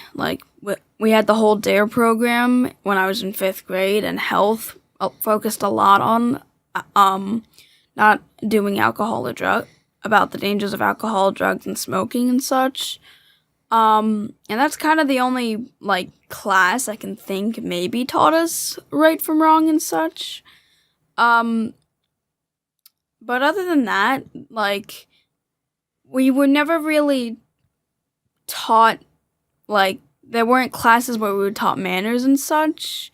And there weren't a lot of classes that gave us morals and such. How about the anti-bullying? I know there's a lot of anti-bullying lessons, and I'll call it propaganda, but I don't mean that in a negative way. There's a lot of anti-bullying messages that are sort of reinforced in schools now. Did any of that come across as things that would teach you right from wrong and why you shouldn't bully and stuff like that? I mean, a lot of it was like anti-bullying posters and such, but the thing is, they never really talked about why you shouldn't bully. It's just hey, bullying is bad. They never talked about, like, you know, the effects bullying can have on people and, like, the extreme negative effects. And I guess I can understand when we were younger because a lot of the extreme effects shouldn't really be talked about with kids, but they basically just said don't bully and that's it. They really didn't give reasons on why you shouldn't bully other than, hey, you're just gonna not make the other kid happy and, like, you shouldn't do it because it's not morally right. So when they talked about not doing drugs in the DARE program, did they explain to you why you shouldn't or what the consequences of doing drugs would be? Yeah, definitely. They used that to say why you shouldn't do drugs, and they even talked about the specific types of drugs and why you shouldn't be using, and why you shouldn't use any of the drugs and how some of them are illegal. So they did kind of discuss the moral implications of drug use. Yeah. At least. So there's some there. Now, you had mentioned in last week's podcast about kind of the messaging that we get from media now and how some of the messaging that we get that sort of floods our attention is really counter to some of these things that are good for society, some of these ethics and morals. Talk a little bit about that and what you meant by that and what some of these examples are. Well, the main example I used, because we were talking about forgiveness, was the act of revenge, and the fact that the media kind of shows revenge as being something that you should do, and something that doesn't really have consequences, and just something that will make you feel better if you were wronged by somebody, when in reality, revenge is something that really shouldn't be done. Revenge will have consequences. You might get that one bit of satisfaction, but you can really get in trouble for revenge. And it really doesn't help anyone in the long run. So what about from a moral standpoint, from a deciding right from wrong and developing your own sense of personal integrity? How do you feel the media handles that? It's really kind of mixed at this point. I know the media has definitely been, like, shunned for various ideas they put in place to kids. And, like, a lot of mobile games, I think, have gotten flack for this, for basically instilling bad ideas in kids. Because a lot of modern mobile games are kind of doing that. And I definitely think that the media is somewhat responsible for, in a way, bad behaviors that have been coming up. And they don't really do, and a lot of the media doesn't really have a lot of good morals that they discuss so much. So, can you give me an example of something in the media, whether it's news, movies, television, YouTube, social media, whatever? Can you give me an example of something in the media that actually sets a good example for morals and ethics for today's teens and adolescents? I'd say if you're looking for good morals, I would say that mainly film and television are kind of doing it. I haven't really watched too much television, but film has kind of delved into slightly better morals. I can't think of any right off the top of my head right now. And then again, I really haven't watched too many movies, but from the media I've heard, I definitely don't think certain aspects of the media are good for morals, and I definitely think there's a lot of improvement we need to make with that. So let me just throw one example out there, and that is the very popular genre of superhero movies right now. And, we'll look at Avengers, for instance, since the Marvel Cinematic Universe is kind of dominating that scene right now. Do you think that they're casting a sense or an image of decent morals and responsibility and ethics in how they portray their characters in film and television? Yeah, definitely. I can think of a few examples with one of their shows, WandaVision, and how they perceived grief, because through the show, Wanda is experiencing grief, and you can see all the stages of grief. We've talked about it before on the podcast, and Wanda goes through all the stages of grief, from denial, sadness, anger, and acceptance. They're all there, and that's something that it's been teaching, and I actually think it's a decent moral. Okay. So I think that's a good foundation of where we're at right now with ethics and morals, and we're going to explore a little bit deeper with things specifically pertaining to teens. We're going to take a quick break right now, and when we come back, we're going to talk about common ethical dilemmas that teens face.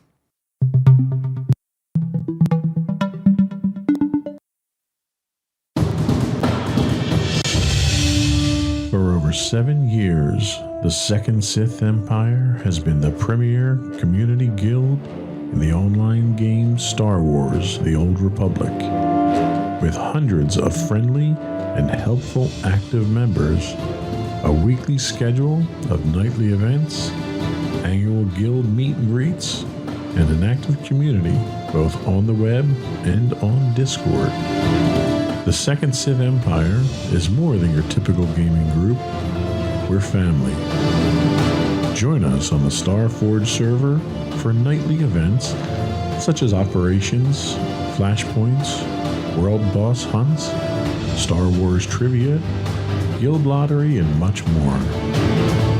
Visit us on the web today at www.thesecondsithempire.com.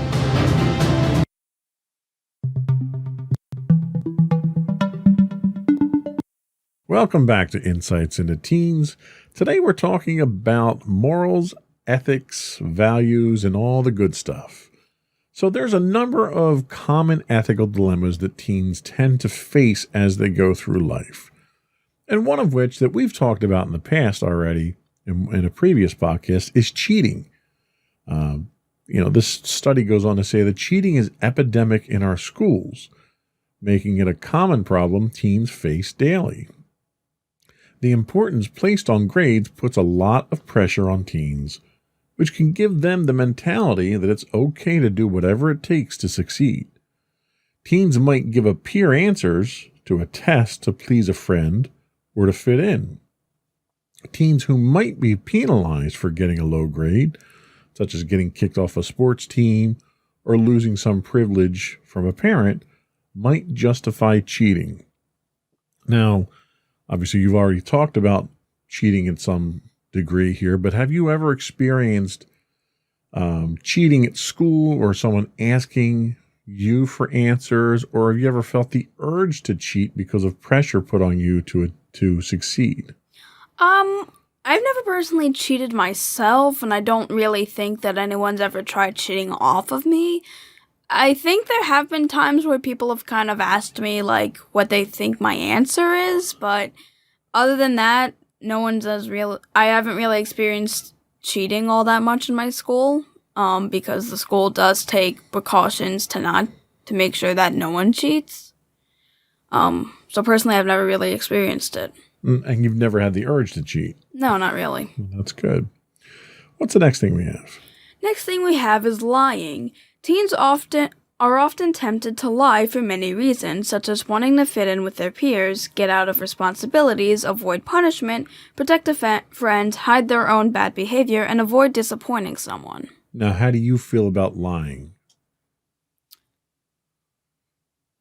I actually don't really know how I should feel about lying. I know a lot of lying is bad, but I don't know if I can say that it's necessary. But I don't know if I can say it's like if it's good in different.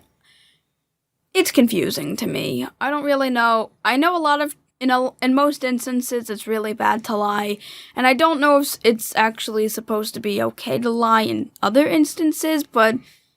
So give me an instance where you don't know if it's okay to lie or not. I guess maybe when it comes to, like, mainly things with little kids, I just don't know how to, like, I don't know if I should tell them the truth about things, like, let's say their hamster or goldfish, and, how do you tell them to their face, like, that their pet... For the convenience of our listening audience, I think you mean if a pet dies. Yes, if a pet dies, how do you, do you tell the kid that the pet died, or do you just lie and say that it ran away or something? I'm not sure either of those is really a good answer. Yeah. Because of the impact that it's going to have. And I think you make a valid point that it's kind of age dependent there. Yeah. But I think the general rule of thumb is if you lean towards the tell the truth side of things, that's probably the best way to go. Because in a situation like that, you, one, don't want to perpetuate a lie. Yeah. Because that's never good. And on the other hand, they're going to feel the loss either way. Mm-hmm. So if you tell them the truth, you can then be the one that's there to help them get through those difficult emotional feelings of feeling that loss. So, we never hid the deaths of pets from you, did we? No. And you've had some adverse feelings. You were very sad when Fluffer passed away. But, Mommy and Daddy could have lied to you about that, but it was important. It's an important lesson to learn. Loss, in this specific instance, loss is a part of life. You can't, as much as you don't want your friends and your loved ones to feel that hurt, you can't shelter them from it. Yeah. They're going to feel it eventually. So if you care about them, the best thing you can do is to help guide them through it. So in that case, you probably wouldn't want to lie. Yeah. There are times that you don't want to tell the truth, I'm sure. Mm-hmm. There are, and some people would refer to those as lies of omission. But if Mommy comes to you and has a dress on and you don't really like the dress, and she says, "How do I look?" What do you do? Yeah. At that point in time, you can be honest and maybe hurt her feelings. You can lie to her and think that the dress doesn't look good and then let her go out and let other people think the dress doesn't look good. But you can also err on the side of honesty with constructive criticism. Yeah, that's the one thing I definitely wanted to bring up because, another instance I kind of came up with was, if, your kid had, made a drawing of you and, your kid wasn't like Picasso or something. He didn't really, he used a bunch of crayons for it, and you don't really know whether to say that it's good or bad to tell the truth or not. And that's kind of how you are with my art. If I show you my art, if there are certain aspects you don't like, you instead turn it into constructive criticism. That's a very good point. I don't want to lie to you and tell you you're the greatest artist in the world, because if you're not, then you'll never get better and get to be the greatest artist in the world. Mm-hmm. I'll tell you what I like about the things that you've done, the things you created, and then I'll try to help guide you to maybe fix the things that aren't so great. And let's be honest, I'm not an art critic. My tastes are different than other people's tastes. What I like and don't like might be different than what the next person likes or doesn't like. But I'll be honest about what I think. And it's not just about the end product there either. It's also about the effort and the feeling that went into doing it. I have a rock downstairs on my desk that you gave me. I don't know if it was for Father's Day or my birthday, that was your artistic expression of your affection for me. It's not a Picasso. It's never going to be. It was never intended to be. But the feelings that you put into that rock mean a lot to me. So I keep it because it means a lot to me. So again, it's one of those things where you don't have to lie to someone, but you can appreciate it for the aspect and the thought behind it. Mm-hmm. So it allows you to be honest. So the next thing that we have is snitching, what they call snitching. In the teenager world, snitching is perceived as a betrayal of your peers and can lead to harsh rejection. Teens often know they should tell an adult if they see someone stealing, cheating, using drugs, bullying someone, or acting suicidal. But the fear of the consequences from the peers is difficult to overcome. Have you ever had a situation where you saw somebody do something that was either bad, illegal, against the rules, or harmful, and went to an adult and tried to stop that? There were instances where that did happen. Because I do remember instances where people were kind of doing mean things to me, and I would go to the teachers about it. I guess mainly because they weren't, around my age, because I was around a lot of younger kids, and a lot of younger kids kind of annoyed me and would take my toys and such, so I would pretty much just tell the teacher.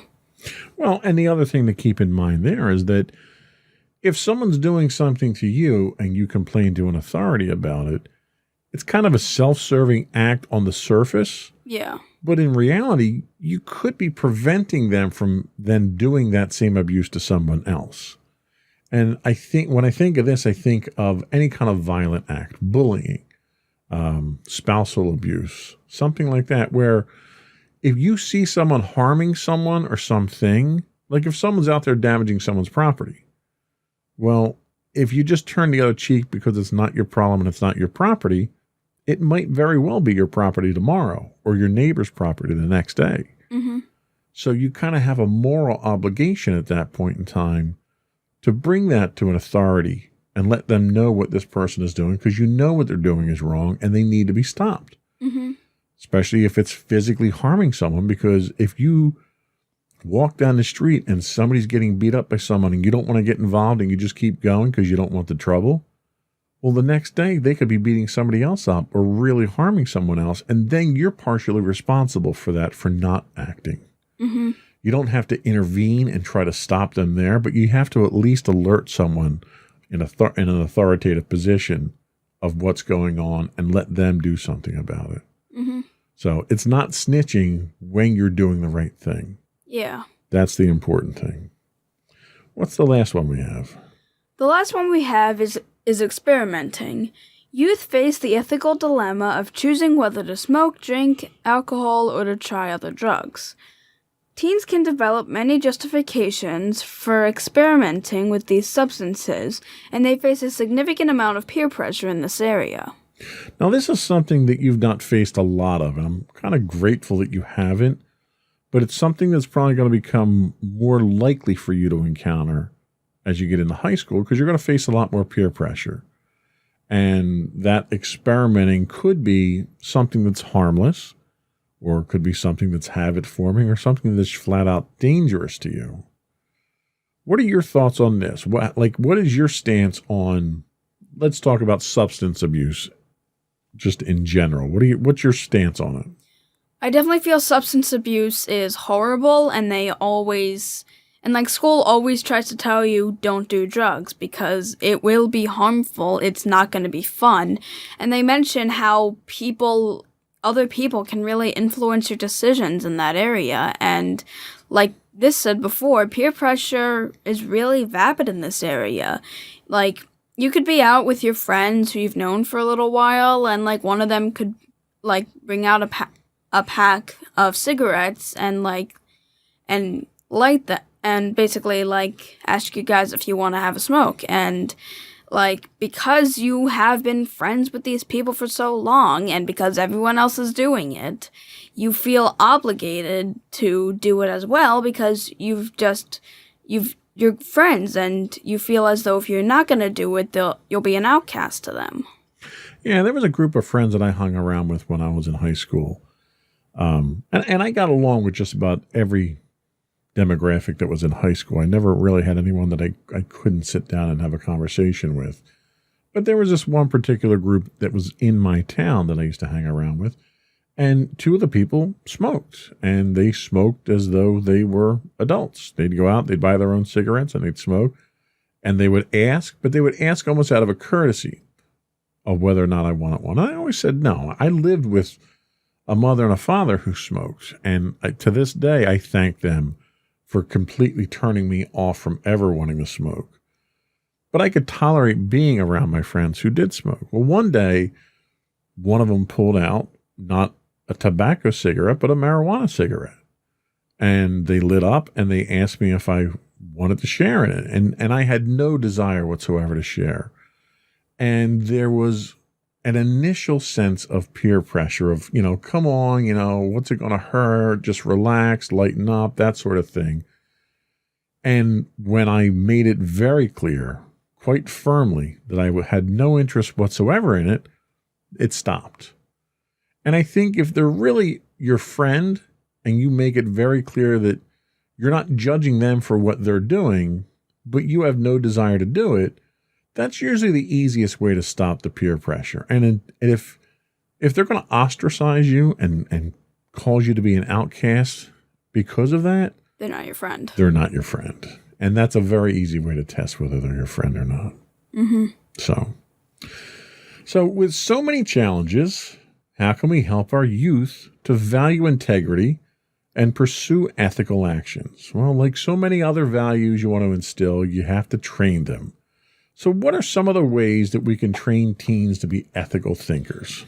So one of the ways is focus on values. Our culture exposes teens to many negative messages. Movies, TV shows, and news stories frequently highlight the bad behavior of adults. As a result, our positive messages of good values must be more powerful, more frequent, and more compelling than those other messages. Whenever you see positive ethical stories in the media, news, movies, etc., or in the books they read, bring them up and talk about them. What are your thoughts on that? Do you find we do a decent job? You guys personally? Yeah. Yeah, definitely. You guys, definitely try and give me, at least try and keep me, morally well. You definitely focus on the good values, and this podcast is one of the main things because, I have now focused more on the good values than I really ever had before. Yeah, and it's tough. Today it's really difficult for parents, and a lot of it's to blame on technology. When I was growing up, my media exposure was extremely regulated compared to what we had today. We didn't have all the TV channels. We didn't have on-demand. We didn't have the internet. We had radio, we had TV, and we had movies. And all those had some kind of governing body. There wasn't the only place that you would have questionable or ambiguous morals injected into what I consumed was if I was with friends, and it was that peer pressure. But nowadays with the internet and social media and streaming media and everything else, it's everywhere. And parents can very quickly get overwhelmed by this. There's a couple of things. One, if you try to regulate it to your teens, you're going to resent it. If I tell you can't go on YouTube anymore, that's going to make you want to go on YouTube even more.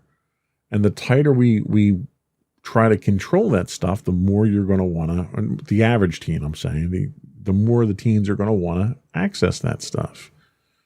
So It's tough for parents, but parents have to be active, and you have to kind of be the loudest influence out there to get the attention of your teen now, because there's so many things vying for your teen's attention. Mm-hmm. The next thing they talk about is label them good. We need to help our youth define themselves as good people who are learning. This requires frequently telling teens that they are good people. When they make a mistake, we should state that it's a simple detour from a path that they can return to. Never label your teen a cheater, a liar, or a thief. Remind them that they're good and help them back to the ethical path. Additionally, make sure you tell your teens that you value being honorable and responsible more than any other measure of success, such as good grades.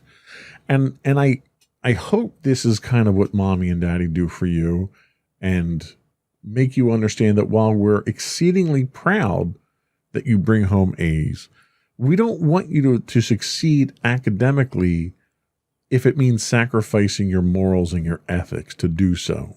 You understand what I mean? Mm-hmm. So you're doing a great job as it is. You're working hard. Keep up the good work, and make sure you're doing the right thing whenever you can. Mm-hmm. What's the next thing we have? Next thing we have is help them find their contribution in the world.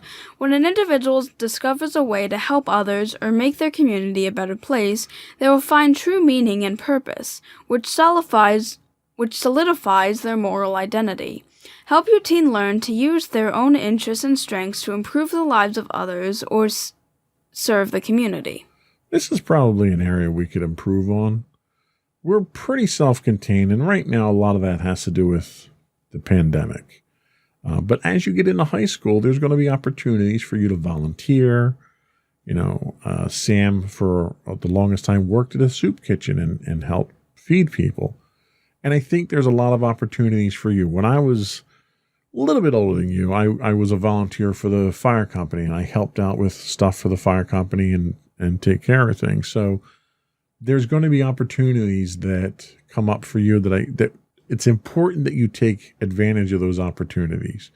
Not only does it help to advance your academic career, but morally it's good for you to see how you can help others, and helping others makes you feel good. There's an absolute benefit to it. Mm-hmm. They talk about offering a broader perspective. When facing a decision, all humans typically start with determining which choice is most beneficial to themselves, and that's human nature. Help your teen broaden that framework by using stories or your own experiences to discuss how your choices impact others, our schools, the communities we live in, and even the long-term greater good of society. Since the whole ethical picture can help teens stop before they do something they'll later regret.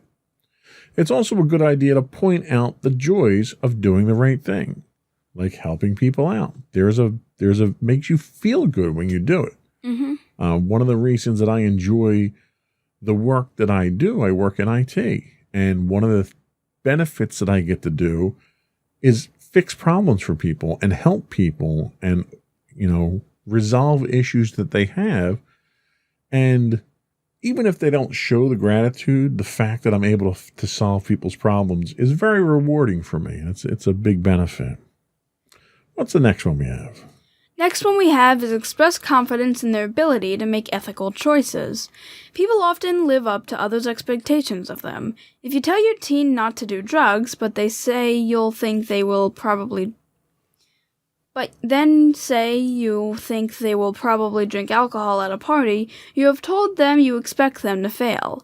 Instead, convey your certainty that they have the strength, values, and determination to make an ethical choice even when it's difficult. Do you feel we do that for you?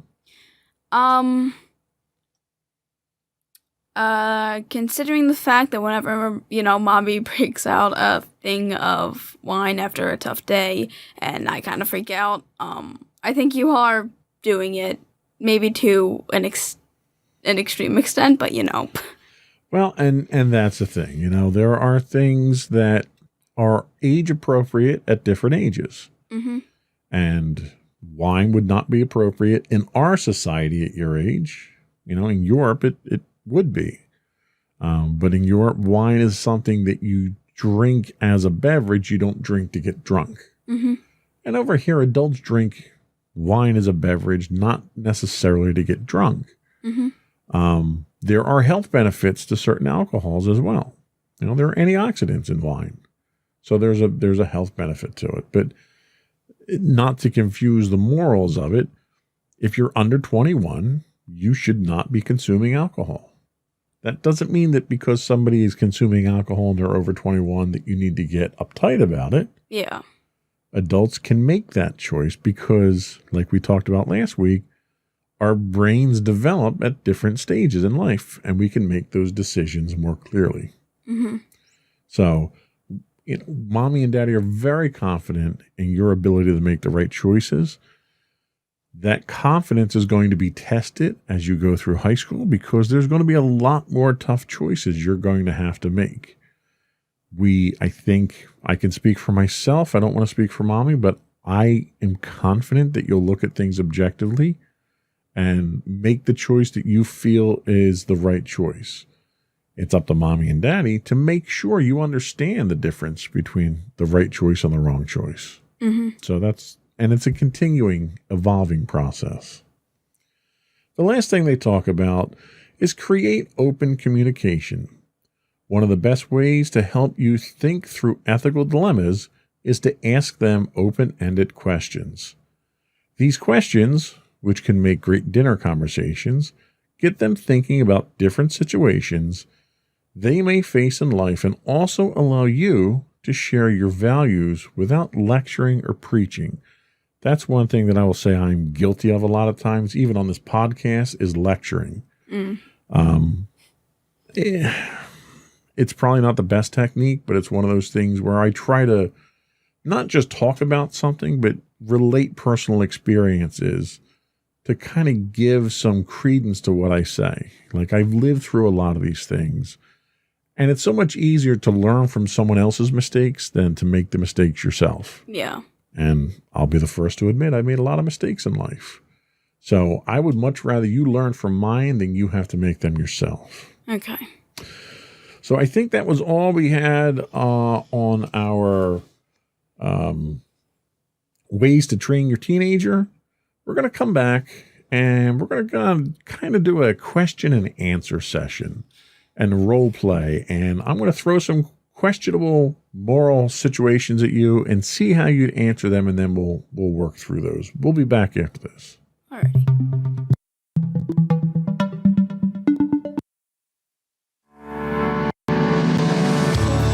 Insights into Entertainment, a podcast series taking a deeper look into entertainment and media.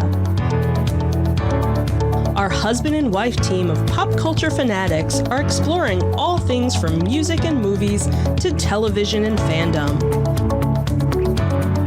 We'll look at the interesting and obscure entertainment news of the week. We'll talk about theme park and pop culture news. We'll give you the latest and greatest on pop culture conventions. We'll give you a deep dive into Disney, Star Wars, and much more. Check out our video episodes at youtube.com/insightsintothings. Our audio episodes at podcast.insightsintoentertainment.com, or check us out on the web at insightsintothings.com.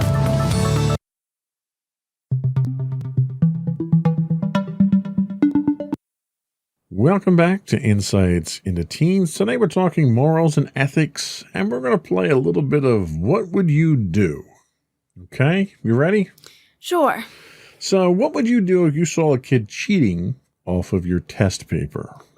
So, my first reaction would probably be just giving the kid a look, like, quit it, and like covering my paper up to stop them from looking. If they didn't stop, then I'd probably tell the teacher. I definitely wouldn't go to the teacher right away, because if he became a distraction, or if he just just kept on doing it, I would then tell the teacher, because then it kind of got to the extreme. I tried, like, making him stop myself, but if he didn't, then I'd just go to the teacher to get some more so you're not authority. going to propagate it. You're not going to help him continue to cheat. No. Okay. What would you do if you saw your friend starting to make fun of someone? I'd probably ask them, like, what the heck? Why are you making fun of people? What's your motivation for this? Is something up, guys? What did this person do anything? What's going on? Okay.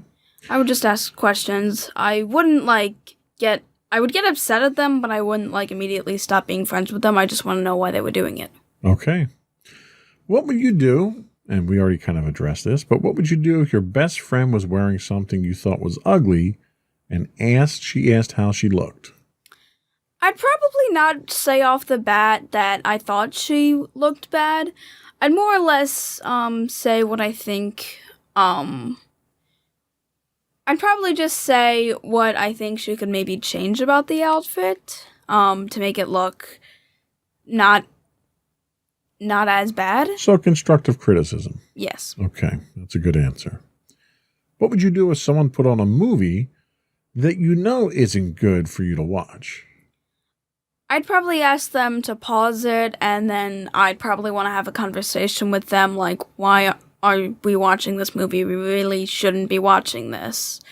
And if they still wanted to watch the movie, I'd probably say, you know what, if you want to watch the movie, fine, I've tried convincing you, but I'm gonna go into another room now. Okay.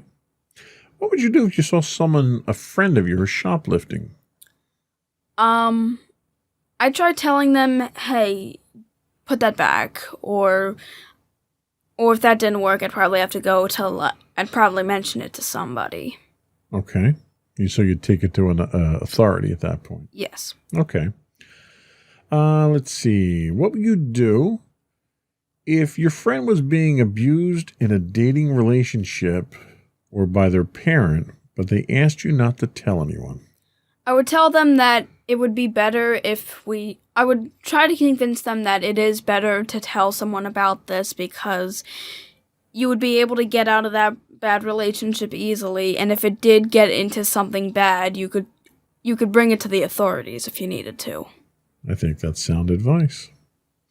What would you do if someone offered you the answer key to a test you have to take?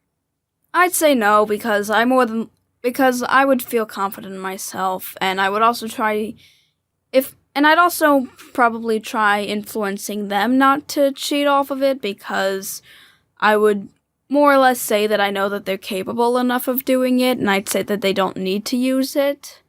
And I'd say that it would be better not to cheat off of it,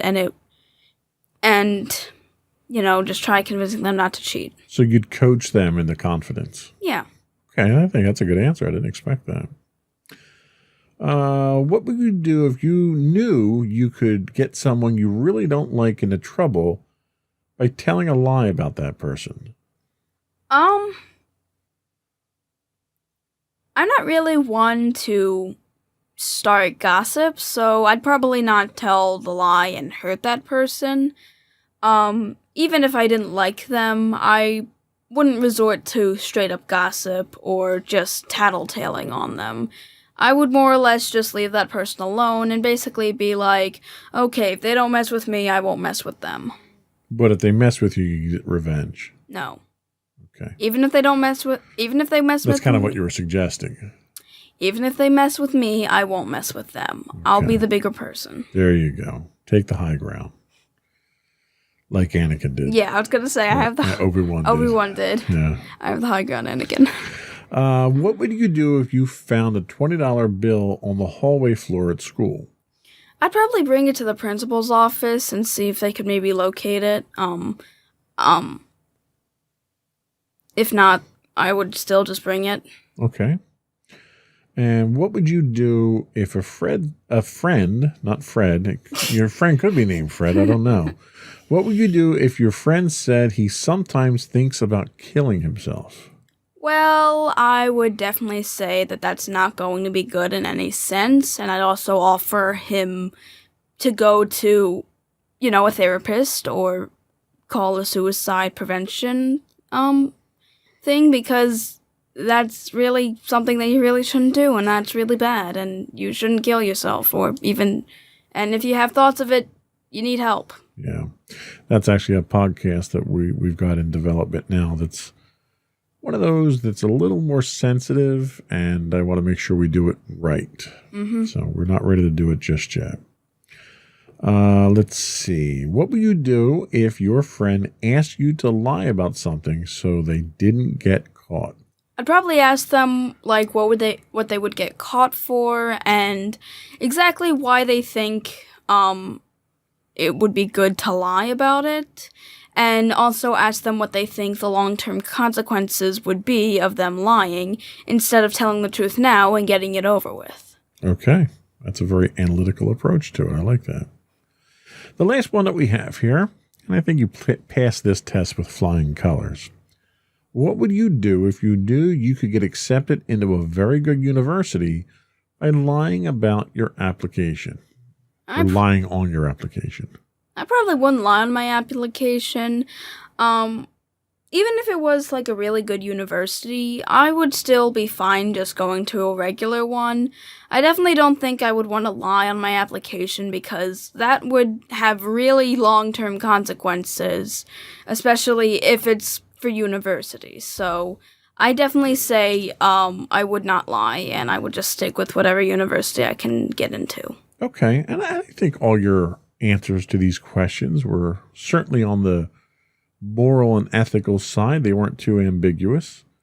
So as you're having these conversations with your teens, keep in mind that the fastest way to get a teen to clam up is to express disapproval, judgment, or horror at something they say.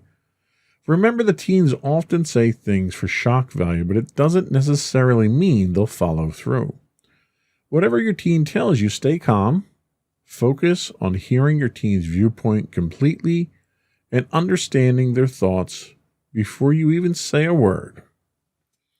When you are ready to share your opinion, avoid using sentences that start with you. Stating you should be or you need to causes your teen to become defensive. Use I statements to express your thoughts, such as I wonder what would have happened if you, or I think it could be helpful too. You are trying to prompt your teen to think ethically. So realize that this conversation may plant seeds that get them to consider approaching the situation in a new way. And how do those phrases sit with you? Do you think that's an accurate statement? Yeah, I definitely think that just saying you should have basically is having your parent blame you, and I know a lot of times teens don't really like being blamed all that much. And I definitely think that the I think or I believe statements are definitely a lot better, because you are suggesting it at least, and it doesn't feel like you are completely disapproving or blaming us, and it's more or less just something to think about from your parental figure. Right. That's very well said. I think that's all we had for today. I hope this was helpful for folks. We'll be right back to get your closing thoughts. Alrighty.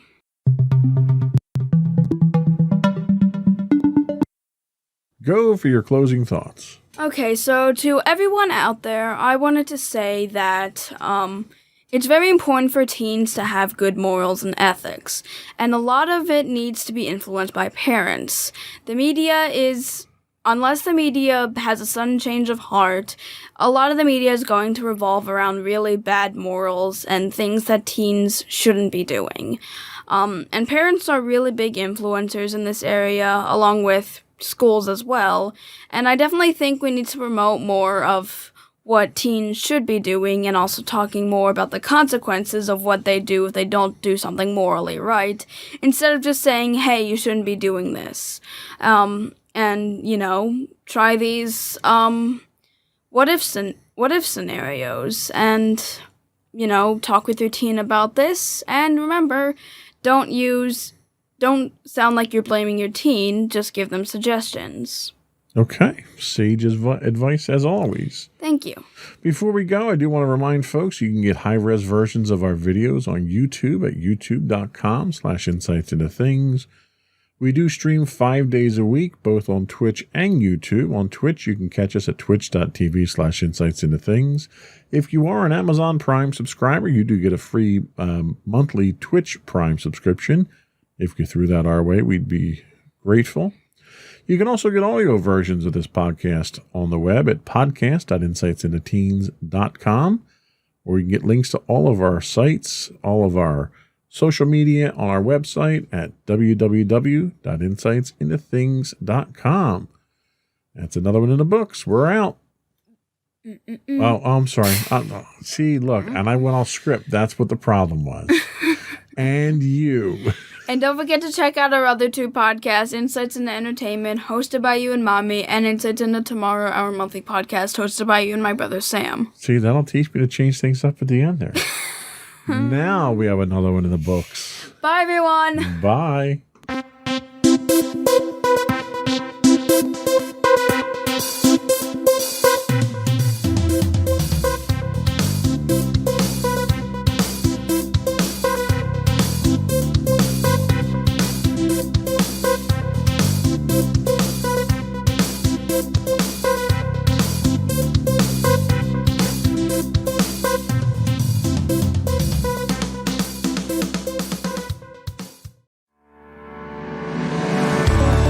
Insights into Entertainment, a podcast series taking a deeper look into entertainment and media. Our husband and wife team of pop culture fanatics are exploring all things from music and movies to television and fandom. We'll look at the interesting and obscure entertainment news of the week. We'll talk about theme park and pop culture news. We'll give you the latest and greatest on pop culture conventions. We'll give you a deep dive into Disney, Star Wars, and much more. Check out our video episodes at youtube.com/insightsintothings. Our audio episodes at podcast.insightsintoentertainment.com, or check us out on the web at insightsintothings.com. Insightful podcasts by informative hosts.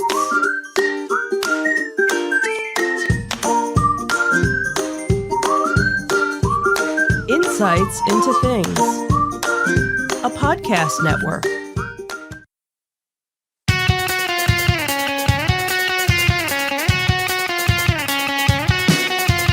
Welcome to Insights into Entertainment, a podcast series taking a deeper look into entertainment and media.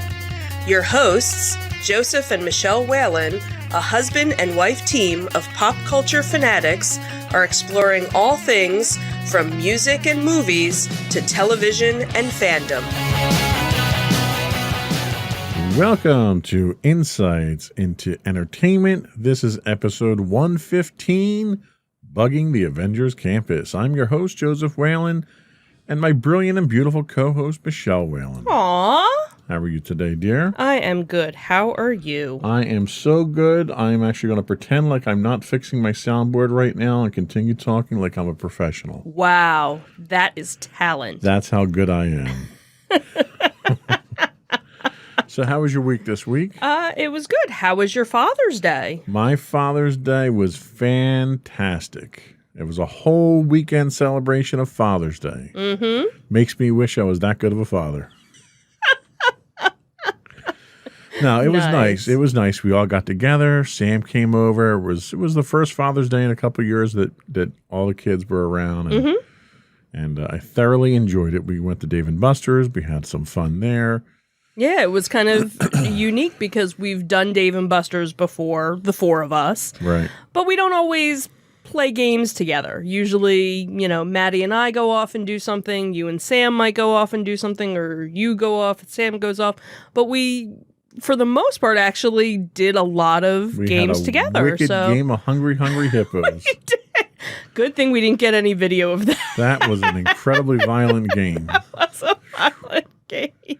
You know, they are the deadliest creatures in the jungle. So, And now I know why. yeah. Yeah. So we did that. We did some air hockey, some axe throwing, Yeah. some racing, although we were all individually racing and didn't realize We it didn't until realize we were finished. Right. What else? We did Pong. We did Pong that was didn't work out confusing. That very didn't well. work out. Yeah. But it was nice that they had a number of games where you could have, 4 people playing Right, all right. together. So that was Well, and kinda the one nice. thing that we kind of missed was the 4-player air hockey that they have in Right. Philly. So- Oh, we did the squirt gun, the water gun thing Which I was too. so confused about. Because that one How was, that worked. it was basically you had to plot against everybody else. Right. It wasn't about getting to yours first. It was getting everybody else getting down everybody before else you. out before Yeah. you. Yeah. So You all conspired against me, though, so that's okay. yeah, we did. That's great. It was Father's Day.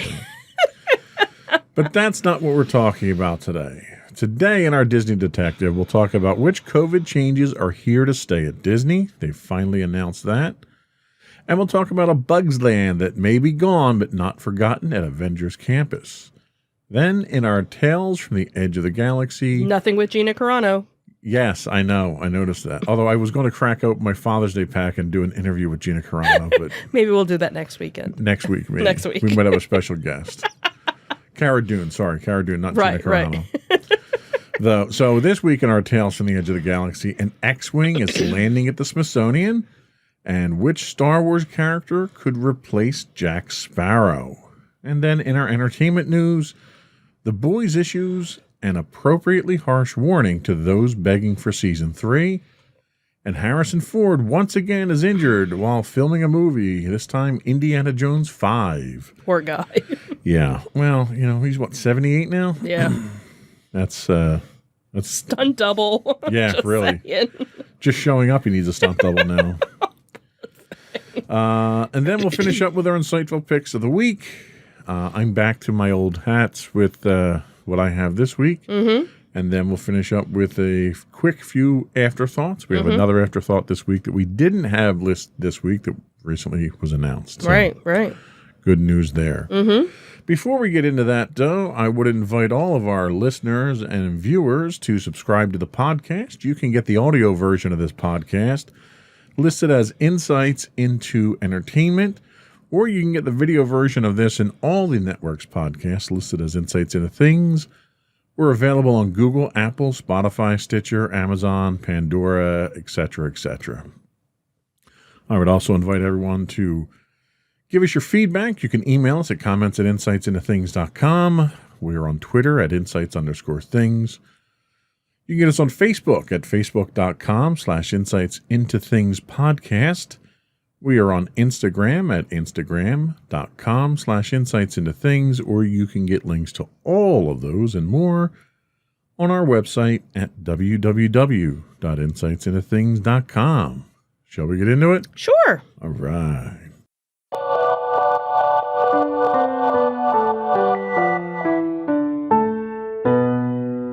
Go for Disney Detective. So the first story comes from the LATimes.com, and it was basically talking about which COVID era changes will be staying and which ones will be going. Because obviously Disneyland now has opened up, and California has lifted most of its coronavirus safety restrictions this week.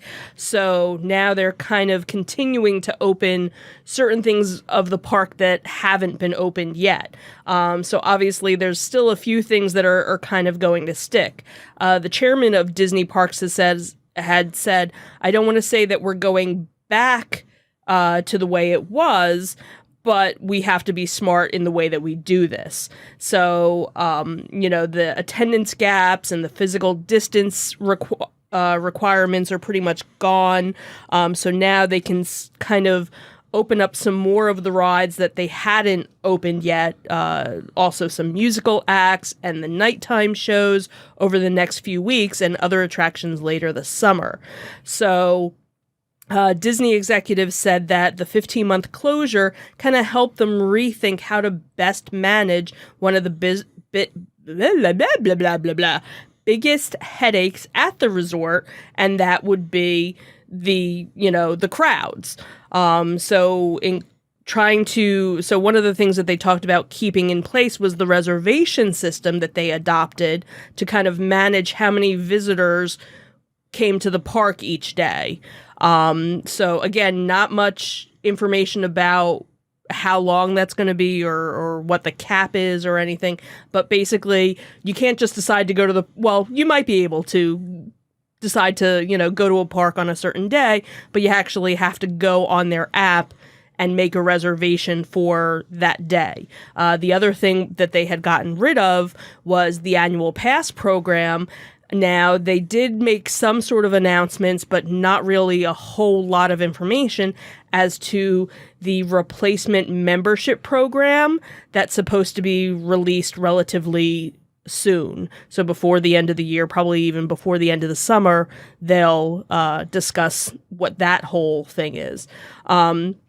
So, obviously, things that have gone away is no longer do you have to have your temperature checked, even though if you're fully vaccinated, you don't have to wear a mask. They're not asking for proof. So it's basically on the honor system for mask wearing.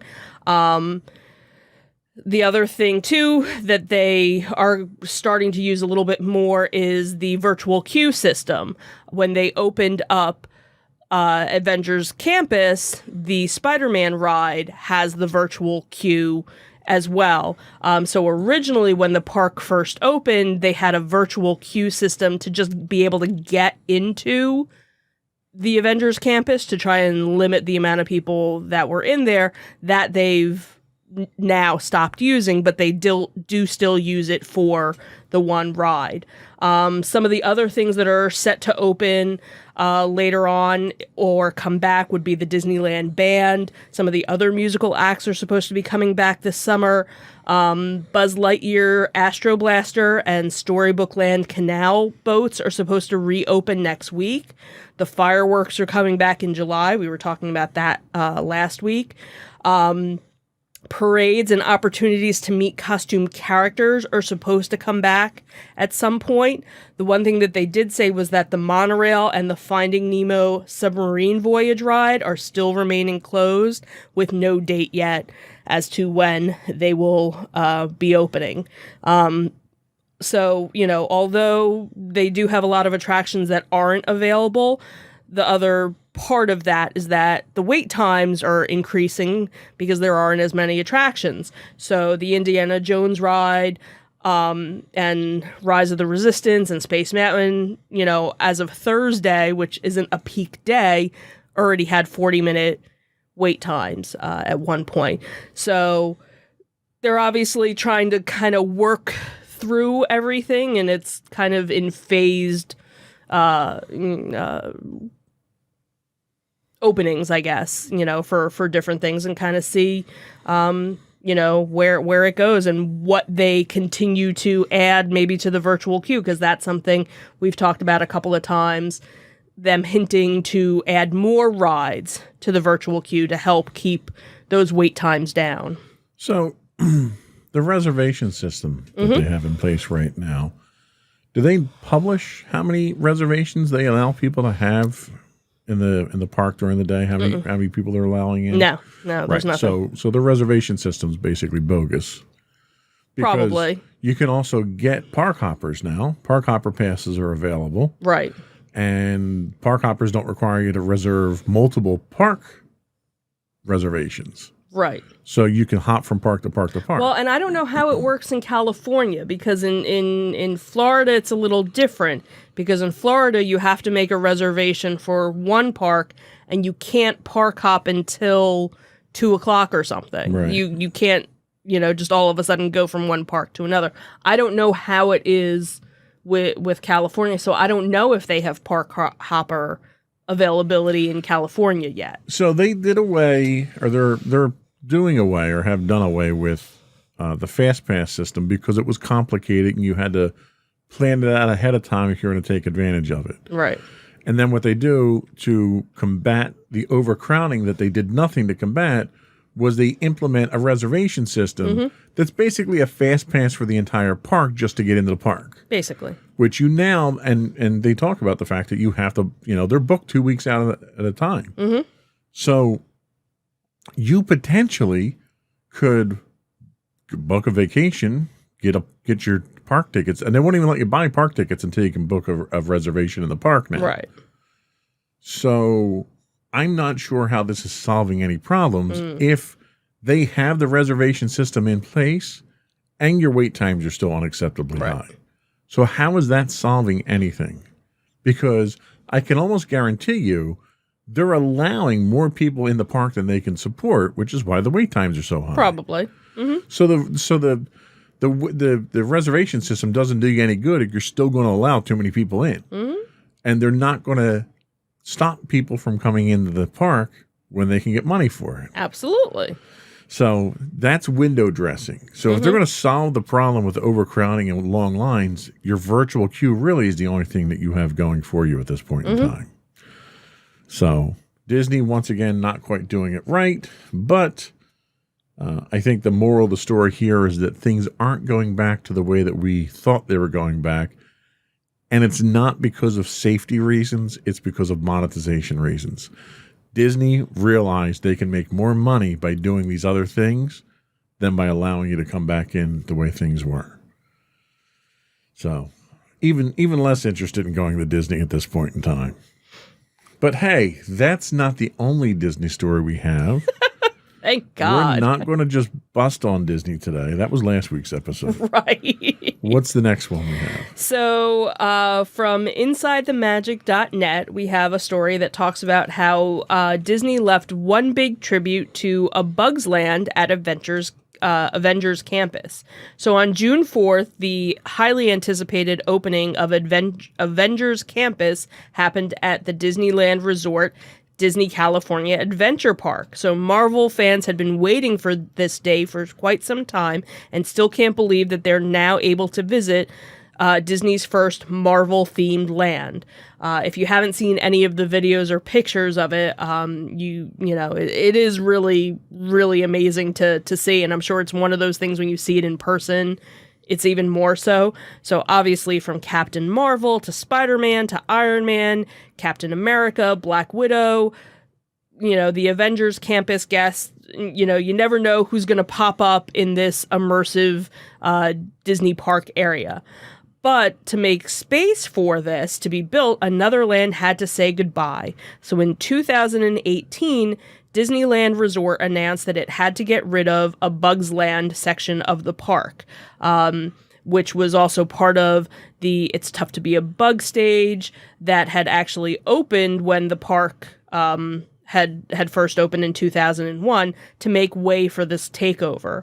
But what was nice was that Walt Disney Imagineering didn't forget about A Bug's Land, however.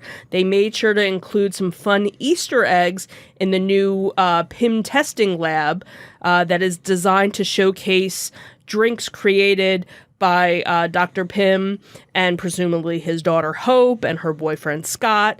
And so in the area, the iconic Christmas lights that were used in the Bug's Land area are proudly hanging at this testing lab. So if you happen to be there and you see these big giant Christmas lights, those were actually from the Bug's Land. And they look kind of cool, at night.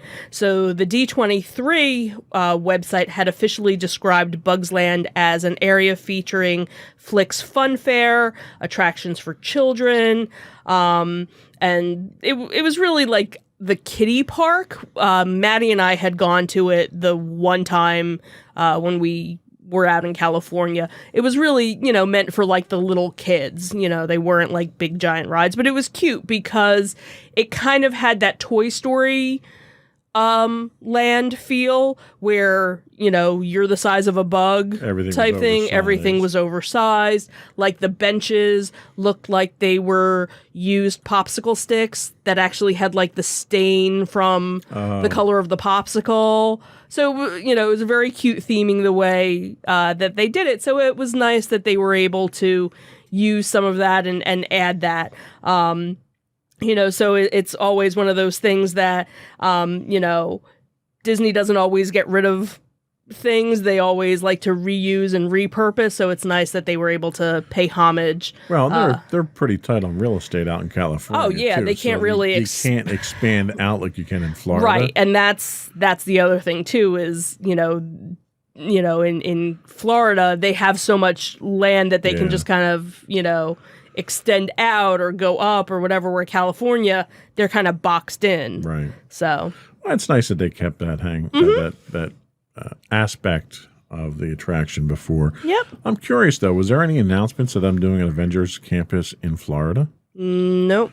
That seems odd that they wouldn't do one in Florida, considering how popular that's going to be. Right, and especially when you did Star Wars, in both simultaneously. You did both. Yeah. You weren't going to have one versus maybe the other. Maybe they learned a lesson there. Maybe. Let's open it in California and see how well it does. And the other thing, too, is that in Florida at Epcot, you're going to get the Guardians of the Galaxy ride, which isn't going to be...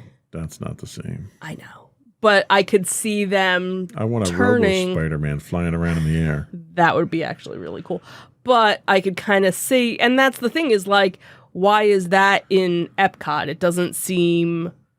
But I could see them building a Stark Technologies in Epcot. Turn Epcot itself into like the Stark Expo. Right. Right there that is what you would have. Be, you could totally... The entire park could be themed that way. Because it's not what Walt originally wanted it to be anyway. Right. So, I don't know. Maybe, 10, 15 years from now, that's, interesting. Their plan. So. Well, at least A Bug's Land lives on in giant Christmas lights. Right. That's some sentimentality going on there.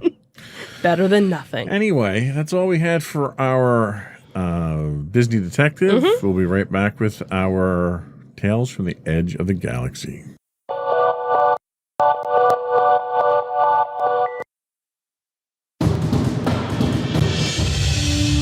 For over 7 years, the Second Sith Empire has been the premier community guild in the online game Star Wars: The Old Republic.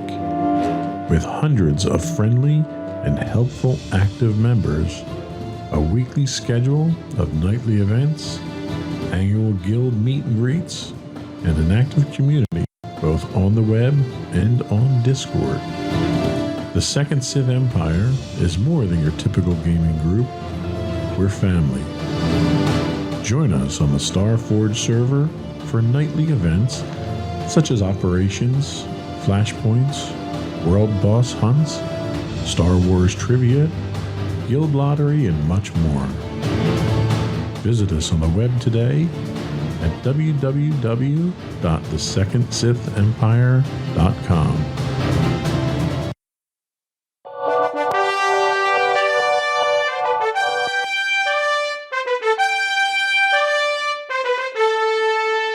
Go for Tales from the Edge of the Galaxy. So from Space.com, an iconic Star Wars X-Wing fighter is going to find a new home at the Smithsonian. So the Force will be with the Smithsonian in 2022 as an esteemed museum in Washington, D.C. rolls out their latest prize artifact next year in the form of an actual Star Wars X-Wing fighter. The iconic mosquito-like spaceship prop has been generously loaned to the Smithsonian by Lucasfilms Limited for an indefinite period. So the space history chair at the museum had said, despite taking place a long time ago in a galaxy far, far away, Star Wars introduced generations of fans here on Earth to outer space as a setting for adventure and exploration. All air and space milestones begin with inspiration and science fiction so often provided that spark.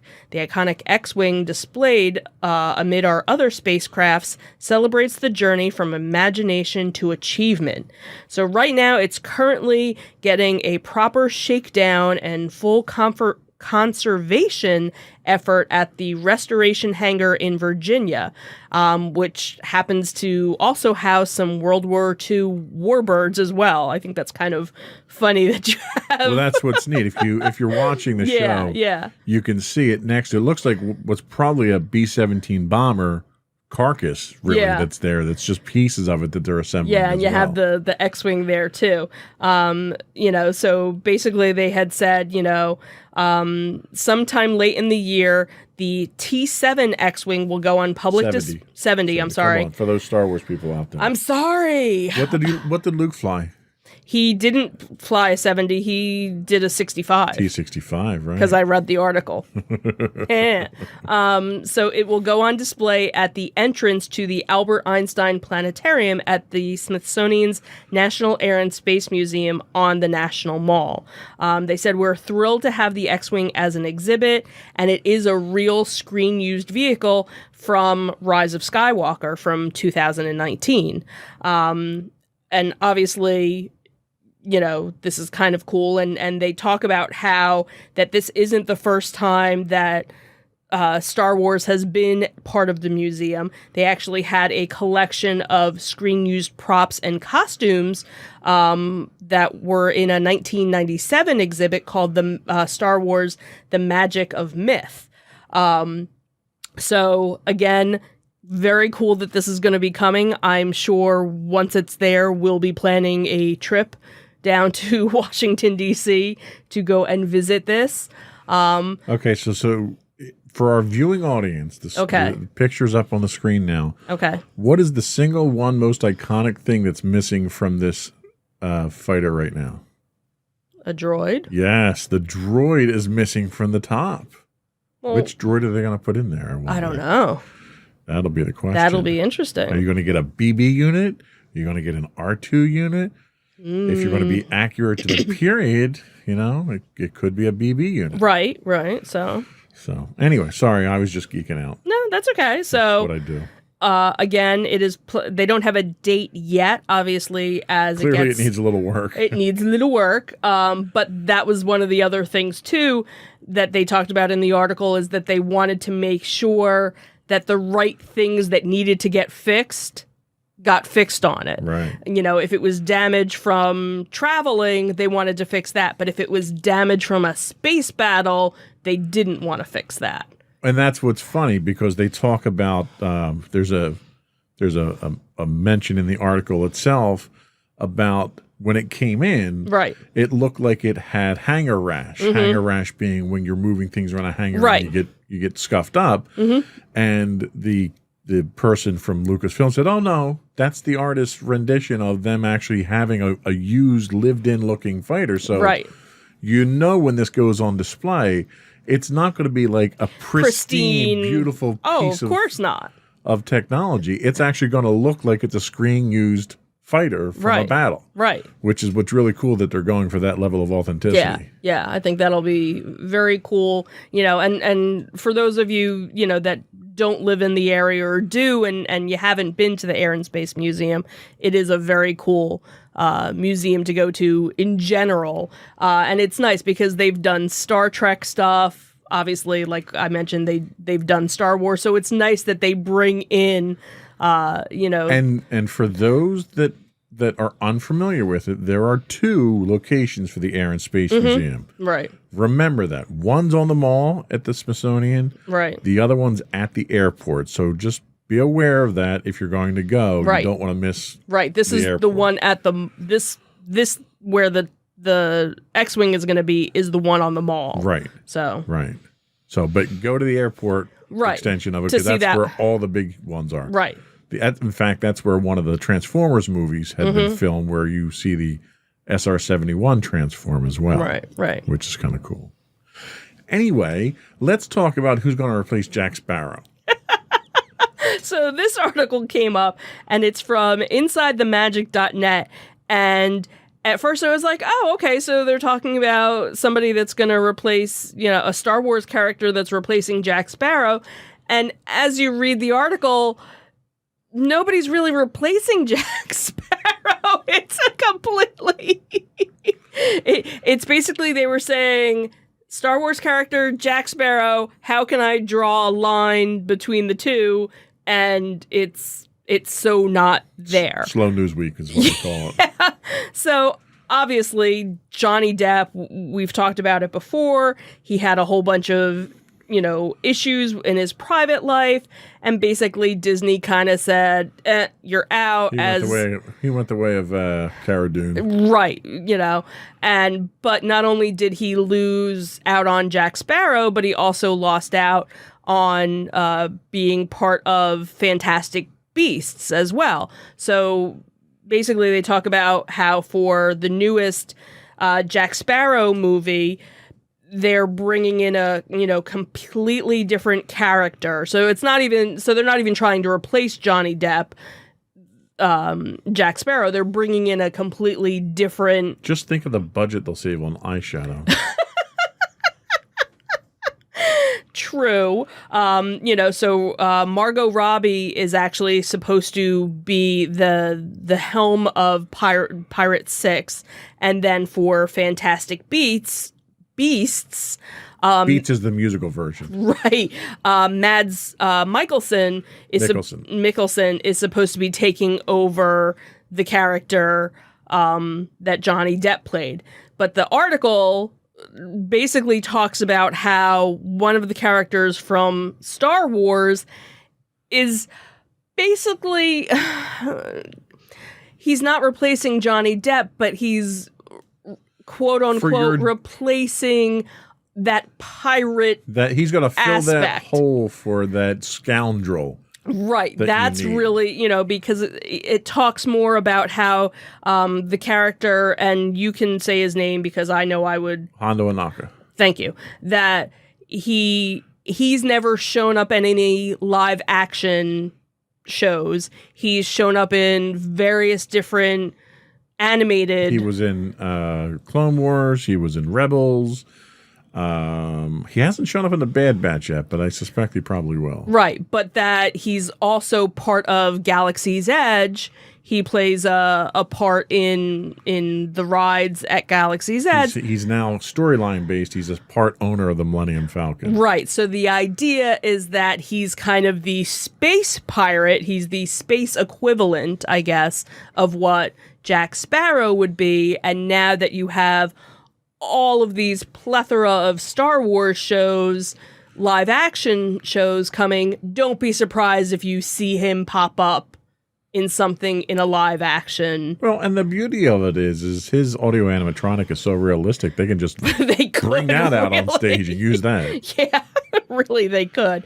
So the article was really long, and it was one of those, you kind of read through it and go, so what Star Wars character is replacing? Yeah, it's like not even the voice actor is going to be in the Johnny Depp movies. Like, there's literally no connection whatsoever. It's just filling that role of that scoundrel pirate. Right. Since Johnny Depp's not doing it anymore. Hey, Hondo Ohnaka. Right. If you're missing pirates, come on over to this guy. Right. That was really what it. It was in reading the article. It was a desperate attempt to draw a parallel between. Right, and two. it wasn't like it was short. It was a short article. It was so. Hey, I give credit to the person who wrote it, and this was a desperate attempt to get Star Wars fans to like Pirates of the Caribbean if you didn't already like it. I guess, yeah. Yeah. So that was pretty much it. Yeah. And that was all we had for our Tales from the Edge of the Galaxy this week. Mm-hmm. We'll be right back with what are we doing now? Oh, entertainment news. That's what we do here, right? We'll be right back.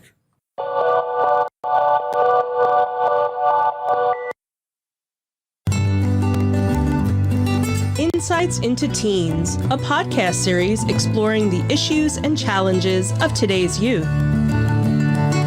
Talking to real teens about real teen problems.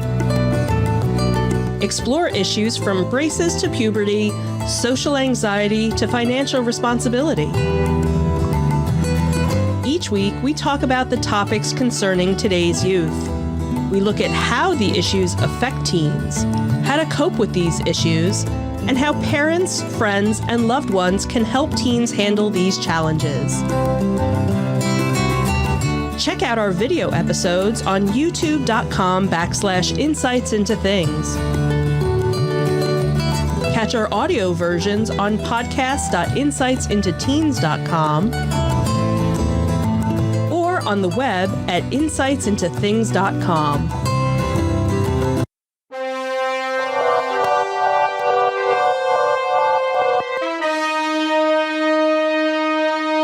Go for entertainment news. So this was actually kind of a funny story. This came from CBR.com, and it says that The Boys had issued an appropriately harsh warning to those begging for season 3. So Amazon Prime's videos, The Boys has issued a warning to fans asking for a season 3 release date. So from their official Twitter account, they had said, every time you ask when season 3 is coming out, the release date gets pushed back one more day. See you in 2033. So while details obviously regarding the third season of the original series are slowly being released, an official release date hasn't been announced yet. And this isn't the first time that they teased fans about the season 3 date. In May, the account tweeted a post from the MTV Movie and TV Awards account where fans submitted questions for series star Jack Quaid to answer during the awards pop-up pre-show. And basically it was, when season 3? So everybody's obviously itching for it. But season 3 began filming in late January 2021 after production delays, obviously, due to the pandemic. So the showrunner basically had, again said that no date had been set, but teased that it would be a mind-blowing first episode, calling it both insane and special. The Boys' Twitter account also had responded saying that the editing room floor is fully covered in gore already, and we're only working on episode 1. So I can only imagine what's going to be blown up and who's not going to survive. Well, you still have a superhero out there, blowing people's heads up. So that's right. You're going to see a lot of that. Right. So it'll And be babies with freaking laser beams. babies with laser beams. So obviously the majority of the cast that didn't get blown up at the end of season 2 will be back. Which isn't that many. Which isn't that many, but now. there's a bunch, and then obviously they have some new people that are joining the cast as well. So I will say, as much as I'm looking forward to a season 3, Invincible is doing a very good job of tiding me over until then. Yes, that's a very good gap filler. So for those of you who are fans of The Boys, who kind of need to fill that Jones for some superhero massacres. Right. That's a good Invincible, way to put it. also on Amazon Prime Video, is a good filler for that. But yeah, definitely waiting to see this one come back. Yeah. What else do we have? Poor Harrison Ford. So from Variety.com, it seems that Harrison Ford got injured while filming Indiana Jones 5. Did the Millennium Falcon door crash on him again? No. It seems he sustained a shoulder injury on the set of Indiana Jones 5, requiring the actor to take a hiatus from filming while treatment is evaluated. In the meantime, the director, James Mangold, will continue to shoot without Ford. Disney bringing in Chevys. That's funny. A Disney spokesperson had said, in the course of rehearsing a fight scene, Harrison Ford sustained an injury involving his shoulder. Production will continue while the appropriate course of treatment is evaluated, and the filming schedule will be configured excuse me, as needed in the coming weeks. The extent of his injury is unknown, though it's hardly the first time that he's hurt himself during the making of a movie. In the past, he suffered a serious back injury on Indiana Jones and the Temple of Doom, and then he had the leg trauma when he was filming The Force Awakens when the Millennium Falcon door Well, he closed. had that major injury when he did Indiana Jones and the Kingdom of Crystal Skull. That injured his ego because the movie was so bad. It's like, wait a second, what? Oh, and who else is in this movie?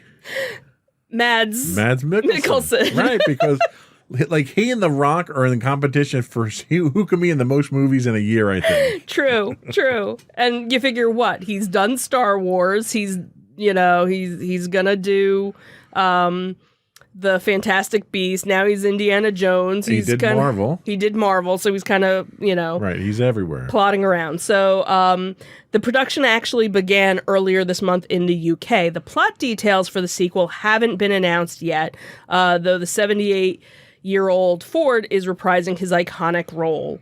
Indiana Jones had been delayed several times and is currently scheduled to debut in theaters on July 29th of 2022. And it's actually almost 15 years after the most recent Indiana Jones and the Kingdom of the Crystal Skulls. I didn't even think it was that long ago. It's so bad. It feels like it was just yesterday. Feels like I knew you were going to say that.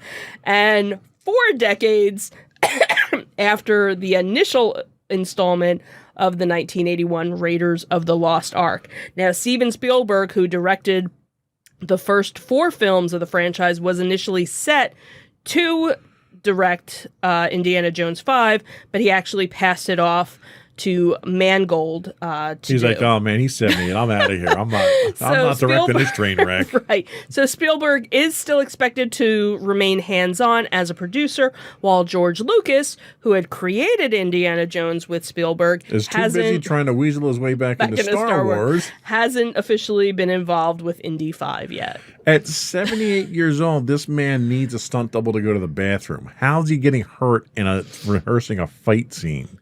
Like, he shouldn't be doing anything that requires him to exert himself at this point in time. Right. Well, and the other thing, too, which I know I had mentioned it to you before, was when you figure out the time frame of everything, the whole paradox thing. So when Indiana Jones, first started, it was, what year was it or whatever. Now we're 40 years later.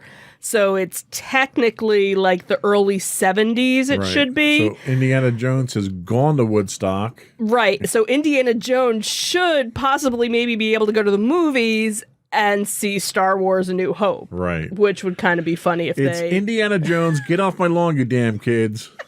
Indiana Jones at the nursing home. Indiana Jones and the Revenge of the Walker. Like, come on, man. Well, and that was the thing, because after Crystal Skull, it was kind of like, I'm passing it on to the next generation. Right, and he didn't. Because he picked up the hat and walked out of the church. Right. Had he let the kid pick up the hat, you'd have wacko Shia LaBeouf running around. Or you could have just Jones. put somebody else in it. You could have recast. It's been 15 years, you could have been anybody. You could have recast someone slightly more sane in the part. I know who you could have had. Who's that? Your favorite actor. I want to be a pilot. Oh, God, no. I thought you were going to say Nicolas Cage. I wasn't going to do that. All right. I think that's it. I don't want to beat the dead horse. No, the horse is, it's fine. I think they should be okay. He's going to survive as long as he doesn't get in a plane. He should be fine. Because he doesn't fly very well either. Maybe he doesn't fly anymore, so. Anyway, 78 years old, you shouldn't be flying or fighting. Yeah. That's just golden rule there. Right. Anyway, that's all we had for our entertainment news. We'll be right back with our insightful picks.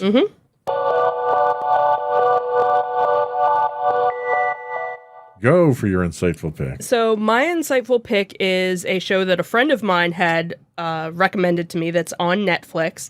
It is called Stiesel, and it is about an ultra-Orthodox family who live in one of the areas of Jerusalem that is not obviously, but where the ultra-Orthodox live, and basically talks about, goes through their love and loss and their basic dealings with daily life and how they surround it. What's interesting about it is it's very much, as I'm watching this, it's very much the Jewish equivalent of This Is Us in a lot of ways. You have the matriarch of the family who in the past year has lost his wife, so he's still dealing with that. Then you have all of their the patriarch. The patriarch, I'm sorry, because the matriarch passed away. And he's dealing with that and how to kind of move on with his life. Then all of his children kind of have their own issues as well. The one son had a promising singing career, but was pushed to be a scholar and not a musician, and you kind of see that his dreams didn't come true.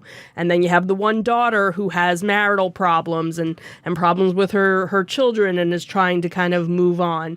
And then the one son, who's the youngest of the family, gets engaged like multiple times, and it isn't until like the third time that it finally kind of works out. So it's an interesting dynamic. Again, the themes are very much your normal family drama type thing. What's interesting is they do some flashbacks, kind of like This Is Us does, but they also do a lot of ghosts kind of showing up, people kind of having dreams about various relatives that are no longer there and kind of trying to get their opinion of things. So the series actually premiered in 2013. The first 2 seasons kind of were filmed back to back, and they were 12 episodes each. But then the third season actually didn't start until 7 years later. So I just started season 3, and what's interesting is it's a 7-year time jump, and they still have all of the same actors. So, from season 2, where somebody was 13 years old, now they're an adult, some of the grandkids and things like that. And so you get to kind of find out what happened in that 4-year, that 7-year time frame. From various articles, there is supposed to be a season 4. The biggest problem is trying to write it, because the reason why they had that gap was they kind of had writer's block. The writers kind of went and wrote some other things and then kind of came back to it. The other thing, too, is at the time when this was done, all of the actors were kind of unknowns. Like, they kind of knew, if you were from Israel, you knew the actors, but if you were from any place else, you didn't really know them. Now they have much more of a notoriety, so now, of course, the budget's going to be higher, and it's going to be harder to film, and things like that, so it might be a little while until the next one, but there is supposed to be a season 4. So, the other thing, too, is it's all in Hebrew or Yiddish, so... So it's subtitles for everything. So if you're not used to watching subtitles, it takes a little getting used to. It's definitely one of those things you can't look away when there's an argument going on, because you're going to miss half of the fight. But very well done. And like I said, if you like This Is Us, if you're not Jewish, there might be some things that you might not really understand, but for the most part, it's not over the top with, certain things where you just kind of, it's just kind of part of the story, but you don't need to know certain things to follow it. Okay, good pick. Thank you. I'll read the book when it comes out.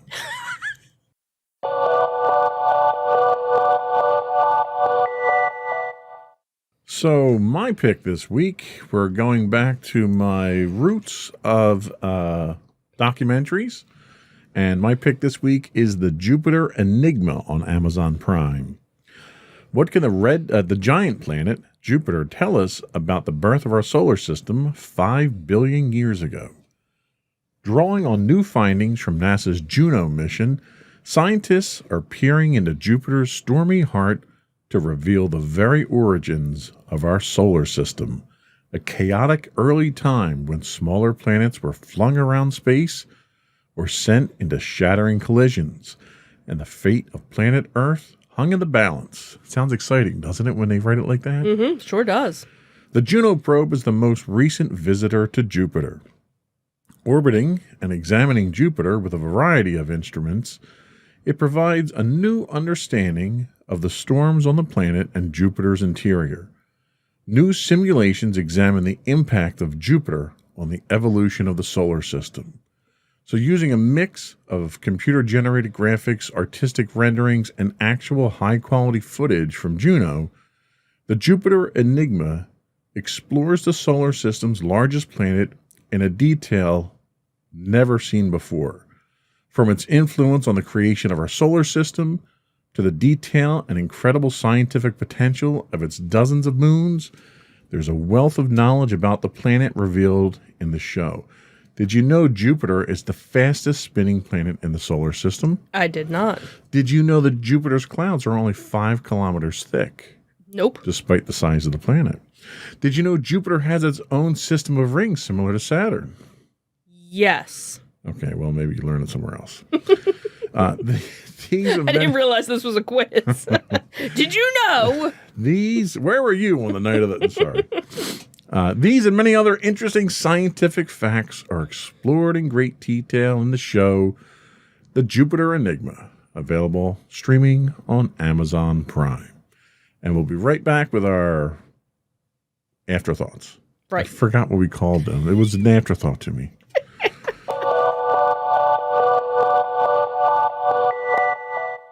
Go with our afterthoughts. So just like we had mentioned last week, now it seems there's a couple more conventions that are popping up. So we had mentioned Monster Mania, which you can find all the information on monstermania.net. So you have Monster Mania 46, which will be in August in Cherry Hill. Then Monster Mania 47, which will be in September in Hunt Valley, Maryland. And then Monster Mania 48, which will be in October at the Greater Philadelphia Expo Center in Oaks, which is the first time ever that they are going to be in that location. So that was kind of exciting news. Then we have RetroCon. RetroCon! Which is also going to be at the Greater Philadelphia Expo Center. And that will be the end of September, the 26th and the 27th. So that's a nice, smaller kind of event. It's usually just held in one of the areas of one of the 4 wings that they right. have. And they usually have a couple of guests, but it's mostly retro toys and It's the only show I've ever been to where the G.I. Joe Costuming Club shows up. Yeah. Which is really cool. Yeah, that was cool. Then, big news, Wizard World Philadelphia. So tickets, I believe they're on sale. But it was kind of weird, the site that they had available. Plus, the photo ops are already sold out. Or maybe they just haven't opened them up yet. Because it was originally scheduled for January. Was rescheduled. That was a reschedule of the last one. Right, because it was supposed to be in 2020. Right. They rescheduled it to January of 2021. Obviously, that came and went. So now it's going to be November 12th, 13th, and 14th. And I guess for whatever reason, it's normally in downtown Philadelphia at the convention center. This time, for the first time ever, this is going to be at the Greater Philadelphia Expo Center in Oaks. That convention center is just exploding now. I think people like have every if nothing else, the pandemic has caused people to discover the Greater Philadelphia Expo Center. Yeah, and as we mentioned, before, for us, it's a little bit further out of the way than going to Philly, but I'd rather do that than to deal with the city. You don't have to deal with the city. You don't have to deal with trying to find parking, because that's always a pain. And a fortune. So you drive a little bit further, but you got free parking, and it's, very open, and we've never been there at night, but very well lit. It's a convention center that we've enjoyed going to for various different events. Okay, we'll just keep going there. And then, as we had mentioned, that in December, is the Ocean City Comic Con. This was one that we haven't been able to go to before, but now we are planning on doing this. The Ocean City Comic Con is just a one-day event on December 11th, where all the other ones are 2 or 3 day events. So it's neat because if you look at the lineup, and we'll post it in the show notes, if you look at the lineup, there's literally a convention pretty much every month from here until December. Right, there's nothing until August. Right. So you have August, you have Cherry Hill. Then September, you have the RetroCon and Monster Mania, which are actually the same weekend. Then you have the other Monster Mania in October. Then you have Wizard World in November. And then you have Ocean City in December. Right. So... And I'm sure that, as restrictions are lifted and people start scheduling stuff, one of the other ones that we do like to do is the Classic Toy Show down in the Nurse Shrine down in Delaware. They had to cancel those. Oh, you know what other one is supposed to be this summer? The Fuge one. The Fuge. Which one was that? ZoloCon. ZoloCon, I believe. I got to come up with a good one for Ocean City. It doesn't really work. Yeah, I believe ZoloCon is supposed to be like July or something. Well, there you go. So that's probably your July one. So we'll make sure to put that one in next week. So we'll kind of keep this up just to remind everybody of what's coming. And if we see, anything else that pops up, we'll obviously mention it. But he's going to do a quick Google search of ZoloCon to see. We have the technology. Do we? Because I'll just keep ZoloCon talking. And 21 is scheduled for July 18th. See? Told you. Yep. There you go. Told you. We got to get that into the notes for next week. Yeah. So... That's always a good one. We love that one. Yeah. That's a great venue to go Well, and to. that's Which, by the way, just little spoilers, that venue is going to show up on our new Insights into History podcast in a special episode, too. Right. So that happens to be one of those locations where the venue is as much a part of the atmosphere as just... the largest centrifuge in the world. Yeah, and you get to see it. You get to walk around it, and you're like, free rides. Oh my God. No, that would... Well, it doesn't go anywhere, but you can get in it. Well, no, you can't. Yeah, they were letting people in it last time. Really? Well, I don't know if they were letting people, but people were getting in it last time. Oh, yeah. Yeah. Yeah, people were getting in and getting pictures. Yeah, well. So, anyway. That's all we had for this week. I'm not going to do plugs at the end because we inundated people with stuff. So that's it for this week, and thanks for watching. Find all of our links, because we're not going to give everything out, but find all of the links to everything at our website, www.insightsintothings.com. There you go. The consummate professional. Thank you. I try. That's it. We're done. Another one in the books. Have a good week, everyone. Bye. Bye.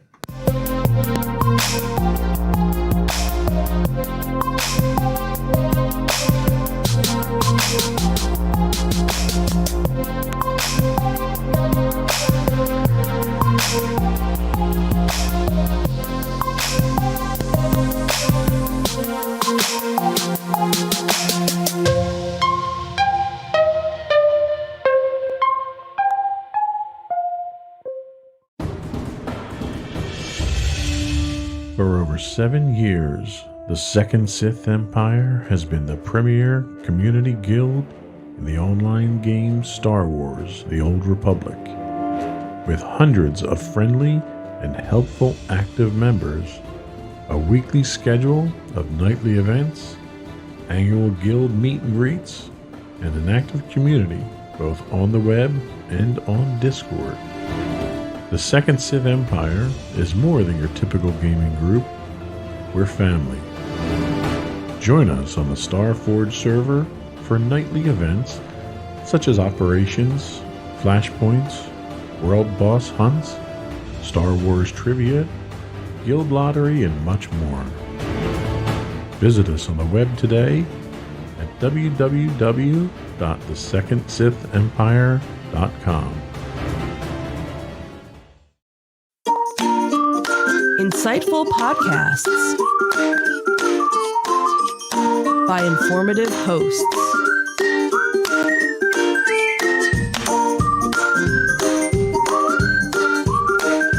Insights into Things, a podcast network.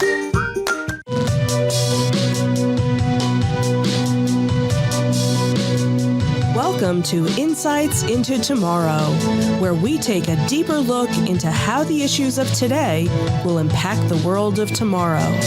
From politics and world news to media and technology, we discuss how today's headlines are becoming tomorrow's reality.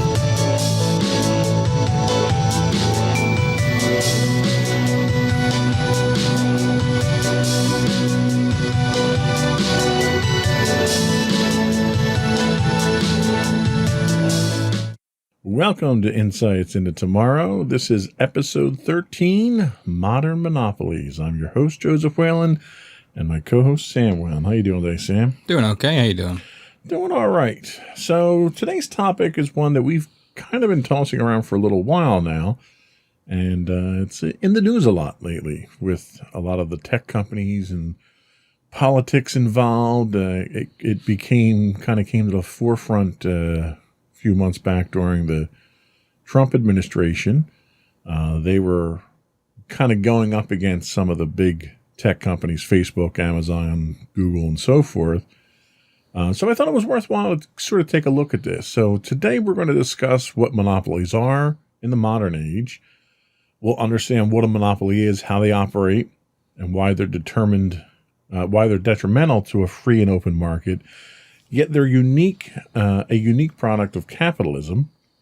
We'll take a brief look at the history of monopolies in America and how they've been handled before.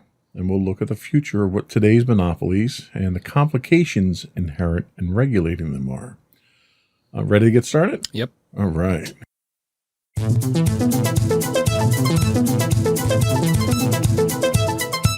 So what is a monopoly? So in doing research for today's episode, I went to a couple of different sites, and this definition, I think, captured it best. It came from Investopedia.com. They say a monopoly refers to when a company and its product offerings dominate a sector or industry. Monopolies can be considered an extreme result of free market capitalism in that, absent any restrictions or restraints, a single company or group becomes large enough to own all or nearly all the market, goods, supplies, commodities, infrastructure, so forth, for a particular type of product or service. The term monopoly is often used to describe an entity that has total or near control of a market. Natural monopolies can exist where there are high barriers to entry, a company has a patent on their products, or is allowed by governments to provide essential services. So based on that definition, let me ask you real quick, do you think we have modern monopolies that fit this bill? Yeah, definitely. I mean, I don't think it takes that long to figure it out. There's like 3 drugstores. That's the first one that came to mind for me. Like if you think about it, Rite Aid, Walgreens, and CVS. That's just an example. Airlines too. Like if you just, I don't know, I feel like if you just think about it, there's pretty clear examples of at least a handful. Sure, yeah. So in understanding a monopoly is characterized by the absence of competition, which can lead to high costs for consumers, inferior products and services, and corrupt behavior. A company that dominates a business sector or industry can use that dominance to its advantage and at the expense of others. So taking your example of the drugstores, if there are 3 drugstores that control all the pharmaceuticals to consumers, is that really a monopoly if there's 3 of them?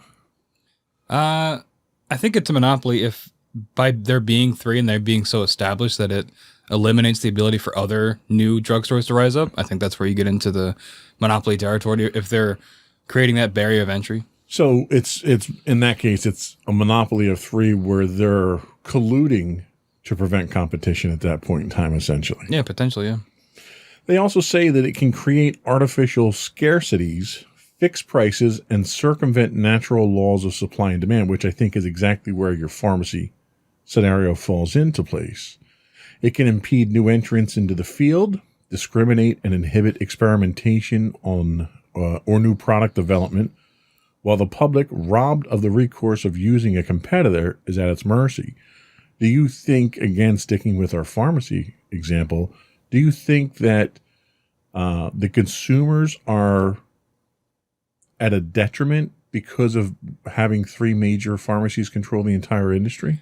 I'm not so sure about that because, I mean, the medication is still, as long as the medication's effective from pharmacy to pharmacy, that's the important thing.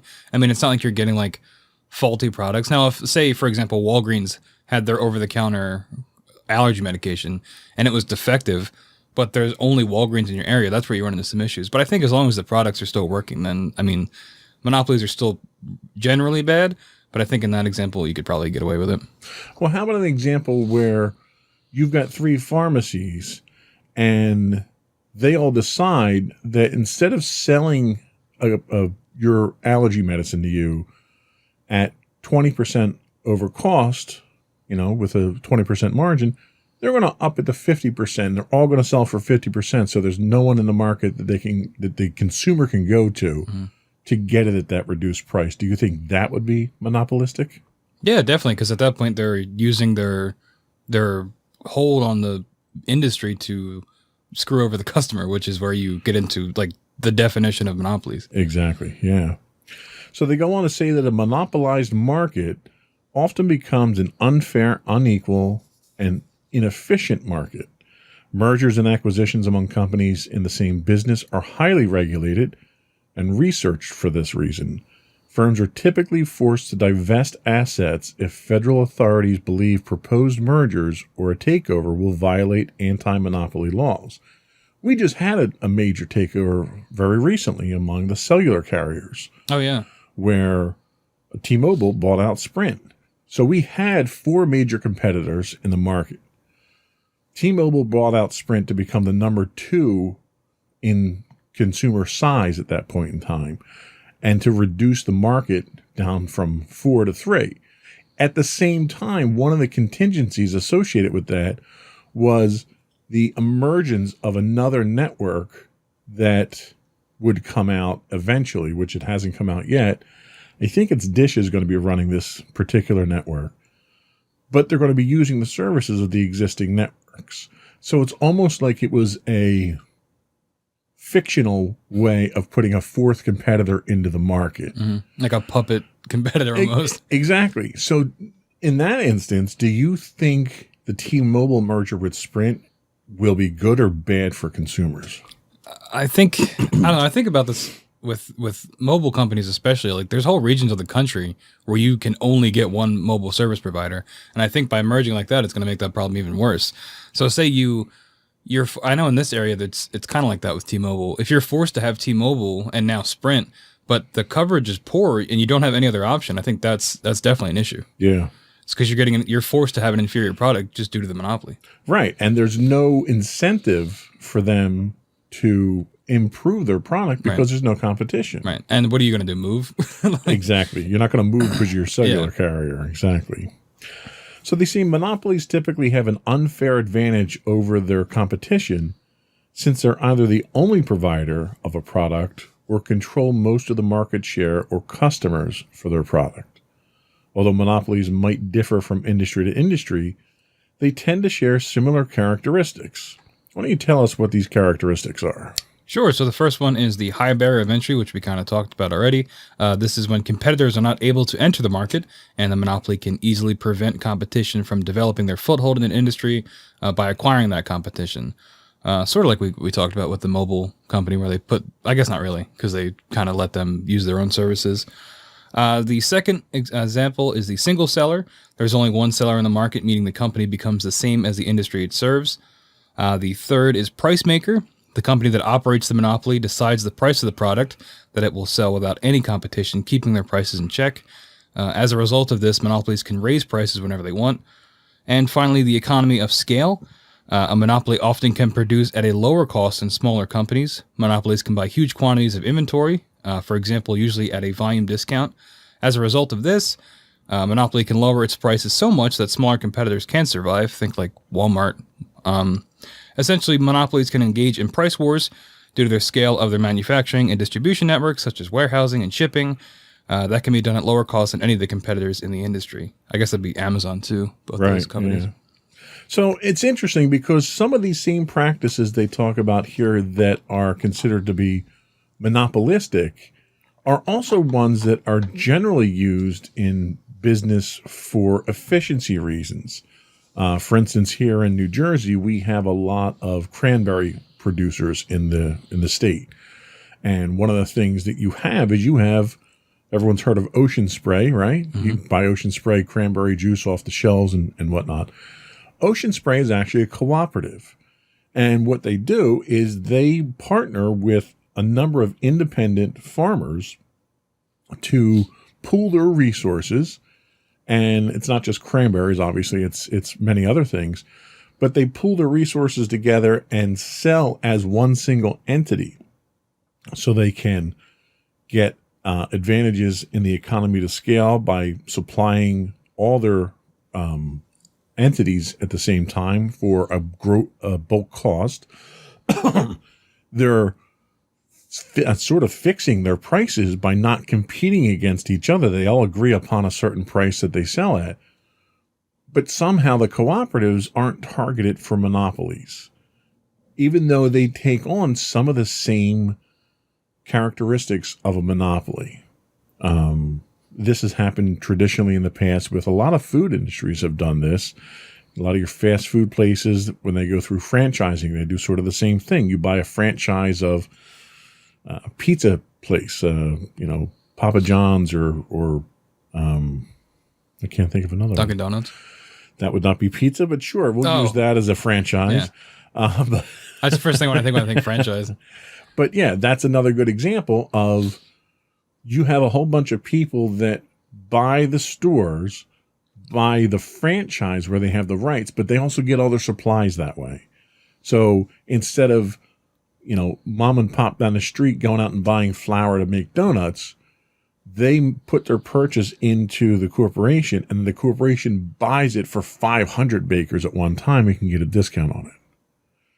So that's another thing where cooperatives can be targeted as monopolies, but they're not in today's society. So the next thing that we talk about is what's called a natural monopoly. So a natural monopoly can develop when a company becomes a monopoly due to high fixed or startup costs in an industry. This happens a lot with utilities, internet, electricity, telephone. Because of the amount of money that you have to tie up in order to provide that service, the government is willing to allow you to become a monopoly. AT&T at one point in time had so much money tied up in copper.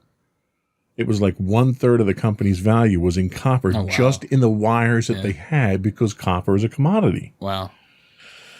Also, natural monopolies can arise in industries that require unique raw materials, technology, or it's a specialized industry where only one company can meet the needs. Again, this goes back to AT&T. They were Bell, I guess at the time and they wound up getting broken up in the early 80s.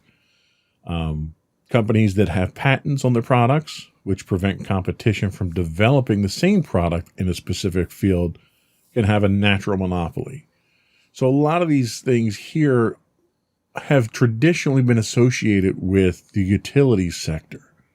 Your television, your cable, your internet, your electrical, your plumbing, things that aren't state-owned but offer private services. We just ran into one incident last week with the Colonial Pipeline, where they supply a chunk of refined fuels to a large sector of the country.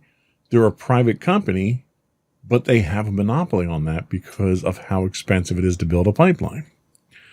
So let me ask you, when it comes to natural monopolies where you have this investment or you own the technology, do you think that justifies monopolistic tendencies? I think that's a tough question to answer, because it reminds me of when we did our streaming services episode. We talked about something like Comcast, whose internet and TV and there's cell phones, and they're sort of expanding in that way too. But if, again, kind of like when we talked about with the mobile providers, if you can only have Comcast, but it's because Comcast controls all those resources, is that a bad thing? I think it becomes a bad thing when you go back to the inferior product thing. If your product's bad, but you have this obligation to provide the service because you have all the resources, then I think you also have an obligation to make the product at least usable consistently.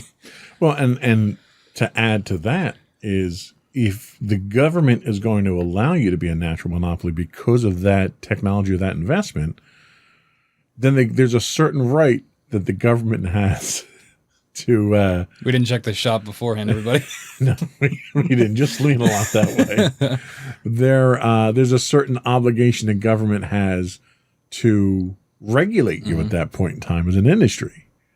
Do you think that expectation of government regulation, because a lot of the cable companies are trying to get away from government regulation, do you think that expectation that government should have the right to do that when they grant you a monopoly is realistic? I think maybe not realistic, not in these days, because these companies have so much power. I think it's idealistic that, ultimately at the end of the day, the government is going to have the say in what needs to be regulated and what doesn't. But I think we're seeing so often that the companies have so much power that the government just chooses not to do anything. Yeah, I think which we'll get into more later. Yeah, I think you're absolutely right on that one. So there's public monopolies that are set up by the government to provide essential services, such as the U.S. Postal Service, although the U.S. Postal Service is getting a run for its money these days with private parcel companies like UPS and FedEx. Utilities, which we talked about already. The utilities industry is where a natural government allowed monopolies flourish until the government doesn't allow it anymore. And it's kind of strange because this happened a few years back, where back in the early 2000s, we had a major power outage in the Northeast. And it turned out that power outage was a result of a mismanaged power network out in, I think, Ohio at the time. And it's a privately owned company. They weren't under any kind of monopolistic regulations or anything. But because of the problem that they caused that took down the rest of the network in the Northeast, the government came in and imposed sanctions on them and fines and so forth. Do you think that's a way or an efficient way for the government to sort of allow monopolies to happen, but penalize them if they don't adhere to some level of standard? I mean, yeah. And I mean, that's a pretty extreme example. If you cause, the Northeast to have a blackout, I think you deserve to get punished for some reason. But I think you said it was a privately owned company. It wasn't like, yeah. So if it was, I don't know. I think if it was a larger company, they might not be as harsh. If it's the small independent company, they can easily point the finger and blame them. But if it was something like General Electric or something, they might be a little bit hesitant to punish them as harshly, I think. Right. No, I could see that. So the monopolies in these instances are allowed because the suppliers incur large costs of producing power or water or providing these services to each household. And it's considered more efficient for there to be a sole provider for these services. Do you think it's more efficient for you to have a sole cable provider? Or do you think competition in the cable market would be better for the consumers? Because right now, cable is not considered a public utility. And there's a lot of push to have it considered that way as far as protections and regulation go. If they did, do you think having 2 or 3 cable providers would be better, or having a monopoly would be better? Yeah, definitely, because I think competition, it breeds innovation, right? Because you need to be able to beat your competitor, and you beat your competitor by making more money, which means having a better product in theory. So I think if there was only one company, then it would just stagnate. They would settle for, whatever service they're going to provide. But if you've got that competition, I think that ends up benefiting the consumer in the long run. Yeah, and I think you're right. I think the only time you get innovation is when companies have to innovate. And the only time companies have to innovate is if the competition makes them, which is their number one motivation, because that's where their profits are, or if the government forces them to. And to a certain extent, the government did force a lot of these cable companies to innovate their technology because they were taking bandwidth back from them, which is why we have digital TV now. That was not because the cable companies were in competition for each other to provide better services. That was because the government mandated that. So you can, in certain circumstances, still have monopolies that innovate when the government forces them to do so, and still allow monopolies to exist in the country. So we're going to take a quick break, and we're going to come back and talk about some of the antitrust laws and a little bit of what the country has done to break up monopolies historically.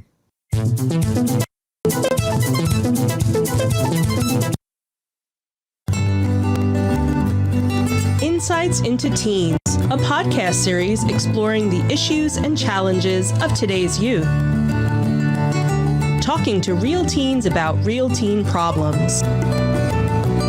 Explore issues from braces to puberty, social anxiety to financial responsibility. Each week, we talk about the topics concerning today's youth. We look at how the issues affect teens, how to cope with these issues, and how parents, friends, and loved ones can help teens handle these challenges. Check out our video episodes on youtube.com/insightsintothings. Catch our audio versions on podcast.insightsintoteens.com or on the web at insightsintothings.com.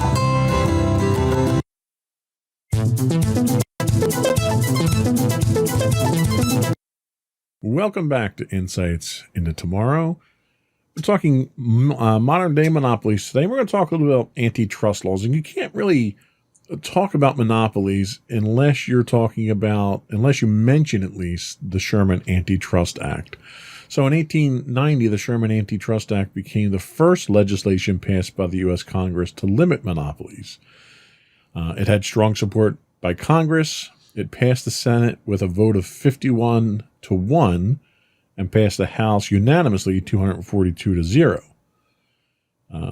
And that was put in place to regulate mostly the big industries at the time, which were oil, locomotives, your rail service, your steel industry, and so forth.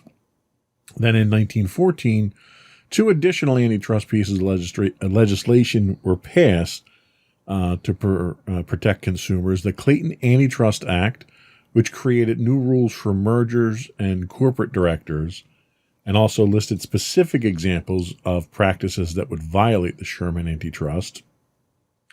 And then the Federal Trade Commission, the Federal Trade Commission Act, which sets standards for business practices and enforces the two antitrust acts, along with the Antitrust Division of the U.S. Department of Justice. So the laws are intended to preserve competition and allow smaller companies to enter a market, and not to merely suppress strong companies. And I think that's a theme that I think resonates today, because a lot of what people are talking about today with our big monopolies is that they're not harming people because they're not producing a product or a service. And the biggest example of this would be social media and Facebook. So Facebook isn't harming anyone by not bringing new products to market. They're just a really big company. The same thing with Google. And the push today seems to be targeting, well, these companies are too big and they shouldn't be that big. And I think the point that I'm trying to make here is that's not something that the antitrust laws are designed to cope with. What are your thoughts on that?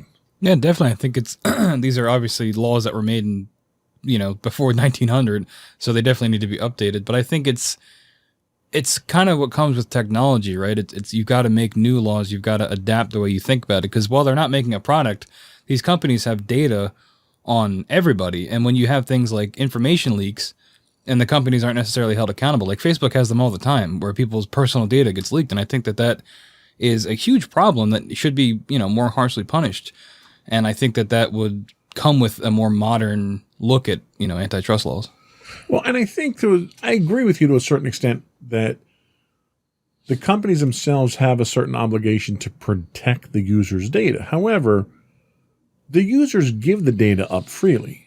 So there's not, I don't think there's really an expectation of privacy because it's a social network, right? Yeah. So when I post my information, my pictures and whatever, I'm posting them there for people to see. So I can't really get upset when Facebook leaks that to other people. The other problem that you run into is that the modern laws that we have penalties that are insignificant to the size of these companies now, which I think is where some of the argument comes in that these companies are too big.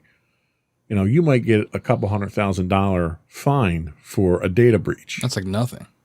When you're a multi-billion-dollar company, that's, essentially you lost that money in the cushions of the couch. Yeah, the time it took to draft the document to charge you've already made $1 billion.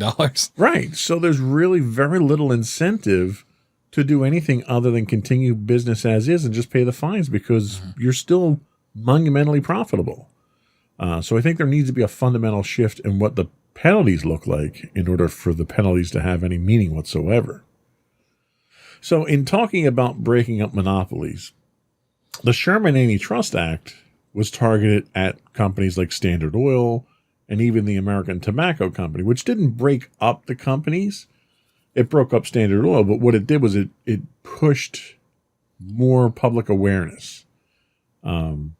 In 1994, the U.S. government accused Microsoft of using a significant market share in the PC operating system business to prevent competition and maintain a monopoly. Now, this is significant because I think it's really the first modern monopoly with high-tech industry that we kind of see come across the government's crosshairs. Yeah, they broke up the bell companies, the phone companies and stuff like that. But I think that was less significant from a technological standpoint because it was really legacy technology.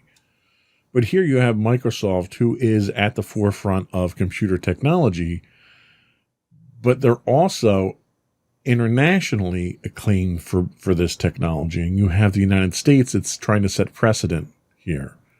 And I think, if anything, that's where we kind of look back to see what's going to guide our principles moving forward. What do you think about that? Yeah, definitely. I mean, I think I've said it on this show before. Again, not a lawyer, but, the law is about precedent, right? So something like this case here, sets the precedent for technology companies going forward of how their versions of monopolies, are viewed in courts. And I think that, having Microsoft be this big example in 1994 is extremely important, just to have something to look back at, especially, I don't think anybody could have imagined what technology is like now compared to what it was in 1994, but it's much larger and much more in the forefront of just our daily conversations. Yeah, and essentially what happened is in 98, you had a federal district judge rule that Microsoft needed to be broken into technology companies. But that was a decision that was later reversed. There were compromises that happened. There were fines that happened. Microsoft ultimately agreed to have a government overseer become part of the company to make sure that the company wasn't engaging in monopolistic activities. Microsoft in the 80s and 90s was brutal. They had a philosophy of, well, let's not compete with others. Let's just destroy the competition. And they did. They were very effective at it. Yeah, I think there's an episode. I don't know if you've ever watched the CNN series. It's just called The 70s or the 80s. It's one of those. There's a whole episode on like the Apple-Microsoft war. It's really interesting. Yeah, and it's funny because Microsoft destroyed Apple to the point that Apple was roughly 3 months away from going bankrupt. And Bill Gates, in a very famous appearance, shows up at the Apple Worldwide Developer Conference via video. And Steve Jobs was still alive at the time and announced that Microsoft is investing in Apple. And they booed Bill Gates for saving the company. All the people that were in the crowd booed when they heard about that.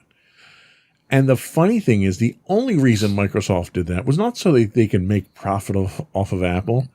It was so that they could maintain the appearance of having competition. That's all it was. And the government fell worked. for it. Yeah, the government fell for it. So, I mean, a lot of times it's really just about, jumping through the flaming hoops and making people believe the right thing. Yeah, and like not even in terms of government, but just in terms of public opinion too.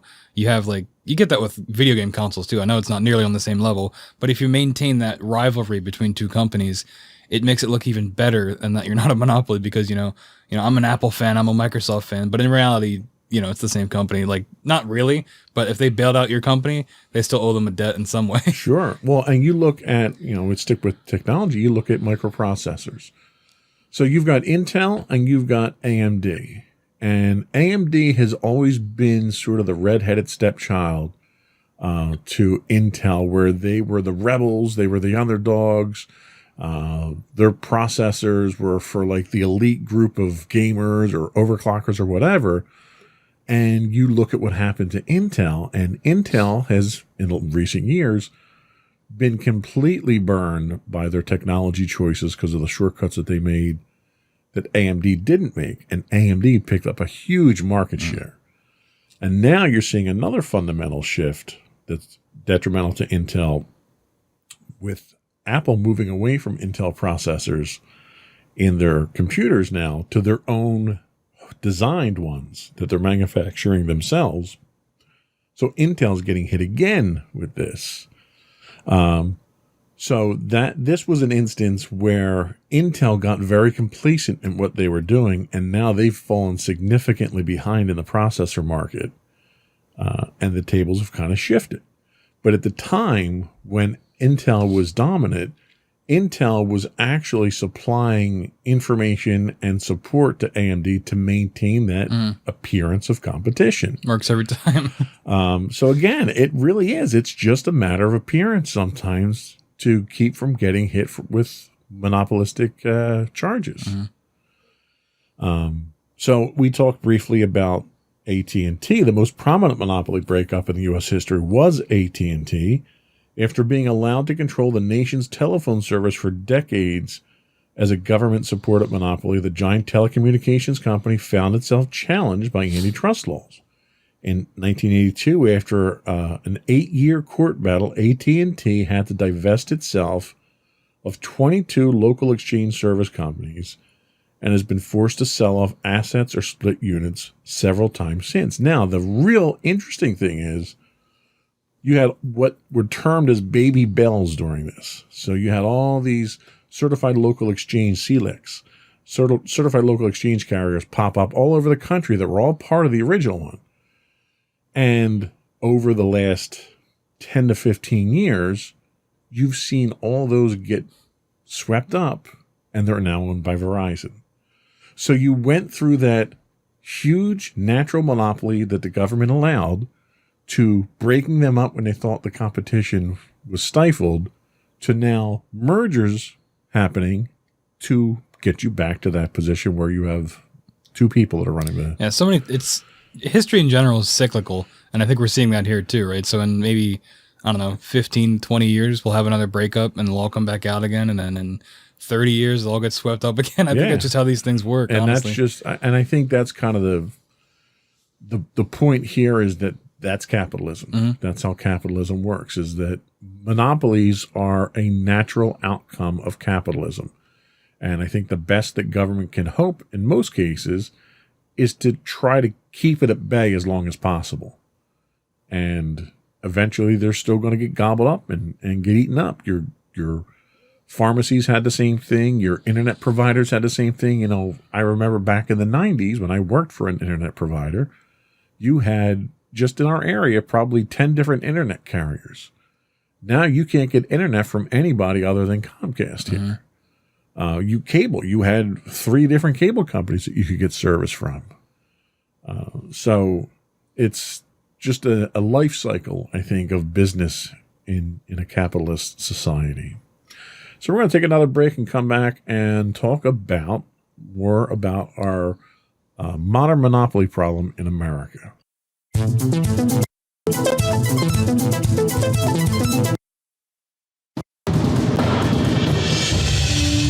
For over 7 years, the Second Sith Empire has been the premier community guild in Team Star Wars: The Old Republic.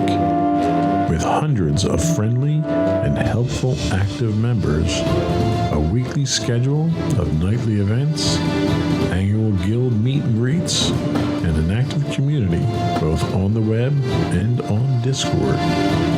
The Second Sith Empire is more than your typical gaming group. We're family. Join us on the Starforge server for nightly events such as operations, flashpoints, world boss hunts, Star Wars trivia, guild lottery, and much more. Visit us on the web today at www.thesecondsithempire.com.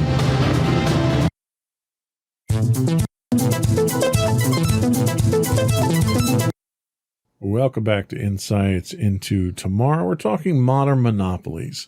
So Forbes did an interesting article about America's modern monopoly problem. They said without realizing it, we become a nation of monopolies. A large and growing part of our economy is owned by a handful of companies that face little competition. They have no incentive to deliver better products or to get more efficient. They simply rake in cash from people who have no choice but to hand it over. This would be impossible if we had true capitalism. Even if we admit some businesses are natural monopolies, most aren't. Most of them found some non-capitalistic flaw to exploit. In theory, this problem should have solved itself as technology and consumer preferences change, yet it hasn't. Axios outlined a problem in a recent article on farm bankruptcies. Why don't you tell us about what they found? Sure. So 3 companies control about 80% of mobile telecoms. 3 have 95% of credit cards. 4 have 70% of airline flights within the United States.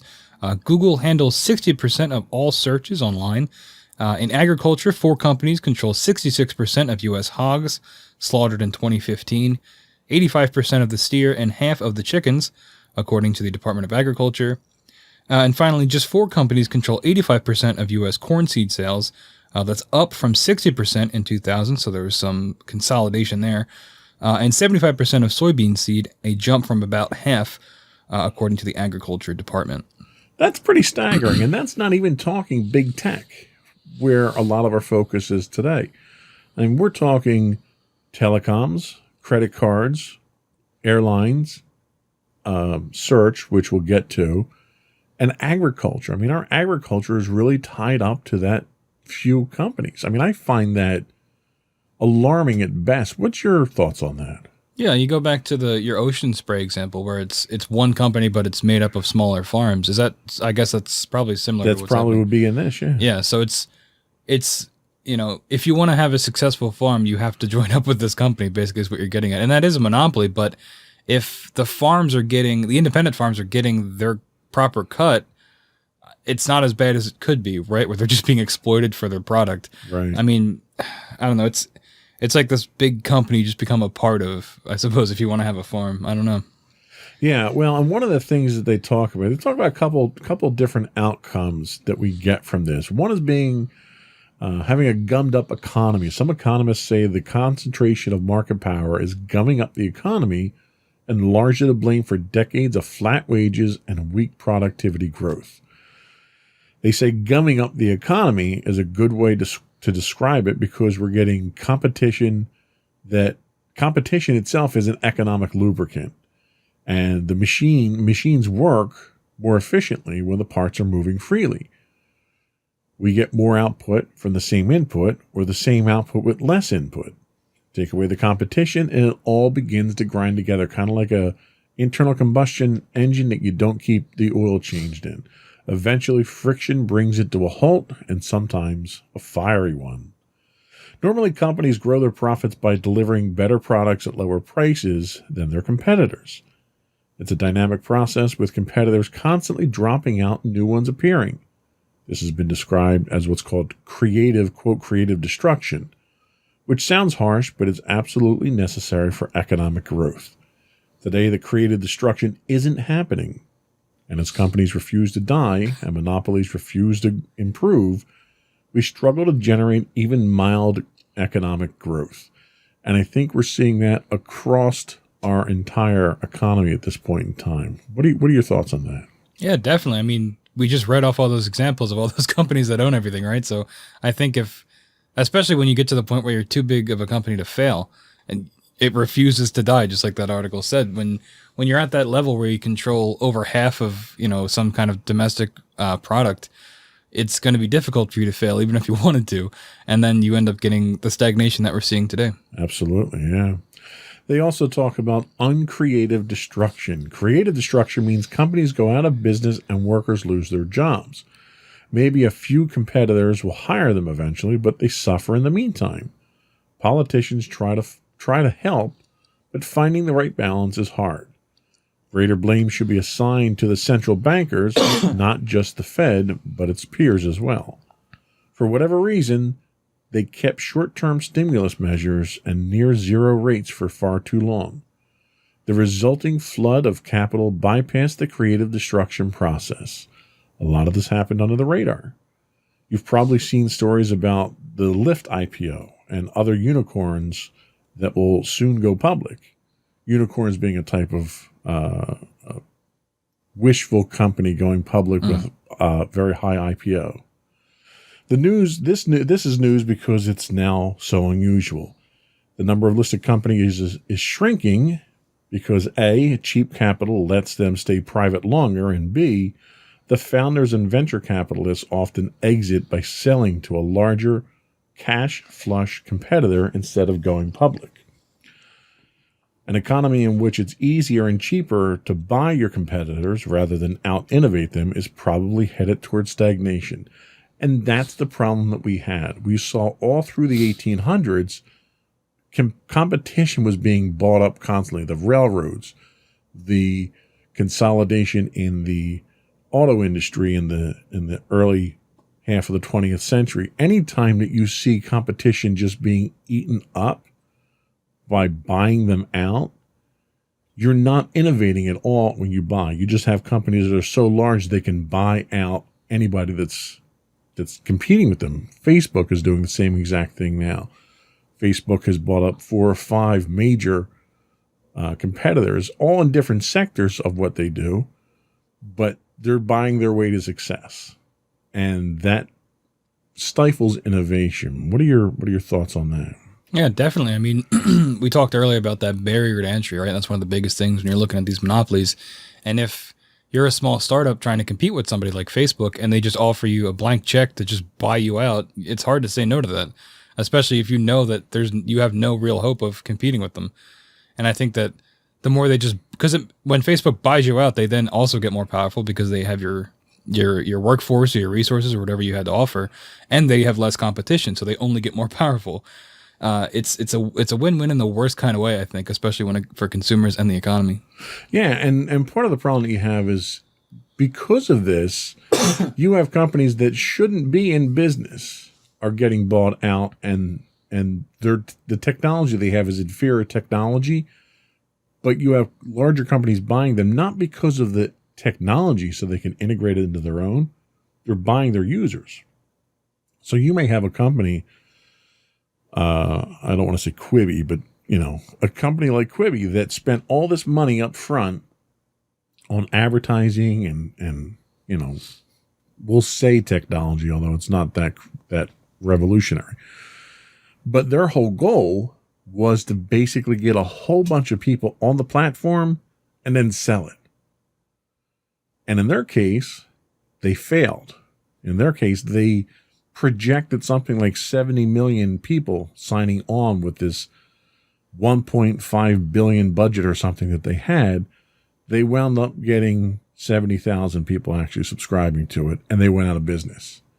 That's the exception to the rule, whereas that should be the natural order of how business works. Especially with capitalism. If you're not a good business, you should just fail. Absolutely. But, instead you have companies that they garner this large following, and it could be because of certain people that might be on your service. One of the things that Twitter ran into was that when they banned Donald Trump around the time of the January 6th insurrection, their user base dropped off significantly because all of his supporters stopped using the service. That cult following is enough to start your own social network, bring all those people on board, and then sell those users. Even if the social network itself is outdated, the technology is 90 years old, they're selling eyes at that point in time. And that's generally not how business is done, because in most cases, traditionally, the consumer isn't the product. Yeah. The product is something you produce. Mm-hmm. But in the case of technology and social media today, the consumer is the product because that's where people are making money with all your information. So it kind of breaks the rules, and that's why we kind of have an upset balance here. So we're going to take our last break here, and we're going to come back and look at the future of regulating monopolies and why tech might be different.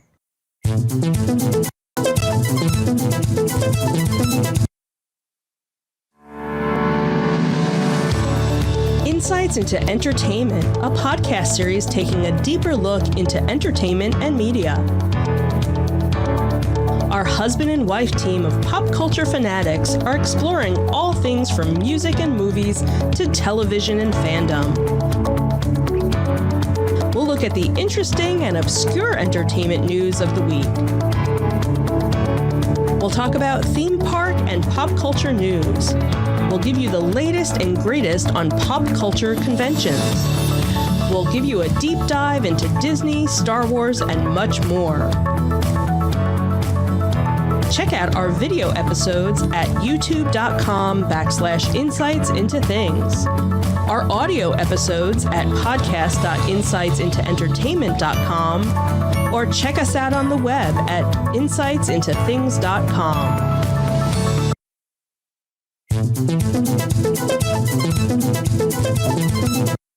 Welcome back to Insights Into Tomorrow. We're talking monopolies, and we're going to talk about how to regulate today's monopolies in tomorrow's market. So when the global financial crisis slowly subsided in the spring of 2010, tech giants Google, Apple, Facebook, and Amazon, known collectively as GAFA. I've never heard that before. I haven't either. I didn't write the article, though. So. They were collectively valued at just under 450 billion euros by market cap. These companies were drivers of innovation that pointed the way forward, enterprises at the center of a flourishing technological ecosystem with a creative and technology-driven vision. Over the past decade, the transformation of society's relationship to those companies is unprecedented. We use the products of these companies to manage almost our entire professional and private lives. And during the coronavirus crisis, the value of the tech giants have increased even more. So when we put together the idea of the show, these were really the companies that we're talking about for today's modern monopolies. How do you feel about, first of all, let me ask, do you use their products? I think that's probably the most important question to ask anybody. Yeah, I mean, it's kind of hard not to, right? At least like Google and Amazon, even if you don't buy things from Amazon, Amazon still controls a lot of web traffic too for their searches. So you're using them either way.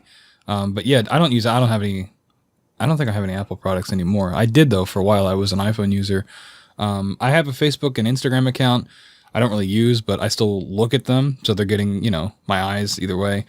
And then Google, I use all their products and services. So yeah, I'm pretty far in. Yeah, and I think one of the biggest things to keep in mind here is that these companies don't just influence the American economy. These are global companies that have a major impact on the world.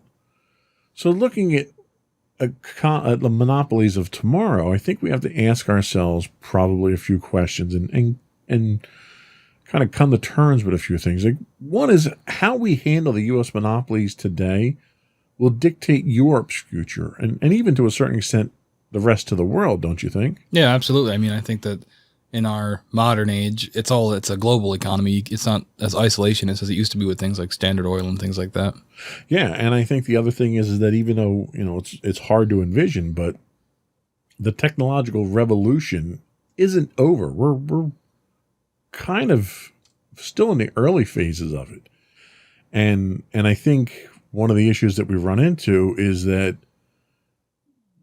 we don't make the rules as fast as the technology grows. Would you agree with that? Yeah, I mean, just in the last, I don't know, 5-6 years, you had Snapchat show up, which blew up again and became another staple in the social media icon, on your phone that a lot of people use and is now a publicly traded company. So I think that we're definitely going to see it again. TikTok as well, also huge. Yeah. So I think that, every couple of years, it's, just how these things work. You'll get a whole new social media app or something along those lines.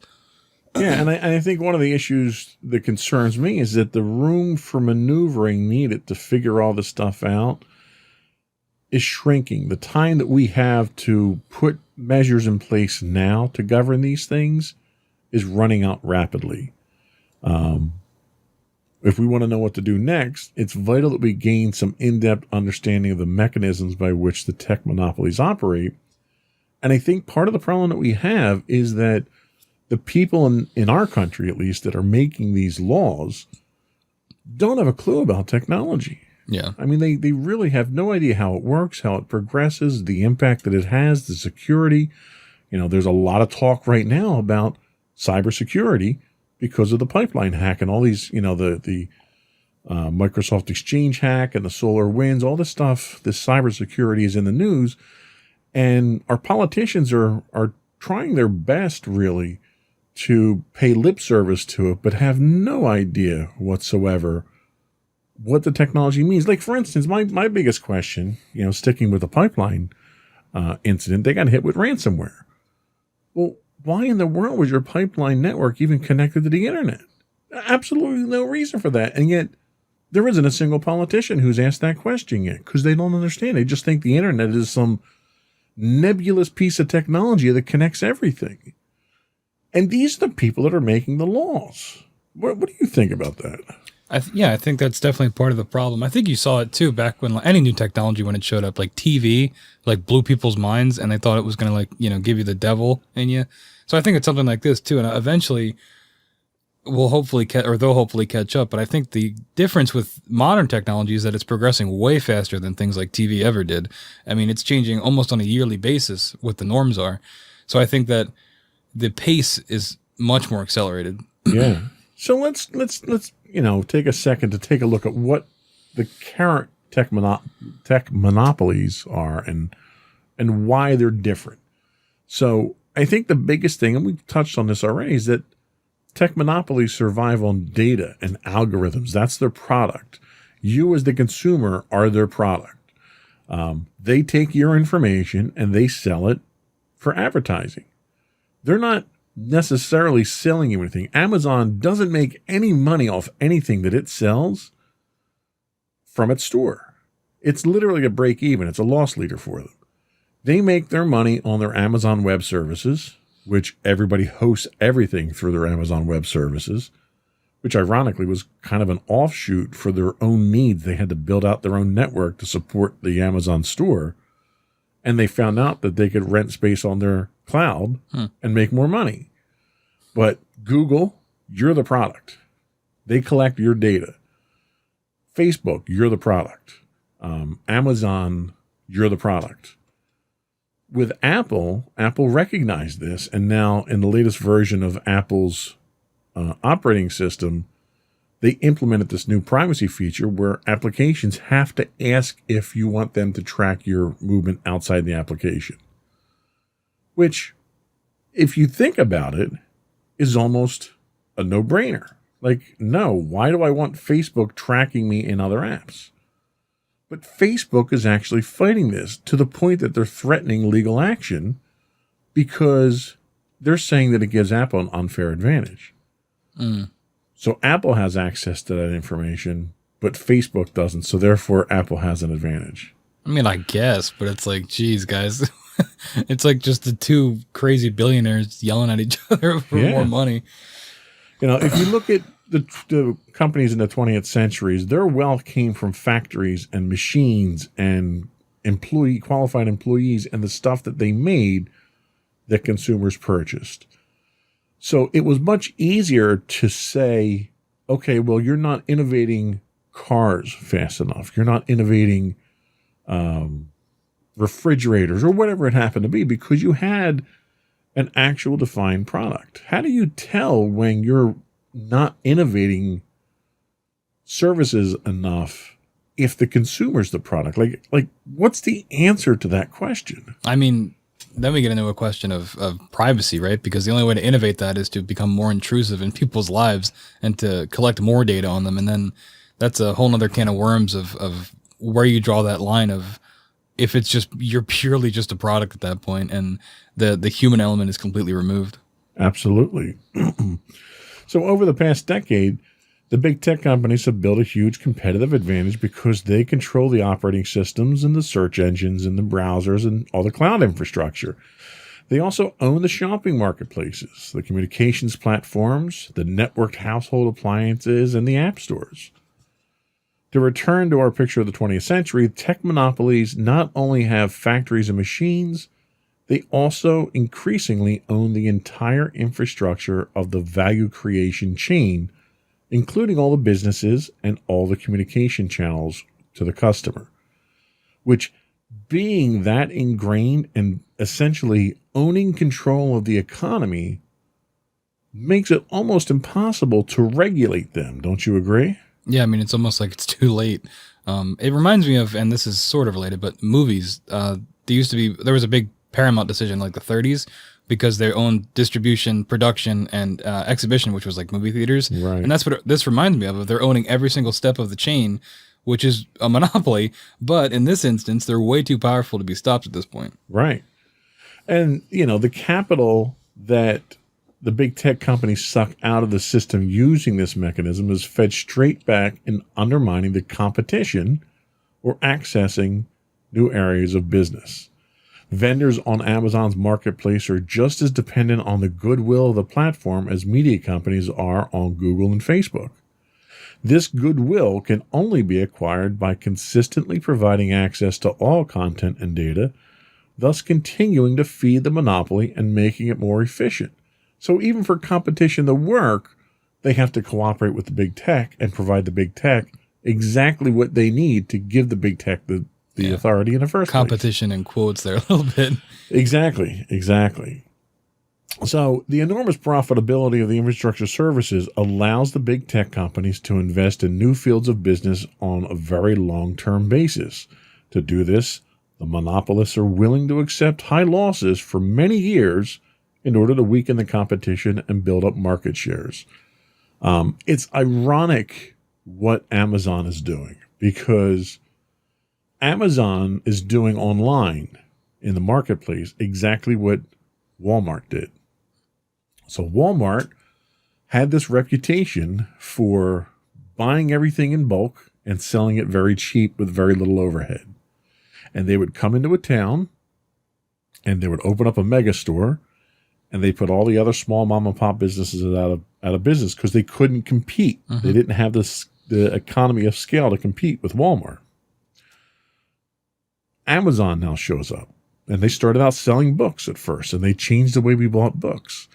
Well, it wasn't long before they started selling everything. Mm-hmm. And now, not only do they sell everything, you can get it delivered in 2 days for free if you're an Amazon Prime member. You can get it delivered the next day if you're in certain geographic locations. They basically are putting companies like Walmart out of business because they can sell it cheaper than Walmart. Yep. And that's not even counting all the other services they provide too. Their video streaming services as a competitor to Netflix. I mean, they're omnipresent. Yeah. I mean, they're literally everywhere. They're in the music. Yeah. They're producing their own TV shows. They're producing their own movies that they're putting up for awards. They're selling goods. There's several situations Amazon's been involved in where they've had people on their service, because you can sell through Amazon. So they've had people on their service that were selling, I think one was diapers.com. Mm-hmm. They were selling low overhead diapers through Amazon. Well, Amazon decided that they were now going to sell diapers. And they would buy their diapers in much larger bulk than diapers.com could, and they would sell them at below cost. They could take the loss because they had plenty of other profit leaders elsewhere that they could absorb it through. And eventually they got to the point where they put this company out of business. And that's a practice that they've done over and over again. And it isn't like diapers.com was bringing in so much money selling diapers that it was a threat to Amazon. So there was no reason to put them out of business. Amazon simply wanted to own that business, and now they do. Yeah, I guess for them, even if there was a chance, a 1% chance that diapers.com could have taken over the diaper industry, they have to take that as an absolute certainty. Yeah. And they did. And that's really what the scary thing is with these monopolies today, is that they have that ability. You know, they could literally give their products away for 6 months and put everyone else out of business so that they're the only one left after 6 months. They could absorb that loss. And now that bottle of water that cost you $1 before now cost you $10 because you don't have a choice, which is kind of scary. So let's talk a little bit about where we think the future of monopolies is going, and we can sort of sum up this discussion. So I jotted down a few talking points here. I want to bounce them off of you. My first point is that technology moves faster than legislation. Is that something that you would agree with? Yeah, we already talked about that in terms of, I compared it to television, but yeah, absolutely. Especially today, it's moving even faster than, people in charge of making laws and politicians can even fathom. Yeah. And today's monopolies are more complicated than railroads and telephones ever were. There's more of an international impact from today's monopolies than ever before. What kind of impact do you think that will have on regulating these companies that are too big to fail moving forward? I think we're going to have to change the notion of a product, right? Because it's not a tangible thing that you can get. It's data, it's information that's being sold. So I think that's going to be the first step in really making some serious change on how to stop these monopolies, is changing what we view as, the product. Do you think from a domestic standpoint that the U.S. government should be regulating these, or do you think we should be turning that sort of authority over to the World Trade Organization or something on a bigger scale?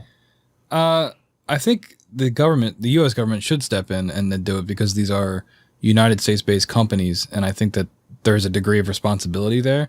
Now, in reality, that's probably not going to happen because they have really no reason to, especially because, like we've said a bunch of times, that these companies are already way too powerful to be regulated. But maybe if, but the World Trade Organization and the U.S. government, teamed up. I don't really know how that works in terms of law, but perhaps, that level of force would get something done.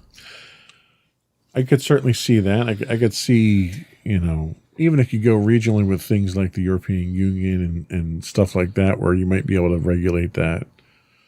Let's talk penalties for a minute. So we already kind of talked about the fact that the penalties that are being imposed on these companies are really insignificant.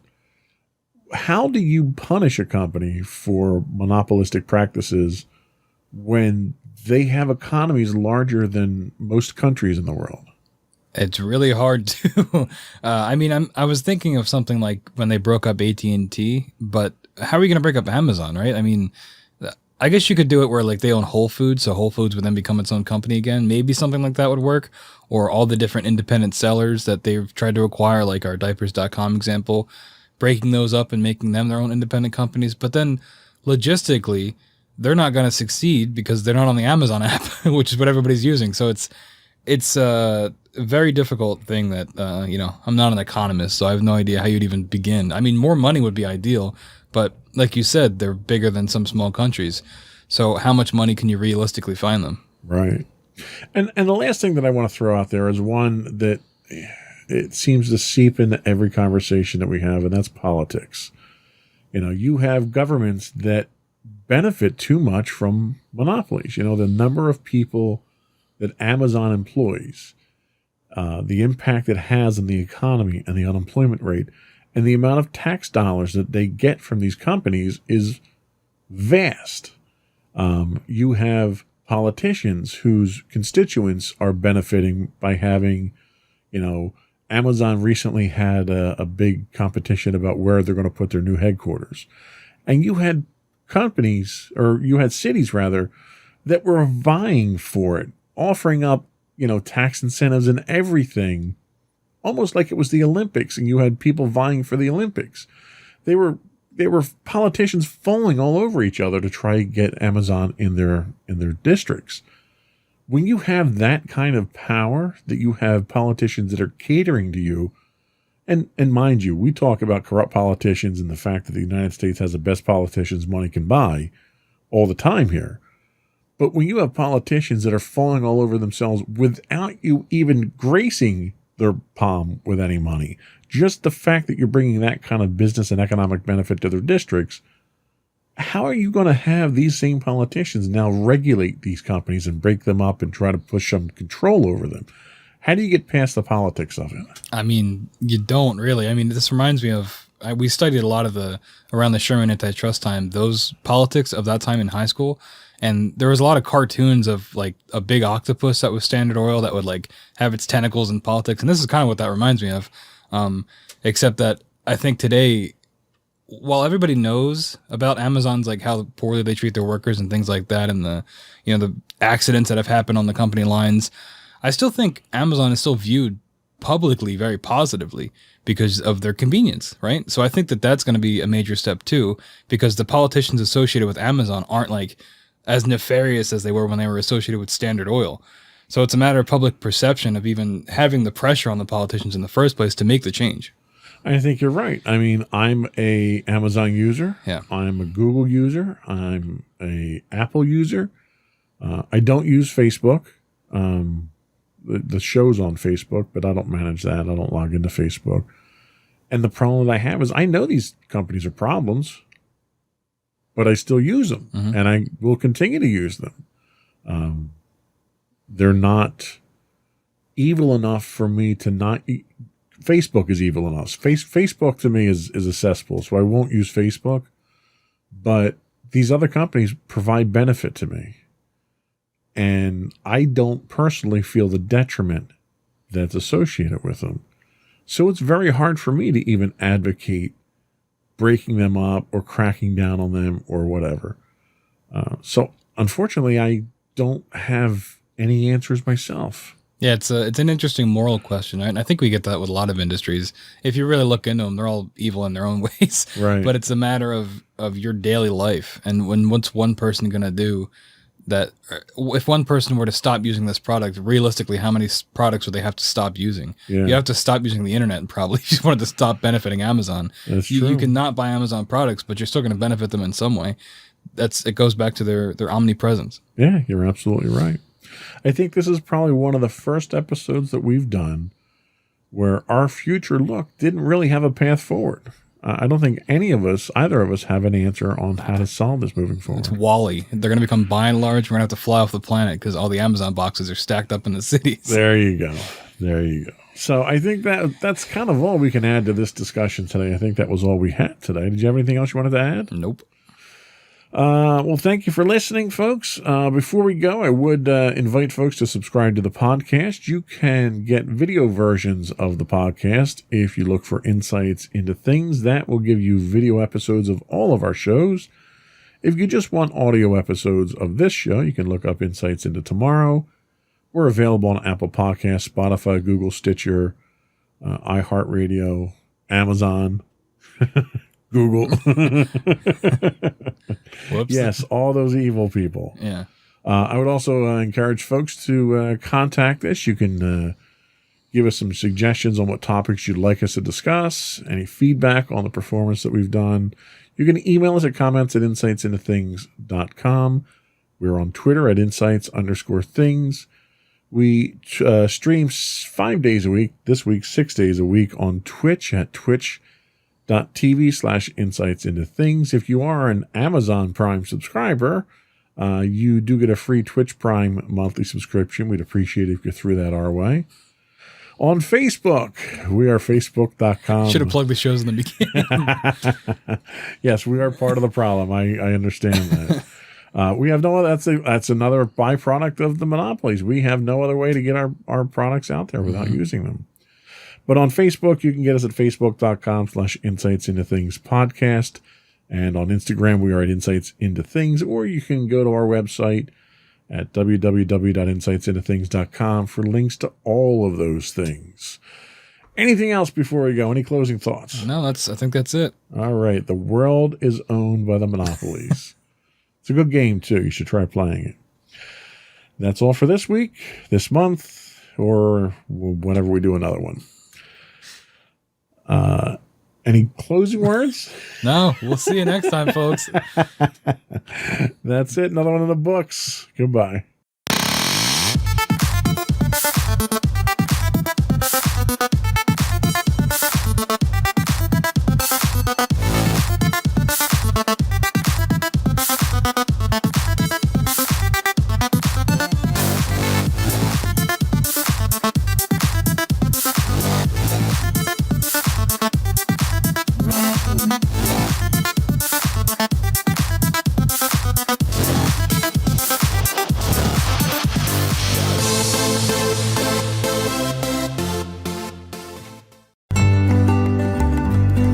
Insights into Teens, a podcast series exploring the issues and challenges of today's youth.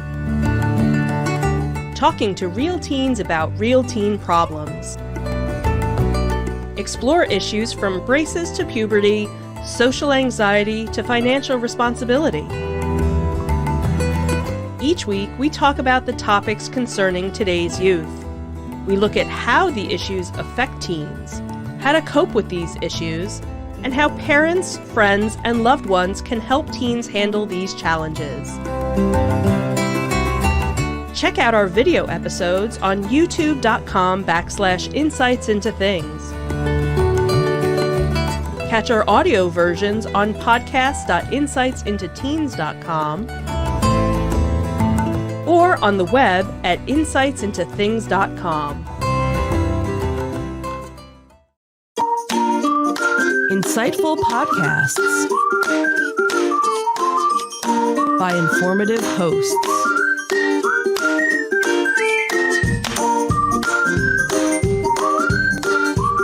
Insights into Things, a podcast network.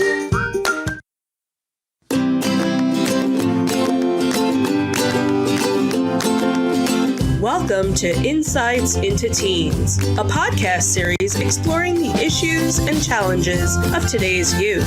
Your hosts are Joseph and Madison Whalen, a father and daughter team making their way through the challenges of the teenage years.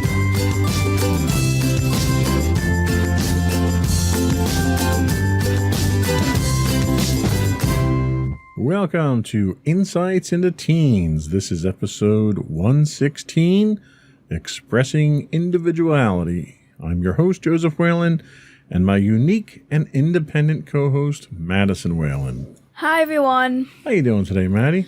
I'm doing all right. How about you? Doing all right. A little hot out there today. Yep. You said we were, what, at 96? 94. 94. We're at 94 outside. We're at 76.6 in the studio right now. So thank God for air conditioning. Yep. So how was your week this week? This was your first full week out of school, right? I believe so, yes. Did you do anything interesting or exciting? I've been doing camps. Tell us about the camps real quick. One of the camps is Brain Games, where we kind of do questions, and see images and various things to deal with strengthening our brains. And this is through who? Varsity Tutors. Varsity Tutors. And what was the other one you were doing? Intro to Filmmaking, where we're going to be filming a 2 to 5 minute long movie. Okay. Like it so far? Yep. Cool.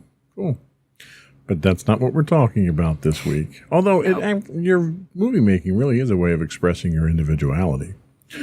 This week we are talking about the importance of teen individuality and identity development. We'll talk about what teen identity development is, why it's important, and some of the consequences of underdeveloped teen identities. Then we'll explore some of the ways that teens display their self-identity issues before we finish up with tips on how parents can help their teens form a positive self-identity. Before we do that, though, I would like to invite our audience to subscribe to the podcast. You can find the audio version of this podcast listed as Insights into Teens. You can find the video versions of all the network's podcasts listed as Insights into Things, and we're pretty much any place you can get a podcast, Apple, Spotify, Google, Stitcher, and so forth. I would also invite our audience to write in, give us some feedback. We're always looking for show ideas and let us know whether we're doing a good job or not. You can email us at comments@insightsintothings.com. You can hit us on Twitter at insights_things. We are at Facebook on facebook.com/insightsintothingspodcast and on Instagram at instagram.com/insightsintothings, or you can go to our website and get links to all those and much more at www.insightsintothings.com. Ready to get started? Sure. All right.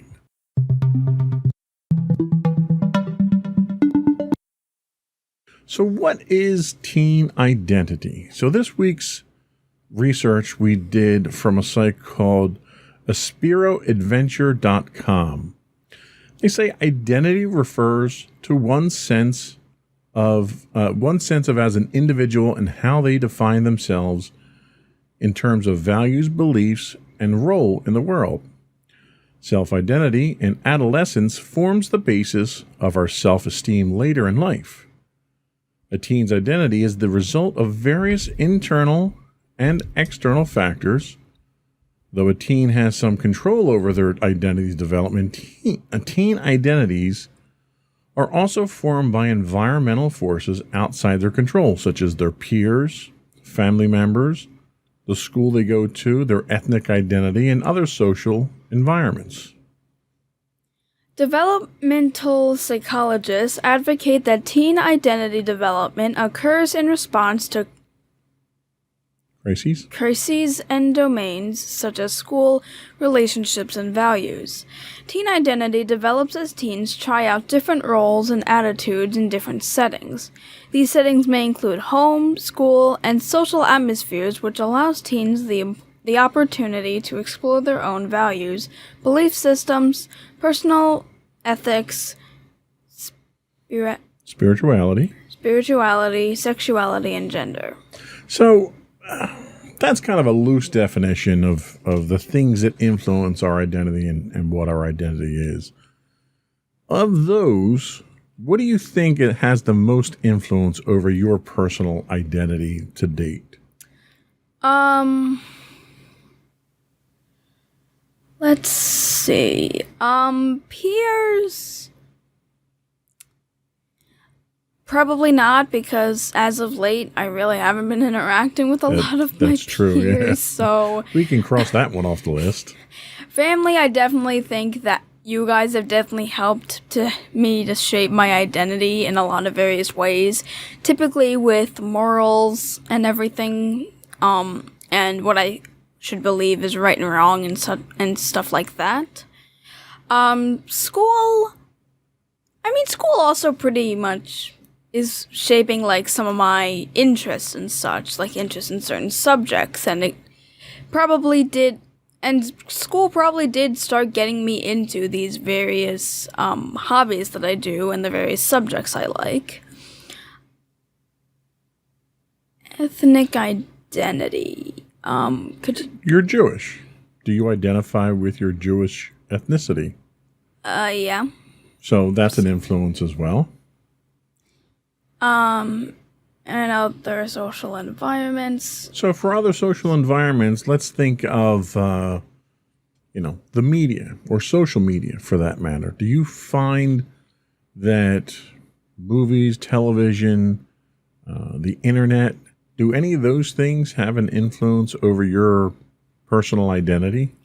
Probably, yeah. Some of the hobbies I have learned about have come from social media, and some of my values even have come from that, like movies and such. One of the most important questions I think teens have to ask is, are you comfortable with your identity? Are you comfortable with who you are and the personality that you have now?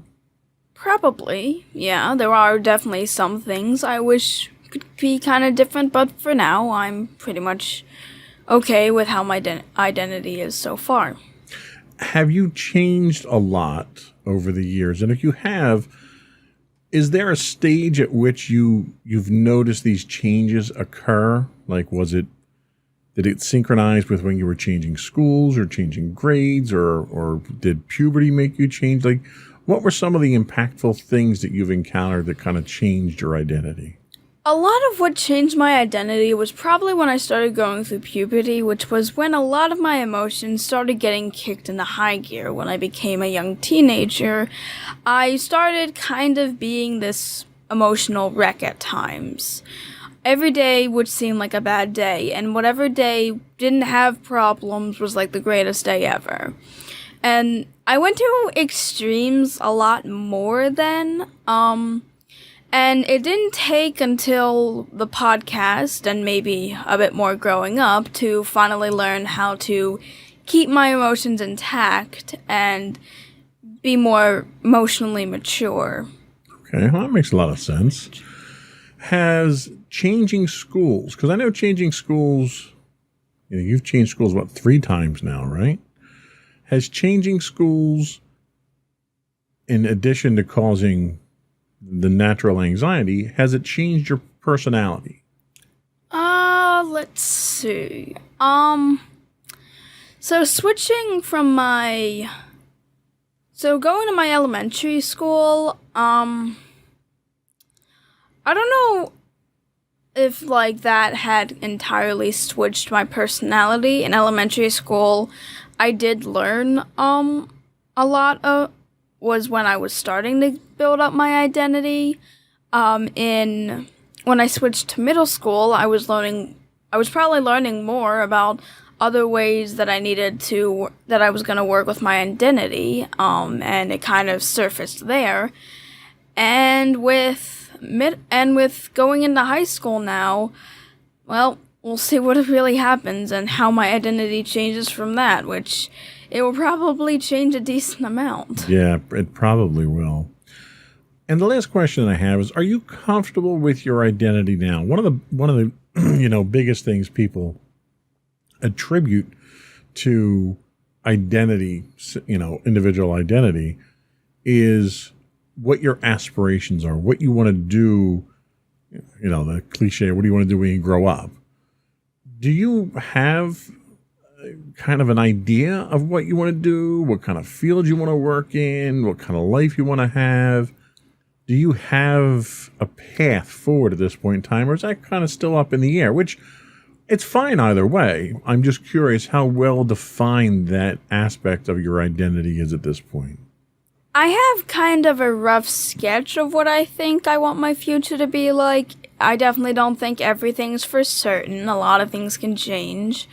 I have an idea of possibly where I think I'll be in my life later on, but I'm still not entirely sure. And how much of that's been influenced by school? We had some big decisions to make going into high school. What classes to take? Were we going to do the academies? Were we going to do any extracurricular stuff?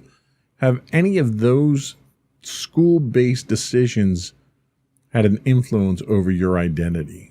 A lot of them were probably very career-based, like deciding on what field I was going to work in and stuff like that, and even if I wanted to do like a second job, like just something for entertainment, like being an author per se. A lot of the choices I made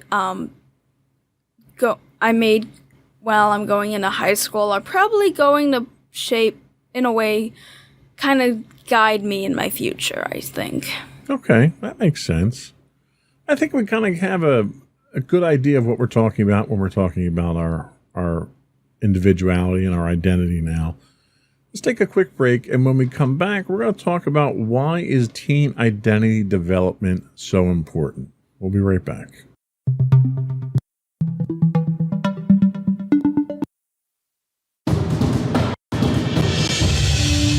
For over 7 years, the Second Sith Empire has been the premier community guild in the online game Star Wars: The Old Republic. With hundreds of friendly and helpful active members, a weekly schedule of nightly events, annual guild meet and greets, and an active community both on the web and on Discord. The Second Sith Empire is more than your typical gaming group. We're family. Join us on the Starforge server for nightly events such as operations, flashpoints, world boss hunts, Star Wars trivia, guild lottery, and much more. Visit us on the web today at www.thesecondsithempire.com.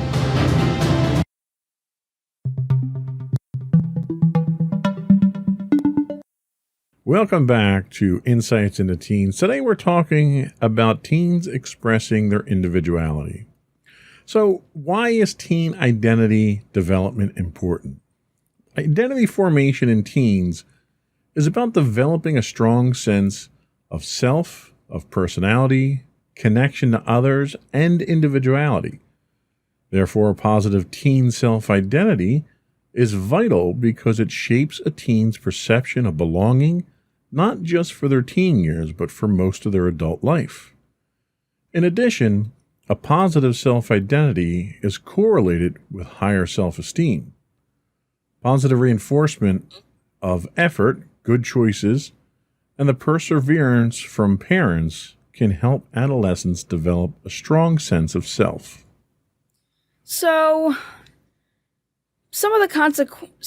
now we should probably discuss some of the consequences of underdeveloped identity in teens. Okay.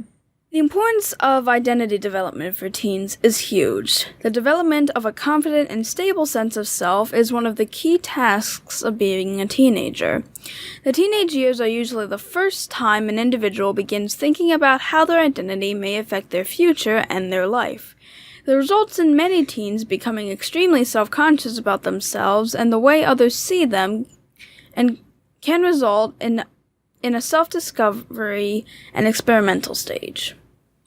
Psychologists argue that if a teen does not establish what their personal beliefs and values are, then they'll have an identity crisis. They believe identity development is a key process for teens, and that a failure to establish identity leads to role confusion and a weak sense of self later. Some teens are able to learn to develop and discover their identity in a healthy and age-appropriate way. However, for other teens, the time of identity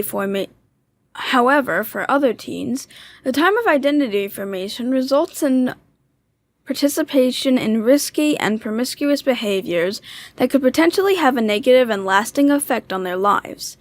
Participation in harmful and inappropriate behavior can be very concerning for parents of troubled teens. It's important for parents of troubled teens to remember that all teens can become healthy and happy once again with proper treatment. So, and I think that last part's probably one of the most important things for you, because a lot of the activities that they're referring to are things that are probably going to happen over the next 4 years. So a lot of that happens in high school. Your social habits change. Your circles that you socialize with will change dramatically. And I think you've kind of already seen some of that with your participation in marching band, haven't you? Kind of, yeah. So I think the next 4 years are really where some of the words of wisdom and some of the cautionary tales are going to have more of an impact than they have up until this point, because I think you're going to have a lot more opportunity to explore your self-identity. Mm-hmm. What are your thoughts on that? I would agree with you, because when you're a teen, when you're in high school, a lot of things can happen. A lot of opportunities are open up to you, and you more or less start to question more things. And I definitely think that if you're not careful, you can spread your identity to places that it probably shouldn't be. So I agree with you. So do you think you've had the freedom at this point, up until this point, to explore your own identity and develop your own identity, where, mommy and daddy haven't been overbearing about it, but you've had that freedom to do it as you want to and figure out who you are and who you want to be? Do you think you've had that? Yeah, I've definitely had that with, the influence. Even with the influences, I was able to come up with my own identity in a develop my own personality, things I liked, things I disliked, and my overall sense of being, I guess. Now, do you think the self identity, the identity that you've developed to this point, has it helped you to develop more self-assurance, self-confidence? Has it helped to guide you? Has it been a hindrance to you? Do you want to change things? What's your overall idea of how your current sense of self-identity helps you or serves you? I definitely think a lot of my hobbies, in particular, have definitely helped me in a lot of instances, and knowing that knowing the accomplishments I've been able to do with my identity, and have done with my identity, has definitely helped with my self-confidence. While I definitely think parts of my identity still kind of don't entirely fix that or help it, I definitely think that for the most part, I'm pretty good as it is. Now, do you think your identity has changed frequently? Has it changed gradually? Has it changed dramatically? Like, do you feel you're a different person now than you were 5 years ago? Thinking about it, 5 years ago, I would have probably been in 5th grade. Math is hard. In 5th grade, I definitely will say, the maturity has definitely happened. I'm assuming, I don't know if it was instantaneously because, well, it was kind of instantaneously because the first 2/3 of 6th grade were just an emotional baggage for me. And, the last third, I, was extremely mature, and I definitely think the whole maturity thing kind of happened instantaneously in some way. One day I'm, after one day, I'm just an emotional package. I just had a really bad day. And then the next day I realized, oh wait, I know how to fix this. And that was kind of where it started. Yeah. Now, are you satisfied with the progress you've made and who you're becoming? Or do you look at who you are now and think that there's a long road ahead to get to where I want to be? How confident are you in who you are today? I'm very confident in how I am today. I definitely don't think that I have a long way to go to find myself. In certain instances, yes, I do think I have a long way to go. But for now, I can just stick with who I am. And I don't really need to make any huge decisions on it right now. So how about your friends? I know you haven't had much opportunity to socialize with a lot of your friends because of the pandemic. But how do you think their identity development has been? Do you think they've had the same freedoms you have and the same support that you've had? Do you think that they're confident in who they're developing? Because I know a number of your friends are younger than you, so they might not reach the same stages that you've reached already. But do you see them kind of progressing along the same lines as you, or? Kind of, yeah, because my friends kind of went through the same thing I went through at their age when they had a lot of emotional problems going on, and I kind of acted as support for them. But later on, they actually started learning how to control their emotions a bit more. So with that, I definitely think so. And I definitely think that they're also developing, they actually might be developing themselves a little faster than I was. So, yay for them. Good for them, yeah. So let's talk briefly about challenges. What are some of the challenges that you face in developing your identity, in asserting yourself, and moving in the direction that you want to go? Are there challenges? What are some of the biggest ones that you have? And what's your technique for overcoming some of those challenges? Some of the challenges that come with, I suppose, my identity is maybe I guess just my own indecisiveness and just my own I really don't know what to do, or just my unknowing of it, and really not having much experience or idea of how I want it to go. A lot of it kind of has to do with, well, the biggest example I can think of is probably my sexuality.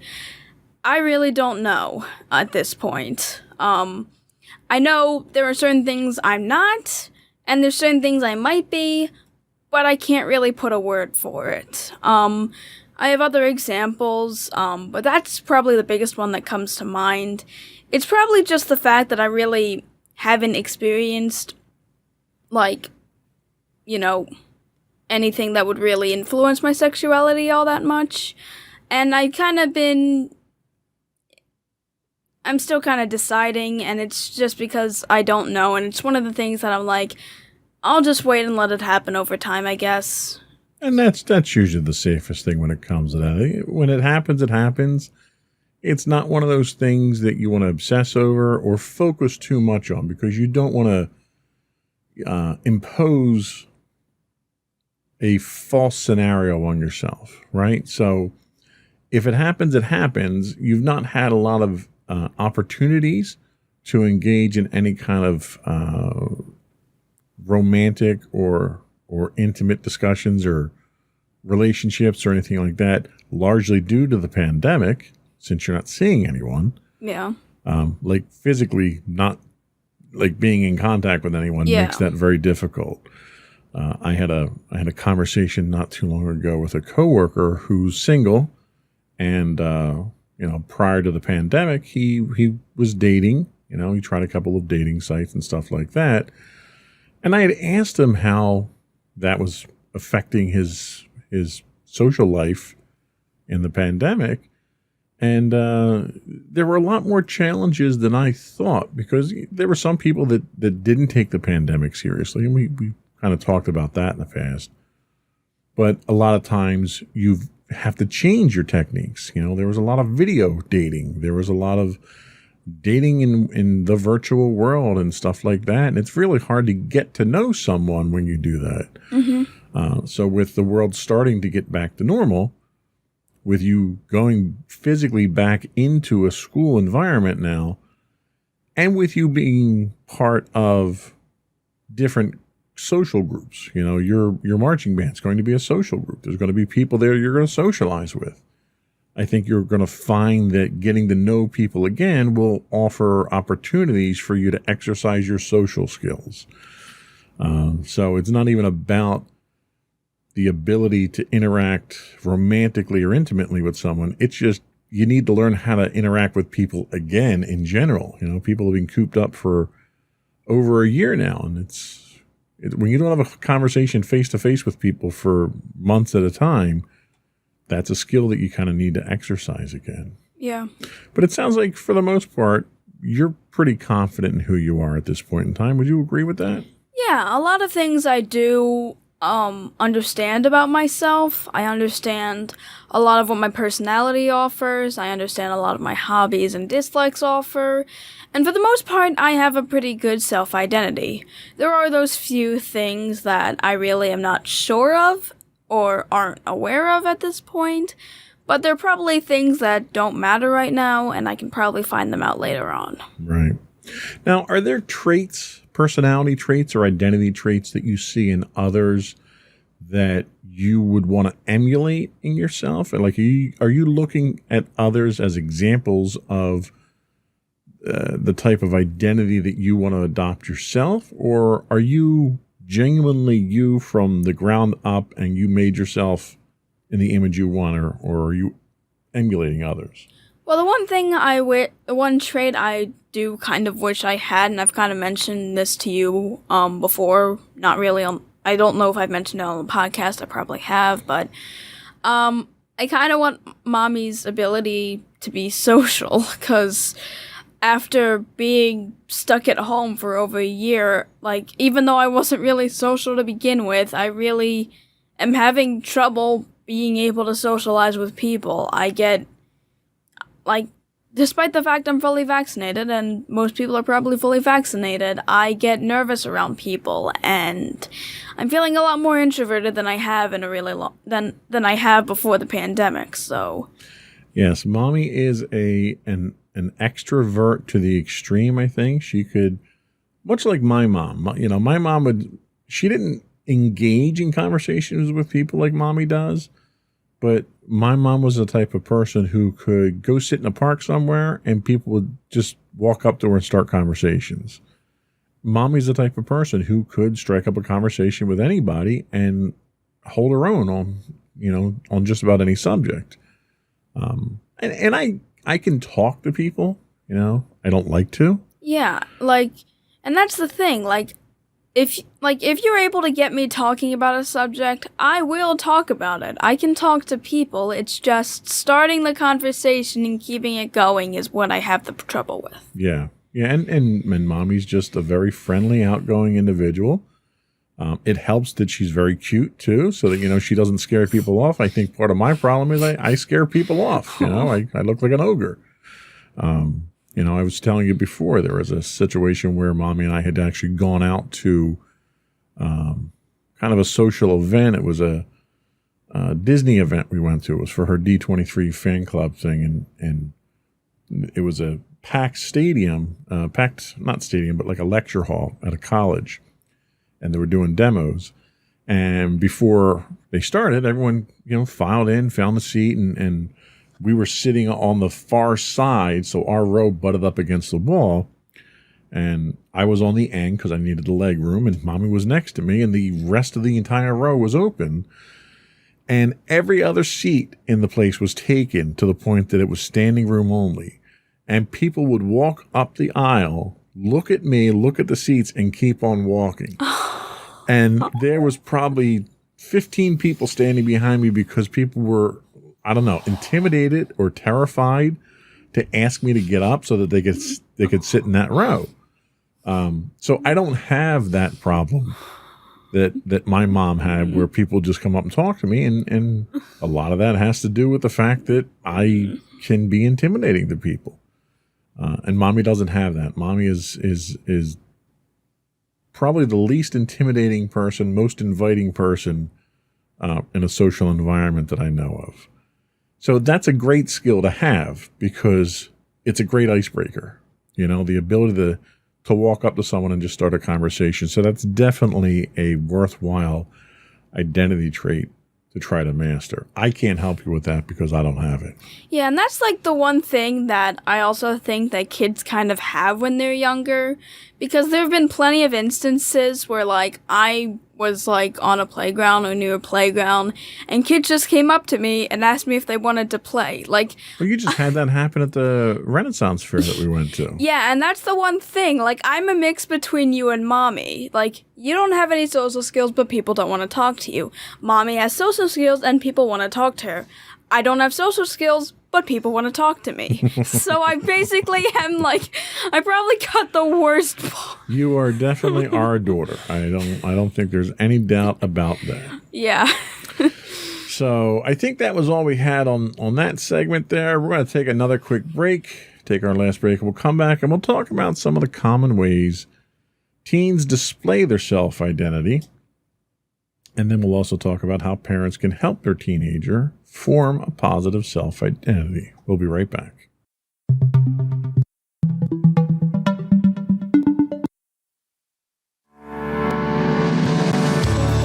Insights into Entertainment, a podcast series taking a deeper look into entertainment and media. Our husband and wife team of pop culture fanatics are exploring all things from music and movies to television and fandom. We'll look at the interesting and obscure entertainment news of the week. We'll talk about theme park and pop culture news. We'll give you the latest and greatest on pop culture conventions. We'll give you a deep dive into Disney, Star Wars, and much more. Check out our video episodes at youtube.com/insightsintothings. Our audio episodes at podcast.insightsintoentertainment.com, or check us out on the web at insightsintothings.com.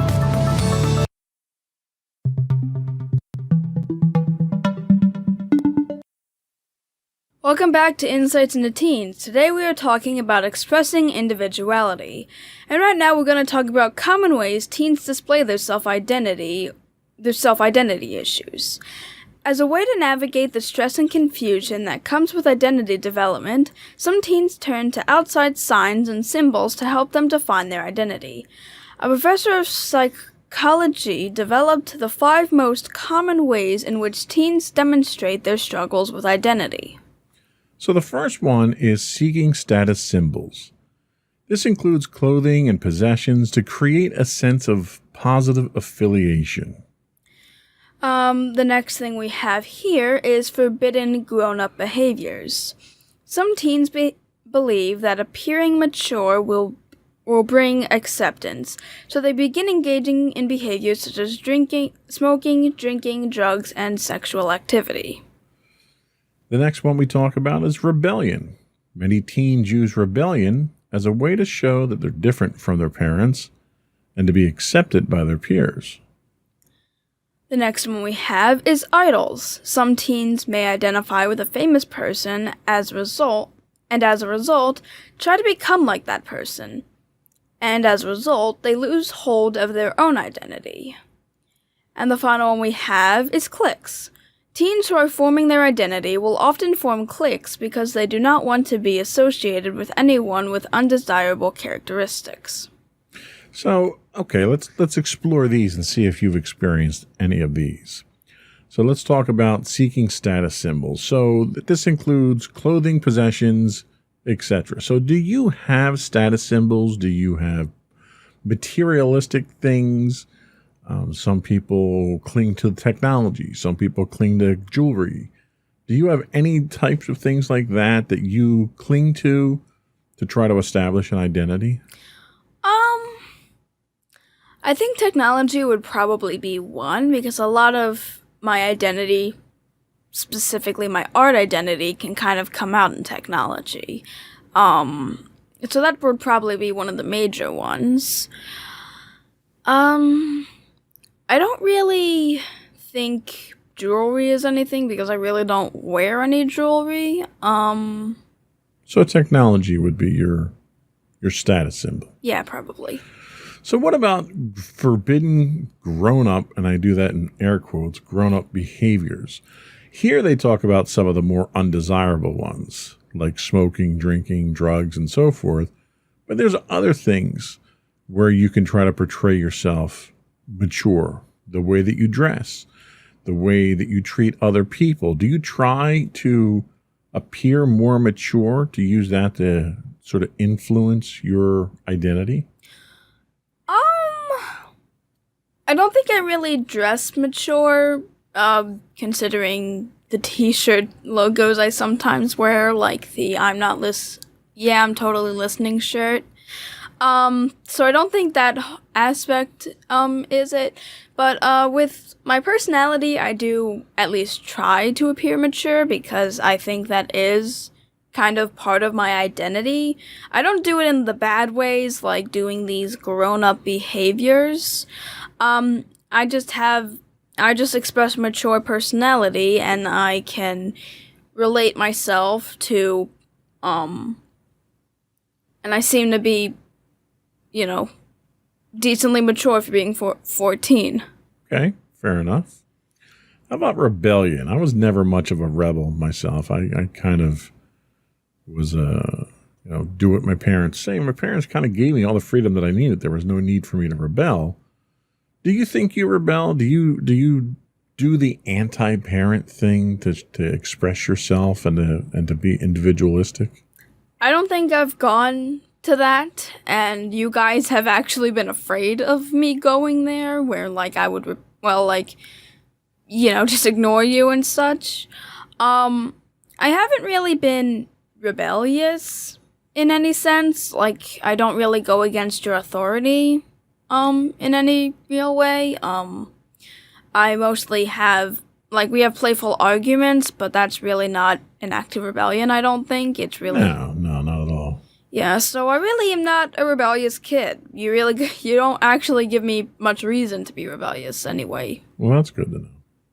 So idols. So we tried to do a podcast on role models and idols, and it didn't work very well at the time because you didn't have any. Like you didn't look to like celebrities or athletes or musicians or anything as idols. So I'm pretty sure it still doesn't apply to you. But how do you think the today's media treats celebrities and how those celebrities influence teens' identities? I mean, celebrities probably do have a pretty big influence on a lot of teens' lives, specifically sports players and so forth. And I think some celebrities are okay to be idolized and others not. And, like they said here, sometimes idolizing people to an extent makes you lose your own self-identity and the whole reason on why you were idolizing them. And I'd say as long as that doesn't happen and you still, like, develop your own identity, I think it's alright to idolize the good kinds of people and celebrities and such. So what about cliques? I don't think you've ever really been in a clique as they're traditionally labeled. You've had some friends. You know, you had a group of friends that you hung around with, but they weren't very cliquish from what I could see. Going into high school and being part of marching band by its very nature is a clique. Mm-hmm. How do you think that's going to affect your personality, and how do you think cliques in general affect teens' identity development? I definitely think that cliques can identify it by being one of the biggest influencers for it, because a lot of people with cliques have, well, very similar personality traits, and I definitely think that cliques is probably one of the other social things that a lot of teens can take influence from and also express themselves. For being in marching band, I probably might become a lot. I definitely think marching band will probably change my personality. In certain ways, like it'll probably teach me like how to react to certain scenarios. Like with regular band, it changed me by like realizing the beats in songs and also noticing like the various instruments and more or less not really, and kind of changed how I felt about songs. I didn't really focus on the lyrics as much as I did with the rhythm and beat. Right. So I definitely think that it definitely changed my perspective of music.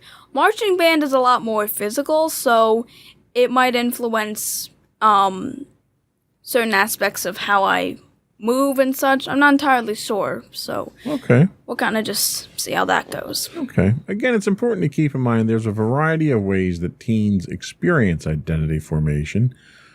And keep in mind, some experiences are more harmful than others. So parents kind of have to keep an eye on that. Mm-hmm. What other tips do we have for our parents out there? Okay, so parents are very important in terms of teen identity development. Studies show teens with close relationships with their parents have lower rates of experimentation with drugs and risky sexual behaviors. For your teen, the process of teen identity development can be a stressful time and can lead to one feeling overwhelmed and unsure.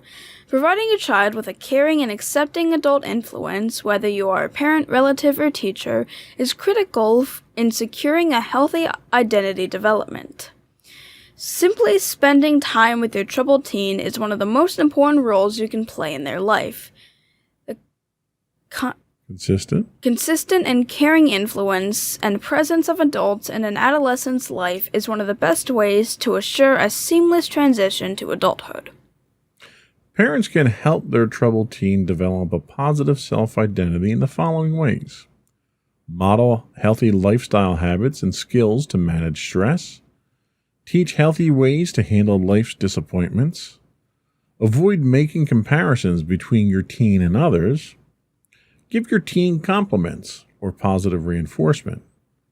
Encourage and promote healthy sleep habits for your teen. And hold boundaries with your teen or with your child while communicating love for them as a person. when parents have exhausted all the above methods, you can still continue to see your teen struggle and forming their identity, and it might be time to seek professional help. We're not professionals here, nor do we pretend to be. Yeah. We try to take things as realistic and down to earth as possible, hence why I have my subject matter expert here with me. Yeah. So let's explore these for a little bit here. So one of the things they do talk about is forming close relationships with your parents. Do you think you have a close relationship with mommy and daddy? Yeah, definitely. Considering the